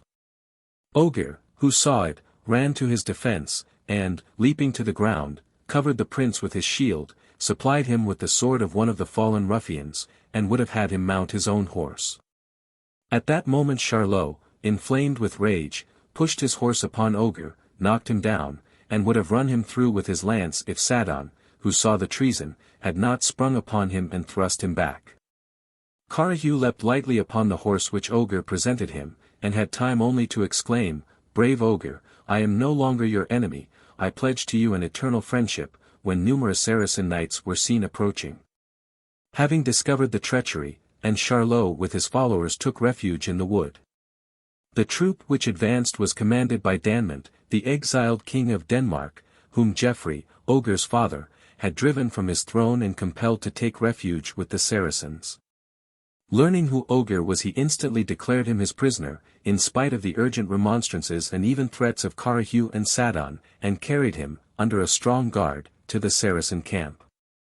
Here he was at first subjected to the most rigorous captivity, but Carahue and Sadon insisted so vehemently on his release, threatening to turn their arms against their own party if it was not granted, while Danmont as eagerly opposed the measure.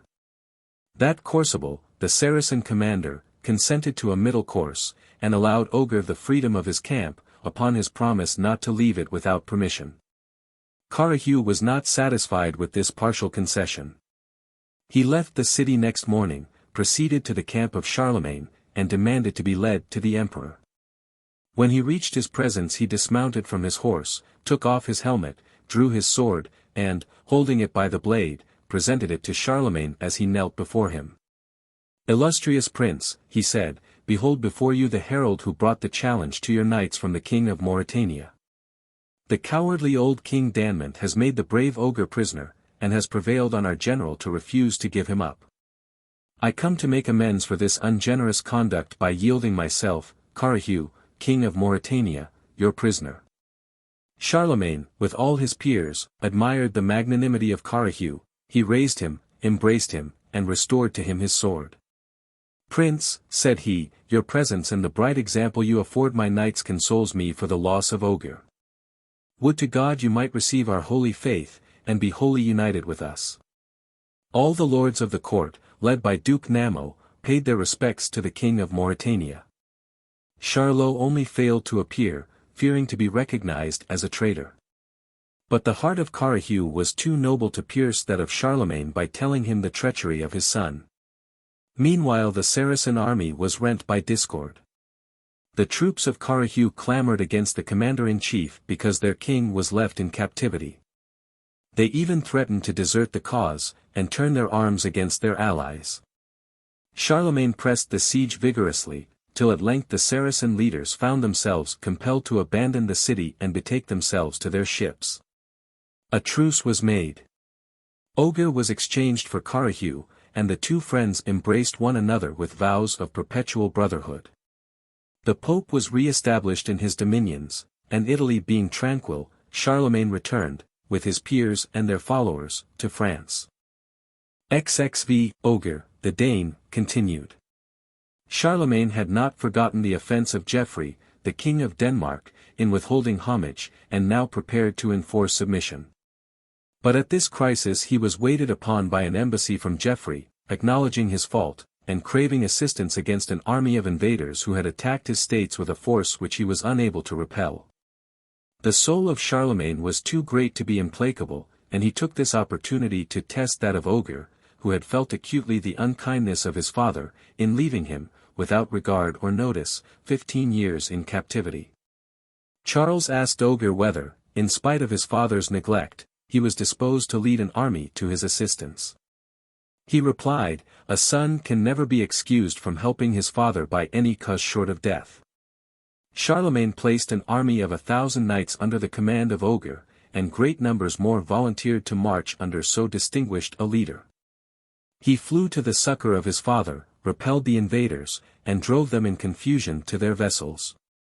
Ogier then hastened to the capital, but as he drew near the city he heard all the bells sounding a knell. He soon learned the cause. It was the obsequies of Geoffrey, the king. Ogier felt keenly the grief of not having been permitted to embrace his father once more, and to learn his latest commands, but he found that his father had declared him heir to his throne. He hastened to the church where the body lay, he knelt and bathed the lifeless form with his tears. At that moment a celestial light beamed all around, and a voice as of an angel said, "Ogier, leave thy crown to Guyon, thy brother, and bear no other title than that of the Dane. Thy destiny is glorious, and other kingdoms are reserved for thee." Ogier obeyed the divine behest. He saluted his stepmother respectfully, and, embracing his brother, told him that he was content with his lot in being reckoned among the Paladins of Charlemagne, and resigned all claims to the crown of Denmark. Ogier returned covered with glory to the court of Charlemagne, and the emperor, touched with this proof of his attachment, loaded him with caresses, and treated him almost as an equal. We pass in silence the adventures of Ogier for several ensuing years, in which the fairy gifts of his infancy showed their force in making him successful in all enterprises, both of love and war. He married the charming Bellasyne, and became the father of young Baldwin, a youth who seemed to inherit in full measure the strength and courage of his father and the beauty of his mother. When the lad was old enough to be separated from his mother, Ogier took him to court and presented him to Charlemagne, who embraced him, and took him into his service. It seemed to Duke Namo, and all the elder knights, as if they saw in him Ogier himself, as he was when a youth, and this resemblance won for the lad their kind regards. Even Charlot at first seemed to be fond of him, though after a while the resemblance to Ogier which he noticed had the effect to excite his hatred. Baldwin was attentive to Charlot, and lost no occasion to be serviceable. The prince loved to play chess, and Baldwin, who played well, often made a party with him. One day Charlot was nettled at losing 2 pieces in succession. He thought he could, by taking a piece from Baldwin, get some amends for his loss. But Baldwin, seeing him fall into a trap which he had set for him, could not help a slight laugh, as he said, "Checkmate." Charlot rose in a fury, seized the rich and heavy chessboard, and dashed it with all his strength on the head of Baldwin, who fell, and died where he fell. Frightened at his own crime, and fearing the vengeance of the terrible Ogier, Charlot concealed himself in the interior of the palace. A young companion of Baldwin hastened and informed Ogier of the event. He ran to the chamber, and beheld the body of his child bathed in blood, and it could not be concealed from him that Charlot gave the blow. Transported with rage, Ogier sought Charlot through the palace, and Charlot, feeling safe nowhere else, took refuge in the hall of Charlemagne, where he seated himself at table with Duke Namo and Salomon, Duke of Brittany. Ogier, with sword drawn, followed him to the very table of the emperor. When a cupbearer attempted to bar his way, he struck the cup from his hand and dashed the contents in the emperor's face. Charles rose in a passion, seized a knife, and would have plunged it into his breast, had not Salomon and another baron thrown themselves between, while Namo, who retained his ancient influence over Ogier, drew him out of the room. Foreseeing the consequences of this violence, pitying Ogier, and in his heart excusing him, Namo hurried him away before the guards of the palace could arrest him, made him mount his horse, and leave Paris. Charlemagne called together his peers, and made them take an oath to do all in their power to arrest Ogier, and bring him to condign punishment. Ogier on his part sent messages to the emperor, offering to give himself up on condition that Charlot should be punished for his atrocious crime. The emperor would listen to no conditions, and went in pursuit of Ogier at the head of a large body of soldiers. Ogier, on the other hand, was warmly supported by many knights, who pledged themselves in his defense. The contest raged long, with no decisive results. Ogier more than once had the emperor in his power, but declined to avail himself of his advantage, and released him without conditions. He even implored pardon for himself, but demanded at the same time the punishment of Charlot. But Charlemagne was too blindly fond of his unworthy son to subject him to punishment for the sake of conciliating one who had been so deeply injured. At length, distressed at the blood which his friends had lost in his cause, Ogier dismissed his little army, and, slipping away from those who wished to attend him, took his course to rejoin the Duke Guyon, his brother. On his way, having reached the forest of Ardennes, weary with long travel, the freshness of a retired valley tempted him to lie down to take some repose. He unsaddled Bifur, relieved himself of his helmet, lay down on the turf, rested his head on his shield, and slept. It so happened that Turpin, who occasionally recalled to mind that he was Archbishop of Reims, was at that time in the vicinity, making a pastoral visit to the churches under his jurisdiction. But his dignity of peer of France, and his martial spirit, which caused him to be reckoned among the pur chevaliers of his time, forbade him to travel without as large a retinue of knights as he had of clergymen. One of these was thirsty, and knowing the fountain on the borders of which Ogier was reposing, he rode to it, and was struck by the sight of a knight stretched on the ground. He hastened back, and let the archbishop know, who approached the fountain, and recognized Ogier. The first impulse of the good and generous Turpin was to save his friend, for whom he felt the warmest attachment. But his archdeacons and knights, who also recognized Ogier, reminded the archbishop of the oath which the emperor had exacted of them all. Turpin could not be false to his oath. But it was not without a groan that he permitted his followers to bind the sleeping knight. The archbishop's attendants secured the horse and arms of Ogier, and conducted their prisoner to the emperor at Soissons. The emperor had become so much embittered by Ogier's obstinate resistance, added to his original fault, that he was disposed to order him to instant death. But Turpin, seconded by the good dukes Namo and Salomon, prayed so hard for him, that Charlemagne consented to remit a violent death, but sentenced him to close imprisonment, under the charge of the archbishop. Strictly limiting his food to 1/4 of a loaf of bread per day, with 1 piece of meat, and 1/4 of a cup of wine. In this way he hoped quickly to put an end to his life without bringing on himself the hostility of the King of Denmark, and other powerful friends of Ogier. He exacted a new oath of Turpin to obey his orders strictly. The good archbishop loved Ogier too well not to cast about for some means of saving his life, which he foresaw he would soon lose if subjected to such scanty fare, for Ogier was 7 feet tall, and had an appetite in proportion. Turpin remembered, moreover, that Ogier was a true son of the church, always zealous to propagate the faith and subdue unbelievers. So he felt justified in practicing on this occasion what in later times has been entitled mental reservation, without swerving from the letter of the oath which he had taken. This is the method he hit upon. Every morning he had his prisoner supplied with 1/4 of a loaf of bread, made of 2 bushels of flour. To this he added 1/4 of a sheep or a fat calf, and he had a cup made which held 40 pints of wine, and allowed Ogier 1/4 of it daily. Ogier's imprisonment lasted long. Charlemagne was astonished to hear, from time to time, that he still held out. And when he inquired more particularly of Turpin, the good archbishop, relying on his own understanding of the words, did not hesitate to affirm positively that he allowed his prisoner no more than the permitted ration. We forgot to say that, when Ogier was led prisoner to Soissons, the abbot of Saint Féron, observing the fine horse Bifur, and not having at the time any other favor to ask of Charlemagne, begged the emperor to give him the horse, and had him taken to his abbey. He was impatient to try his new acquisition, and, when he had arrived in his litter at the foot of the mountain where the horse had been brought to meet him, mounted him and rode onward.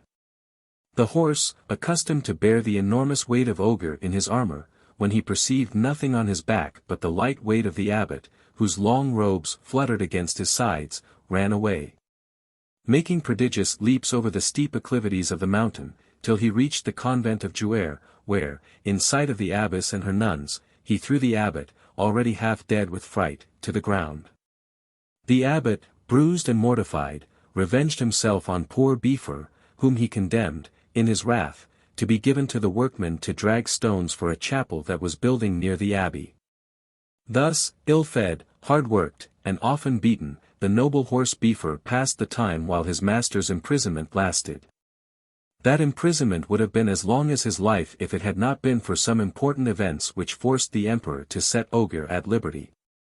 The emperor learned at the same time, that Carahue, king of Mauritania, was assembling an army to come and demand the liberation of Ogier, that Guyon, king of Denmark, was prepared to second the enterprise with all his forces. And, worse than all, that the Saracens, under Bruyere, Sultan of Arabia, had landed in Gascony, taken Bordeaux, and were marching with all speed for Paris. Charlemagne now felt how necessary the aid of Ogier was to him.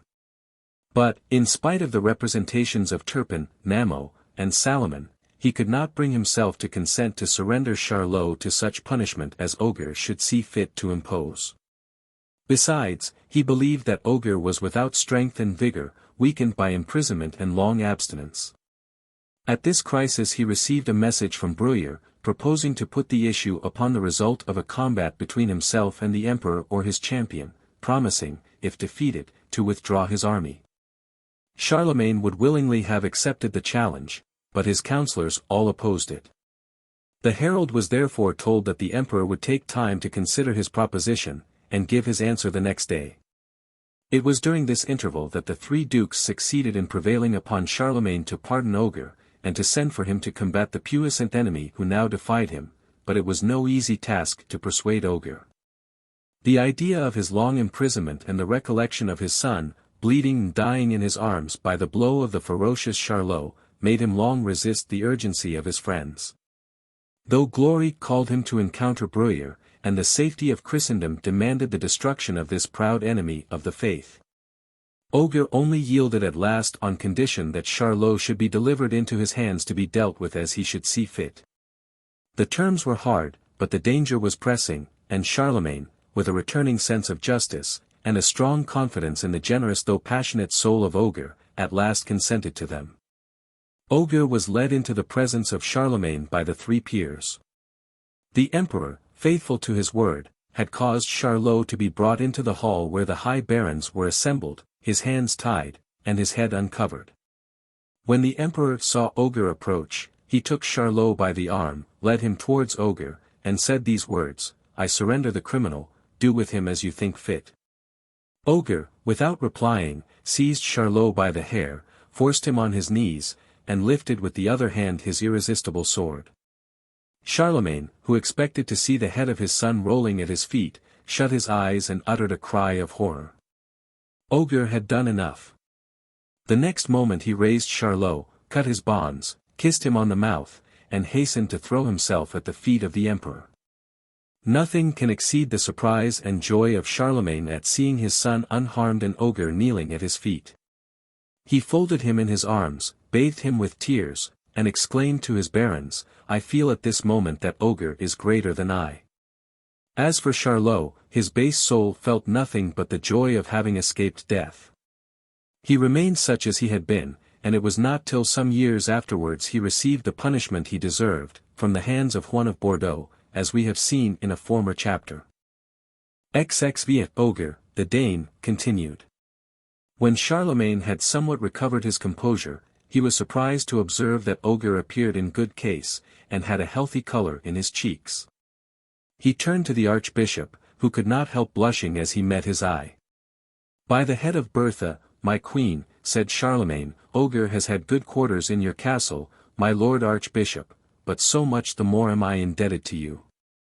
All the barons laughed and jested with Turpin, who only said, "Laugh as much as you please, my lords, but for my part one am not sorry to see the arm in full vigor that is to avenge us on the proud Saracen." Charlemagne immediately dispatched his herald, accepting the challenge, and appointing the next day but one for the encounter. The proud and crafty Bruyere laughed scornfully when he heard the reply accepting his challenge, for he had a reliance on certain resources besides his natural strength and skill. However, he swore by Mahomet to observe the conditions as proposed and agreed upon. Ogier now demanded his armor, and it was brought to him in excellent condition, for the good Turpin had kept it faithfully. But it was not easy to provide a horse for the occasion. Charlemagne had the best horses of his stables brought out, except Blanchard, his own charger, but all in vain, the weight of Ogier bent their backs to the ground.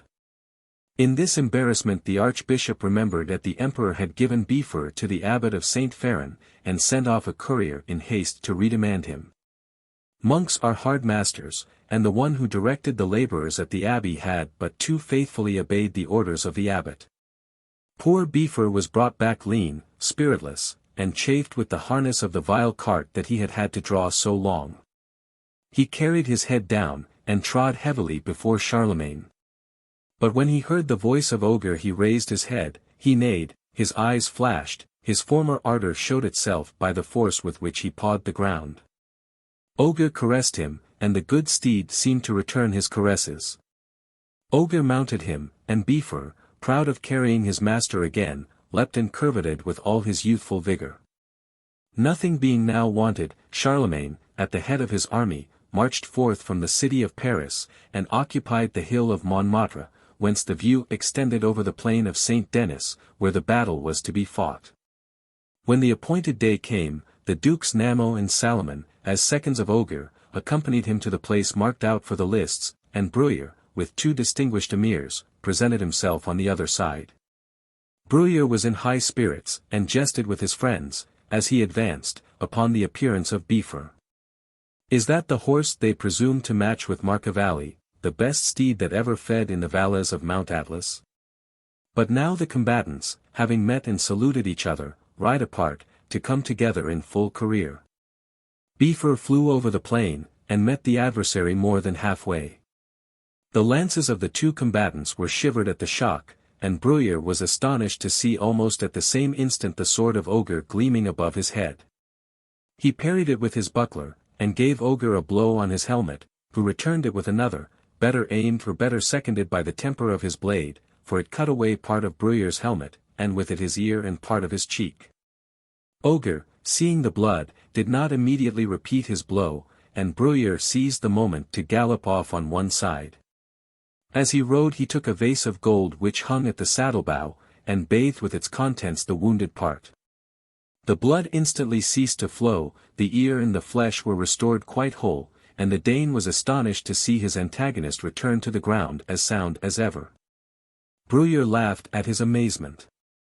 "Know," said he, "that I possess the precious balm that Joseph of Arimathea used upon the body of the crucified one, whom you worship. If I should lose an arm, I could restore it with a few drops of this. It is useless for you to contend with me. Yield yourself, and, as you appear to be a strong fellow, I will make you first oarsman in one of my galleys." Ogier, though boiling with rage, forgot not to implore the assistance of heaven.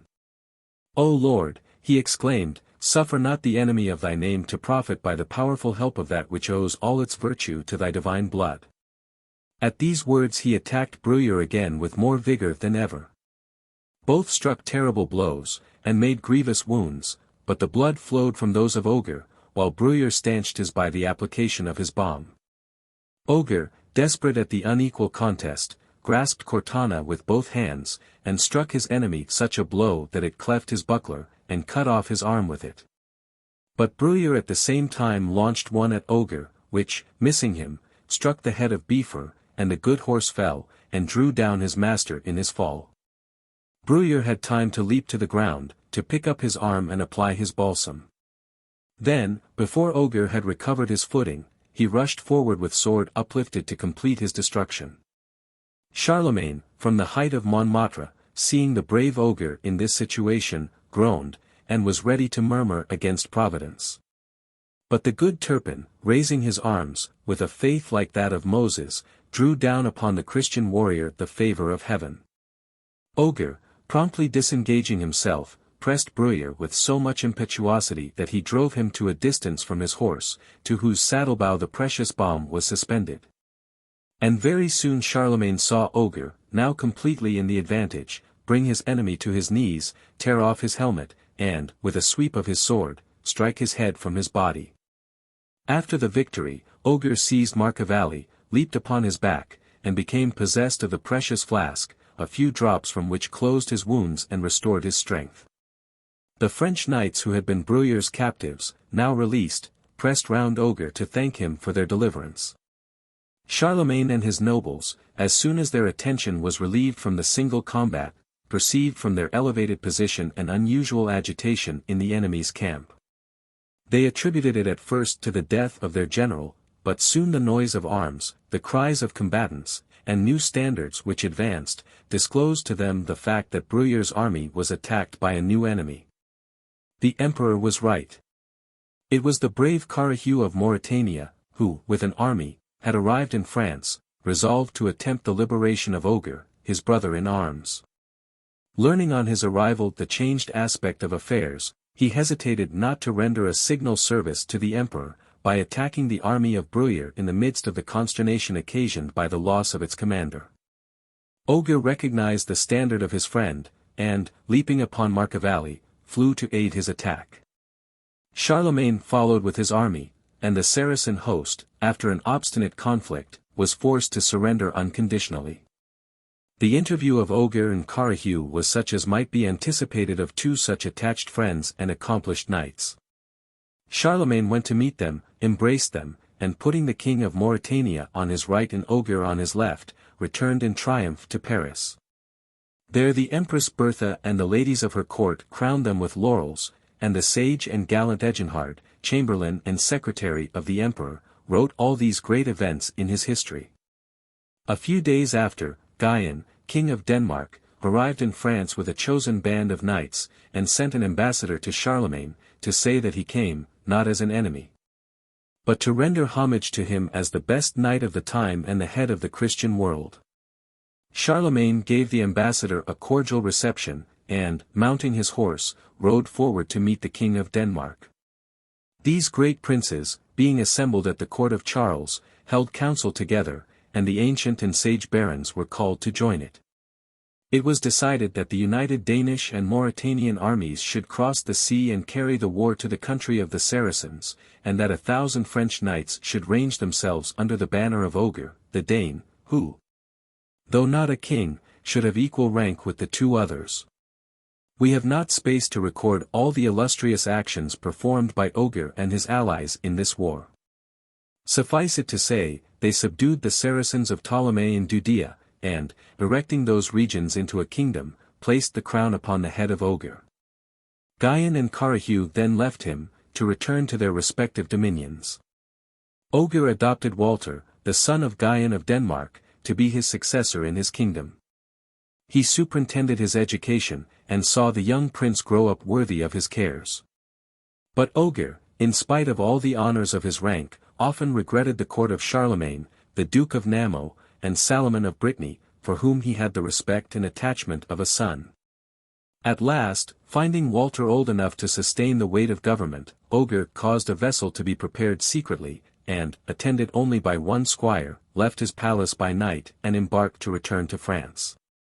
The vessel, driven by a fair wind, cut the sea with the swiftness of a bird, but on a sudden it deviated from its course, no longer obeyed the helm, and sped fast towards a black promontory which stretched into the sea. This was a mountain of lodestone, and, its attractive power increasing as the distance diminished, the vessel at last flew with the swiftness of an arrow towards it, and was dashed to pieces on its rocky base. Ogier alone saved himself, and reached the shore on a fragment of the wreck. Ogier advanced into the country, looking for some marks of inhabitancy, but found none. On a sudden he encountered two monstrous animals, covered with glittering scales, accompanied by a horse breathing fire. Ogier drew his sword and prepared to defend himself. But the monsters, terrific as they appeared, made no attempt to assail him, and the horse, Papillon, knelt down, and appeared to court Ogier to mount upon his back. Ogier hesitated not to see the adventure through. He mounted Papillon, who ran with speed, and soon cleared the rocks and precipices which hemmed in and concealed a beautiful landscape. He continued his course till he reached a magnificent palace, and, without allowing Ogier time to admire it, crossed a grand courtyard adorned with colonnades, and entered a garden, where, making his way through alleys of myrtle, he checked his course, and knelt down on the enameled turf of a fountain. Ogier dismounted and took some steps along the margin of the stream, but was soon stopped by meeting a young beauty, such as they paint the Graces, and almost as lightly attired as they. At the same moment, to his amazement, his armor fell off of its own accord. The young beauty advanced with a tender air, and placed upon his head a crown of flowers. At that instant the Danish hero lost his memory. His combats, his glory, Charlemagne and his court, all vanished from his mind. He saw only Morgana. He desired nothing but to sigh forever at her feet. We abridge the narrative of all the delights which Ogier enjoyed for more than 100 years. Time flew by, leaving no impression of its flight.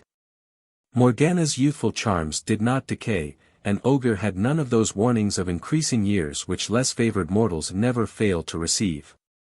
There is no knowing how long this blissful state might have lasted, if it had not been for an accident, by which Morgana one day, in a sportive moment, snatched the crown from his head. That moment Ogier regained his memory, and lost his contentment. The recollection of Charlemagne, and of his own relatives and friends, saddened the hours which he passed with Morgana. The fairy saw with grief the changed looks of her lover. At last she drew from him the acknowledgment that he wished to go, at least for a time, to revisit Charles's court. She consented with reluctance, and with her own hands helped to reinvest him with his armor. Papillon was led forth, Ogier mounted him, and, taking a tender adieu of the tearful Morgana, crossed at rapid speed the rocky belt which separated Morgana's palace from the borders of the sea. The sea goblins which had received him at his coming awaited him on the shore. One of them took Ogier on his back, and the other placing himself under Papillon, they spread their broad fins, and in a short time traversed the wide space that separates the Isle of Avallon from France. They landed Ogier on the coast of Languedoc, and then plunged into the sea and disappeared. Ogier remounted on Papillon, who carried him across the kingdom almost as fast as he had passed the sea. He arrived under the walls of Paris, which he would scarcely have recognized if the high towers of Saint Genevieve had not caught his eye. He went straight to the palace of Charlemagne, which seemed to him to have been entirely rebuilt. His surprise was extreme, and increased still more on finding that he understood with difficulty the language of the guards and attendants in replying to his questions. And seeing them smile as they tried to explain to one another the language in which he addressed them. Presently the attention of some of the barons who were going to court was attracted to the scene, and Ogier, who recognized the badges of their rank, addressed them. And inquired if the Dukes Namo and Salomon were still residing at the emperor's court. At this question the barons looked at one another in amazement, and one of the eldest said to the rest, "How much this knight resembles the portrait of my granduncle, Ogier the Dane." "Ah! My dear nephew, I am Ogier the Dane," said he. And he remembered that Morgana had told him that he was little aware of the flight of time during his abode with her. The barons, more astonished than ever, concluded to conduct him to the monarch who then reigned, the great Hugh Capet. The brave Ogier entered the palace without hesitation. But when, on reaching the royal hall, the barons directed him to make his obeisance to the King of France, he was astonished to see a man of short stature and large head, whose air, nevertheless, was noble and martial. Seated upon the throne on which he had so often seen Charlemagne, the tallest and handsomest sovereign of his time. Ogier recounted his adventures with simplicity and unaffectedness. Hugh Capet was slow to believe him, but Ogier recalled so many proofs and circumstances, that at last he was forced to recognize the aged warrior to be the famous Ogier the Dane. The king informed Ogier of the events which had taken place during his long absence, that the line of Charlemagne was extinct, that a new dynasty had commenced, that the old enemies of the kingdom, the Saracens, were still troublesome. And that at that very time an army of those miscreants was besieging the city of Chartres, to which he was about to repair in a few days to its relief. Ogier, always inflamed with the love of glory, offered the service of his arm, which the illustrious monarch accepted graciously, and conducted him to the queen. The astonishment of Ogier was redoubled when he saw the new ornaments and headdresses of the ladies. Still, the beautiful hair which they built up on their foreheads, and the feathers interwoven, which waved with so much grace, gave them a noble air that delighted him. His admiration increased when, instead of the old Empress Bertha, he saw a young queen who combined a majestic mien with the graces of her time of life, and manners candid and charming, suited to attach all hearts. Ogier saluted the youthful queen with a respect so profound that many of the courtiers took him for a foreigner, or at least for some nobleman brought up at a distance from Paris, who retained the manners of what they called the old court. When the queen was informed by her husband that it was the celebrated Ogier the Dane whom he presented to her, whose memorable exploits she had often read in the chronicles of antiquity, her surprise was extreme. Which was increased when she remarked the dignity of his address, the animation and even the youthfulness of his countenance. this queen had too much intelligence to believe hastily, proof alone could compel her assent, and she asked him many questions about the old court of Charlemagne, and received such instructive and appropriate answers as removed every doubt. It is to the corrections which Ogier was at that time enabled to make to the popular narratives of his exploits, that we are indebted for the perfect accuracy and trustworthiness of all the details of our own history. King Hugh Capet, having received that same evening couriers from the inhabitants of Chartres, informing him that they were hard pressed by the besiegers, resolved to hasten with Ogier to their relief. Ogier terminated this affair as expeditiously as he had so often done others. The Saracens having dared to offer battle, he bore the oriflamme through the thickest of their ranks. Papillon, breathing fire from his nostrils, threw them into disorder, and Cortana, wielded by his invincible arm, soon finished their overthrow. The king, victorious over the Saracens, led back the Danish hero to Paris, where the deliverer of France received the honors due to his valor. Ogier continued some time at the court, detained by the favor of the king and queen. But ere long he had the pain to witness the death of the king.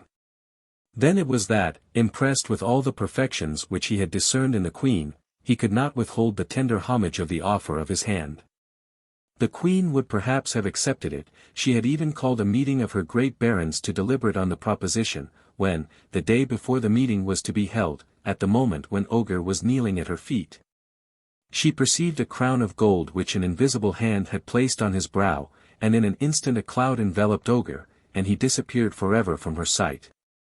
It was Morgana, the fairy, whose jealousy was awakened at what she beheld, who now resumed her power, and took him away to dwell with her in the island of Avalon. There, in company with the great King Arthur of Britain, he still lives, and when his illustrious friend shall return to resume his ancient reign, he will doubtless return with him, and share his triumph. Glossary. A. Abdalrahman, founder of the independent Umayyad, Saracenic, power in Spain, conquered at Tours by Charles Martel. Aberfraw, scene of nuptials of Branwen and Matholch. Absyrtus, younger brother of Medea. Abydos, a town on the Hellespont, nearly opposite to Cestus. Abila, mount, or columna, a mountain in Morocco, near Ceuta, now called Jebel Musa or Apes Hill, forming the northwestern extremity of the African coast opposite Gibraltar, see Pillars of Hercules. Acestes, son of a Trojan woman who was sent by her father to Sicily, that she might not be devoured by the monsters which infested the territory of Troy. Aestes, Bacchanal captured by Pentheus. Achates, faithful friend and companion of Aeneas. Achilles, river god of the largest river in Greece, his horn of plenty.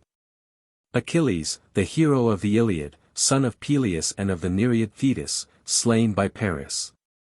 Acis, youth loved by Galatea and slain by Polyphemus. Acontius, a beautiful youth, who fell in love with Cydip, the daughter of a noble Athenian. Acrisius, son of Abas, king of Argos, grandson of Lynceus, the great-grandson of Danaus. Actaeon, a celebrated huntsman, son of Aristeus and Autonoe, who, having seen Diana bathing, was changed by her to a stag and killed by his own dogs. Admeta, daughter of Eurystheus, covets Hippolyta's girdle. Admetus, king of Thessaly, saved from death by Alcestis. Adonis, a youth beloved by Aphrodite, Venus, and Proserpine, killed by a boar. Adrastus, a king of Argos.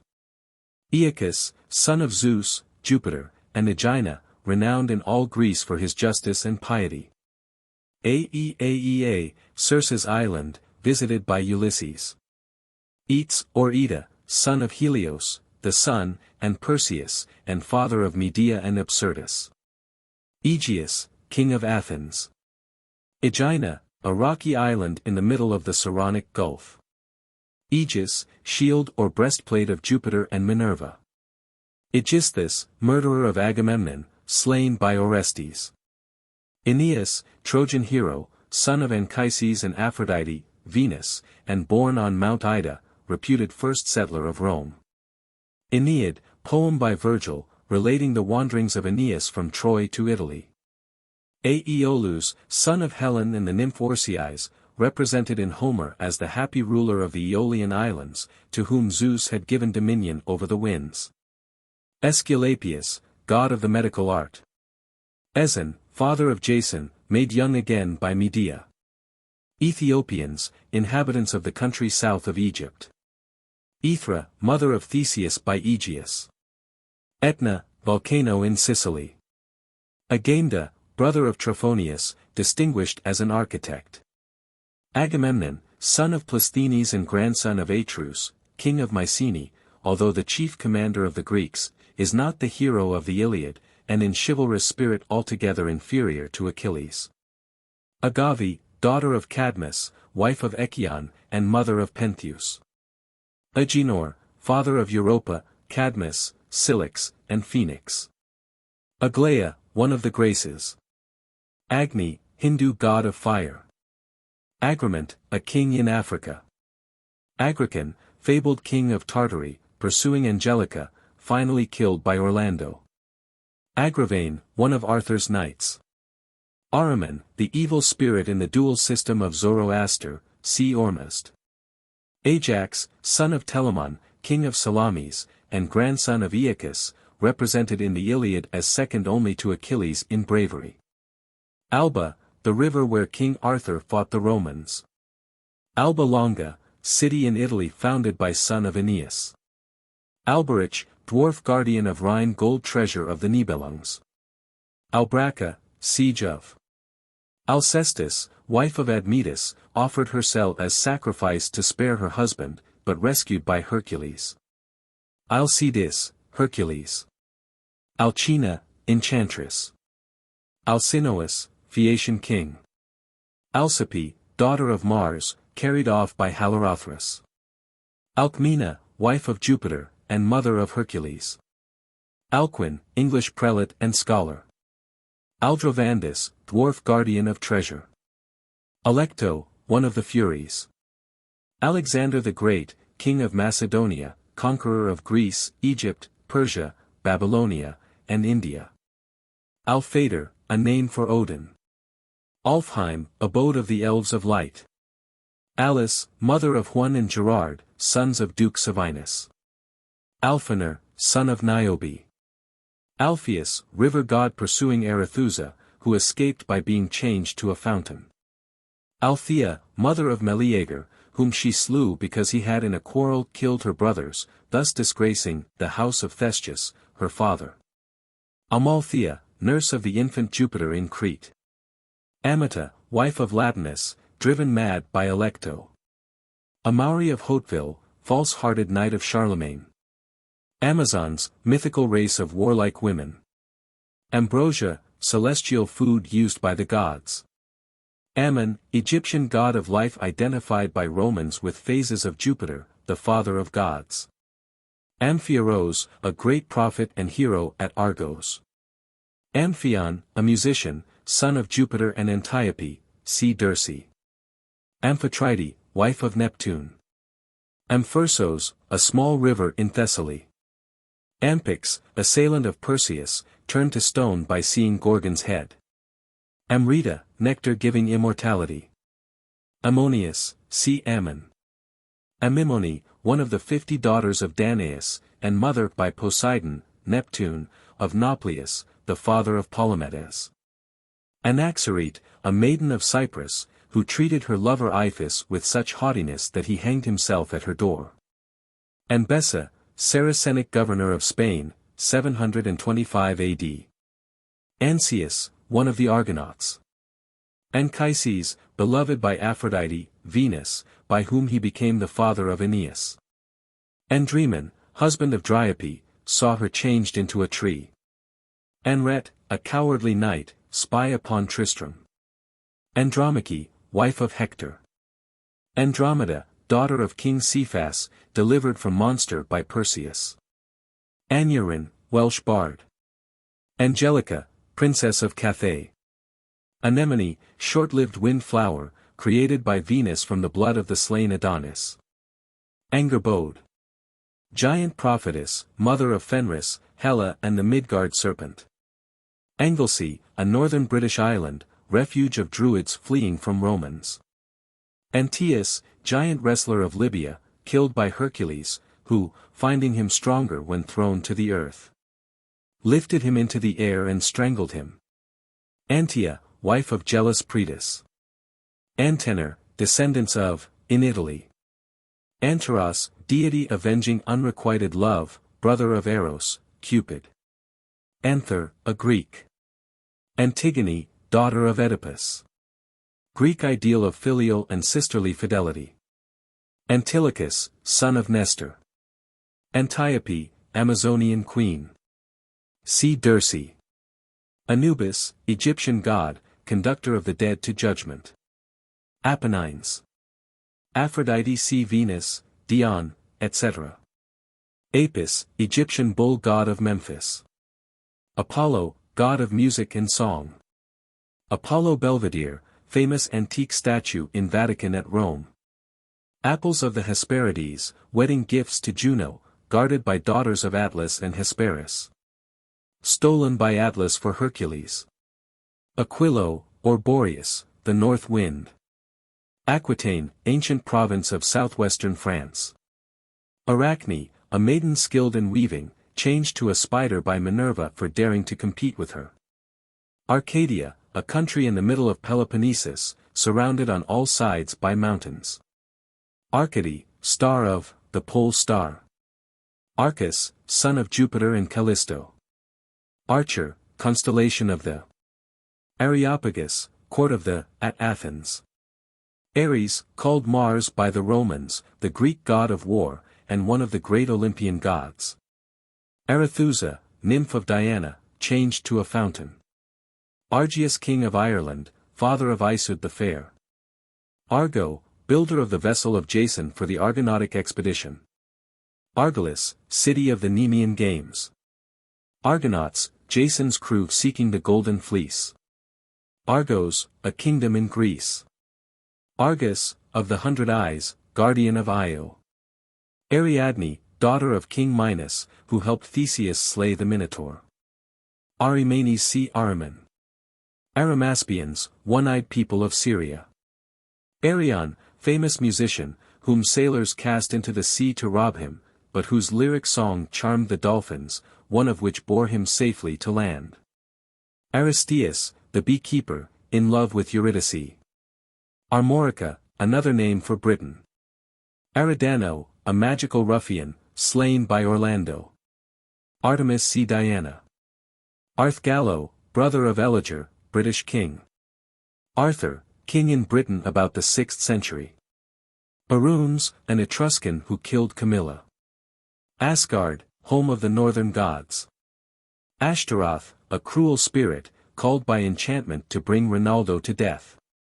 Ask, the first man, made from an ash tree. Astolpho of England, one of Charlemagne's knights.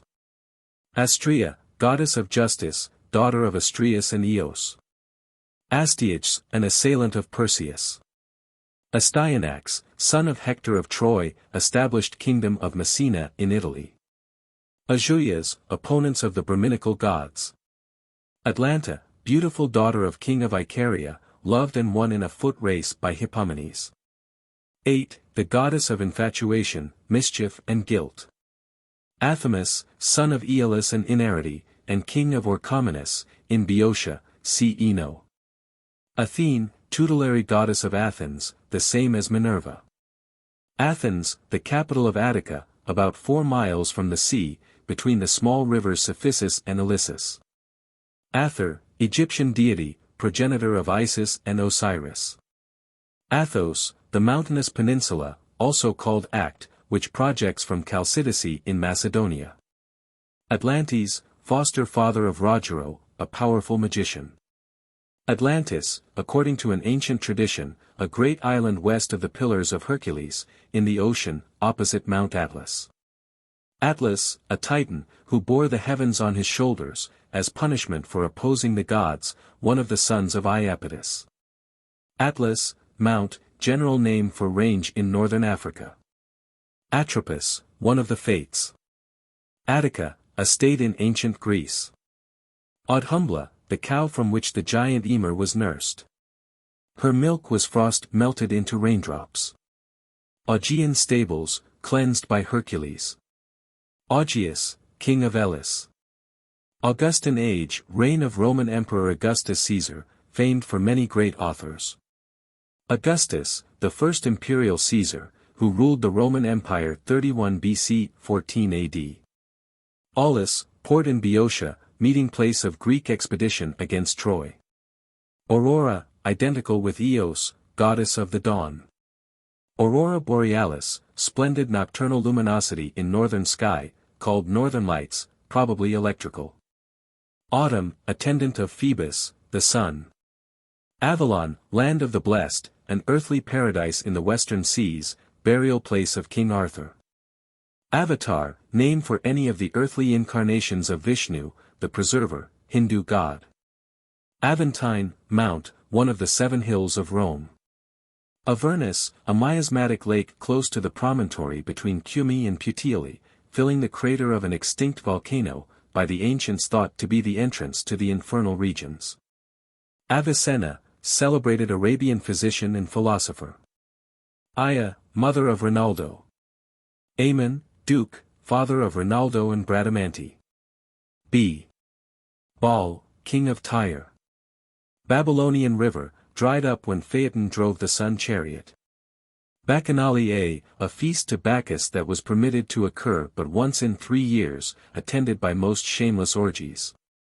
Bacchanals, devotees and festal dancers of Bacchus. Bacchus, Dionysus, god of wine and revelry. Badon, battle of Arthur's final victory over the Saxons. Bagdemagus, king, a knight of Arthur's time. Baldur, son of Odin, and representing in Norse mythology the sun god. Balisardo, Orlando's sword. Ban, king of Brittany, ally of Arthur, father of Lancelot. Bards, minstrels of Welsh druids. Basilisk sea cockatrice. Baucis, wife of Philemon, visited by Jupiter and Mercury. Bayard, wild horse subdued by Rinaldo. Beal, druid's god of life. Bedivere, Arthur's knight. Bedver, King Arthur's butler, made governor of Normandy. Bedwer, knightly comrade of Geraint. Belisarda, Rogero's sword. Bellerophon, demigod, conqueror of the Chimera. Bellona, the Roman goddess of war, represented as the sister or wife of Mars. Beltane, druidical fire festival. Belus, son of Poseidon, Neptune, and Libya or Eurynome, twin brother of Agenor. Bendigide Vran, king of Britain. Beowulf, hero and king of the Swedish Geats. Barrow, nurse of Semele. Bertha, mother of Orlando. Bifrost, rainbow bridge between the earth and Asgard. Bladud, inventor, builder of the city of Bath. Blamer, a knight of Arthur. Bleobaris, a knight of Arthur. Boeotia, state in ancient Greece, capital city Thebes. Bohort, king, a knight of Arthur. Bona Dea, a Roman divinity of fertility. Boötes, also called Ares, son of Jupiter and Callisto, changed to constellation of Ursa Major. Boreas, north wind, son of Aeolus and Aurora. Bosphorus, the cow ford, named for Io, when as a heifer she crossed that strait. Bradamante, sister to Rinaldo, a female warrior. Brademagus, king, father of Sir Maleagans. Bragi, Norse god of poetry. Brahma, the creator, chief god of Hindu religion. Branwen, daughter of Lyr, king of Britain, wife of Mathcolc. Brasiliand, forest of, where Vivian enticed Merlin. Brengwain, maid of Isoude the Fair. Brennus, son of Malmutius, went to Gaul, became king of the Allobroges. Breus, the pitiless, a caitiff knight. Briareus, 100-armed giant. Bryce, bishop, sustainer of Arthur when elected king. Brigliadoro, Orlando's horse.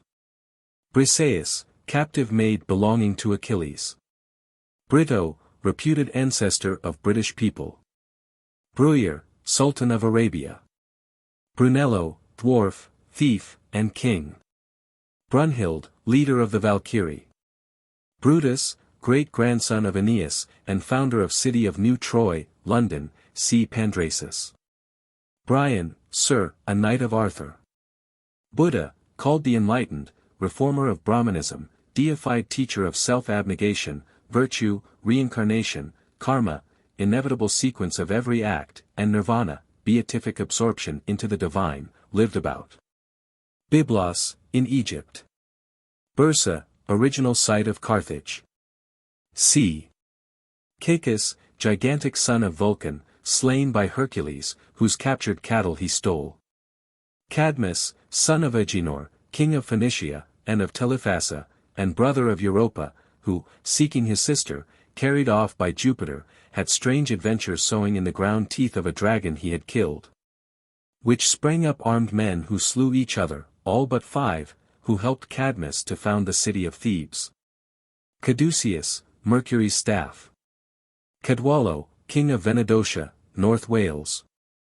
Caerleon, traditional seat of Arthur's court. Caesar, Julius, Roman lawyer, general, statesman and author, conquered and consolidated Roman territory, making possible the empire. Caicus, a Greek river. Cairns, druidical store piles. Calais, French town facing England. Calchas, wisest soothsayer among the Greeks at Troy. Caliban, a sword of Arthur. Calliope, one of the 9 muses. Callisto, an Arcadian nymph, mother of Arcas, c. Boötes, changed by Jupiter to constellation Ursa Minor. Calpe, a mountain in the south of Spain, on the strait between the Atlantic and Mediterranean, now Rock of Gibraltar. Caledon, home of Meleager. Calypso, queen of island of Ogier, where Ulysses was wrecked and held 7 years. Camber, son of Brutus, governor of West Albion, Wales. Camelot, legendary place in England where Arthur's court and palace were located. Camini, prophetic nymphs, belonging to the religion of ancient Italy. Camilla, Volscian maiden, huntress and Amazonian warrior, favorite of Diana. Camlan, battle of, where Arthur was mortally wounded. Canterbury, English city. Capaneus, husband of Evadne, slain by Jupiter for disobedience. Capet, Hugh, king of France, 987 to 996 AD. Caradoc Brief Bras, Sir, great-nephew of King Arthur. Carahue, king of Mauritania. Carthage, African city, home of Dido. Cassandra, daughter of Priam and Hecuba, and twin sister of Helenus, a prophetess, who foretold the coming of the Greeks but was not believed. Cassibelanus, British chieftain, fought but not conquered by Caesar. Cassiopeia, mother of Andromeda. Castalia, fountain of Parnassus, giving inspiration to oracular priestess named Pythia. Castalian cave, oracle of Apollo. Castes, India. Castor and Pollux the Dioscuri, sons of Jupiter and Leda, Castor a horseman, Pollux a boxer, c. Gemini. Caucasus, Mount. Caval, Arthur's favorite dog. Caster, ancient river. Cebriones, Hector's charioteer. Cecrops, first king of Athens. Celestials, gods of classic mythology. Celeus, shepherd who sheltered Ceres, seeking Proserpine, and whose infant son Triptolemus was in gratitude made great by Ceres. Cellini, Benvenuto, famous Italian sculptor and artificer in metals. Celtic nations, ancient Gauls and Britons, modern Bretons, Welsh, Irish and Gaelic Scotch. Centaurs, originally an ancient race, inhabiting Mount Pelion in Thessaly, in later accounts represented as half horses and half men, and said to have been the offspring of Ixion and a cloud. Cephalus, husband of beautiful but jealous Procris. Cepheus, king of Ethiopians, father of Andromeda. Cephisus, a Grecian stream. Cerberus, three-headed dog that guarded the entrance to Hades, called a son of Typhaon and Echidna. Ceres, see Demeter. Cestus, the girdle of Venus. Cyx, king of Thessaly, see Halcyone. Chaos, original confusion. Personified by Greeks as most ancient of the gods. Charlemagne, King of the Franks and Emperor of the Romans. Charles Martel, King of the Franks, grandfather of Charlemagne. Called Martel, the Hammer, from his defeat of the Saracens at Tours. Charlot, son of Charlemagne. Charon, son of Erebos, conveyed in his boat the shades of the dead across the rivers of the lower world. Charybdis. Whirlpool near the coast of Sicily, see Scylla. Chimera, a fire-breathing monster, the forepart of whose body was that of a lion, the hind part that of a dragon, and the middle that of a goat, slain by Bellerophon.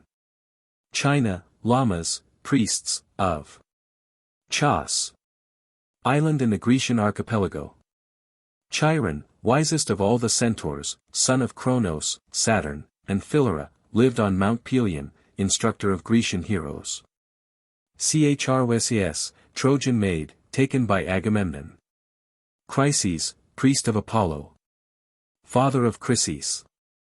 Ciconians, inhabitants of Ismarus, visited by Ulysses. Cimbri, an ancient people of Central Europe. Cimmeria, a land of darkness.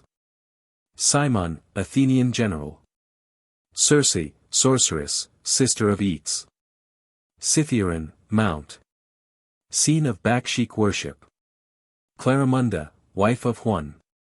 Clio, one of the Muses. Cloridon, a Moor. Clotho, one of the Fates. Clymene, an ocean nymph. Clytemnestra, wife of Agamemnon, killed by Orestes. Clytie, a water nymph, in love with Apollo.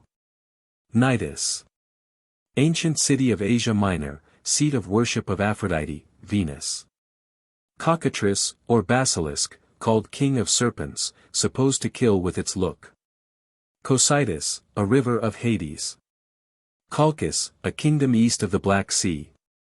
Colophon. One of the 7 cities claiming the birth of Homer. Columba, St., an Irish Christian missionary to Druidical parts of Scotland. Conan, Welsh king. Constantine, Greek emperor. Cordelia, daughter of the mythical King Lear. Corineus. A Trojan warrior in Albion. Cornwall, southwest part of Britain. Cortana, Ogier's sword. Carabants, priests of Cybele, or Rhea, in Phrygia, who celebrated her worship with dances, to the sound of the drum and the cymbal, 143. Crab. Constellation. Cranes and their enemies, the Pygmies, of Ibycus. Creon, king of Thebes. Crete, one of the largest islands of the Mediterranean Sea, lying south of the Cyclades. Creusa, daughter of Priam, wife of Aeneas. Crocal. A nymph of Diana. Cromlech, druidical altar. Kronos, see Saturn. Crotona, city of Italy. Cuchulainn, Irish hero, called the Hound of Ireland. Culdees, followers of St. Columba, Cumean Sibyl, seeress of Cumae, consulted by Aeneas, sold Sibylline books to Tarquin. Cupid, child of Venus and god of love. Curoi of Ceri, wise man. Cyane, river, opposed Pluto's passage to Hades. Cybele, Rhea. Cyclopes. Creatures with circular eyes, of whom Homer speaks as a gigantic and lawless race of shepherds in Sicily, who devoured human beings, they helped Vulcan to forge the thunderbolts of Zeus under Aetna. Cymbeline. King of ancient Britain. Cynosure, dog's tail, the pole star, at tail of constellation Ursa Minor. Cynthian mountain top, birthplace of Artemis, Diana, and Apollo. Cyprus, island off the coast of Syria, sacred to Aphrodite. Cyrene, a nymph. Mother of Aristeus. D. Daedalus, architect of the Cretan labyrinth, inventor of sails. Daignet, King Arthur's fool. Dalai Lama, chief pontiff of Thibet. Danae, mother of Perseus by Jupiter. Danaedes, the 50 daughters of Danaus, king of Argos. Who were betrothed to the 50 sons of Aegyptus, but were commanded by their father to slay each her own husband on the marriage night. Danaus, see Danaedes. Daphne, maiden loved by Apollo, and changed into a laurel tree. Dardanelles. Ancient Hellespont. Dardanus, progenitor of the Trojan kings. Dardanelle, prince of Zumra. Dawn, sea aurora. Day, an attendant on Phoebus, the sun. Day star, Hesperus. Death, sea Helle. Deiphobus, son of Priam and Hecuba. The bravest brother of Paris. Deianira, wife of Hercules. Delos, floating island, birthplace of Apollo and Diana. Delphi, shrine of Apollo, famed for its oracles. Demeter, Greek goddess of marriage and human fertility. Identified by Romans with Ceres. Demaha, South Wales. Demodocus, bard of Alamus, king of the Phaeacians. Deucalion, king of Thessaly, who with his wife Pyrrha were the only pair surviving a deluge sent by Zeus. Dia, island of. Diana, Artemis. Goddess of the moon and of the chase, daughter of Jupiter and Latona. Diana of the Hind, antique sculpture in the Louvre, Paris. Diana, temple of. Dictys, a sailor. Didier, king of the Lombards. Dido, queen of Tyre and Carthage. Entertained the shipwrecked Aeneas. Diomede, Greek hero during Trojan War. Dione, female Titan, mother of Zeus, of Aphrodite, Venus. Dionysus see Bacchus. Dioscuri, the twins, see Castor and Pollux. Dirce, wife of Lycus, king of Thebes. Who ordered Amphion and Zethus to tie Antiope to a wild bull, but they, learning Antiope to be their mother, so treated Dirce herself. Dis see Pluto. Discord, apple of, see Eris. Discordia, see Eris. Dodona, site of an oracle of Zeus, Jupiter. Dorceus, a dog of Diana. Doris, wife of Nereus. Dragon's teeth sown by Cadmus. Druids, ancient Celtic priests. Dryads, or dryads, sea-wood nymphs. Dryope, changed to a lotus plant. For plucking a lotus-enchanted form of the nymph lotus. Dubricius, bishop of Caerleon. Dudon, a knight, comrade of Astolpho. Dunwallo Malmatius, British king and lawgiver. Durindana, sword of Orlando or Rinaldo. Dwarfs in Wagner's Nibelungen ring. Earth, Gaia. Goddess of the Ebudians, the Echo, nymph of Diana, shunned by Narcissus, fated to nothing but a voice. Eklunlied, the Eddas, Norse mythological records. Edarin, son of Nud. Aegina, nymph of the fountain. Eisteddfod, session of Welsh bards and minstrels. Electra, the lost one of the Pleiades, also, sister of Orestes. Illusion mysteries, instituted by Ceres. And calculated to awaken feelings of piety and a cheerful hope of better life in the future. Eleusis, Grecian city. Elgin marbles, Greek sculptures from the Parthenon of Athens, now in British Museum, London, placed there by Lord Elgin. Eliors. Enchanter. Eliger, a king of Britain. Elis, ancient Greek city. Eli, old age. The one successful wrestler against Thor. Elphin, son of Gwydairo. Elves, spiritual beings, of many powers and dispositions, some evil, some good. Elvidner, the ball of Hela. Elysian fields, the land of the blessed. Elysian plain.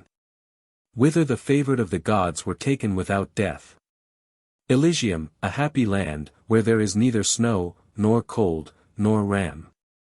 Hither favored heroes, like Menelaus, pass without dying, and live happy under the rule of Rhadamanthus.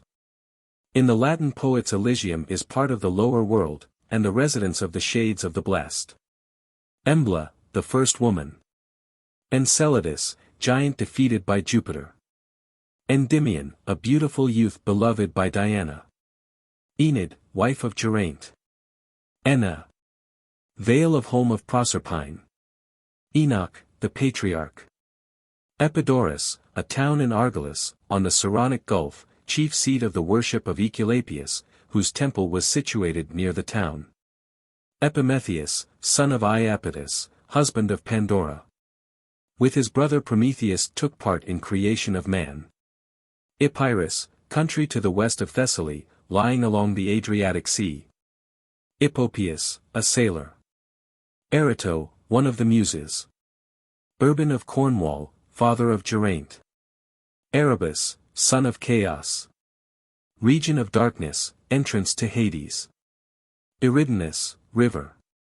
Berenice, one of the Furies. Eriphyle, sister of Polynices, bribed to decide on war, in which her husband was slain. Eris, Discordia, goddess of discord. At the wedding of Peleus and Thetis, Eris being uninvited threw into the gathering an apple, for the fairest, which was claimed by Hera, Juno, Aphrodite, Venus, and Athena, Minerva, Paris, being called upon for judgment. Awarded it to Aphrodite. Erysichthon, an unbeliever, punished by famine. Eros see Cupid. Erythea, island. Eryx, a mount, haunt of Venus. Aesopus, river in Paphlagonia. Estrildis, wife of Locrine, supplanting divorced Gendolin. Idiocles, son of Epus and Jocasta. Etruscans, ancient people of Italy. Etzel, king of the Huns. Euboic Sea, where Hercules threw Lycus, who brought him the poisoned shirt of Nessus. Eud, king of Aquitaine, ally of Charles Martel. Eumaeus, swineherd of Aeas. Eumenides, also called Erinyes. And by the Romans Furii or Dirae, the avenging deities, sea furies. Euphorbus, a Trojan, killed by Menelaus. Euphrosyne, one of the Graces. Europa, daughter of the Phoenician king Agenor, by Zeus the mother of Minos, Rhadamanthus. And Sarpedon. Eurus, the east wind. Euelus, a gallant Trojan soldier, who with Nisus entered the Grecian camp, both being slain. Eurydice, wife of Orpheus, fleeing from an admirer, was killed by a snake and borne to Tartarus, where Orpheus sought her and was permitted to bring her to earth if he would not look back at her following him, but he did. And she returned to the shades. Eurylochus, a companion of Ulysses. Eurynomé, female Titan, wife of Ophlon. Eurystheus, taskmaster of Hercules. Eurytion, a centaur, see Hippodamia. Euterpe, muse who presided over music. Evadne, wife of Capaneus, who flung herself upon his funeral pile and perished with him. Evander, Arcadian chief, befriending Aeneas in Italy. Evnician, quarrelsome brother of Branwen. Excalibur, sword of King Arthur. F. Fafnir, a giant turned dragon, treasure stealer, by the solar theory simply the darkness who steals the day. Phalerina, an enchantress. Fasolt, a giant, brother of Fafnir, and killed by him. Fasti, Ovid's, a mythological poetic calendar. Fata Morgana, a mirage. Fates, the three, described as daughters of night to indicate the darkness and obscurity of human destiny or of Zeus and Themis, that is, daughters of the just heavens, they were Clo though, who spun the thread of life. Lachesis, who held the thread and fixed its length, and Atropos, who cut it off. Fauns, cheerful sylvan deities, represented in human form, with small horns, pointed ears, and sometimes goat's tail. Faunus, son of Picus, grandson of Saturnus. And father of Latinus, worshipped as the protecting deity of agriculture and of shepherds, and also as a giver of oracles. Favonius, the west wind. Fear. Fenris, a wolf, the son of Loki, the evil principle of Scandinavia. Supposed to have personated the element of fire, destructive except when chained. Fensaler, Freya's palace, called the Hall of the Sea, where were brought together lovers, husbands, and wives who had been separated by death. Ferragus, a giant. Opponent of Orlando. Pharaoh, one of Charlemagne's knights. Pharex. Brother of Porrex, the two sons of Lear. Fire worshippers, of ancient Persia, see Parsus Flalo, Roman tribune in Gaul. Flora, Roman goddess of flowers and spring. Flordelis, fair maiden beloved by Florismart. Florismart, sir, a brave knight. Floshilda, one of the Rhine daughters. Fortunate fields. Fortunate islands, see Elysian plain. Forum, marketplace and open square for public meetings in Rome, surrounded by court houses, palaces, temples, etc. Francus, son of Histion. Grandson of Japhet, great-grandson of Noah, legendary ancestor of the Franks, or French. Freki, one of Odin's 2 wolves. Frey, or Freyr, god of the sun. Freya, Norse goddess of music, spring, and flowers. Fricka, goddess of marriage. Frigga, goddess who presided over smiling nature, sending sunshine, rain, and harvest. Ephoroich, one of the Norse gods. Frontieno, Rogero's horse. Furies, Erinyes, the 3 retributive spirits who punished crime, represented as snaky-haired old woman. Named Alecto, Megaera, and Tisiphone. Fusberta, Rinaldo's sword. Gaea, or Gu, called Tellus by the Romans, the personification of the earth, described as the first being that sprang Fium chaos. And gave birth to Uranus, heaven, and Pontus, sea. Gahariot, knight of Arthur's court. Gaheris, knight. Gallifron, king of Cathay, father of Angelica. Galahad, sir, the pure knight of Arthur's round table. Who safely took the siege perilous, which see. Galatea, a Nereid or sea nymph. Galatea, statue carved and beloved by Pygmalion. Galen, Greek physician and philosophical writer. Galahant, king of the marches. Games. National athletic contests in Greece. Olympian, at Olympia, Pythian, near Delphi, seat of Apollo's oracle, Isthmian, on the Corinthian Isthmus, Nemean, at Nemea in Argolis. Jan, treacherous Duke of Maganza. Ganelon of Mayence. One of Charlemagne's knights. Ganges, river in India. Gano, a peer of Charlemagne. Ganymede, the most beautiful of all mortals, carried off to Olympus that he might fill the cup of Zeus and live among the immortal gods. Gareth. Arthur's knight. Gaudiso, Sultan. Gaul, ancient France. Gautama, Prince, the Buddha. Gawain, Arthur's knight. Gawl, son of Clud, suitor for Rhiannon. Gemini, see Castor, constellation created by Jupiter from the twin brothers after death. 158. Genghis Khan, Tartar conqueror. Genius, in Roman belief, the protective spirit of each individual man, see Juno. Geoffrey of Monmouth, translator into Latin of the Welsh history of the kings of Britain, 1150. Geraint. A knight of King Arthur. Gerda, wife of Frey. Geri, one of Odin's 2 wolves. Geirion, a 3-bodied monster. Jessens, navigator sent for Isud the Fair. Gialar horn, the trumpet that Heimdall will blow at the judgment day. Giants. Beings of monstrous size and of fearful countenances, represented as in constant opposition to the gods, in Wagner's Nibelungen Ring. Gibichung race, ancestors of Alberich. Gibraltar. Great rock and town at southwest corner of Spain, see Pillars of Hercules. Gildas, a scholar of Arthur's court. Gerard, son of Duke Sabinus. Glastonbury, where Arthur died. Glaucus, a fisherman, loving Scylla.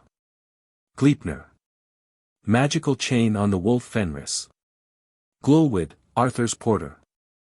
Golden fleece, of ram used for escape of children of Athamas, named Helle and Phrixus, which see, after sacrifice of ram to Jupiter. Fleece was guarded by sleepless dragon and gained by Jason and Argonauts, which see, also Helle. Goneril, daughter of Lear. Gordian knot, tying up in temple the wagon of Gordius, he who could untie it being destined to be lord of Asia. It was cut by Alexander the Great, 48. Gordius, a countryman who, arriving in Phrygia in a wagon, was made king by the people, thus interpreting an oracle, 48. Gorgons, 3 monstrous females, with huge teeth, brazen claws and snakes for hair. Sight of whom turned beholders to stone, Medusa, the most famous, slain by Perseus. Gorlois, Duke of Tintadel.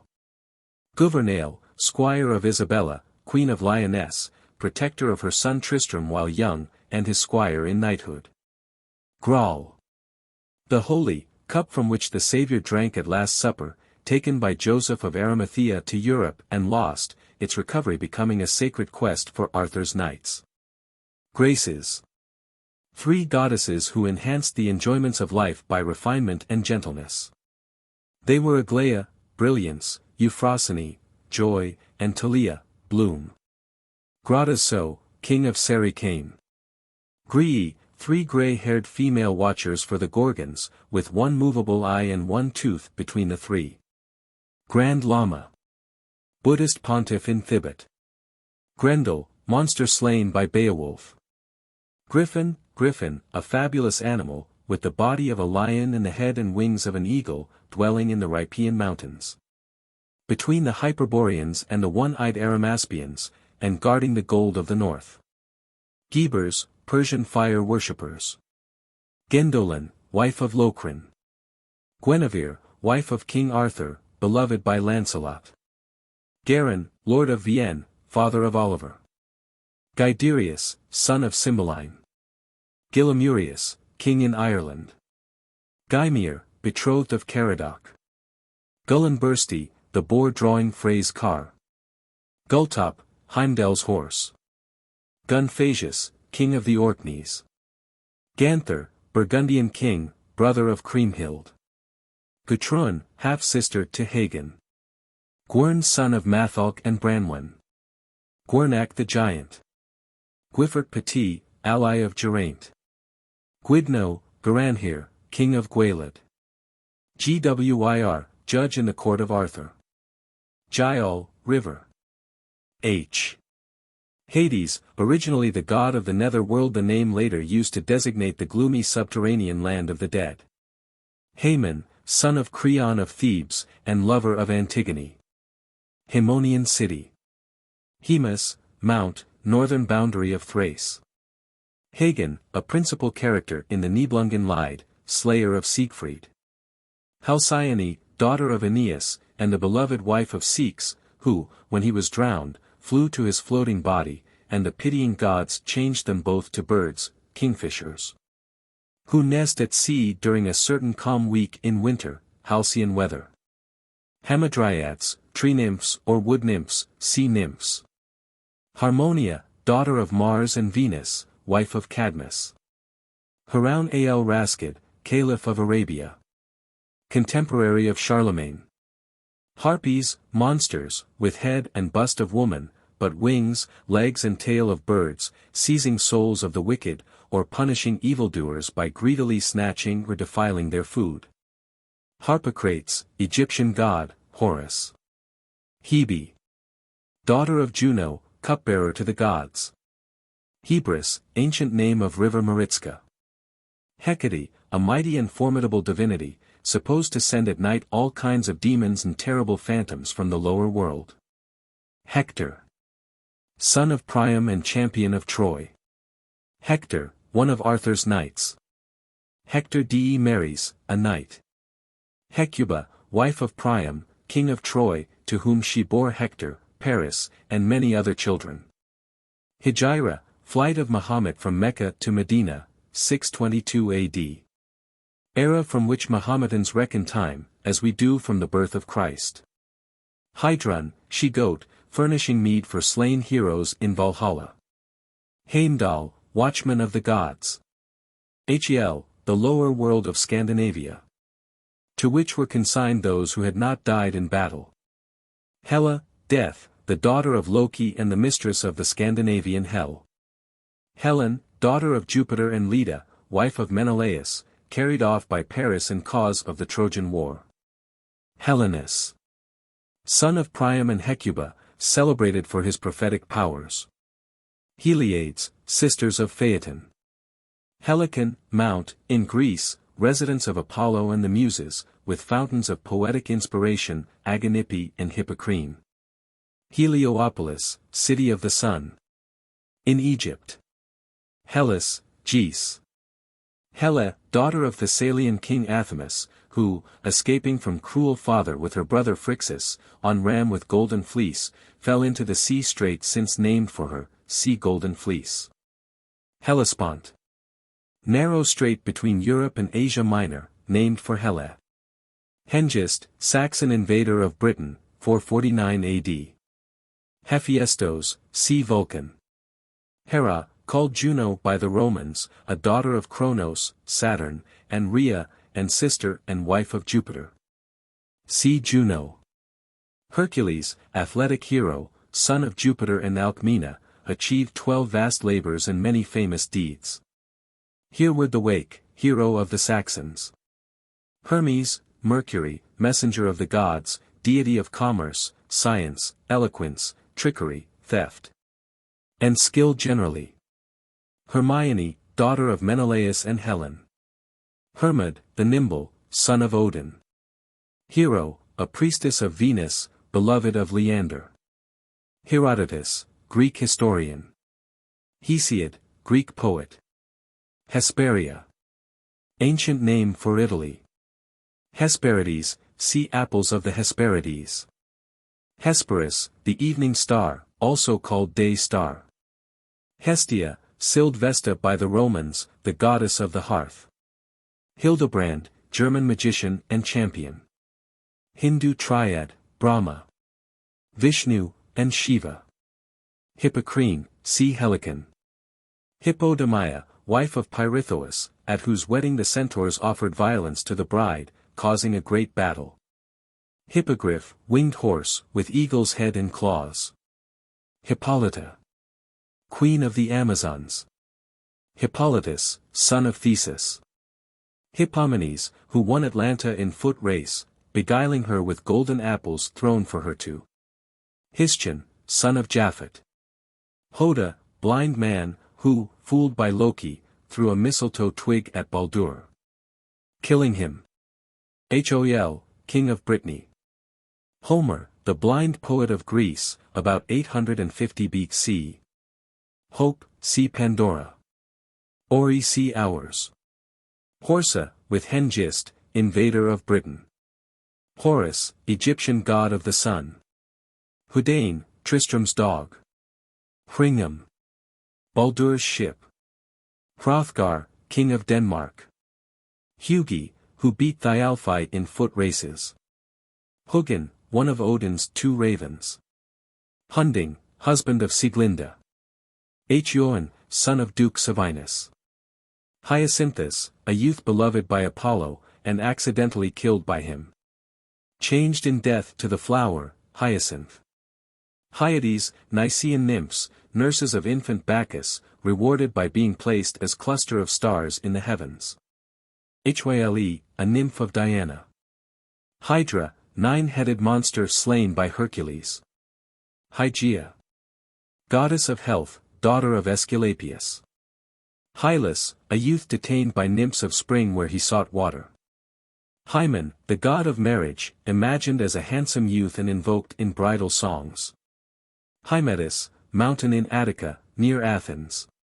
Celebrated for its marble and its honey. Hyperboreans, people of the far north. Hyperion, a Titan, son of Uranus and Gu, and father of Helios, Selene, and Eos, cattle of. Hyrcania, prince of, betrothed to Clarimunda. Hyrieus, king in Greece. Iapetus, a Titan, son of Uranus and Gu, and father of Atlas, Prometheus, Epimetheus, and Menoetius. Iaseus, father of Atlanta. Ibycus, a poet, story of, and the cranes. Icaria, island of the Aegean Sea, one of the Sporades. Icarius, Spartan prince, father of Penelope. Icarus, son of Daedalus, he flew too near the sun with artificial wings, and the wax melting, he fell into the sea. Iselos, attendant of Morpheus. Icolum kills sea Iona.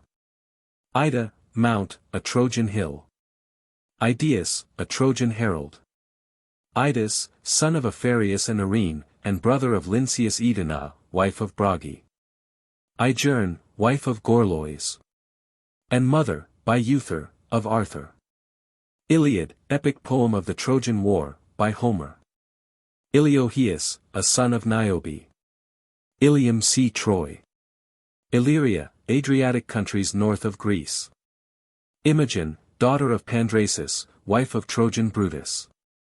Inachus, son of Oceanus and Tethys, and father of Pharanius and Io, also first king of Argos, and said to have given his name to the river Inachus. Incubus, an evil spirit, supposed to lie upon persons in their sleep. Iandyare, Hindu god of heaven, thunder. Lightning, storm and rain. Ino, wife of Athamas, fleeing from whom with infant son she sprang into the sea and was changed to Leucothea. Io, changed to a heifer by Jupiter. Iobates, king of Lycia. Iolaus, servant of Hercules. Iole, sister of Dryope. Iona, or Icolmkill, a small northern island near Scotland, where St. Columba founded a missionary monastery, 563 AD. Ionia, coast of Asia Minor. Iphigenia, daughter of Agamemnon. Offered as a sacrifice but carried away by Diana. Iphis, died for love of Anaxarete, 78. Iphitus, friend of Hercules, killed by him. Iris, goddess of the rainbow, messenger of Juno and Zeus. Ironside, Arthur's knight. Isabella, daughter of King of Galatia. Isis, wife of Osiris, described as the giver of death. Isles of the Blessed. Ismarus, first stop of Ulysses, returning from Trojan War. Iseminas, a son of Niobe, slain by Apollo. Isolier, friend of Rinaldo. Isod the Fair, beloved of Tristram. Isod of the White Hands, married to Tristram. Isthmian Games, Sea Games. Ithaca, home of Ulysses and Penelope. Iulus, son of Aeneas. Ivo, Saracen king, befriending Rinaldo. Ixion, once a sovereign of Thessaly, sentenced in Tartarus to be lashed with serpents to a wheel which a strong wind drove continually around. J. Janiculum, Roman fortress on the Janiculus, a hill on the other side of the Tiber. Janus, a deity from the earliest times held in high estimation by the Romans, temple of. Japhet, Iapetus. Jason, leader of the Argonauts, seeking the Golden Fleece. Joseph of Arimathea, who bore the Holy Grail to Europe. Jotunheim, home of the giants in northern mythology. Jove, Zeus, chief god of Roman and Grecian mythology, see Jupiter. Joyous Guard, residence of Sir Lancelot of the Lake. Juggernaut, Hindu deity. Juno, the particular guardian spirit of each woman, see Genius. Juno, wife of Jupiter, queen of the gods. Jupiter, Jove's pater, father Jove, Jupiter and Jove used interchangeably, at Dodona. Statue of the Olympian. Jupiter Ammon, see Ammon. Jupiter Capitolinus, temple of, preserving the Sibylline books. Justice, see Themis. K. Kadiriath, advises King Arthur. Kaa, son of Kyner. Kulki, 10th avatar of Vishnu. K. Arthur's steward and a knight. Kedalion, guide of Orion. Kerman, desert of. Kikva, daughter of Gwyngloi. Kilwich, son of Kilid. Kilid, son of Prince Celadon, of Wales. Neph, spirit or breath. Knights, training and life of. Kriemhild, wife of Siegfried. Krishna, 8th avatar of Vishnu, Hindu deity of fertility in nature and mankind. Kyner, father of Cav. Kynon, son of Clydno. L. Labyrinth, the enclosed maze of passageways where roamed the Minotaur of Crete. Killed by Theseus with aid of Ariadne. Lachesis, one of the Fates, which see. Lady of the Fountain, tale told by Kynon. Laertes, father of Ulysses. Lestryjonanes, savages attacking Ulysses. Laus, king of Thebes. Lama. Holy man of Thibet. Lampetia, daughter of Hyperion Elocyon, a priest of Neptune, in Troy, who warned the Trojans against the wooden horse, which see, but when two serpents came out of the sea and strangled him and his 2 sons. The people listened to the Greek spy Sinon, and brought the fatal horse into the town.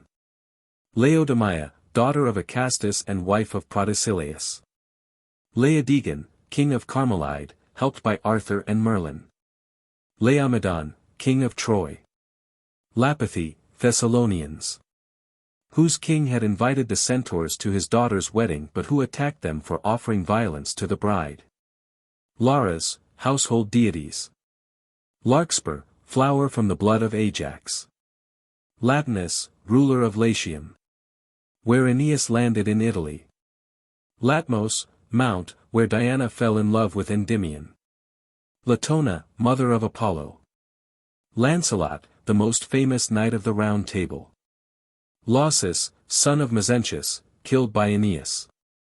Lavinia. Daughter of Latinus and wife of Aeneas. Lavinium, Italian city named for Lavinia. Law, see Themis. Leander, a youth of Abydos, who, swimming the Hellespont to see Hero, his love, was drowned. Lebadia, site of the oracle of Trophimus. Lebinthos. Aegean island. Leda, queen of Sparta, wooed by Jupiter in the form of a swan. Eleanor, mythical king of Britain, original of Shakespeare's Lear. Lelops, dog of Cephalus. Lemnos, large island in the Aegean Sea, sacred to Vulcan. Lemurs. The specters or spirits of the dead. Leo, Roman emperor, Greek prince. Lethe, river of Hades, drinking whose water caused forgetfulness. Leucadia, a promontory, whence Sappho, disappointed in love, was said to have thrown herself into the sea. Leucothea, a sea goddess, invoked by sailors for protection, see Eno. Louis, son of Charlemagne. Liber, ancient god of fruitfulness. Libethra, burial place of Orpheus. Libya. Greek name for continent of Africa in general. Libyan desert, in Africa. Libyan oasis. Lycus, who brought the shirt of Nessus to Hercules. Limers, earl of. Linus, musical instructor of Hercules. Lionel, knight of the Round Table. Lyr. King of Britain. Locrin, son of Brutus in Albion, king of central England. Loegria, kingdom of England. Logestilla, a wise lady, who entertained Rogero and his friends. Logi, who vanquished Loki in an eating contest. Loki. The Satan of Norse mythology, son of the giant Farbanti. Lot, king, a rebel chief, subdued by King Arthur, then a loyal knight. Lotus, a nymph, changed to a lotus plant and in that form plucked by Dryope. Lotus eaters, soothed to indolence. Companions of Ulysses landing among them lost all memory of home and had to be dragged away before they would continue their voyage. Love, Eros, issued from egg of night, and with arrows and torch produced life and joy. Lucan. One of Arthur's knights. Lucius Tiberius, Roman procurator in Britain demanding tribute from Arthur. Lud, British king, whose capital was called Lud's town, London. Ludgate, city gate where Lud was buried, 387. Lund. Maiden who guided Owain to the Lady of the Fountain. Lycahas, a turbulent sailor. Lycaon, son of Priam. Lycia, a district in southern Asia Minor. Lycomodes, king of the Dolopians, who treacherously slew Theseus. Lycus. Usurping king of Thebes. Lynceus, one of the sons of Aegyptus. M. Mabinogion, plural of Mabinogi, fairy tales and romances of the Welsh. Mabon, son of Modron. Macaon, son of Aesculapius. Mudon, son of Gendolan. Maddock, a forester of King Arthur. Medoro, Scottish knight. Maelgan, king who imprisoned Elphin. Meonia, ancient Lydia. Magi, Persian priests. Mahadeva, same as Shiva. Muhammad, great prophet of Arabia, born in Mecca, 571 AD. Proclaimed worship of God instead of idols, spread his religion through disciples and then by force till it prevailed, with Arabian dominion, over vast regions in Asia, Africa, and Spain in Europe. Maa, daughter of Atlas and Pleione. Eldest and most beautiful of the Pleiades. Malagigi the Enchanter, one of Charlemagne's knights. Maligans, false knight. Malvasius, king of Iceland. Mambrino, with invisible helmet. Manawydd Dan, brother of King Vran, of London. Mandricardo, son of Agrican. Mantua, in Italy, birthplace of Virgil. Manu, ancestor of mankind. Marathon, where Theseus and Pirithous met. Mark, king of Cornwall, husband of Isoude the Fair. Maro see Virgil. Marfisa, sister of Rogero. Marsilius, Spanish king. Treacherous foe of Charlemagne. Marsyas, inventor of the flute, who challenged Apollo to musical competition, and, defeated, was flayed alive. Matsya, the fish, first avatar of Vishnu. Meander, Grecian river. Mede, a princess and sorceress who aided Jason. Medoro, a young Moor, who wins Angelica. Medusa, one of the Gorgons. Magira, one of the Furies. Melampus, a Spartan dog, the first mortal endowed with prophetic powers. Melanthus, steersman for Bacchus. Meleager, one of the Argonauts, see Althea. Meliadus, king of Lyonesse, near Cornwall. Melicertes, infant son of Eno. Changed to Palemon, see Eno, Leucothea, and Palisman. Melissa, priestess at Merlin's tomb. Melicius, a Cretan king. Melpomene, one of the Muses. Memnon, the beautiful son of Tithonus and Eos, Aurora, and king of the Ethiopians. Slain in Trojan War. Memphis, Egyptian city. Menelaus, son of king of Sparta, husband of Helen. Menesius, son of Creon, voluntary victim in war to gain success for his father. Mentor, son of Alcimus and a faithful friend of Ulysses. Mercury, see Hermes. Merlin, enchanter. Merope, daughter of king of Chios, beloved by Orion. Mesmerism, likened to curative oracle of Aesculapius at Epidaurus. Metabus, father of Camilla. Metamorphoses, Ovid's poetical legends of mythical transformations, a large source of our knowledge of classic mythology. Metaneira, a mother, kind to Ceres seeking Proserpine. Metempsychosis, transmigration of souls, rebirth of dying men and women in forms of animals or human beings. Metis, prudence, a spouse of Jupiter. Mezentius, a brave but cruel soldier, opposing Aeneas in Italy. Midas, Midgard, the middle world of the Norsemen. Midgard serpent, a sea monster, child of Loki. Milky Way, starred path across the sky, believed to be road to palace of the gods. Milo, a great athlete.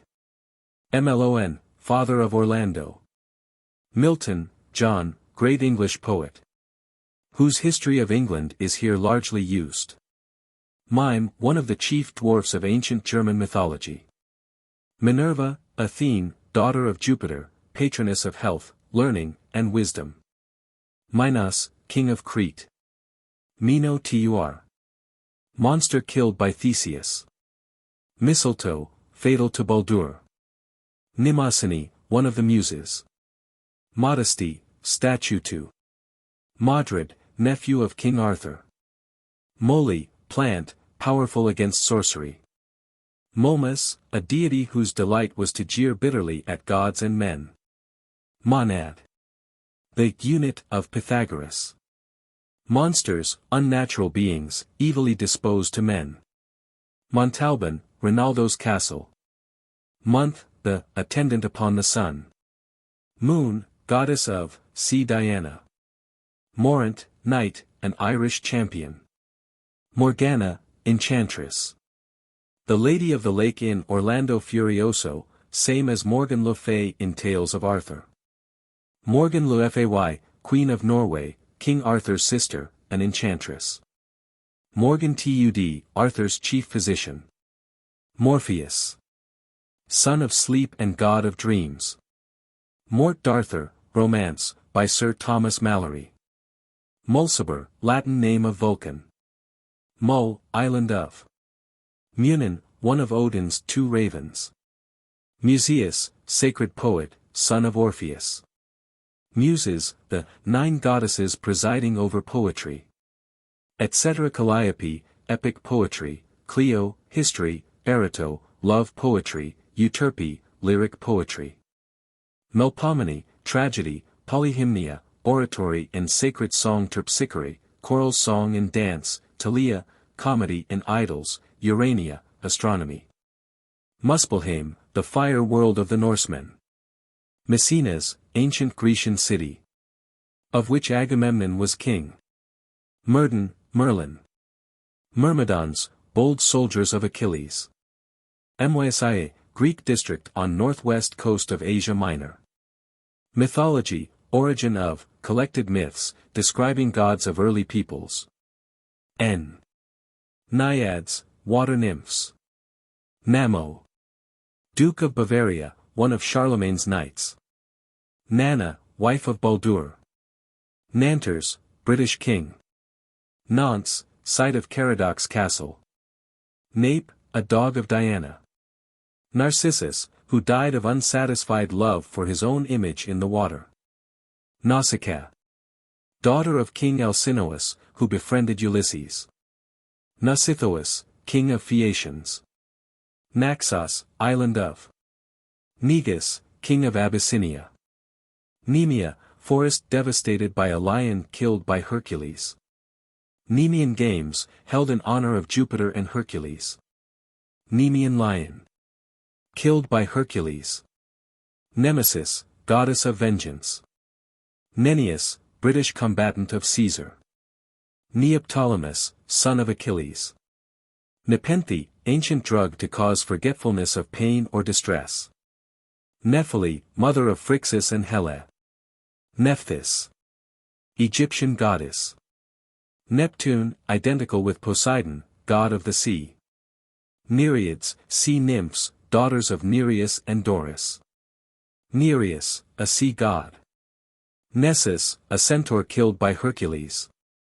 Whose jealous wife sent him a robe or shirt steeped in the blood of Nessus, which poisoned him. Nestor, king of Pylos, renowned for his wisdom, justice, and knowledge of war. Nibelungen hoard, treasure seized by Siegfried from the Nibelungs. Buried in the Rhine by Hagen after killing Siegfried, and lost when Hagen was killed by Kriemhild, theme of Wagner's for music dramas, The Ring of the Nibelungen.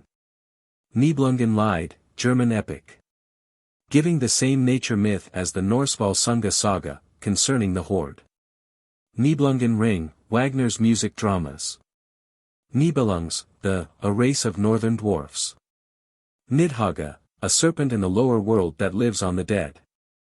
Niflheim, mist world of the Norsemen, the Hades of absent spirits. Nile, Egyptian river. Niobe, daughter of Tantalus, proud queen of Thebes, whose 7 sons and 7 daughters were killed by Apollo and Diana, at which Amphion, her husband, killed himself. And Niobe wept until she was turned to stone. Nisus, king of Megara. Noah, as legendary ancestor of French, Roman, German, and British peoples. Nomen, name assumed by Ulysses. Norns, the 3 Scandinavian fates, Erder, the past. Verdandi, the present, and Skuld, the future. Nothung, magic sword. Notice, southwest wind. Nox, daughter of chaos and sister of Erebus, personification of night. Numa, second king of Rome. Nymphs, beautiful maidens. Lesser divinities of nature, dryads and hamadryads, tree nymphs, naiads, spring, brook, and river nymphs, nereids, sea nymphs, oreads, mountain nymphs or hill nymphs. O. Oceanus, a titan, ruling watery elements. Osiro, a prophetess. Daughter of Chiron. Oderic. Odin, chief of the Norse gods. Oduar, famous Biscayan hero. Odysseus see Ulysses. Odyssey, Homer's poem, relating the wanderings of Odysseus, Ulysses, on returning from Trojan War. Oedipus, Theban hero. Who guessed the riddle of the Sphinx, which see, becoming king of Thebes. Ennius, king of Calydon. Oenone, nymph, married by Paris in his youth, and abandoned for Helen. Enopion, king of Chios. Oeta, mount, scene of Hercules' death. Ogier. The Dane, one of the Paladins of Charlemagne. Oliver, companion of Orlando. Olwen, wife of Kilwich. Olympia, a small plain in Elis, where the Olympic Games were celebrated. Olympiads, periods between Olympic Games, 4 years. Olympian Games. Sea Games. Olympus, dwelling place of the dynasty of gods of which Zeus was the head. Omphale, queen of Lydia, daughter of Iardanus and wife of Molus. Ophion, king of the Titans. Who ruled Olympus till dethroned by the gods Saturn and Rhea. OPSCRHA. Oracles, answers from the gods to questions from seekers for knowledge or advice for the future, usually in equivocal form, so as to fit any event. Also places where such answers were given forth usually by a priest or priestess. ORC, a sea monster, foiled by Rogero when about to devour Angelica. Oreads, nymphs of mountains and hills. Orestes, son of Agamemnon and Clytemnestra. Because of his crime in killing his mother, he was pursued by the Furies until purified by Minerva. Orion, youthful giant, loved by Diana, constellation. Orythia, a nymph, seized by Boreas. Orlando. A famous knight and nephew of Charlemagne. Ormazd, Greek, Oromastes, son of Supreme Being, source of good as his brother Ahriman, Arimanes, was of evil, in Persian or Zoroastrian religion. Orpheus, musician, son of Apollo and Calliope. See Eurydice. Osiris, the most beneficent of the Egyptian gods. Ossa, mountain of Thessaly. Ossian, Celtic poet of the 2nd or 3rd century. Ovid, Latin poet, see Metamorphoses. Owain, knight at King Arthur's court. Ozana. A knight of Arthur. P. Pactolus, river whose sands were changed to gold by Midas. Paeon, a name for both Apollo and Aesculapius, gods of medicine. Pagans, heathen. Paladins or peers, knights errant. Polemon, son of Athamas and Eno. Polymedes, messenger sent to call Ulysses to the Trojan War. Polymedes, Saracen prince at Arthur's court. Palatine, one of Rome's 7 hills. Pales. Goddess presiding over cattle and pastures. Palinurus, faithful steersman of Aeas. Palladium, properly any image of Pallas Athene, but specially applied to an image at Troy, which was stolen by Ulysses and Diomedes. Pallas. Son of Evander. Pallas Athene, Minerva. Pamphagus, a dog of Diana. Pan, god of nature and the universe. Panathenia, festival in honor of Pallas Athene, Minerva. Pandean pipes, musical instrument of reeds. Made by Pan in memory of Syrinx. Pandora, all-gifted, first woman, dowered with gifts by every god, yet entrusted with a box she was cautioned not to open, but, curious, she opened it and out flew all the ills of humanity. leaving behind only hope, which remained. Pandrasus, a king in Greece, who persecuted Trojan exiles under Brutus, great-grandson of Aeneas, until they fought, captured him, and, with his daughter Imogen as Brutus' wife, emigrated to Albion, later called Britain. Panope, plain of Panthus, alleged earlier incarnation of Pythagoras. Paphlagnia, ancient country in Asia Minor, south of Black Sea. Paphos, daughter of Pygmalion and Galatea, both of which c. Parsi sea fates. Pariahs, lowest caste of Hindus. Paris, son of Priam and Hecuba, who eloped with Helen, which c. Parnassian laurel, wreath from Parnassus, crown awarded to successful poets. Parnassus, mountain near Delphi, sacred to Apollo and the Muses. Parsas, Persian fire worshippers, Zoroastrians, of whom there are still thousands in Persia and India. Parthenon, the temple of Athene Parthenos, the Virgin, on the Acropolis of Athens. Passabrol, Tristram's horse. Patroclus, friend of Achilles, killed by Hector. Pashur, king, uncle of Perceval. Piers, the Pegasus, winged horse, born from the sea foam and the blood of Medusa. Peleus, king of the Myrmidons, father of Achilles by Thetis. Peleus, usurping uncle of Jason. Pelion, mountain. Peleus, knight of Arthur. Penades, protective household deities of the Romans. Pendragon, king of Britain, elder brother of Uther Pendragon, who succeeded him.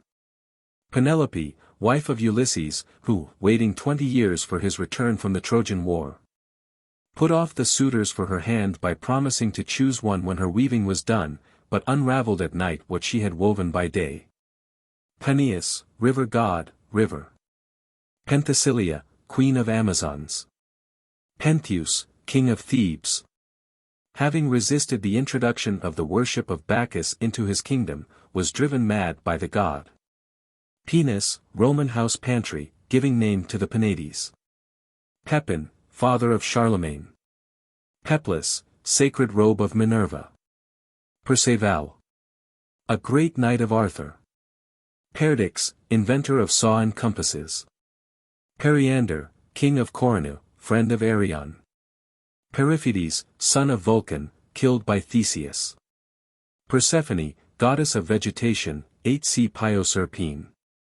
Perseus, son of Jupiter and Danae. Slayer of the Gorgon Medusa, deliverer of Andromeda from a sea monster, 116 122, 124, 202. Phaeacians, people who entertained Ulysses.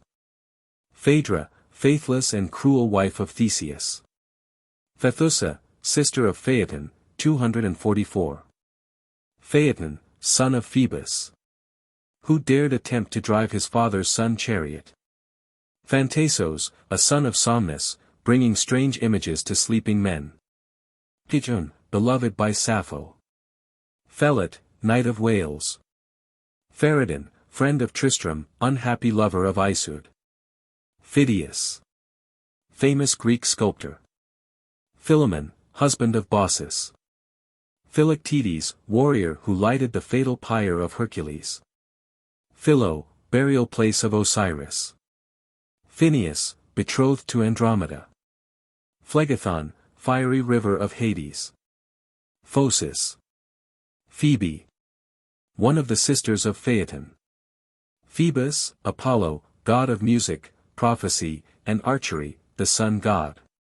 Phoenix, a messenger to Achilles, also, a miraculous bird dying in fire by its own act and springing up alive from its own ashes. Phorbus, a companion of Aeneas, whose form was assumed by Neptune in luring Palinurus the helmsman from his roost. Phrixus, brother of Helle. Pinabel, knight. Pillars of Hercules, 2 mountains Culpa, now the Rock of Gibraltar. Southwest corner of Spain in Europe, and Abila, facing it in Africa across the strait. Pindar, famous Greek poet. Pindus, Grecian mountain. Pyrene, celebrated fountain at Corinth. Pirithous, king of the Lapithae in Thessaly, and friend of Theseus. Husband of Hippodamia. Pleasure, daughter of Cupid and Psyche. Pleiades, 7 of Diana's nymphs, changed into stars, one being lost. Plenty, the horn of. Plexippus, brother of Althea. Pliny, Roman naturalist. Pluto, the same as Hades, Dis, etc. God of the infernal regions. Plutus, god of wealth. Po, Italian river. Pole star. Polites, youngest son of Priam of Troy. Pollux, Castor and Dioscuri, the twins, see Castor. Polydectes, king of Seriphus. Polydor, slain kinsman of Aeneas. Whose blood nourished a bush that bled when broken. Polyhymnia, muse of oratory in sacred song. Polyitis, soothsayer. Polynices, king of Thebes. Polyphemus, giant son of Neptune. Polyxena, daughter of King Priam of Troy. Pomona, goddess of fruit trees, see Vertumnus. Porrex and Epherex, sons of Lear, king of Britain. Portunus, Roman name for Polemon. Poseidon, Neptune, ruler of the ocean. Precipice, threshold of Hellas Hall. Prester John, a rumored priest or presbyter. A Christian pontiff in Upper Asia, believed in but never found. Priam, king of Troy. Priwen, Arthur's shield. Procris, beloved but jealous wife of Cephalus. Procrustes, who seized travelers and bound them on his iron bed. Stretching the short ones and cutting short the tall, thus also himself served by Theseus. Proetus, jealous of Bellerophon. Prometheus, creator of man, who stole fire from heaven for man's use. Proserpine, the same as Persephone. Goddess of all growing things, daughter of Ceres, carried off by Pluto. Protesilaus, slain by Hector the Trojan, allowed by the gods to return for 3 hours' talk with his widow Laodomia. Proteus, the old man of the sea. Prudence, Métis. Spouse of Jupiter. Pryderi, son of Pool. Psyche, a beautiful maiden, personification of the human soul, sought by Cupid, love, to whom she responded, lost him by curiosity to see him, as he came to her only by night.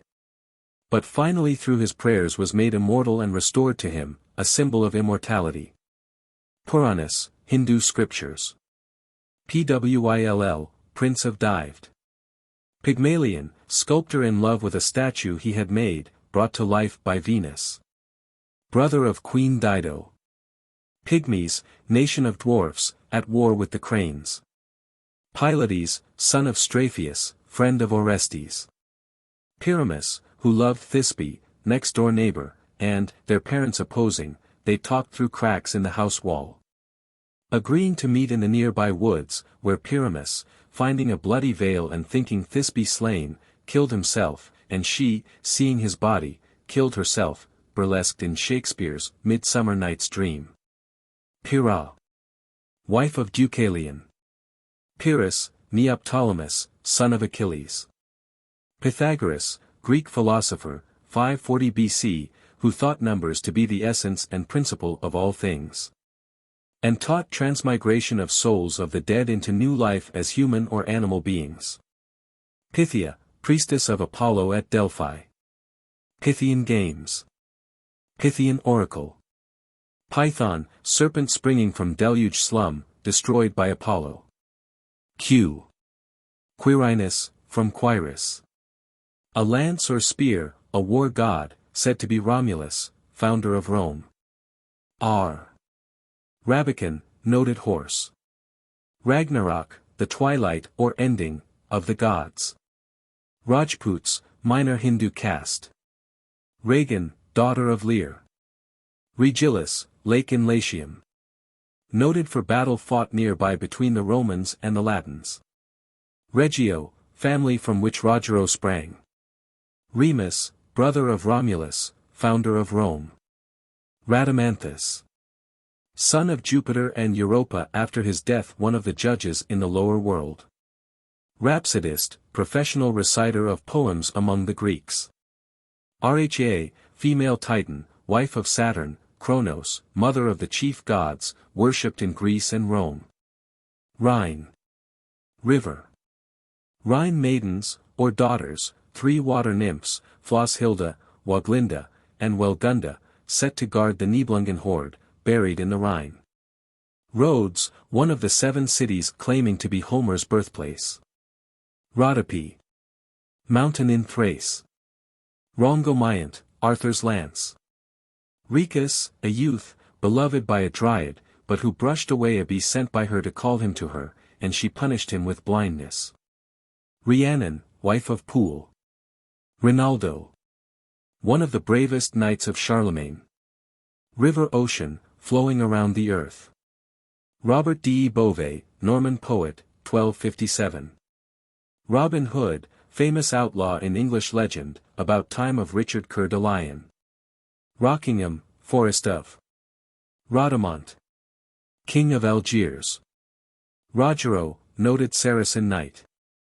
Roland, Orlando, see Orlando. Romances. Romanus, legendary great-grandson of Noah. Rome. Romulus, founder of Rome. Ron, Arthur's lance. Roncesvalles. Battle of. Round Table. King Arthur's instituted by Merlin the Sage for Pendragon, Arthur's father, as a knightly order, continued and made famous by Arthur and his knights. Runic characters, or runes, alphabetic signs used by early Teutonic peoples. Written or graved on metal or stone. Rutulians, an ancient people in Italy, subdued at an early period by the Romans. Rience, king in Ireland. S.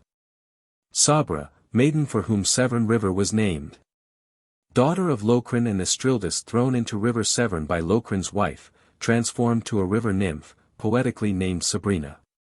Sacripant, king of Circassia. Sapphire, Sir, knight of Arthur. Sagas, Norse tales of heroism. Composed by the Skalds. Sagramor, knight of Arthur. St. Michael's Mount, precipitous pointed rock hill on the coast of Brittany, opposite Cornwall. Sakyasinha, the lion, epithet applied to Buddha. Salamander, a lizard-like animal, fabled to be able to live in fire. Salamis, Grecian city. Salmonius. Son of Aeolus and Inarity and brother of Sisyphus. Salamon, king of Brittany, at Charlemagne's court. Samhain, or Fire of Peace, a druidical festival. Samian sage, Pythagoras. Samos, island in the Aegean Sea. Samothracian gods. A group of agricultural divinities, worshipped in Samothrace. Samson, Hebrew hero, thought by some to be original of Hercules. Sangral, see Graal, the holy. Sappho, Greek poetess. Who leaped into the sea from promontory of Leucadia in disappointed love for Phaon. Saracens, followers of Mahomet. Sarpedon, son of Jupiter and Europa, killed by Patroclus. Saturn, Kronos. Saturnalia. An annual festival held by Romans in honor of Saturn. Saturnia, an ancient name of Italy. Satyrs, male divinities of the forest, half man, half goat. Scaliger, famous German scholar of 16th century. Scandinavia, mythology of. Giving account of northern gods, heroes, etc. Scyria, mythical island, abode of the Phaeacians. Shrimner, the boar, cooked nightly for the heroes of Valhalla, becoming whole every morning. Scio. One of the island cities claiming to be Homer's birthplace. Scopas, king of Thessaly. Scorpion, constellation. Scylla, sea nymph beloved by Glaucus, but changed by jealous Circe to a monster and finally to a dangerous rock on the Sicilian coast. Facing the whirlpool Charybdis, many mariners being wrecked between the two, also, daughter of King Nisus of Megara, who loved Minos, besieging her father's city, but he disliked her disloyalty and drowned her, also, a fair virgin of Sicily. Friend of sea nymph Galatea. Syros, where Theseus was slain. Scythia, country lying north of Euxine Sea. Semele, daughter of Cadmus and, by Jupiter, mother of Bacchus. Semiramis. With Ninus, the mythical founder of the Assyrian Empire of Nineveh. Xenopus, king of Abyssinia, who entertained Astolpho. Serapis, or Hermes, Egyptian divinity of Tartarus and of medicine. Serfs, slaves of the land. Seriphus. Island in the Aegean Sea, one of the Cyclades. Serpent, northern constellation. Cestus, dwelling of Hero, which see also Leander. Severn against Thebes, famous Greek expedition. Severn River, in England. Savinus, Duke of Guienne. Shallot. The Lady of Kshatriya, Hindu warrior caste. Sharasman, French chevalier. Sibyl, prophetess of Cumae. Sychaeus, husband of Dido. Siege Perilous, the chair of purity at Arthur's Round Table. Fatal to any but him who was destined to achieve the quest of the Sangreal, see Galahad. Siegfried, young king of the Netherlands, husband of Kriemhild, she boasted to Brunhild that Siegfried had aided Gunther to beat her in athletic contests. Thus winning her as wife, and Brunhild, in anger, employed Hagen to murder Siegfried. As hero of Wagner's Valkyrie, he wins the Nibelungen treasure ring, loves and deserts Brunhild, and is slain by Hagen. Sieglinde, wife of Hunding, mother of Siegfried by Siegmund. Siegmund, father of Siegfried. Sigtryg, prince. Betrothed of King Olaf's daughter, aided by Hereward. Siguna, wife of Loki. Silenus, a satyr, schoolmaster of Bacchus. Silures, South Wales. Sylvia, daughter of Latin shepherd. Silvius, grandson of Aeneas. Accidentally killed in the chase by his son Brutus. Simonides, an early poet of Greece. Sinon, a Greek spy, who persuaded the Trojans to take the wooden horse into their city. Sirens, sea nymphs, whose singing charmed mariners to leap into the sea. Passing their island, Ulysses stopped the ears of his sailors with wax, and had himself bound to the mast so that he could hear but not yield to their music. Sirius, the dog of Orion, changed to the dog star. Sisyphus. Condemned in Tartarus to perpetually roll uphill a big rock which, when the top was reached, rolled down again. Shiva, the destroyer, third person of the Hindu triad of gods. Skalds, Norse bards and poets. Skidbladnir, Freyr's ship. Skirnir. Frey's messenger, who won the god's magic sword by getting him Gerda for his wife. Skrymir, a giant, Utgard Loki in disguise, who fooled Thor in athletic feats. Skuld, the Norn of the future. Sleep, twin brother of death. Sleipnir. Odin's horse. Sabrino, counselor to Agrement. Somnus, child of Nox, twin brother of Mors, god of sleep. Sophocles, Greek tragic dramatist. South wind see notice. Spartiae, capital of Lacedaemon. Sphinx, a monster.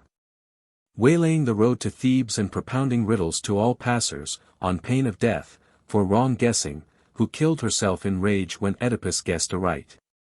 Spring. Stonehenge, circle of huge upright stones. Fabled to be sepulchre of Pendragon. Strophius, father of Pylades. Stygian realm, Hades.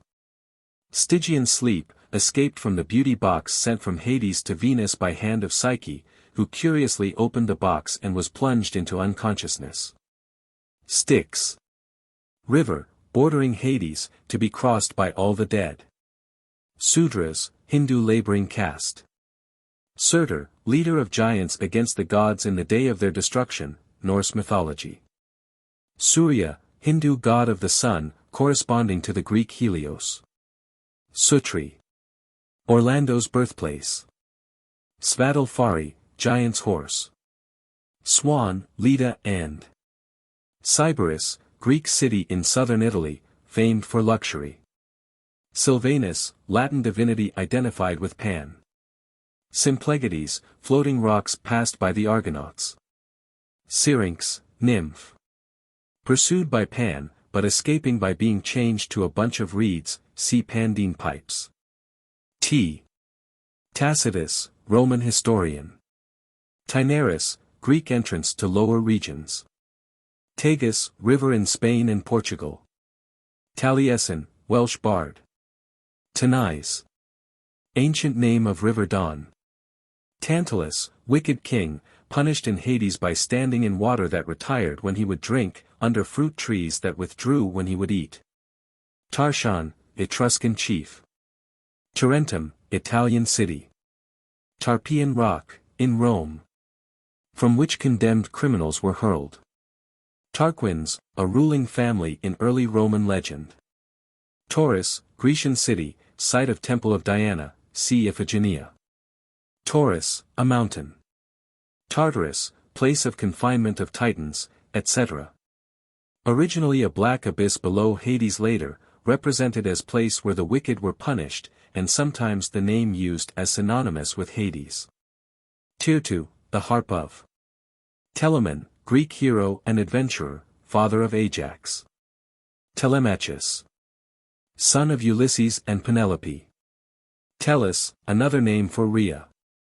Tenedos, an island in Aegean Sea. Terminus, Roman divinity presiding over boundaries and frontiers. Terpsichore, muse of dancing. Terra, goddess of the earth. Tethys, goddess of the sea. Teucer, ancient king of the Trojans. Thalia, one of the three graces. Thamyris, Thracian bard, who challenged the muses to competition in singing, and, defeated, was blinded. Thoct, Loki disguised as a hag. Thebes, city founded by Cadmus and capital of Boeotia. Themis, female titan, law counselor of Jove. Theodora, sister of Prince Leo. Theron, one of Diana's dogs. Thersites, a brawler, killed by Achilles. Thessalus, foe of Perseus. Turned to stone by sight of Gorgon's head. Theseum, Athenian temple in honor of Theseus. Theseus, son of Aegeus and Aethra, king of Athens, a great hero of many adventures. Thessaly. Thestius, father of Althea. Thetis, mother of Achilles. Thialphi, Thor's servant. Thsb, Babylonian maiden beloved by Pyramus. Thor, the thunderer, of Norse mythology, most popular of the gods. Thrace. Thrinakia, island pasturing Hyperion's cattle, where Ulysses landed, but his men killing some cattle for food, their ship was wrecked by lightning. Thrym, giant, who buried Thor's hammer. Thucydides, Greek historian. Tiber, river flowing through Rome. Tiber, father, god of the river. Tigris, river. Tintadel, castle of residence of King Mark of Cornwall. Tiresias, a Greek soothsayer. Tisiphone, one of the Furies. Titans, the sons and daughters of Uranus, heaven, and Gaea, earth, enemies of the gods and overcome by them. Tithonus, Trojan prince.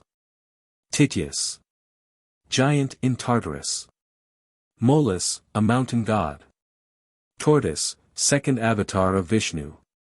Tours, battle of, see Abdurrahman and Charles Martel. Toxius, brother of Meleager's mother, who snatched from Atlanta her hunting trophy, and was slain by Meleager, who had awarded it to her. Triad, the Hindu. Triads, Welsh poems. Trimurti, Hindu triad. Triptolimus, son of Celeus, and who, made great by Ceres, founded her worship in Eleusis. Tristram, one of Arthur's knights. Husband of Isoude of the White Hands, lover of Isoude the Fair. Triton, a demigod of the sea, son of Poseidon, Neptune, and Amphitrite. Treason, Greek city of Argolis.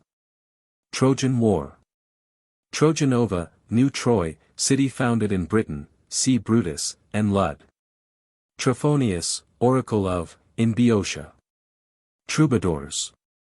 Poets and minstrels of Provence, in southern France. Trouvères, poets and minstrels of northern France. Troy, city in Asia Minor, ruled by King Priam, whose son, Paris, stole away Helen, wife of Menelaus the Greek, resulting in the Trojan War and the destruction of Troy. Troy, fall of. Turnus, chief of the Rutulians in Italy, unsuccessful rival of Aeneas for Lavinia. Turpin, archbishop of Rheims. Turquine, Sir, a great knight, foe of Arthur, slain by Sir Lancelot.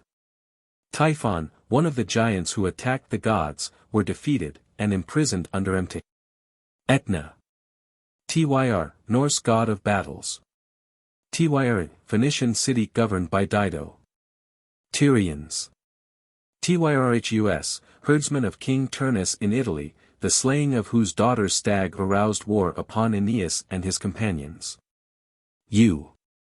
Uberto, son of Gallophron. Ulysses, Greek, Odysseus, hero of the Odyssey. Unicorn, fabled animal with a single horn.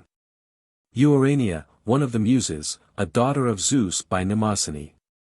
Urder, one of the Norns or Fates of Scandinavia, representing the past. Usk. British River.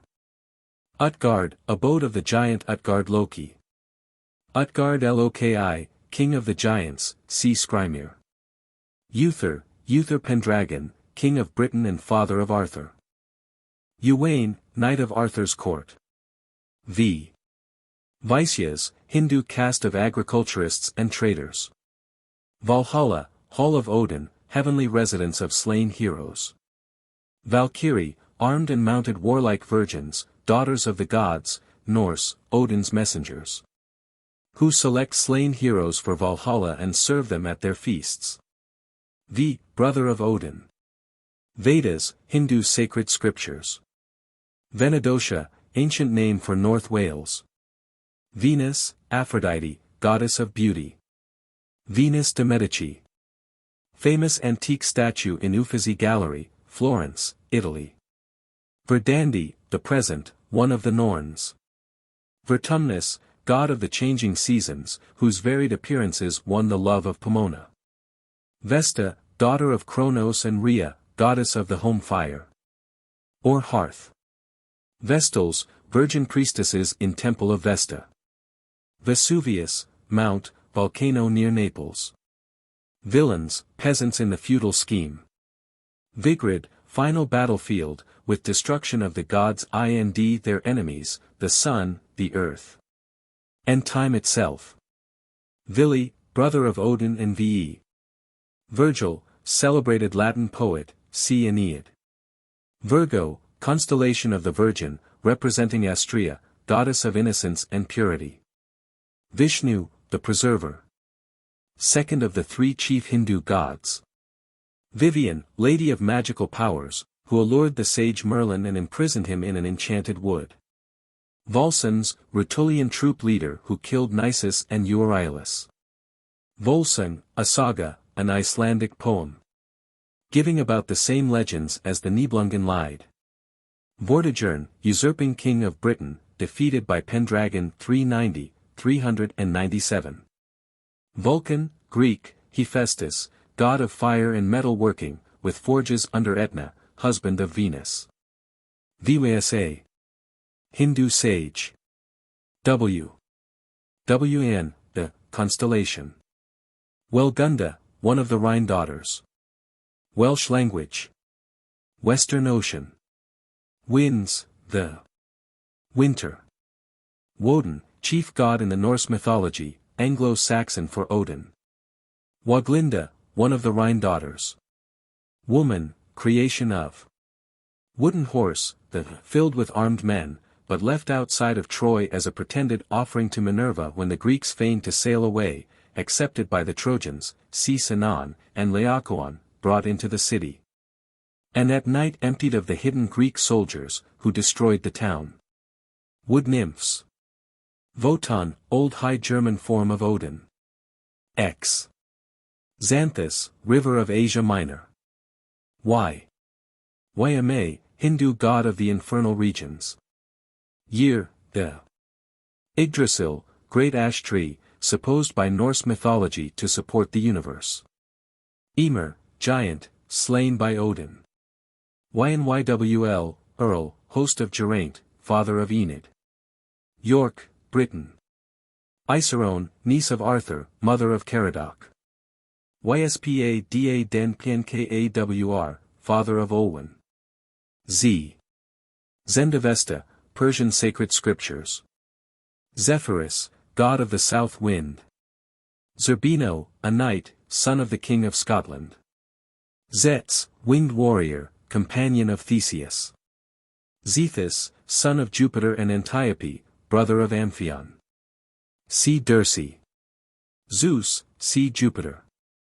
Zoroaster, founder of the Persian religion, which was dominant in Western Asia from about 550 BC to about 650 AD, and is still held by many thousands in Persia and in India. The end.